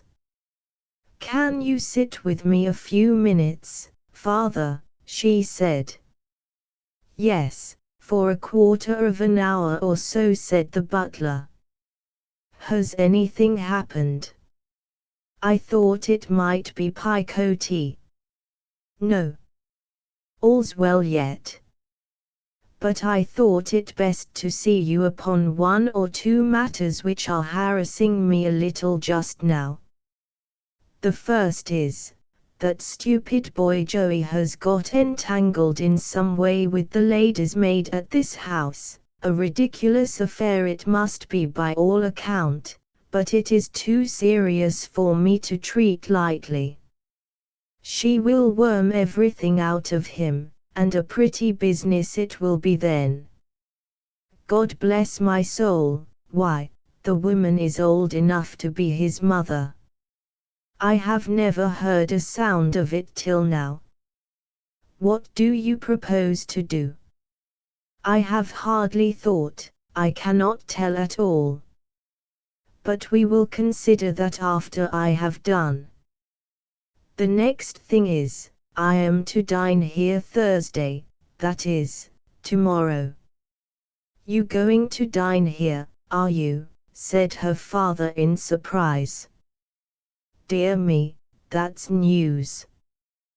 We have a dinner party tomorrow, but I was not aware that you knew our people. I have accepted the invitation, said Ethelberta. But if you think I had better stay away, I will get out of it by some means. Heavens! What does that mean? Will anybody come in? She added, rapidly pulling up her hood and jumping from the seat as the loud tones of a bell clanged forth in startling proximity. Oh no, it is all safe, said her father. It is the area door, nothing to do with me. About the dinner, I don't see why you may not come. Of course you will take no notice of me, nor shall I of you. It is to be rather a large party. Lord what's his name is coming, and several good people. Yes, he is coming to meet me, it appears. But, Father, she said more softly and slowly, how wrong it will be for me to come so close to you, and never recognize you. I don't like it. I wish you could have given up service by this time, it would have been so much less painful for us all round. I thought we might have been able to manage it somehow. Nonsense, nonsense, said Mr. Chickerell crossly. There is not the least reason why I should give up. I want to save a little money first. If you don't like me as I am, you must keep away from me. Don't be uneasy about my comfort, I am right enough, thank God. I can mind myself for many a year yet. Ethelberta looked at him with tears in her eyes, but she did not speak. She never could help crying when she met her father here. I have been in service now for more than 37 years, her father went on. It is an honorable calling, and why should you maintain me because you can earn a few pounds by your gifts, and an old woman left you her house and a few sticks of furniture? If she had left you any money it would have been a different thing, but as you have to work for every penny you get, I cannot think of it. Suppose I should agree to come and live with you, and then you should be ill, or such like, and I no longer able to help myself. Oh no, I'll stick where I am, for here I am safe as to food and shelter at any rate. Surely, Ethelberta, it is only right that I, who ought to keep you all, should at least keep your mother and myself. As to our position, that we cannot help, and I don't mind that you are unable to own me. I wish I could own you, all of you. Well, you chose your course, my dear, and you must abide by it. Having put your hand to the plough, it will be foolish to turn back. It would, I suppose. Yet I wish I could get a living by some simple humble occupation, and drop the name of Petherwin, and be Berta Chickerell again, and live in a green cottage as we used to do when I was small. I am miserable to a pitiable degree sometimes, and sink into regrets that I ever fell into such a groove as this. I don't like covert deeds, such as coming here tonight, and many are necessary with me from time to time. There is something without which splendid energies are a drug, and that is a cold heart. There is another thing necessary to energy, too, the power of distinguishing your visions from your reasonable forecasts when looking into the future, so as to allow your energy to lay hold of the forecasts only. I begin to have a fear that Mother is right when she implies that I undertook to carry out visions and all. But 10 of us are so many to cope with. If God Almighty had only killed off 3/4 of us when we were little, a body might have done something for the rest, but as we are it is hopeless. There is no use in your going into high doctrine like that, said Chickerell. As I said before, you chose your course. You have begun to fly high, and you had better keep there.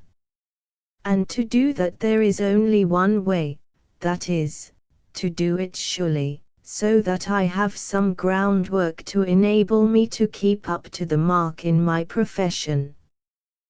That way is marriage. Marriage.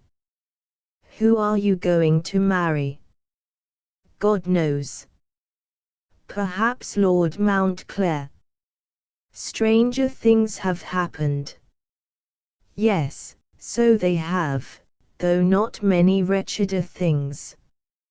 I would sooner see you in your grave, Ethelberta, than Lord Mountclair's wife, or the wife of anybody like him, great as the honor would be.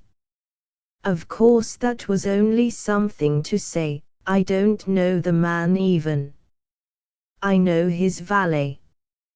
However, marry who you may, I hope you'll be happy, my dear girl.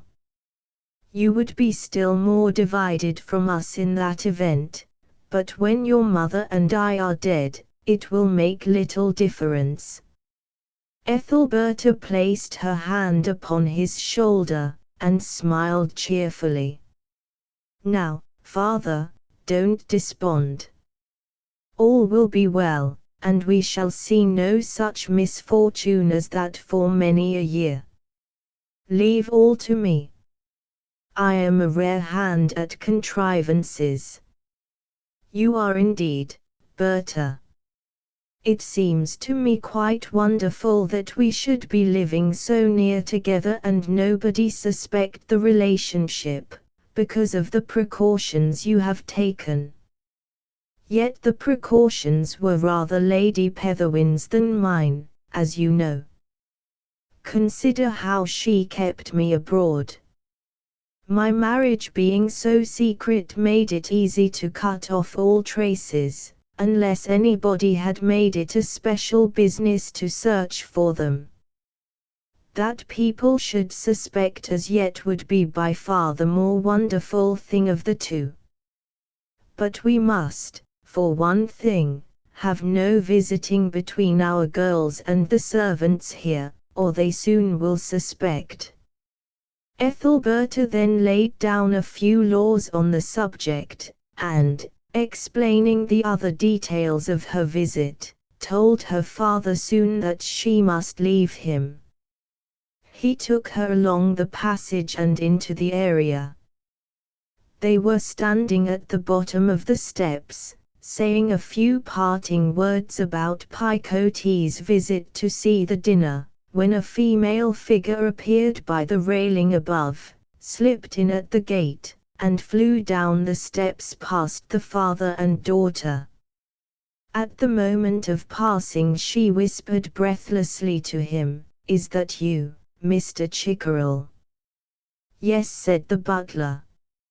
She tossed into his arms a quantity of wearing apparel, and adding, "Please take them upstairs for me, I am late," rushed into the house. "Good heavens, what does that mean?" said Ethelberta, holding her father's arm in her uneasiness. "That's the new lady's maid, just come in from an evening walk, that young scamp's sweetheart, if what you tell me is true. I don't yet know what her character is, but she runs neck and neck with time closer than any woman I ever met. She stays out at night like this till the last moment, and often throws off her dashing courting clothes in this way, as she runs down the steps, to save a journey to the top of the house to her room before going to Mrs. Doncastle's, who is in fact at this minute waiting for her. Only look here." Chickerell gathered up a hat decked with feathers and flowers, a parasol, and a light muslin train skirt, out of the pocket of the latter tumbling some long golden tresses of hair. "What an extraordinary woman," said Ethelberta. "A perfect Cinderella." The idea of Joey getting desperate about a woman like that, no doubt she has just come in from meeting him. No doubt, a blockhead. That's his taste, is it? I'll soon see if I can't cure his taste if it inclines towards Mrs. Menlove. Mrs. what? Menlove, that's her name. She came about a fortnight ago. and is that men love. What shall we do? Exclaimed Ethelberta. The idea of the boy singling out her, why it is ruin to him, to me, and to us all. She hastily explained to her father that Menlove had been Lady Petherwin's maid and her own at some time before the death of her mother-in-law, that she had only stayed with them through a 3 months' tour because of her flightiness, and hence had learned nothing of Ethelberta's history, and probably had never thought at all about it. But nevertheless they were as well acquainted as a lady and her maid well could be in the time. Like all such doubtful characters, continued Ethelberta, she was one of the cleverest and lightest-handed women we ever had about us. When she first came, my hair was getting quite weak, but by brushing it every day in a peculiar manner, and treating it as only she knew how, she brought it into splendid condition. Well, this is the devil to pay, upon my life, said Mr. Chickerell, with a miserable gaze at the bundle of clothes and the general situation at the same time. Unfortunately for her friendship, I have snubbed her 2 or 3 times already, for I don't care about her manner. You know she has a way of trading on a man's sense of honor till it puts him into an awkward position. She is perfectly well aware that, whatever scrape I find her out in, I shall not have the conscience to report her, because I am a man, and she is a defenseless woman, and so she takes advantage of one's feeling by making me, or either of the men servants, her bottle holder, as you see she has done now. This is all simply dreadful, said Ethelberta. Joey is shrewd and trustworthy, but in the hands of such a woman as that. I suppose she did not recognize me. There was no chance of that in the dark. Well, I cannot do anything in it, said she. I cannot manage Joey at all. I will see if I can, said Mr. Chickerell. Courting at his age, indeed, what shall we hear next? Chickerell then accompanied his daughter along the street till an empty cab passed them, and putting her into it he returned to the house again. 29 Ethelberta's dressing room. Mr. Doncastle's house. The dressing of Ethelberta for the dinner party was an undertaking into which Picote threw her whole skill as tirewoman.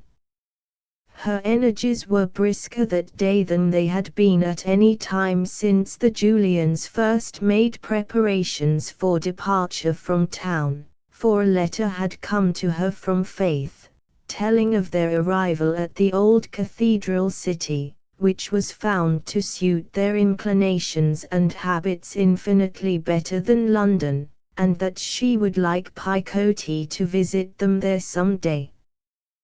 Picote felt, and so probably felt the writer of the letter, that such a visit would not be very practicable just now, but it was a pleasant idea, and for fastening dreams upon was better than nothing.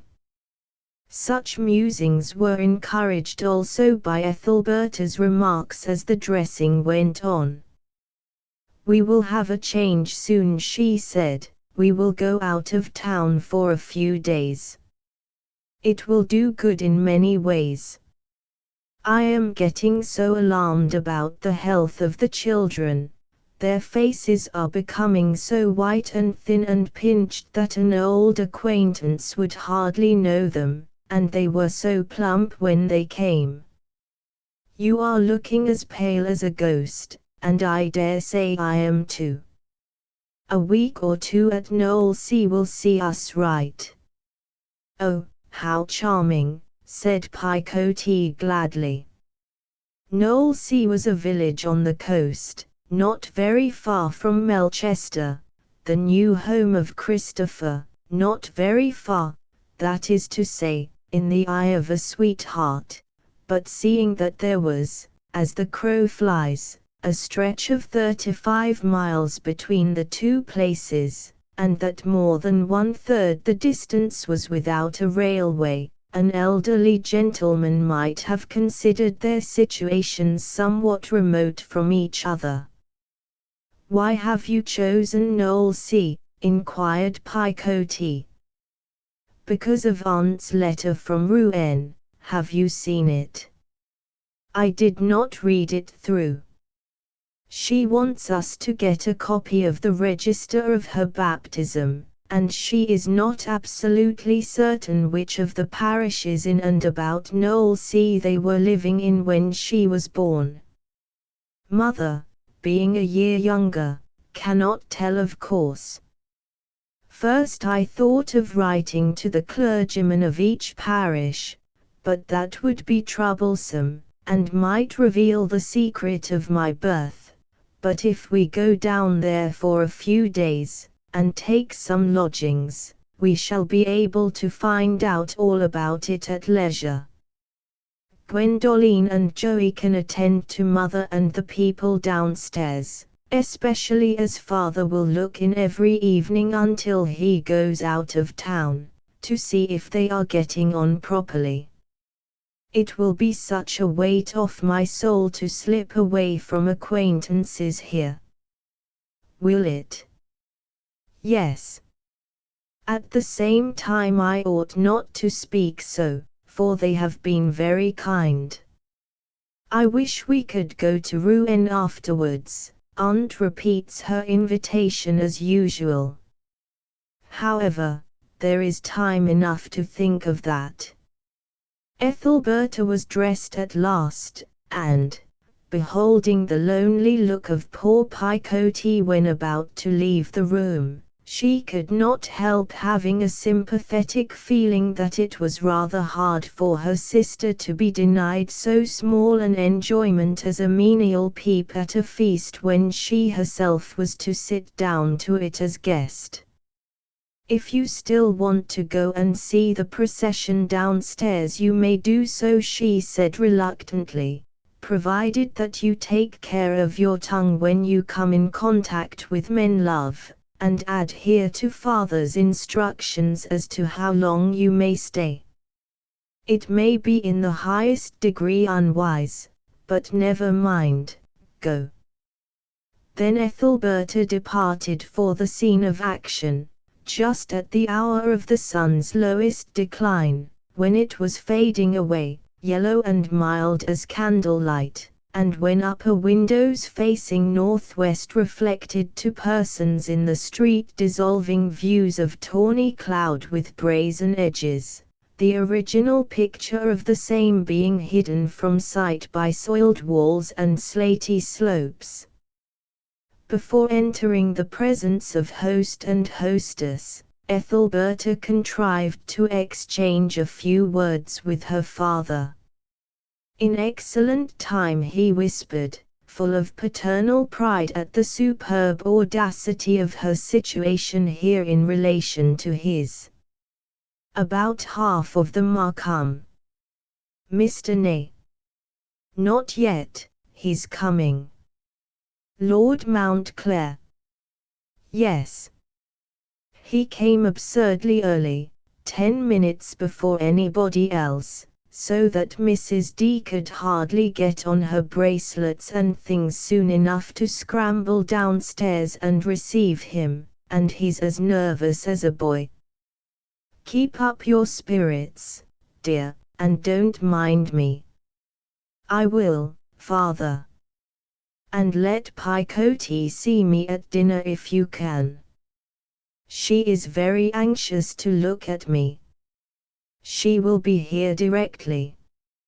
And Ethelberta, having been announced, joined the chamber full of assembled guests, among whom for the present we lose sight of her.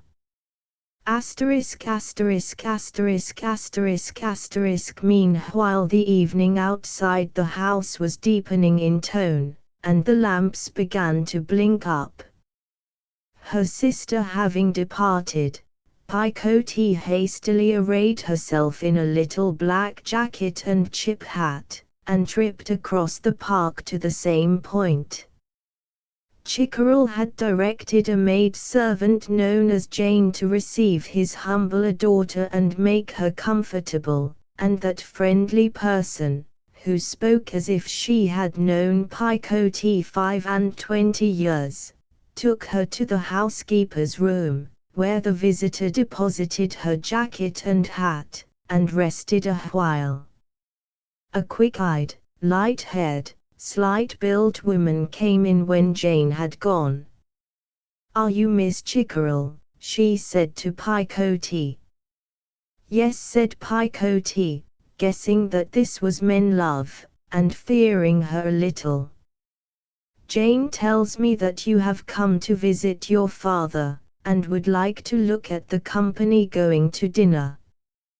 "Well, they are not much to see, you know, but such as they are you are welcome to the sight of.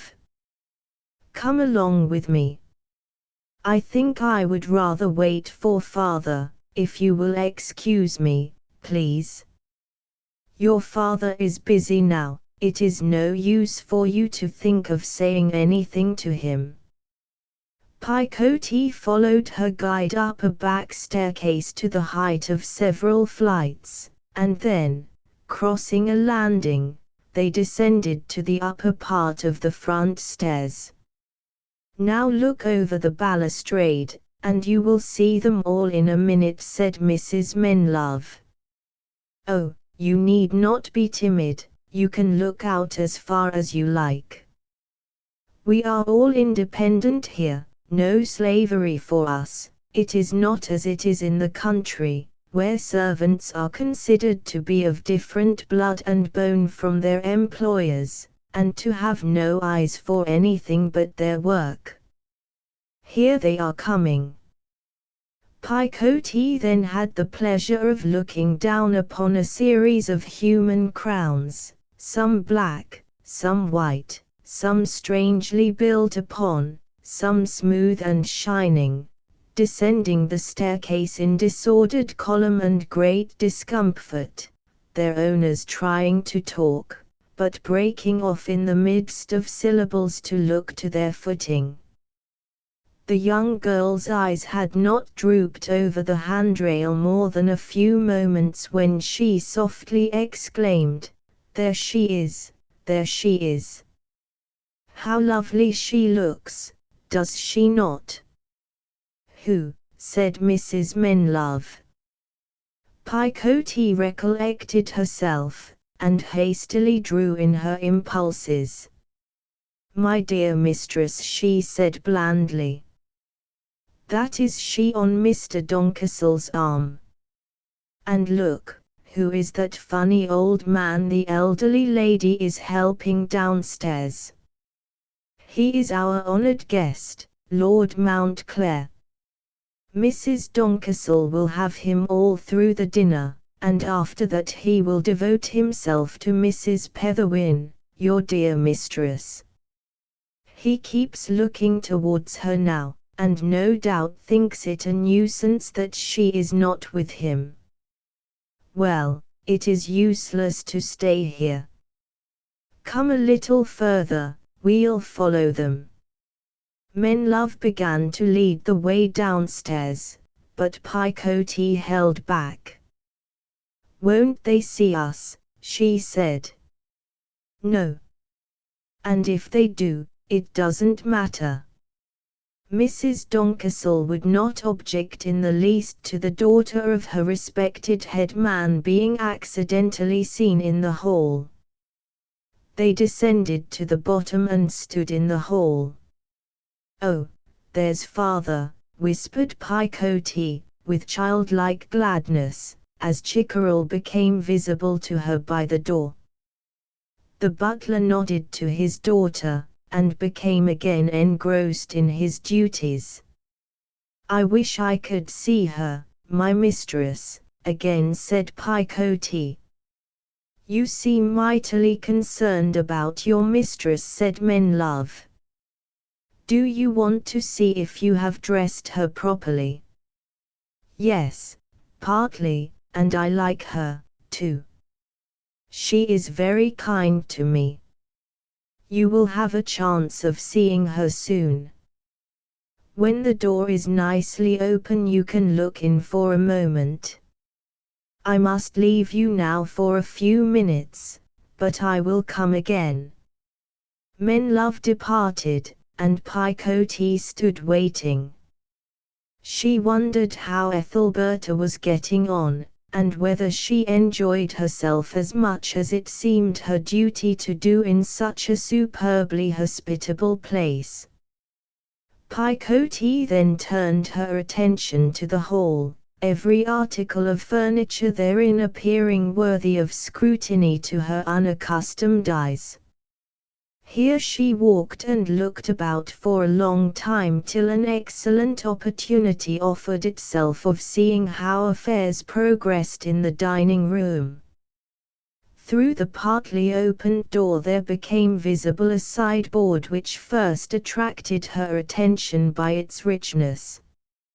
It was, indeed, a noticeable example of modern art workmanship, in being exceptionally large, with curious ebony mouldings at different stages, and, while the heavy cupboard doors at the bottom were enriched with inlays of paler wood, other panels were decorated with tiles, as if the massive composition had been erected on the spot as part of the solid building. However, it was on a space higher up that Picotee's eyes and thoughts were fixed.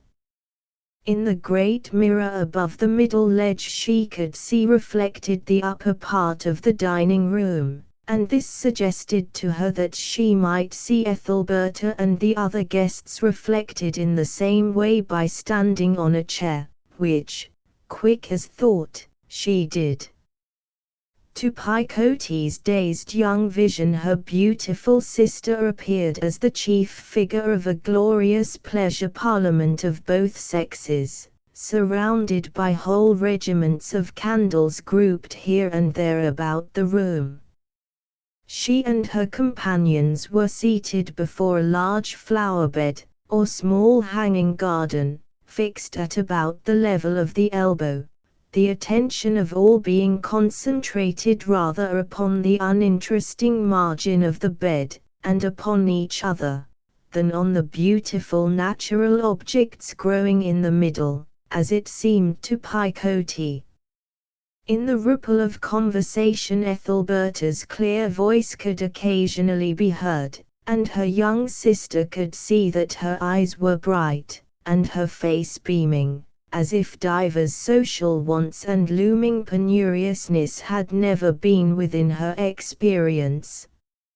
Mr. Doncastle was quite absorbed in what she was saying. So was the queer old man whom Menlove had called Lord Mountclair. "The dashing widow looks very well, does she not?" said a person at Picotee's elbow. It was her conductor Menlove, now returned again, whom Picotee had quite forgotten. "She will do some damage here tonight you will find," continued Menlove. "How long have you been with her?" "Oh, a long time, I mean rather a short time," stammered Picotee. "I know her well enough. I was her maid once, or rather her mother-in-law's, but that was long before you knew her. I did not by any means find her so lovable as you seem to think her when I had to do with her at close quarters. An awful flirt, awful. Don't you find her so?" "I don't know. If you don't yet you will know. But come down from your perch. The dining room door will not be open again for some time, and I will show you about the rooms upstairs. This is a larger house than Mrs. Petherwin's, as you see. Just come and look at the drawing rooms." Wishing much to get rid of Menlove, yet fearing to offend her, Picotee followed upstairs. Dinner was almost over by this time, and when they entered the front drawing room a young manservant and maid were there rekindling the lights. "Now let's have a game of cat and mice," said the maid-servant cheerily. "There's plenty of time before they come up." "Agreed," said Menlove promptly. "You will play, will you not, Miss Chickerell?" "No, indeed," said Picotee, aghast. "Never mind, then, you look on." Away then ran the housemaid and Menlove, and the young footman started at their heels. Round the room, over the furniture, under the furniture, through the furniture, out of one window, along the balcony, in at another window, again round the room, so they glided with the swiftness of swallows and the noiselessness of ghosts. Then the housemaid drew a Jew's harp from her pocket, and struck up a lively waltz sotto voce. The footman seized Menlove, who appeared nothing loath, and began spinning gently round the room with her, to the time of the fascinating measure which fashion hails, from countesses to queens, and maids and valets dance behind the scenes.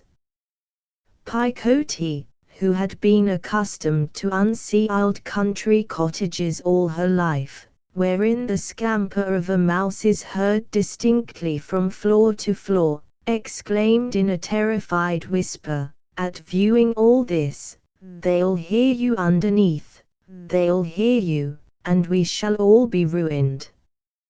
Not at all came from the cautious dancers. These are some of the best built houses in London, double floors, filled in with material that will deaden any row you like to make, and we make none. But come and have a turn yourself, Miss Chickerell. The young man relinquished Menlove, and on the spur of the moment seized Picotee. Picotee flounced away from him in indignation, backing into a corner with ruffled feathers, like a pullet trying to appear a hen. "How dare you touch me?" she said, with rounded eyes. "I'll tell somebody downstairs of you, who'll soon see about it." "What a baby, she'll tell her father." "No, I shan't, somebody you are all afraid of, that's who I'll tell." "Nonsense," said Menlove, "he meant no harm." Playtime was now getting short, and further antics being dangerous on that account, the performers retired again downstairs, Picotee of necessity following. Her nerves were screwed up to the highest pitch of uneasiness by the grotesque habits of these men and maids, who were quite unlike the country servants she had known, and resembled nothing so much as pixies, elves, or gnomes, peeping up upon human beings from their shady haunts underground, sometimes for good, sometimes for ill, sometimes doing heavy work, sometimes none, teasing and worrying with impish laughter half suppressed, and vanishing directly mortal eyes were bent on them. Separate and distinct from overt existence under the sun, this life could hardly be without its distinctive pleasures, all of them being more or less pervaded by thrills and titillations from games of hazard, and the perpetual risk of sensational surprises. Long before this time Picotee had begun to be anxious to get home again, but Menlove seemed particularly to desire her company, and pressed her to sit a while, telling her young friend, by way of entertainment, of various extraordinary love adventures in which she had figured as heroine when traveling on the continent. These stories had one and all a remarkable likeness in a certain point. Menlove was always unwilling to love the adorer, and the adorer was always unwilling to live afterwards on account of it. Ha ha ha, in men's voices was heard from the distant dining room as the two women went on talking. And then continued Menlove, there was that duel I was the cause of between the courier and the French valet. Dear me, what a trouble that was, yet I could do nothing to prevent it. This courier was a very handsome man. They are handsome sometimes. Yes, they are. My aunt married one. Did she? Where do they live? They keep an hotel at Rouen, murmured Picote, in doubt whether this should have been told or not. Well, he used to follow me to the English church every Sunday regularly, and I was so determined not to give my hand where my heart could never be, that I slipped out at the other door while he stood expecting me by the one I entered. Here I met M. Pierre, when, as ill luck would have it, the other came round the corner, and seeing me talking to the valet, he challenged him at once. Ha ha ha, was heard again afar. Did they fight? Said Picote. Yes, I believe they did.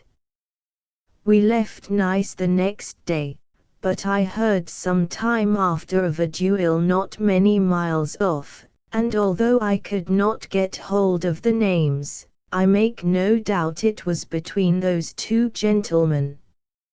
I never knew which of them fell, poor fellow, whichever it was. Ha ha ha ha ha ha, came from the dining room. Whatever are those boozy men laughing at, I wonder, said Menlove. They are always so noisy when the ladies have gone upstairs. Upon my soul, I'll run up and find out. No, no, don't, entreated Picote, putting her hand on her entertainer's arm. It seems wrong, it is no concern of ours. Wrong be hanged, anything on an impulse, said Mrs. Menlove, skipping across the room and out of the door, which stood open, as did others in the house, the evening being sultry and oppressive. Picote waited in her seat until it occurred to her that she could escape the lady's maid by going off into her father's pantry in her absence. But before this had been put into effect, Menlove appeared again. Such fun as they are having up there, she said. Somebody asked Mr. Ney to tell a story which he had told at some previous time, but he was very reluctant to do so, and pretended he could not recollect it. Well, then, the other man, I could not distinguish him by his voice, began telling it, to prompt Mr. Ney's memory, and, as far as I could understand, it was about some lady who thought Mr. Ney was in love with her, and, to find whether he was worth accepting or not, she went with her maid at night to see his estate, and wandered about and got lost, and was frightened, and I don't know what besides. Then Mr. Ney laughed too, and said he liked such common sense in a woman. No names were mentioned, but I fancy, from the awkwardness of Mr. Ney at being compelled to tell it, that the lady is one of those in the drawing room. I should like to know which it was. I know, have heard something about it, said Picote, blushing with anger. It was nothing at all like that. I wonder Mr. Ney had the audacity ever to talk of the matter, and to misrepresent it so greatly. Tell all about it, do, said Menlove. Oh no, said Picote. I promised not to say a word. It is your mistress, I expect. You may think what you like, but the lady is anything but a mistress of mine. The flighty Menlove pressed her to tell the whole story, but finding this useless the subject was changed. Presently her father came in, and, taking no notice of Menlove, told his daughter that she had been called for. Picote very readily put on her things, and on going outside found Joey awaiting her. Mr. Chickerell followed closely, with sharp glances from the corner of his eye, and it was plain from Joey's nervous manner of lingering in the shadows of the area doorway instead of entering the house, that the butler had in some way set himself to prevent all communion between the fair lady's maid and his son for that evening at least. He watched Picote and her brother off the premises, and the pair went on their way towards Exonbury Crescent, very few words passing between them. Picote's thoughts had turned to the proposed visit to Knowlesea, and Joey was sulky under disappointment and the blank of thwarted purposes. 30 on the house dark. Picote, are you asleep? Ethelberta whispered softly at dawn the next morning, by the half-opened door of her sister's bedroom. No, I keep waking, it is so warm. So do I. Suppose we get up and see the sun rise. The east is filling with flame. Yes, I should like it, said Picote. The restlessness which had brought Ethelberta hither in slippers and dressing gown at such an early hour owed its origin to another cause than the warmth of the weather, but of that she did not speak as yet. Picote's room was an attic, with windows in the roof, a chamber dismal enough at all times, and very shadowy now. While Picote was wrapping up, Ethelberta placed a chair under the window, and mounting upon this they stepped outside, and seated themselves within the parapet. The air was as clear and fresh as on a mountain side, sparrows chattered, and birds of a species unsuspected at later hours could be heard singing in the park hard by, while here and there on ridges and flats a cat might be seen going calmly home from the devilries of the night to resume the amiabilities of the day. I am so sorry I was asleep when you reached home, said Picote. I was so anxious to tell you something I heard of, and to know what you did, but my eyes would shut, try as I might, and then I tried no longer. Did you see me at all, Berta? Never once. I had an impression that you were there. I fancied you were from father's carefully vacuous look whenever I glanced at his face. But were you careful about what you said, and did you see Menlove? I felt all the time that I had done wrong in letting you come. The gratification to you was not worth the risk to me. I saw her, and talked to her. But I am certain she suspected nothing. I enjoyed myself very much, and there was no risk at all. I am glad it is no worse news. However, you must not go there again, upon that point I am determined. It was a good thing I did go, all the same. I'll tell you why when you have told me what happened to you. Nothing of importance happened to me. I expect you got to know the lord you were to meet. Oh yes, Lord Mountclair. And it's dreadful how fond he is of you, quite ridiculously taken up with you, I saw that well enough. Such an old man, too, I wouldn't have him for the world. Don't jump at conclusions so absurdly, Picote. Why wouldn't you have him for the world? Because he is old enough to be my grandfather, and yours too. Indeed he is not, he is only middle-aged. Oh Berta. 65 at least. He may or may not be that, and if he is, it is not old. He is so entertaining that one forgets all about age in connection with him. He laughs like this, he.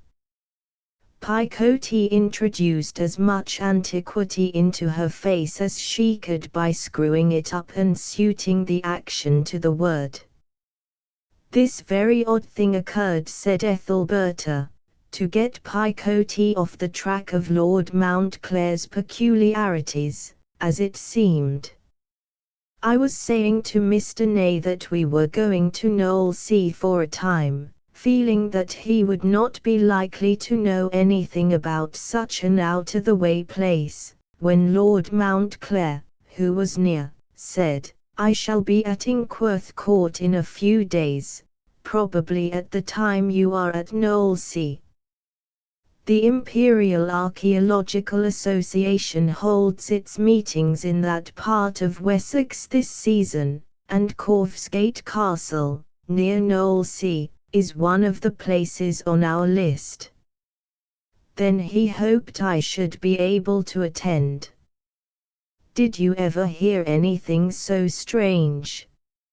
Now, I should like to attend very much, not on Lord Mountclair's account, but because such gatherings are interesting, and I have never been to one, yet there is this to be considered, would it be right for me to go without a friend to such a place?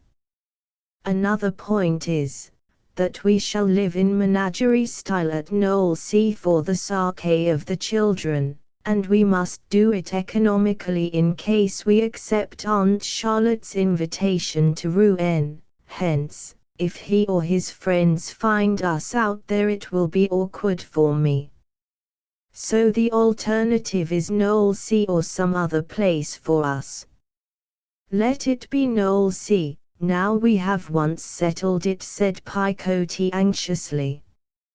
I have mentioned to Faith Julian that we shall be there. Mentioned it already. You must have written instantly. I had a few minutes to spare, and I thought I might as well write.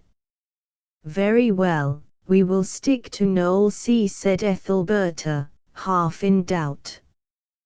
Yes, otherwise it will be difficult to see about Aunt's baptismal certificate. We will hope nobody will take the trouble to pry into our household. And now, Picote, I want to ask you something very serious. How would you like me to marry Mr. Ney? Ethelberta could not help laughing with a faint shyness as she asked the question under the searching east ray. He has asked me to marry him, she continued, and I want to know what you would say to such an arrangement. I don't mean to imply that the event is certain to take place, but, as a mere supposition, what do you say to it, Picote? Ethelberta was far from putting this matter before Picote for advice or opinion, but, like all people who have an innate dislike to hole and corner policy, she felt compelled to speak of it to someone. I should not like him for you at all, said Picote vehemently. I would rather you had Mr. Ladywell. Oh, don't name him. I wouldn't have Mr. Ney at any price, nevertheless. It is about him that I was going to tell you. Picoti proceeded to relate Menlove's account of the story of Ethelberta's escapade, which had been dragged from Ney the previous evening by the friend to whom he had related it before he was so enamored of Ethelberta as to regard that performance as a positive virtue in her. Nobody was told, or even suspected, who the lady of the anecdote was. Picoti concluded, but I knew instantly, of course, and I think it very unfortunate that we ever went to that dreadful ghostly estate of his, Berta. Ethelberta's face heated with mortification. She had no fear that Ney had told names or other particulars which might lead to her identification by any friend of his, and she could make allowance for bursts of confidence, but there remained the awkward fact that he himself knew her to be the heroine of the episode. What annoyed her most was that Ney could ever have looked upon her indiscretion as a humorous incident, which he certainly must have done at some time or other to account for his telling it. Had he been angry with her, or sneered at her for going, she could have forgiven him, but to see her maneuver in the light of a joke, to use it as illustrating his grim theory of womankind, and neither to like nor to dislike her the more for it from first to last, this was to treat her with a cynicism which was intolerable. That Ney's use of the incident as a stock anecdote ceased long before he had decided to ask her to marry him she had no doubt, but it showed that his love for her was of that sort in which passion makes war upon judgment, and prevails in spite of will. Moreover, he might have been speaking ironically when he alluded to the act as a virtue in a woman, which seemed the more likely when she remembered his cool bearing towards her in the drawing-room. Possibly it was an antipathetic reaction, induced by the renewed recollection of her proceeding. "I will never marry Mr. Ney," she said, with decision.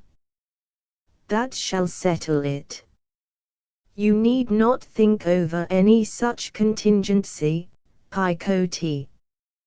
He is one of those horrid men who love with their eyes, the remainder part of him objecting all the time to the feeling, and even if his objections prove the weaker, and the man marries, his general nature conquers again by the time the wedding trip is over, so that the woman is miserable at last, and had better not have had him at all. That applies still more to Lord Mountclair, to my thinking. I never saw anything like the look of his eyes upon you." "Oh no, no, you understand nothing if you say that. But one thing be sure of, there is no marriage likely to take place between myself and Mr. Ney. I have longed for a sound reason for disliking him, and now I have got it. Well, we will talk no more of this, let us think of the nice little pleasure we have in store, our stay at Knowlesea. There we will be as free as the wind. And when we are down there, I can drive across to Corfsgate Castle if I wish to attend the Imperial Association meeting, and nobody will know where I came from. Knowlesea is not more than 5 miles from the castle, I think." Picoti was by this time beginning to yawn, and Ethelberta did not feel nearly so wakeful as she had felt half an hour earlier. Tall and swarthy columns of smoke were now soaring up from the kitchen chimneys around, spreading horizontally when at a great height, and forming a roof of haze which was turning the sun to a copper color, and by degrees spoiling the sweetness of the new atmosphere that had rolled in from the country during the night, giving it the usual city smell. The resolve to make this rising the beginning of a long and busy day, which should set them beforehand with the rest of the world, weakened with their growing weariness, and an impulse to lie down just for a quarter of an hour before dressing, ended in a sound sleep that did not relinquish its hold upon them till late in the forenoon. 31 Knowlesea, a lofty down, a ruined castle. Knowlesea was a seaside village lying snug within two headlands as between a finger and thumb. Everybody in the parish who was not a boatman was a quarrier, unless he were the gentleman who owned half the property and had been a quarryman, or the other gentleman who owned the other half, and had been to sea. The knowledge of the inhabitants was of the same special sort as their pursuits. The quarryman in white fustian understood practical geology, the laws and accidents of dips, faults, and cleavage, far better than the ways of the world and mammon. The seafaring men in Guernsey frocks had a clearer notion of Alexandria, Constantinople, the Cape, and the Indies than of any inland town in their own country. This, for them, consisted of a busy portion, the Channel, where they lived and labored, and a dull portion, the vague unexplored miles of interior at the back of the ports, which they seldom thought of. Some wives of the village, it is true, had learned to let lodgings, and others to keep shops. The doors of these latter places were formed of an upper hatch, usually kept open, and a lower hatch, with a bell attached, usually kept shut. Whenever a stranger went in, he would hear a whispering of astonishment from a back room, after which a woman came forward, looking suspiciously at him as an intruder, and advancing slowly enough to allow her mouth to get clear of the meal she was partaking of. Meanwhile the people in the back room would stop their knives and forks in absorbed curiosity as to the reason of the stranger's entry, who by this time feels ashamed of his unwarrantable intrusion into this hermit's cell, and thinks he must take his hat off. The woman is quite alarmed at seeing that he is not one of the 15 native women and children who patronize her, and nervously puts her hand to the side of her face, which she carries slanting. The visitor finds himself saying what he wants in an apologetic tone, when the woman tells him that they did keep that article once, but do not now, that nobody does, and probably never will again, and as he turns away she looks relieved that the dilemma of having to provide for a stranger has passed off with no worse mishap than disappointing him. A cottage which stood on a high slope above this townlet and its bay resounded one morning with the notes of a merry company. Ethelberta had managed to find room for herself and her young relations in the house of one of the boatmen, whose wife attended upon them all. Captain Flower, the husband, assisted her in the dinner preparations, when he slipped about the house as lightly as a girl and spoke of himself as cook's mate. The house was so small that the sailor's rich voice, developed by shouting in high winds during a 20 years' experience in the coasting trade, could be heard coming from the kitchen between the chirpings of the children in the parlor. The furniture of this apartment consisted mostly of the painting of a full-rigged ship, done by a man whom the captain had specially selected for the purpose because he had been 27 years at sea before touching a brush, and thereby offered a sufficient guarantee that he understood how to paint a vessel properly. Before this picture sat Ethelberta in a light linen dress, and with tightly knotted hair, now again Berta Chickerel as of old, serving out breakfast to the rest of the party, and sometimes lifting her eyes to the outlook from the window, which presented a happy combination of Grange scenery with marine. Upon the irregular slope between the house and the quay was an orchard of aged trees wherein every apple ripening on the boughs presented its rubicund side towards the cottage, because that building chanced to lie upwards in the same direction as the sun.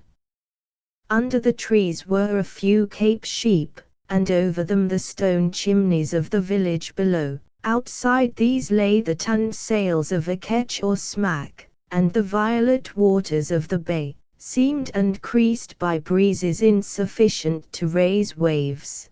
Beyond all a curved wall of cliff, terminating in a promontory, which was flanked by tall and shining obelisks of chalk rising sheer from the trembling blue race beneath.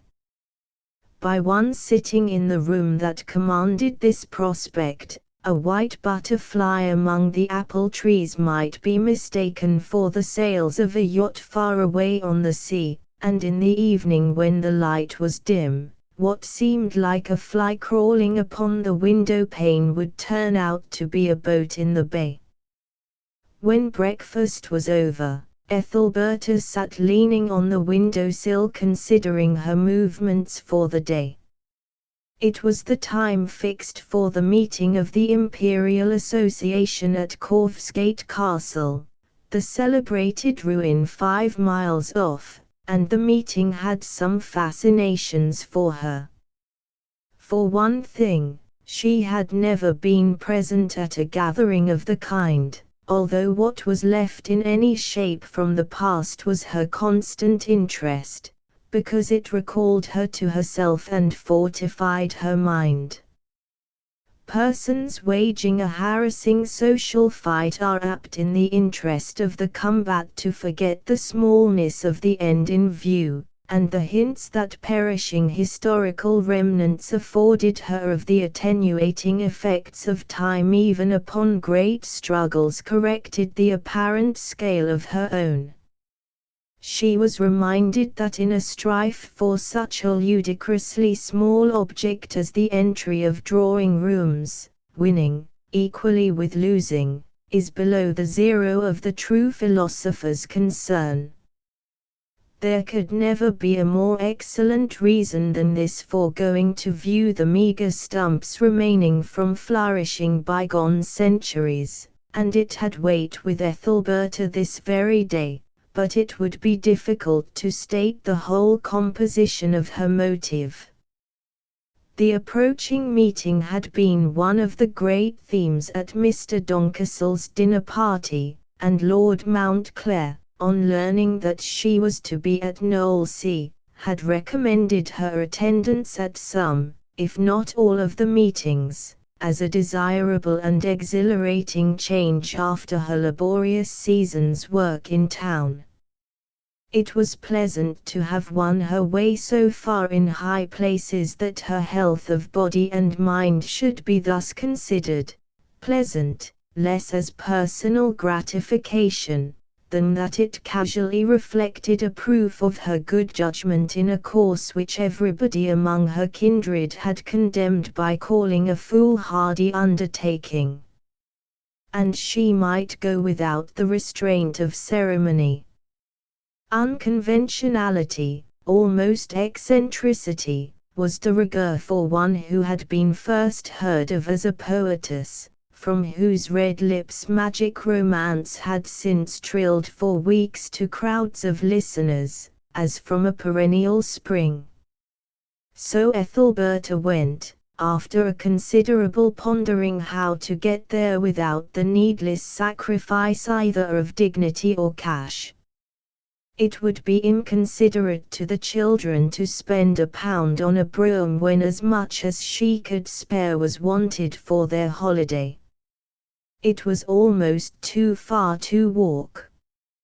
She had, however, decided to walk, when she met a boy with a donkey, who offered to lend it to her for 3 shillings. The animal was rather sad-looking, but Ethelberta found she could sit upon the pad without discomfort. Considering that she might pull up some distance short of the castle, and leave the ass at a cottage before joining her 4-wheeled friends, she struck the bargain and rode on her way. This was, first by a path on the shore where the tide dragged huskily up and down the shingle without disturbing it, and thence up the steep crest of land opposite, whereon she lingered a while to let the ass breathe. On one of the spires of chalk into which the hill here had been split was perched a cormorant, silent and motionless, with wings spread out to dry in the sun after his morning's fishing, their white surface shining like mail.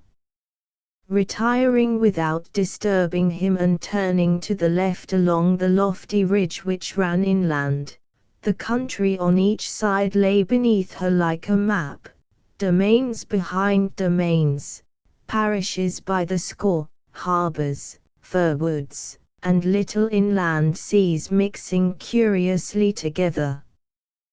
Thence she ambled along through a huge cemetery of barrows, containing human dust from prehistoric times. Standing on the top of a giant's grave in this antique land, Ethelberta lifted her eyes to behold 2 sorts of weather pervading nature at the same time. Far below on the right hand it was a fine day, and the silver sunbeams lighted up a many-armed inland sea which stretched round an island with fir trees and gorse, and amid brilliant crimson heaths wherein white paths and roads occasionally met the eye in dashes and zigzags like flashes of lightning. Outside, where the broad channel appeared, a bowline and opalized variegation of ripples, currents, deeps, and shallows, lay as fair under the sun as a New Jerusalem, the shores being of gleaming sand. Upon the radiant heather bees and butterflies were busy, she knew, and the birds on that side were just beginning their autumn songs. On the left, quite up to her position, was dark and cloudy weather, shading a valley of heavy greens and browns, which at its further side rose to meet the sea in tall cliffs, suggesting even here at their back how terrible were their aspects seaward in a growling southwest gale. Here grassed hills rose like knuckles gloved in dark olive, and little plantations between them formed a still deeper and sadder monochrome. A zinc sky met a leaden sea on this hand, the low wind groaned and whined, and not a bird sang. The ridge along which Ethelberta rode divided these 2 climates like a wall. It soon became apparent that they were wrestling for mastery immediately in her pathway. The issue long remained doubtful, and this being an imaginative hour with her, she watched as typical of her own fortunes how the front of battle swayed, now to the west, flooding her with sun, now to the east, covering her with shade. Then the wind moved round to the north, a blue hole appeared in the overhanging cloud, at about the place of the North Star, and the sunlight spread on both sides of her. The towers of the notable ruin to be visited rose out of the furthermost shoulder of the upland as she advanced, its site being the slope and crest of a smoothly nibbled mount at the toe of the ridge she had followed. When observing the previous uncertainty of the weather on this side, Ethelberta had been led to doubt if the meeting would be held here today, and she was now strengthened in her opinion that it would not by the total absence of human figures amid the ruins, though the time of appointment was past. This disposed of another question which had perplexed her, where to find a stable for the ass during the meeting, for she had scarcely liked the idea of facing the whole body of lords and gentlemen upon the animal's back. She now decided to retain her seat, ride round the ruin, and go home again, without troubling further about the movements of the association or acquaintance with the members composing it. Accordingly Ethelberta crossed the bridge over the moat, and rode under the first archway into the outer ward. As she had expected, not a soul was here. The arrow slits, portcullis grooves, and staircases met her eye as familiar friends, for in her childhood she had once paid a visit to the spot. Ascending the green incline and through another arch into the second ward, she still pressed on, till at last the ass was unable to clamber an inch further. Here she dismounted, and tying him to a stone which projected like a fang from a raw edge of wall, performed the remainder of the ascent on foot. Once among the towers above, she became so interested in the windy corridors, mildewed dungeons, and the tribe of doors peering invidiously upon her from overhead, that she forgot the flight of time. Nearly 3/4 of an hour passed before she came out from the immense walls, and looked from an opening to the front over the wide expanse of the outer ward, by which she had ascended. Ethelberta was taken aback to see there a file of shining carriages, which had arrived during her seclusion in the keep. From these began to burst a miscellany of many-colored draperies, blue, buff, pied, and black. They united into one, and crept up the incline like a cloud, which then parted into fragments, dived into old doorways, and lost substance behind projecting piles. Recognizing in this the ladies and gentlemen of the meeting, her first thought was how to escape, for she was suddenly overcome with dread to meet them all single-handed as she stood. She drew back and hurried round to the side, as the laughter and voices of the assembly began to be audible, and, more than ever vexed that she could not have fallen in with them in some unobtrusive way, Ethelberta found that they were immediately beneath her. Venturing to peep forward again, what was her mortification at finding them gathered in a ring, round no object of interest belonging to the ruin, but round her faithful beast, who had loosened himself in some way from the stone, and stood in the middle of a plat of grass, placidly regarding them. Being now in the teeth of the association, there was nothing to do but to go on, since, if she did not, the next few steps of their advance would disclose her. She made the best of it, and began to descend in the broad view of the assembly, from the midst of which proceeded a laugh, he. Ethelberta knew that Lord Mountclair was there. "The poor thing has strayed from its owner," said one lady, as they all stood eyeing the apparition of the ass. "It may belong to some of the villagers," said the president in a historical voice, "and it may be appropriate to mention that many were kept here in olden times. They were largely used as beasts of burden in victualling the castle previous to the last siege, in the year 1645. It is very weary, and has come a long way, I think," said a lady, adding, in an imaginative tone, The humble creature looks so aged and is so quaintly saddled that we may suppose it to be only an animated relic, of the same date as the other remains."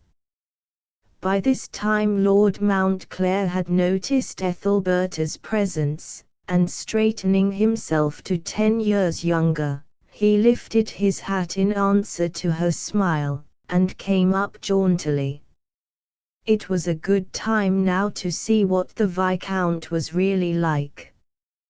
He appeared to be about 65, and the dignified aspect which he wore to a gazer at a distance became depreciated to jocund slyness upon nearer view, when the small type could be read between the leading lines. Then it could be seen that his upper lip dropped to a point in the middle, as if impressing silence upon his too demonstrative lower one. His right and left profiles were different, one corner of his mouth being more compressed than the other, producing a deep line thence downwards to the side of his chin. Each eyebrow rose obliquely outwards and upwards, and was thus far above the little eye, shining with the clearness of a pond that has just been able to weather the heats of summer.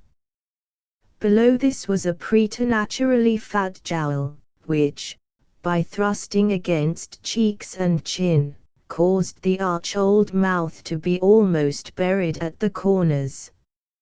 A few words of greeting passed, and Ethelberta told him how she was fearing to meet them all, united and primed with their morning's knowledge as they appeared to be. "Well, we have not done much yet," said Lord Mountclair. "As for myself, I have given no thought at all to our day's work. I had not forgotten your promise to attend, if you could possibly drive across, and, I have frequently looked towards the hill where the road descends. Will you now permit me to introduce some of my party, as many of them as you care to know by name? I think they would all like to speak to you." Ethelberta then found herself nominally made known to 10 or a dozen ladies and gentlemen who had wished for special acquaintance with her. She stood there, as all women stand who have made themselves remarkable by their originality, or devotion to any singular cause, as a person freed of her hampering and inconvenient sex, and, by virtue of her popularity, unfettered from the conventionalities of manner prescribed by custom for household womankind. The charter to move abroad unchaperoned, which society for good reasons grants only to women of 3 sorts, the famous, the ministering, and the improper, Ethelberta was in a fair way to make splendid use of. Instead of walking in protected lanes, she experienced that luxury of isolation which normally is enjoyed by men alone, in conjunction with the attention naturally bestowed on a woman young and fair. Among the presentations were Mr. and Mrs. Tynn, member and members Mainspring for North Wessex, Sir Cyril and Lady Blandsbury, Lady Jane Joy, and the Honourable Edgar Mountclair, the Viscount's brother.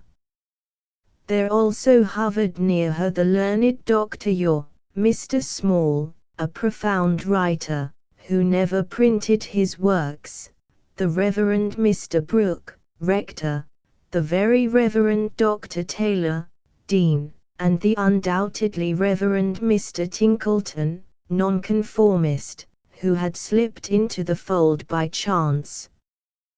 These and others looked with interest at Ethelberta, the old county father's hard, as at a questionable town phenomenon, the county sons tenderly, as at a pretty creature, and the county daughters with great admiration, as at a lady reported by their mammas to be no better than she should be.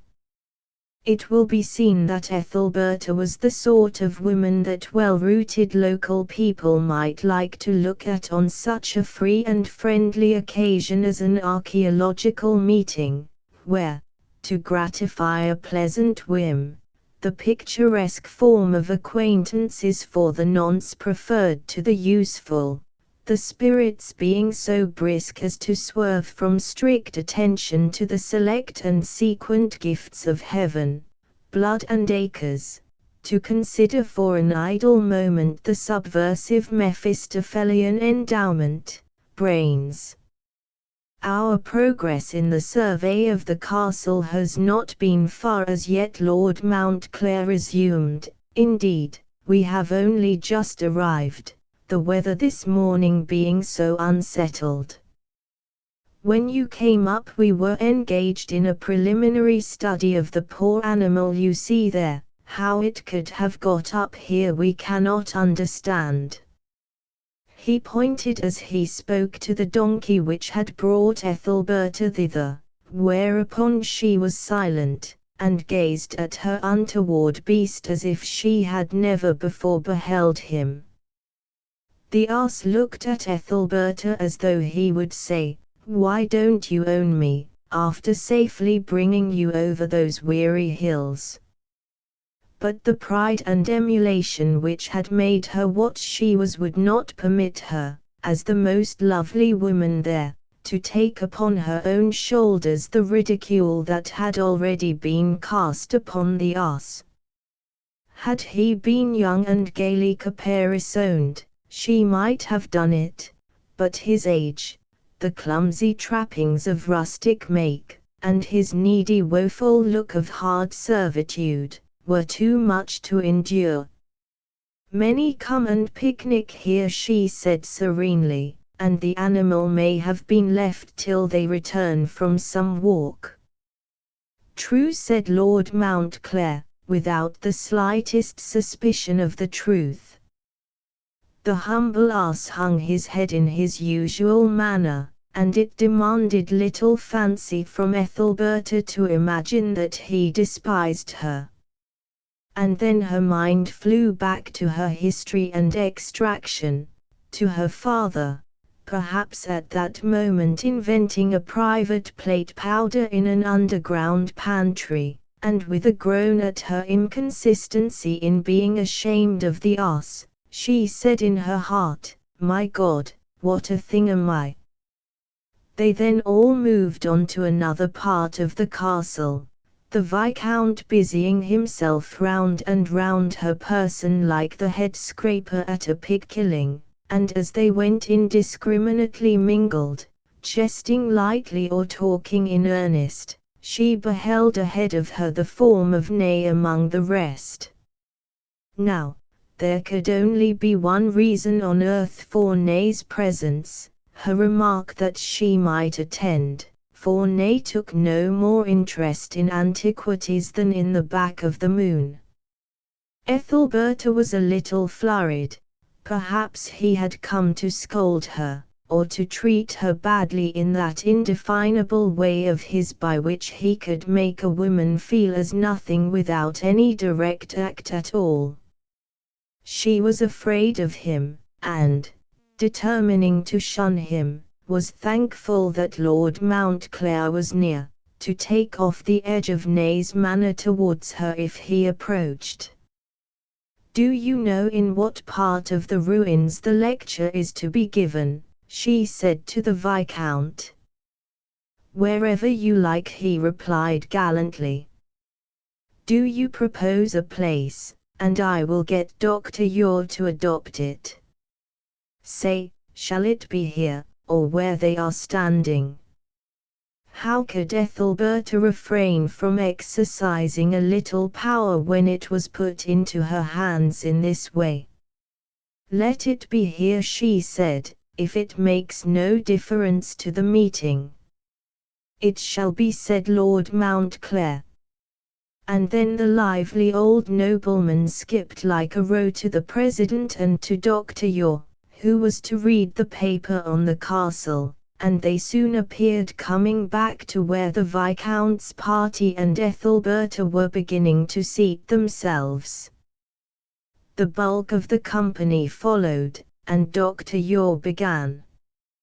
He must have had a countenance of leather, as, indeed, from his colour he appeared to have, to stand unmoved in his position, and read, and look up to give explanations, without a change of muscle, under the dozens of bright eyes that were there converged upon him, like the sticks of a fan, from the ladies who sat round him in a semicircle upon the grass. However, he went on calmly, and the women sheltered themselves from the heat with their umbrellas and sunshades, their ears lulled by the hum of insects, and by the drone of the doctor's voice. The reader buzzed on with the history of the castle, tracing its development from a mound with a few earthworks to its condition in Norman times. He related monkish marvels connected with the spot, its resistance under Matilda to Stephen, its probable shape while a residence of King John, and the sad story of the damsel of Brittany, sister of his victim Arthur, who was confined here in company with the 2 daughters of Alexander, King of Scotland. He went on to recount the confinement of Edward II. Herein, previous to his murder at Berkeley, the gay doings in the reign of Elizabeth, and so downward through time to the final overthrow of the stern old pile. As he proceeded, the lecturer pointed with his finger at the various features appertaining to the date of his story, which he told with splendid vigor when he had warmed to his work, till his narrative, particularly in the conjectural and romantic parts, where it became colored rather by the speaker's imagination than by the pigments of history, gathered together the wandering thoughts of all. It was easy for him then to meet those fair concentrated eyes, when the sunshades were thrown back, and complexions forgotten, in the interest of the history. The doctor's face was then no longer criticized as a rugged boulder, a dried fig, an oak carving, or a walnut shell, but became blotted out like a mountain top in a shining haze by the nebulous pictures conjured by his tale. Then the lecture ended, and questions were asked, and individuals of the company wandered at will, the light dresses of the ladies sweeping over the hot grass and brushing up thistledown which had hitherto lain quiescent, so that it rose in a flight from the skirts of each like a comet's tail.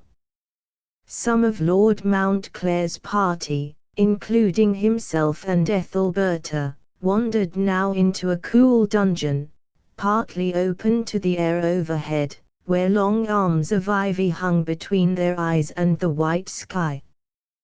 While they were here, Lady Jane Joy and some other friends of the Viscount told Ethelberta that they were probably coming on to Knowlesea. She instantly perceived that getting into close quarters in that way might be very inconvenient, considering the youngsters she had under her charge, and straightway decided upon a point that she had debated for several days, a visit to her aunt in Normandy. In London it had been a mere thought, but the Channel had looked so tempting from its brink that the journey was virtually fixed as soon as she reached Knowlesea, and found that a little pleasure steamer crossed to Cherbourg once a week during the summer, so that she would not have to enter the crowded routes at all. "I am afraid I shall not see you in Knowlesea," she said. "I am about to go to Cherbourg and then to Rouen." "How sorry I am." "When do you leave?" "At the beginning of next week," said Ethelberta, settling the time there and then. Did I hear you say that you were going to Cherbourg and Rouen? Lord Mountclair inquired. I think to do so, said Ethelberta. I am going to Normandy myself, said a voice behind her, and without turning she knew that Ney was standing there. They next went outside, and Lord Mountclair offered Ethelberta his arm on the ground of assisting her down the burnished grass slope. Ethelberta, taking pity upon him, took it, but the assistance was all on her side. She stood like a statue amid his slips and totterings, some of which taxed her strength heavily, and her ingenuity more, to appear as the supported and not the supporter. The incident brought Ney still further from his retirement, and she learned that he was one of a yachting party which had put in at Knowlesea that morning. She was greatly relieved to find that he was just now on his way to London, whence he would probably proceed on his journey abroad. Ethelberta adhered as well as she could to her resolve that Ney should not speak with her alone, but by dint of perseverance he did manage to address her without being overheard. "Will you give me an answer?" said Ney. "I have come on purpose. I cannot just now. I have been led to doubt you." "Doubt me? What new wrong have I done?" "Spoken jestingly of my visit to Farrenfield." "Good dash! I did not speak or think of you. When I told that incident I had no idea who the lady was. I did not know it was you till 2 days later, and I at once held my tongue. I vow to you upon my soul and life that what I say is true. How shall I prove my truth better than by my errand here? Don't speak of this now. I am so occupied with other things. I am going to Rouen, and will think of it on my way. I am going there too." "When do you go?" "I shall be in Rouen next Wednesday, I hope." "May I ask where?" "Hotel Beauséjour." "Will you give me an answer there?" "I can easily call upon you. It is now a month and more since you first led me to hope. I did not lead you to hope, at any rate clearly. Indirectly you did. And although I am willing to be as considerate as any man ought to be in giving you time to think over the question, there is a limit to my patience. Any necessary delay I will put up with, but I won't be trifled with. I hate all nonsense, and can't stand it. Indeed. Good morning." "But Mrs. Petherwin, just one word." "I have nothing to say. I will meet you at Rouen for an answer." "I would meet you in Hads for the matter of that. Remember this, next Wednesday, if I live, I shall call upon you at Rouen." She did not say nay. "May I?" he added. "If you will. But say it shall be an appointment." "Very well." Lord Mountclair was by this time toddling towards them to ask if they would come on to his house, Inkworth Court, not very far distant, to lunch with the rest of the party.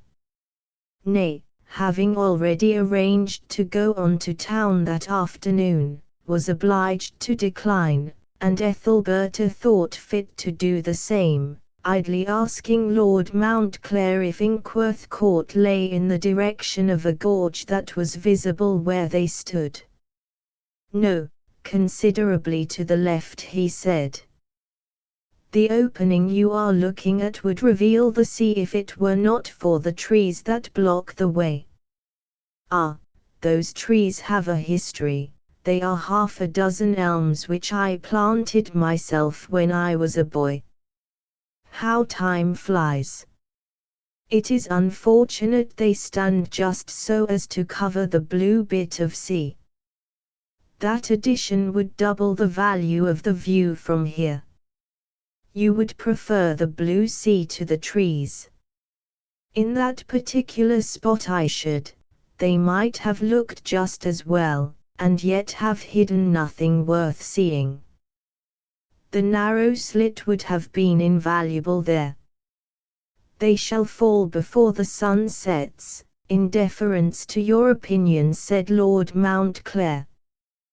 That would be rash indeed, said Ethelberta, laughing, when my opinion on such a point may be worth nothing whatever. Where no other is acted upon, it is practically the universal one, he replied gaily. And then Ethelberta's elderly admirer bade her adieu, and away the whole party drove in a long train over the hills towards the valley wherein stood Inkworth Court. Ethelberta's carriage was supposed by her friends to have been left at the village inn, as were many others, and her retiring from view on foot attracted no notice. She watched them out of sight, and she also saw the rest depart, those who, their interest in archaeology having begun and ended with this spot, had, like herself, declined the hospitable Viscount's invitation, and started to drive or walk at once home again. Thereupon the castle was quite deserted except by Ethelberta, the ass, and the jackdaws, now floundering at ease again in and about the ivy of the keep. Not wishing to enter Knowlesea till the evening shades were falling, she still walked amid the ruins, examining more leisurely some points which the stress of keeping herself companionable would not allow her to attend to while the assemblage was present. At the end of the survey, being somewhat weary with her clambering, she sat down on the slope commanding the gorge where the trees grew, to make a pencil sketch of the landscape as it was revealed between the ragged walls. Thus engaged she weighed the circumstances of Lord Mountclair's invitation, and could not be certain if it were prudishness or simple propriety in herself which had instigated her to refuse. She would have liked the visit for many reasons, and if Lord Mountclair had been anybody but a remarkably attentive old widower, she would have gone. As it was, it had occurred to her that there was something in his tone which should lead her to hesitate. Were any among the elderly or married ladies who had appeared upon the ground in a detached form as she had done, and many had appeared thus, invited to Inkworth, and if not, why were they not? That Lord Mountclair admired her there was no doubt, and for this reason it behoved her to be careful. His disappointment at parting from her was, in one aspect, simply laughable, from its odd resemblance to the unfeigned sorrow of a boy of 15 at a first parting from his first love. In another aspect it caused reflection, and she thought again of his curiosity about her doings for the remainder of the summer. While she sketched and thought thus, the shadows grew longer, and the sun low. And then she perceived a movement in the gorge. One of the trees forming the curtain across it began to wave strangely, it went further to one side, and fell. Where the tree had stood was now a rent in the foliage, and through the narrow rent could be seen the distant sea. Ethelberta uttered a soft exclamation. It was not caused by the surprise she had felt, nor by the intrinsic interest of the sight, nor by want of comprehension. It was a sudden realization of vague things hitherto dreamed of from a distance only, a sense of novel power put into her hands without request or expectation. A landscape was to be altered to suit her whim. She had in her lifetime moved essentially larger mountains, but they had seemed of far less splendid material than this, for it was the nature of the gratification rather than its magnitude which enchanted the fancy of a woman whose poetry, in spite of her necessities, was hardly yet extinguished. But there was something more, with which poetry had little to do. Whether the opinion of any pretty woman in England was of more weight with Lord Mountclair than memories of his boyhood, or whether that distinction was reserved for her alone, this was a point that she would have liked to know. The enjoyment of power in a new element, an enjoyment somewhat resembling in kind that which is given by a first ride or swim, held Ethelberta to the spot, and she waited, but sketched no more. Another treetop swayed and vanished as before, and the slit of sea was larger still. Her mind and eye were so occupied with this matter that, sitting in her nook, she did not observe a thin young man, his boots white with the dust of a long journey on foot, who arrived at the castle by the valley road from Knowlesea. He looked a while at the ruin, and, skirting its flank instead of entering by the great gateway, climbed up the scarp and walked in through a breach. After standing for a moment among the walls, now silent and apparently empty, with a disappointed look he descended the slope, and proceeded along on his way. Ethelberta, who was in quite another part of the castle, saw the black spot diminishing to the size of a fly as he receded along the dusty road, and soon after she descended on the other side, where she remounted the ass, and ambled homeward as she had come, in no bright mood. What, seeing the precariousness of her state, was the day's triumph worth after all, unless, before her beauty abated, she could ensure her position against the attacks of chance? To be thus is nothing, but to be safely thus.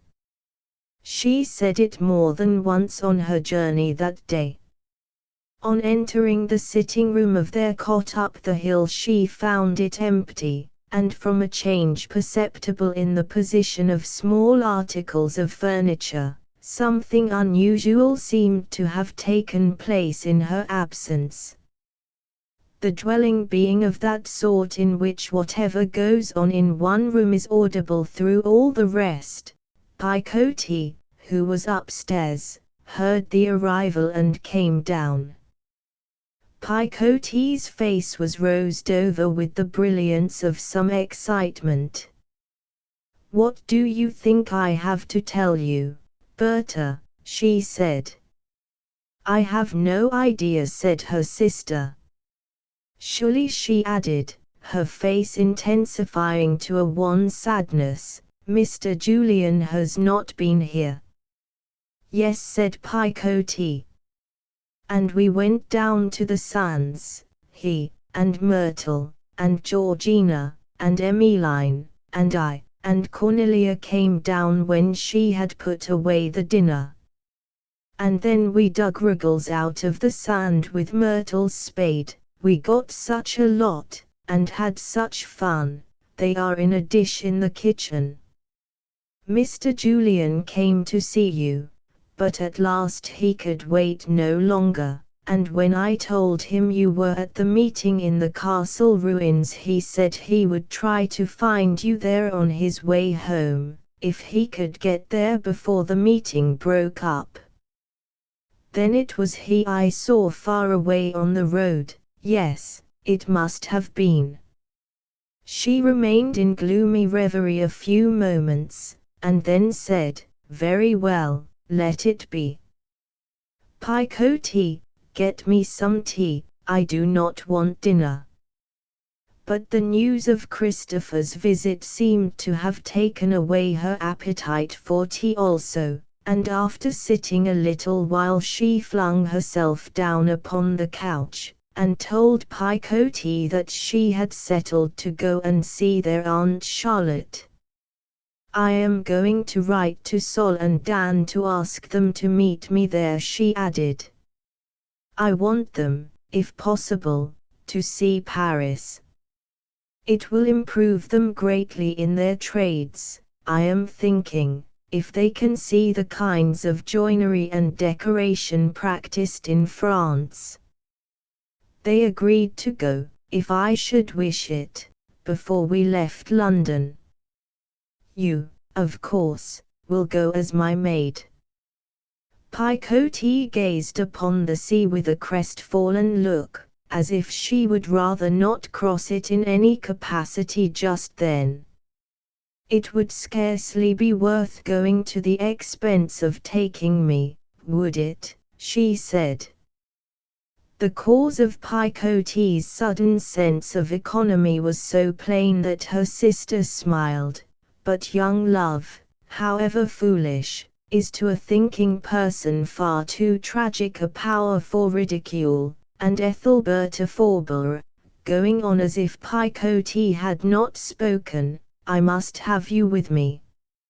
I may be seen there, so many are passing through Rouen at this time of the year.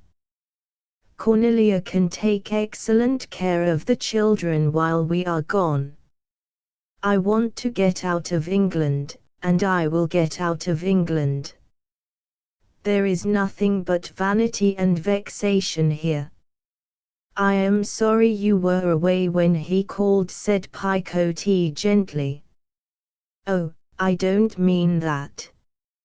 I wish there were no different ranks in the world, and that contrivance were not a necessary faculty to have at all. Well, we are going to cross by the little steamer that puts in here, and we are going on Monday." She added in another minute, "What had Mr. Julian to tell us that he came here? How did he find us out?" "I mentioned that we were coming here in my letter to Faith. Mr. Julian says that perhaps he and his sister may also come for a few days before the season is over. I should like to see Miss Julian again. She is such a nice girl." "Yes." Ethelberta played with her hair, and looked at the ceiling as she reclined. "I have decided after all," she said, "that it will be better to take Cornelia as my maid, and leave you here with the children. Cornelia is stronger as a companion than you, and she will be delighted to go. Do you think you are competent to keep Myrtle and Georgina out of harm's way?" "Oh yes, I will be exceedingly careful," said Picoti, with great vivacity. "And if there is time I can go on teaching them a little." Then Picoti caught Ethelberta's eye, and colouring red, sank down beside her sister, whispering, "I know why it is. But if you would rather have me with you I will go, and not once wish to stay." Ethelberta looked as if she knew all about that, and said, "Of course there will be no necessity to tell the Julians about my departure until they have fixed the time for coming, and cannot alter their minds." The sound of the children with Cornelia, and their appearance outside the window, pushing between the fuchsia bushes which overhung the path, put an end to this dialogue. They entered armed with buckets and spades, a very moist and sandy aspect pervading them as far up as the high water mark of their clothing, and began to tell Ethelberta of the wonders of the deep. 32 A room in Inquith Court. Are you sure the report is true? I am sure that what I say is true, my lord, but it is hardly to be called a report. It is a secret, known at present to nobody but myself and Mrs. Doncastle's maid. The speaker was Lord Mountclair's trusty valet, and the conversation was between him and the Viscount in a dressing-room at Inquith Court, on the evening after the meeting of archaeologists at Corvsgate Castle. HM, the daughter of a butler. Does Mrs. Doncastle know of this yet, or Mr. Ney, or any of their friends? No, my lord. You are quite positive? Quite positive. I was, by accident, the first that Mrs. Menlove named the matter to, and I told her it might be much to her advantage if she took particular care it should go no further. Mrs. Menlove. Who's she? The lady's maid at Mrs. Doncastle's, my lord. Oh, of course. You may leave me now, Tipman. Lord Mountclair remained in thought for a moment. A clever little puss, to hoodwink us all like this, he murmured. Her education, how finished, and her beauty, so seldom that I meet with such a woman. Cut down my elms to please a butler's daughter, what a joke, certainly a good joke. To interest me in her on the right side instead of the wrong was strange. But it can be made to change sides, it can be made to change sides. Tipman. Tipman came forward from the doorway. Will you take care that that piece of gossip you mentioned to me is not repeated in this house? I strongly disapprove of tale-bearing of any sort, and wish to hear no more of this. Such stories are never true. Answer me, do you hear? Such stories are never true. I beg pardon, but I think your lordship will find this one true, said the valet quietly.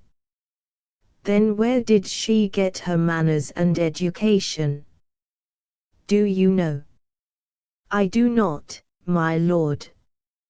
I suppose she picked them up by her wits. Never mind what you suppose, said the old man impatiently. Whenever I ask a question of you, tell me what you know, and no more. Quite so, my lord. I beg your lordship's pardon for supposing. HM. Have the fashion books and plates arrived yet? La Follette has, my lord, but not the others. Let me have it at once. Always bring it to me at once. Are there any handsome ones this time? They are much the same class of female as usual, I think, my lord, said Tipman, fetching the paper and laying it before him. Yes, they are, said the Viscount, leaning back and scrutinizing the faces of the women one by one, and talking softly to himself in a way that had grown upon him as his age increased. Yet they are very well. That one with her shoulder turned is pure and charming, the brown-haired one will pass. All very harmless and innocent, but without character, no soul, or inspiration, or eloquence of eye. What an eye was hers! There is not a girl among them so beautiful. Tipman.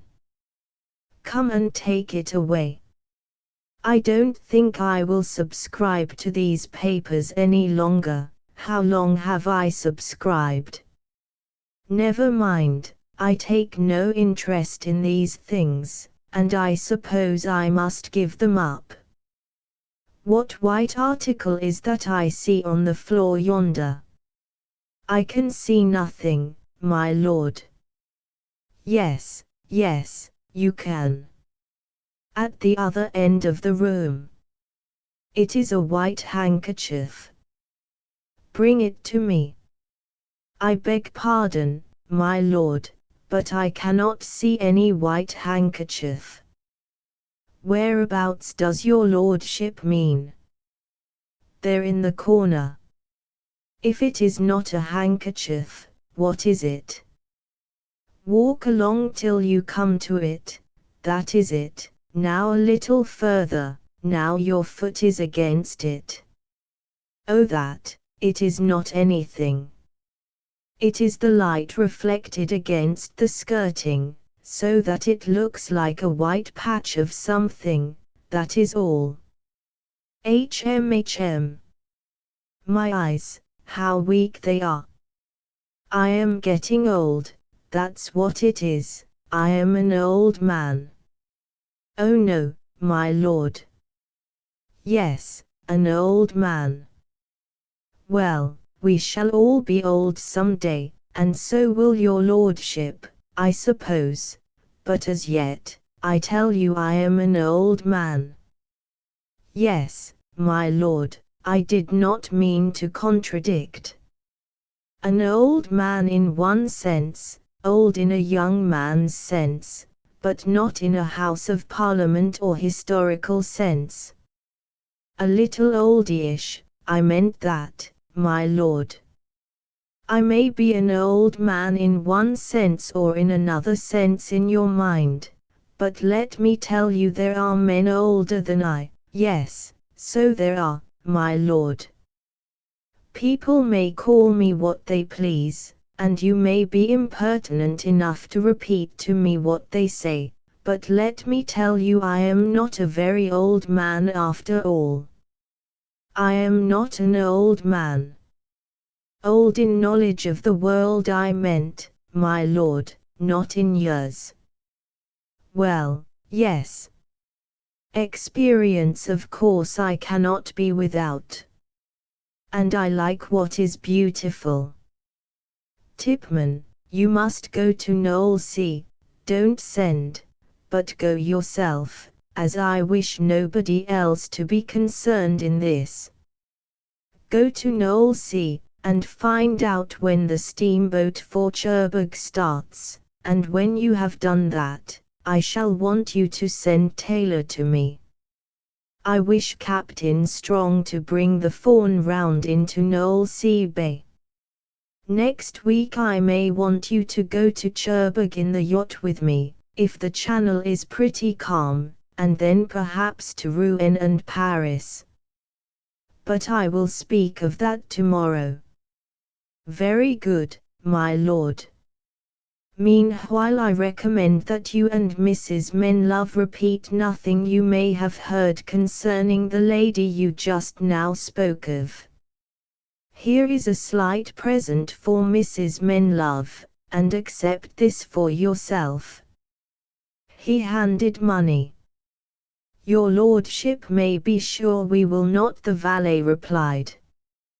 33 The English Channel, Normandy. On Monday morning the little steamer Speedwell made her appearance round the promontory by Knowlesea Bay, to take in passengers for the transit to Cherbourg.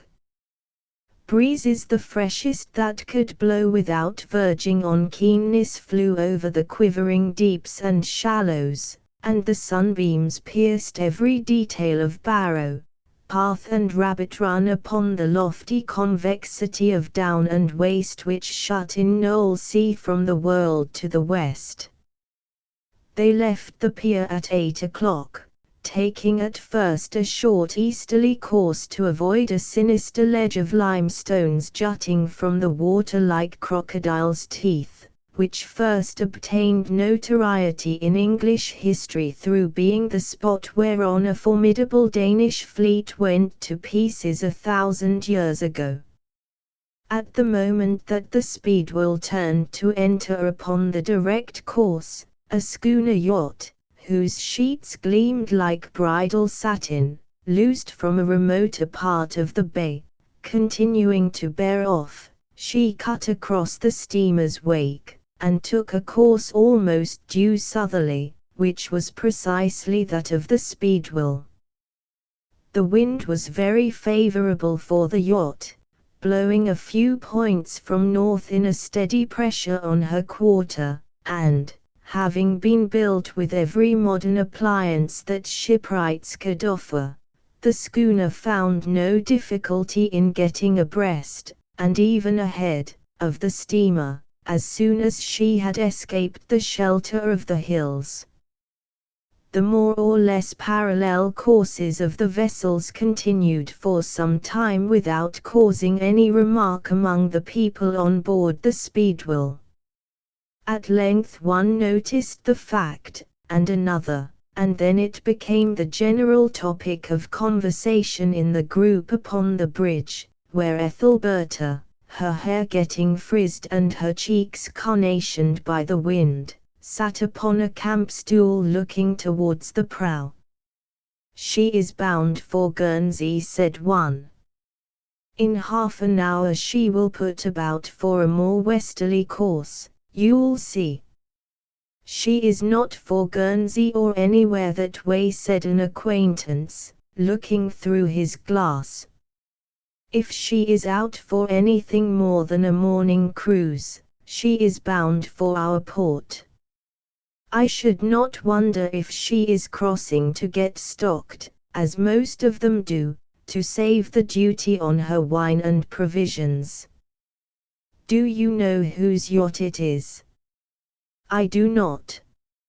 Ethelberta looked at the light leaning figure of the pretty schooner, which seemed to skate along upon her bilge and make white shavings of all the sea that touched her. She at first imagined that this might be the yacht Ney had arrived in at the end of the previous week, for she knew that he came as one of a yachting party, and she had noticed no other boat of that sort in the bay since his arrival. But as all his party had gone ashore and not yet returned, she was surprised to see the supposed vessel here. To add to her perplexity, she could not be positive, now that it came to a real nautical query, whether the craft of Ney's friends had one mast or two, for she had caught but a fragmentary view of the topsail over the apple trees. "Is that the yacht which has been lying at Knowlesea for the last few days?" she inquired of the master of the Speedwell, as soon as she had an opportunity. The master warmed beneath his copper-coloured rind. "Oh no, miss, that one you saw was a cutter, a smaller boat altogether," he replied. "Built on the sliding keel principle, you understand, miss, and red below her waterline, if you noticed. This is Lord Mountclair's yacht, the Fawn. You might have seen her reaching in round old Harry Rock this morning afore we started." "Lord Mountclair's?" "Yes, a nobleman of this neighbourhood. But he don't do so much at yachting as he used to in his younger days. I believe he's aboard this morning, however."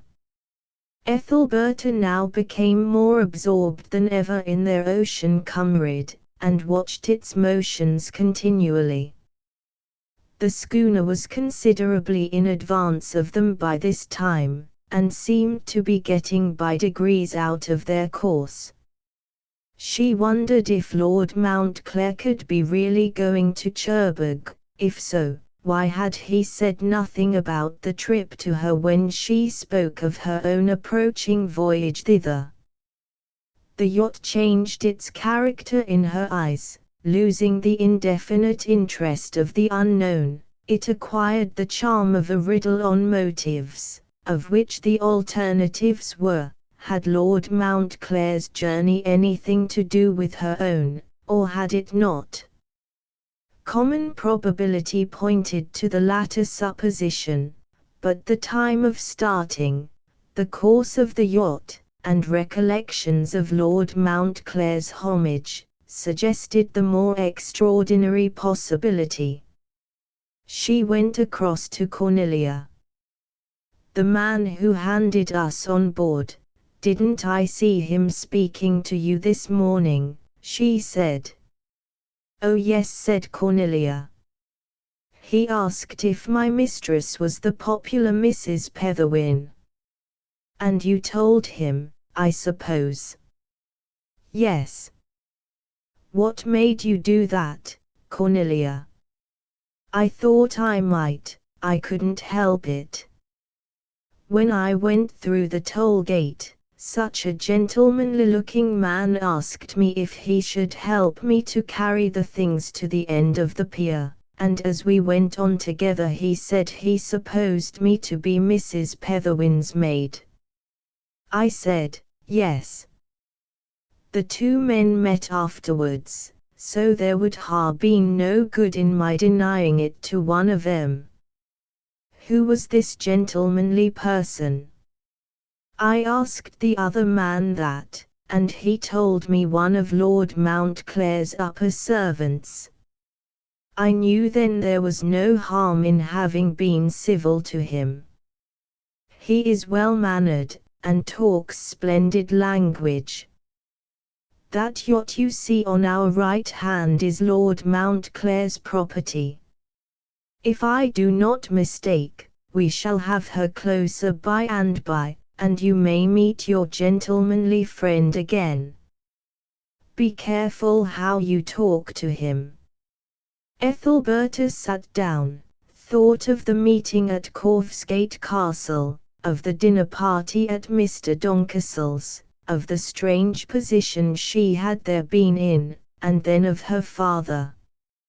She suddenly reproached herself for thoughtlessness, for in her pocket lay a letter from him, which she had taken from the postman that morning at the moment of coming from the door, and in the hurry of embarking had forgotten ever since.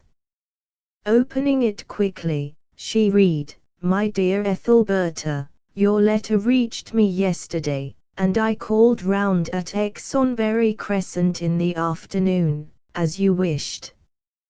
Everything is going on right there, and you have no occasion to be anxious about them. I do not leave town for another week or two, and by the time I am gone Sol and Dan will have returned from Paris, if your mother and Gwendoline want any help, so that you need not hurry back on their account. I have something else to tell you, which is not quite so satisfactory, and it is this that makes me write at once, but do not be alarmed." It began in this way. "A few nights after the dinner party here I was determined to find out if there was any truth in what you had been told about that boy, and having seen Menlove go out as usual after dark, I followed her. Sure enough, when she had got into the park, up came Master Joe, smoking a cigar. As soon as they had met I went towards them, and Menlove, seeing somebody draw nigh, began to edge off, when the blockhead said, 'Never mind, my love, it is only the old man.' Being very provoked with both of them, though she was really the most to blame, I gave him some smart cuts across the shoulders with my cane, and told him to go home, which he did with a flea in his ear, the rascal. I believe I have cured his courting tricks for some little time. Well, Menlove then walked by me, quite cool, as if she were merely a lady passing by chance at the time, which provoked me still more, knowing the whole truth of it, and I could not help turning upon her and saying, "You, madam, ought to be served the same way." She replied in very haughty words, and I walked away, saying that I had something better to do than argue with a woman of her character at that hour of the evening. This so set her up that she followed me home, marched into my pantry, and told me that if I had been more careful about my manners in calling her a bad character, it might have been better both for me and my stuck-up daughter, a daw in eagle's plumes, and so on. Now it seems that she must have coaxed something out of Joey about you, for what lad in the world could be a match for a woman of her experience and arts? I hope she will do you no serious damage, but I tell you the whole state of affairs exactly as they are, that you may form your own opinions. After all, there is no real disgrace, for none of us have ever done wrong, but have worked honestly for a living. However, I will let you know if anything serious really happens. This was all that her father said on the matter, the letter concluding with messages to the children and directions from their mother with regard to their clothes. Ethelberta felt very distinctly that she was in a strait. The old impression that, unless her position were secured soon, it never would be secured, returned with great force. A doubt whether it was worth securing would have been very strong ere this, had not others besides herself been concerned in her fortunes. She looked up from her letter, and beheld the pertinacious yacht. It led her up to a conviction that therein lay a means and an opportunity. Nothing further of importance occurred in crossing. Ethelberta's head ached after a while, and Cornelia's healthy cheeks of red were found to have diminished their color to the size of a wafer and the quality of a stain. The Speedwell entered the breakwater at Cherbourg to find the schooner already in the roadstead, and by the time the steamer was brought up Ethelberta could see the men on board the yacht clewing up and making things snug in a way from which she inferred that they were not going to leave the harbour again that day. With the aspect of a fair galleon that could easily outmaneuver her persevering buccaneer, Ethelberta passed alongside. Could it be possible that Lord Mountclair had on her account fixed this day for his visit across the Channel? Well, I would rather be haunted by him than by Mr. Ney, she said, and began laying her plans so as to guard against inconvenient surprises. The next morning Ethelberta was at the railway station, taking tickets for herself and Cornelia, when she saw an old yet sly and somewhat merry-faced Englishman a little way off. He was attended by a younger man, who appeared to be his valet. "I will exchange one of these tickets," she said to the clerk, and having done so she went to Cornelia to inform her that it would after all be advisable for them to travel separate, adding, "Lord Mountclair is in the station, and I think he is going on by our train. Remember, you are my maid again now. Is not that the gentlemanly man who assisted you yesterday?" She signified the valet as she spoke. "It is," said Cornelia. When the passengers were taking their seats, and Ethelberta was thinking whether she might not after all enter a second class with Cornelia instead of sitting solitary in a first because of an old man's proximity, she heard a shuffling at her elbow, and the next moment found that he was overtly observing her as if he had not done so in secret at all. She at once gave him an unsurprised gesture of recognition. "I saw you some time ago, what a singular coincidence," she said. "A charming one," said Lord Mountclair, smiling a half-minute smile, and making as if he would take his hat off and would not quite.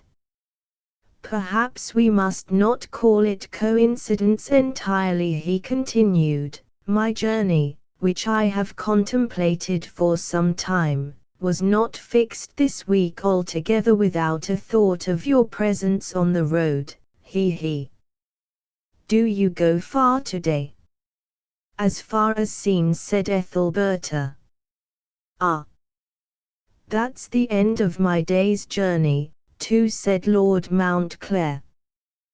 They parted and took their respective places, Lord Mountclair choosing a compartment next to the one Ethelberta was entering, and not, as she had expected, attempting to join her. Now she had instantly fancied when the Viscount was speaking that there were signs of some departure from his former respectful manner towards her, and an enigma lay in that.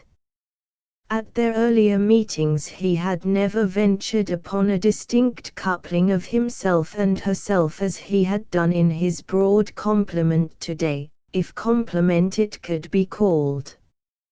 She was not sure that he did not exceed his license in telling her deliberately that he had meant to hover near her in a private journey which she was taking without reference to him. She did not object to the act, but to the avowal of the act, and, being as sensitive as a barometer on signs affecting her social condition, it darted upon Ethelberta for one little moment that he might possibly have heard a word or two about her being nothing more nor less than one of a tribe of thralls, hence his freedom of manner. Certainly a plain remark of that sort was exactly what a susceptible peer might be supposed to say to a pretty woman of far inferior degree. A rapid redness filled her face at the thought that he might have smiled upon her as upon a domestic whom he was disposed to chuck under the chin. "But no," she said. "He would never have taken the trouble to follow and meet with me had he learned to think me other than a lady. It is extremity of devotion, that's all." It was not Ethelberta's inexperience, but that her conception of self precluded such an association of ideas, which led her to dismiss the surmise that his attendance could be inspired by a motive beyond that of paying her legitimate attentions as a coordinate with him and his in the social field. Even if he only meant flirtation, she read it as of that sort from which courtship with an eye to matrimony differs only in degree. Hence, she thought, his interest in her was not likely, under the ordinary influences of caste feeling, to continue longer than while he was kept in ignorance of her consanguine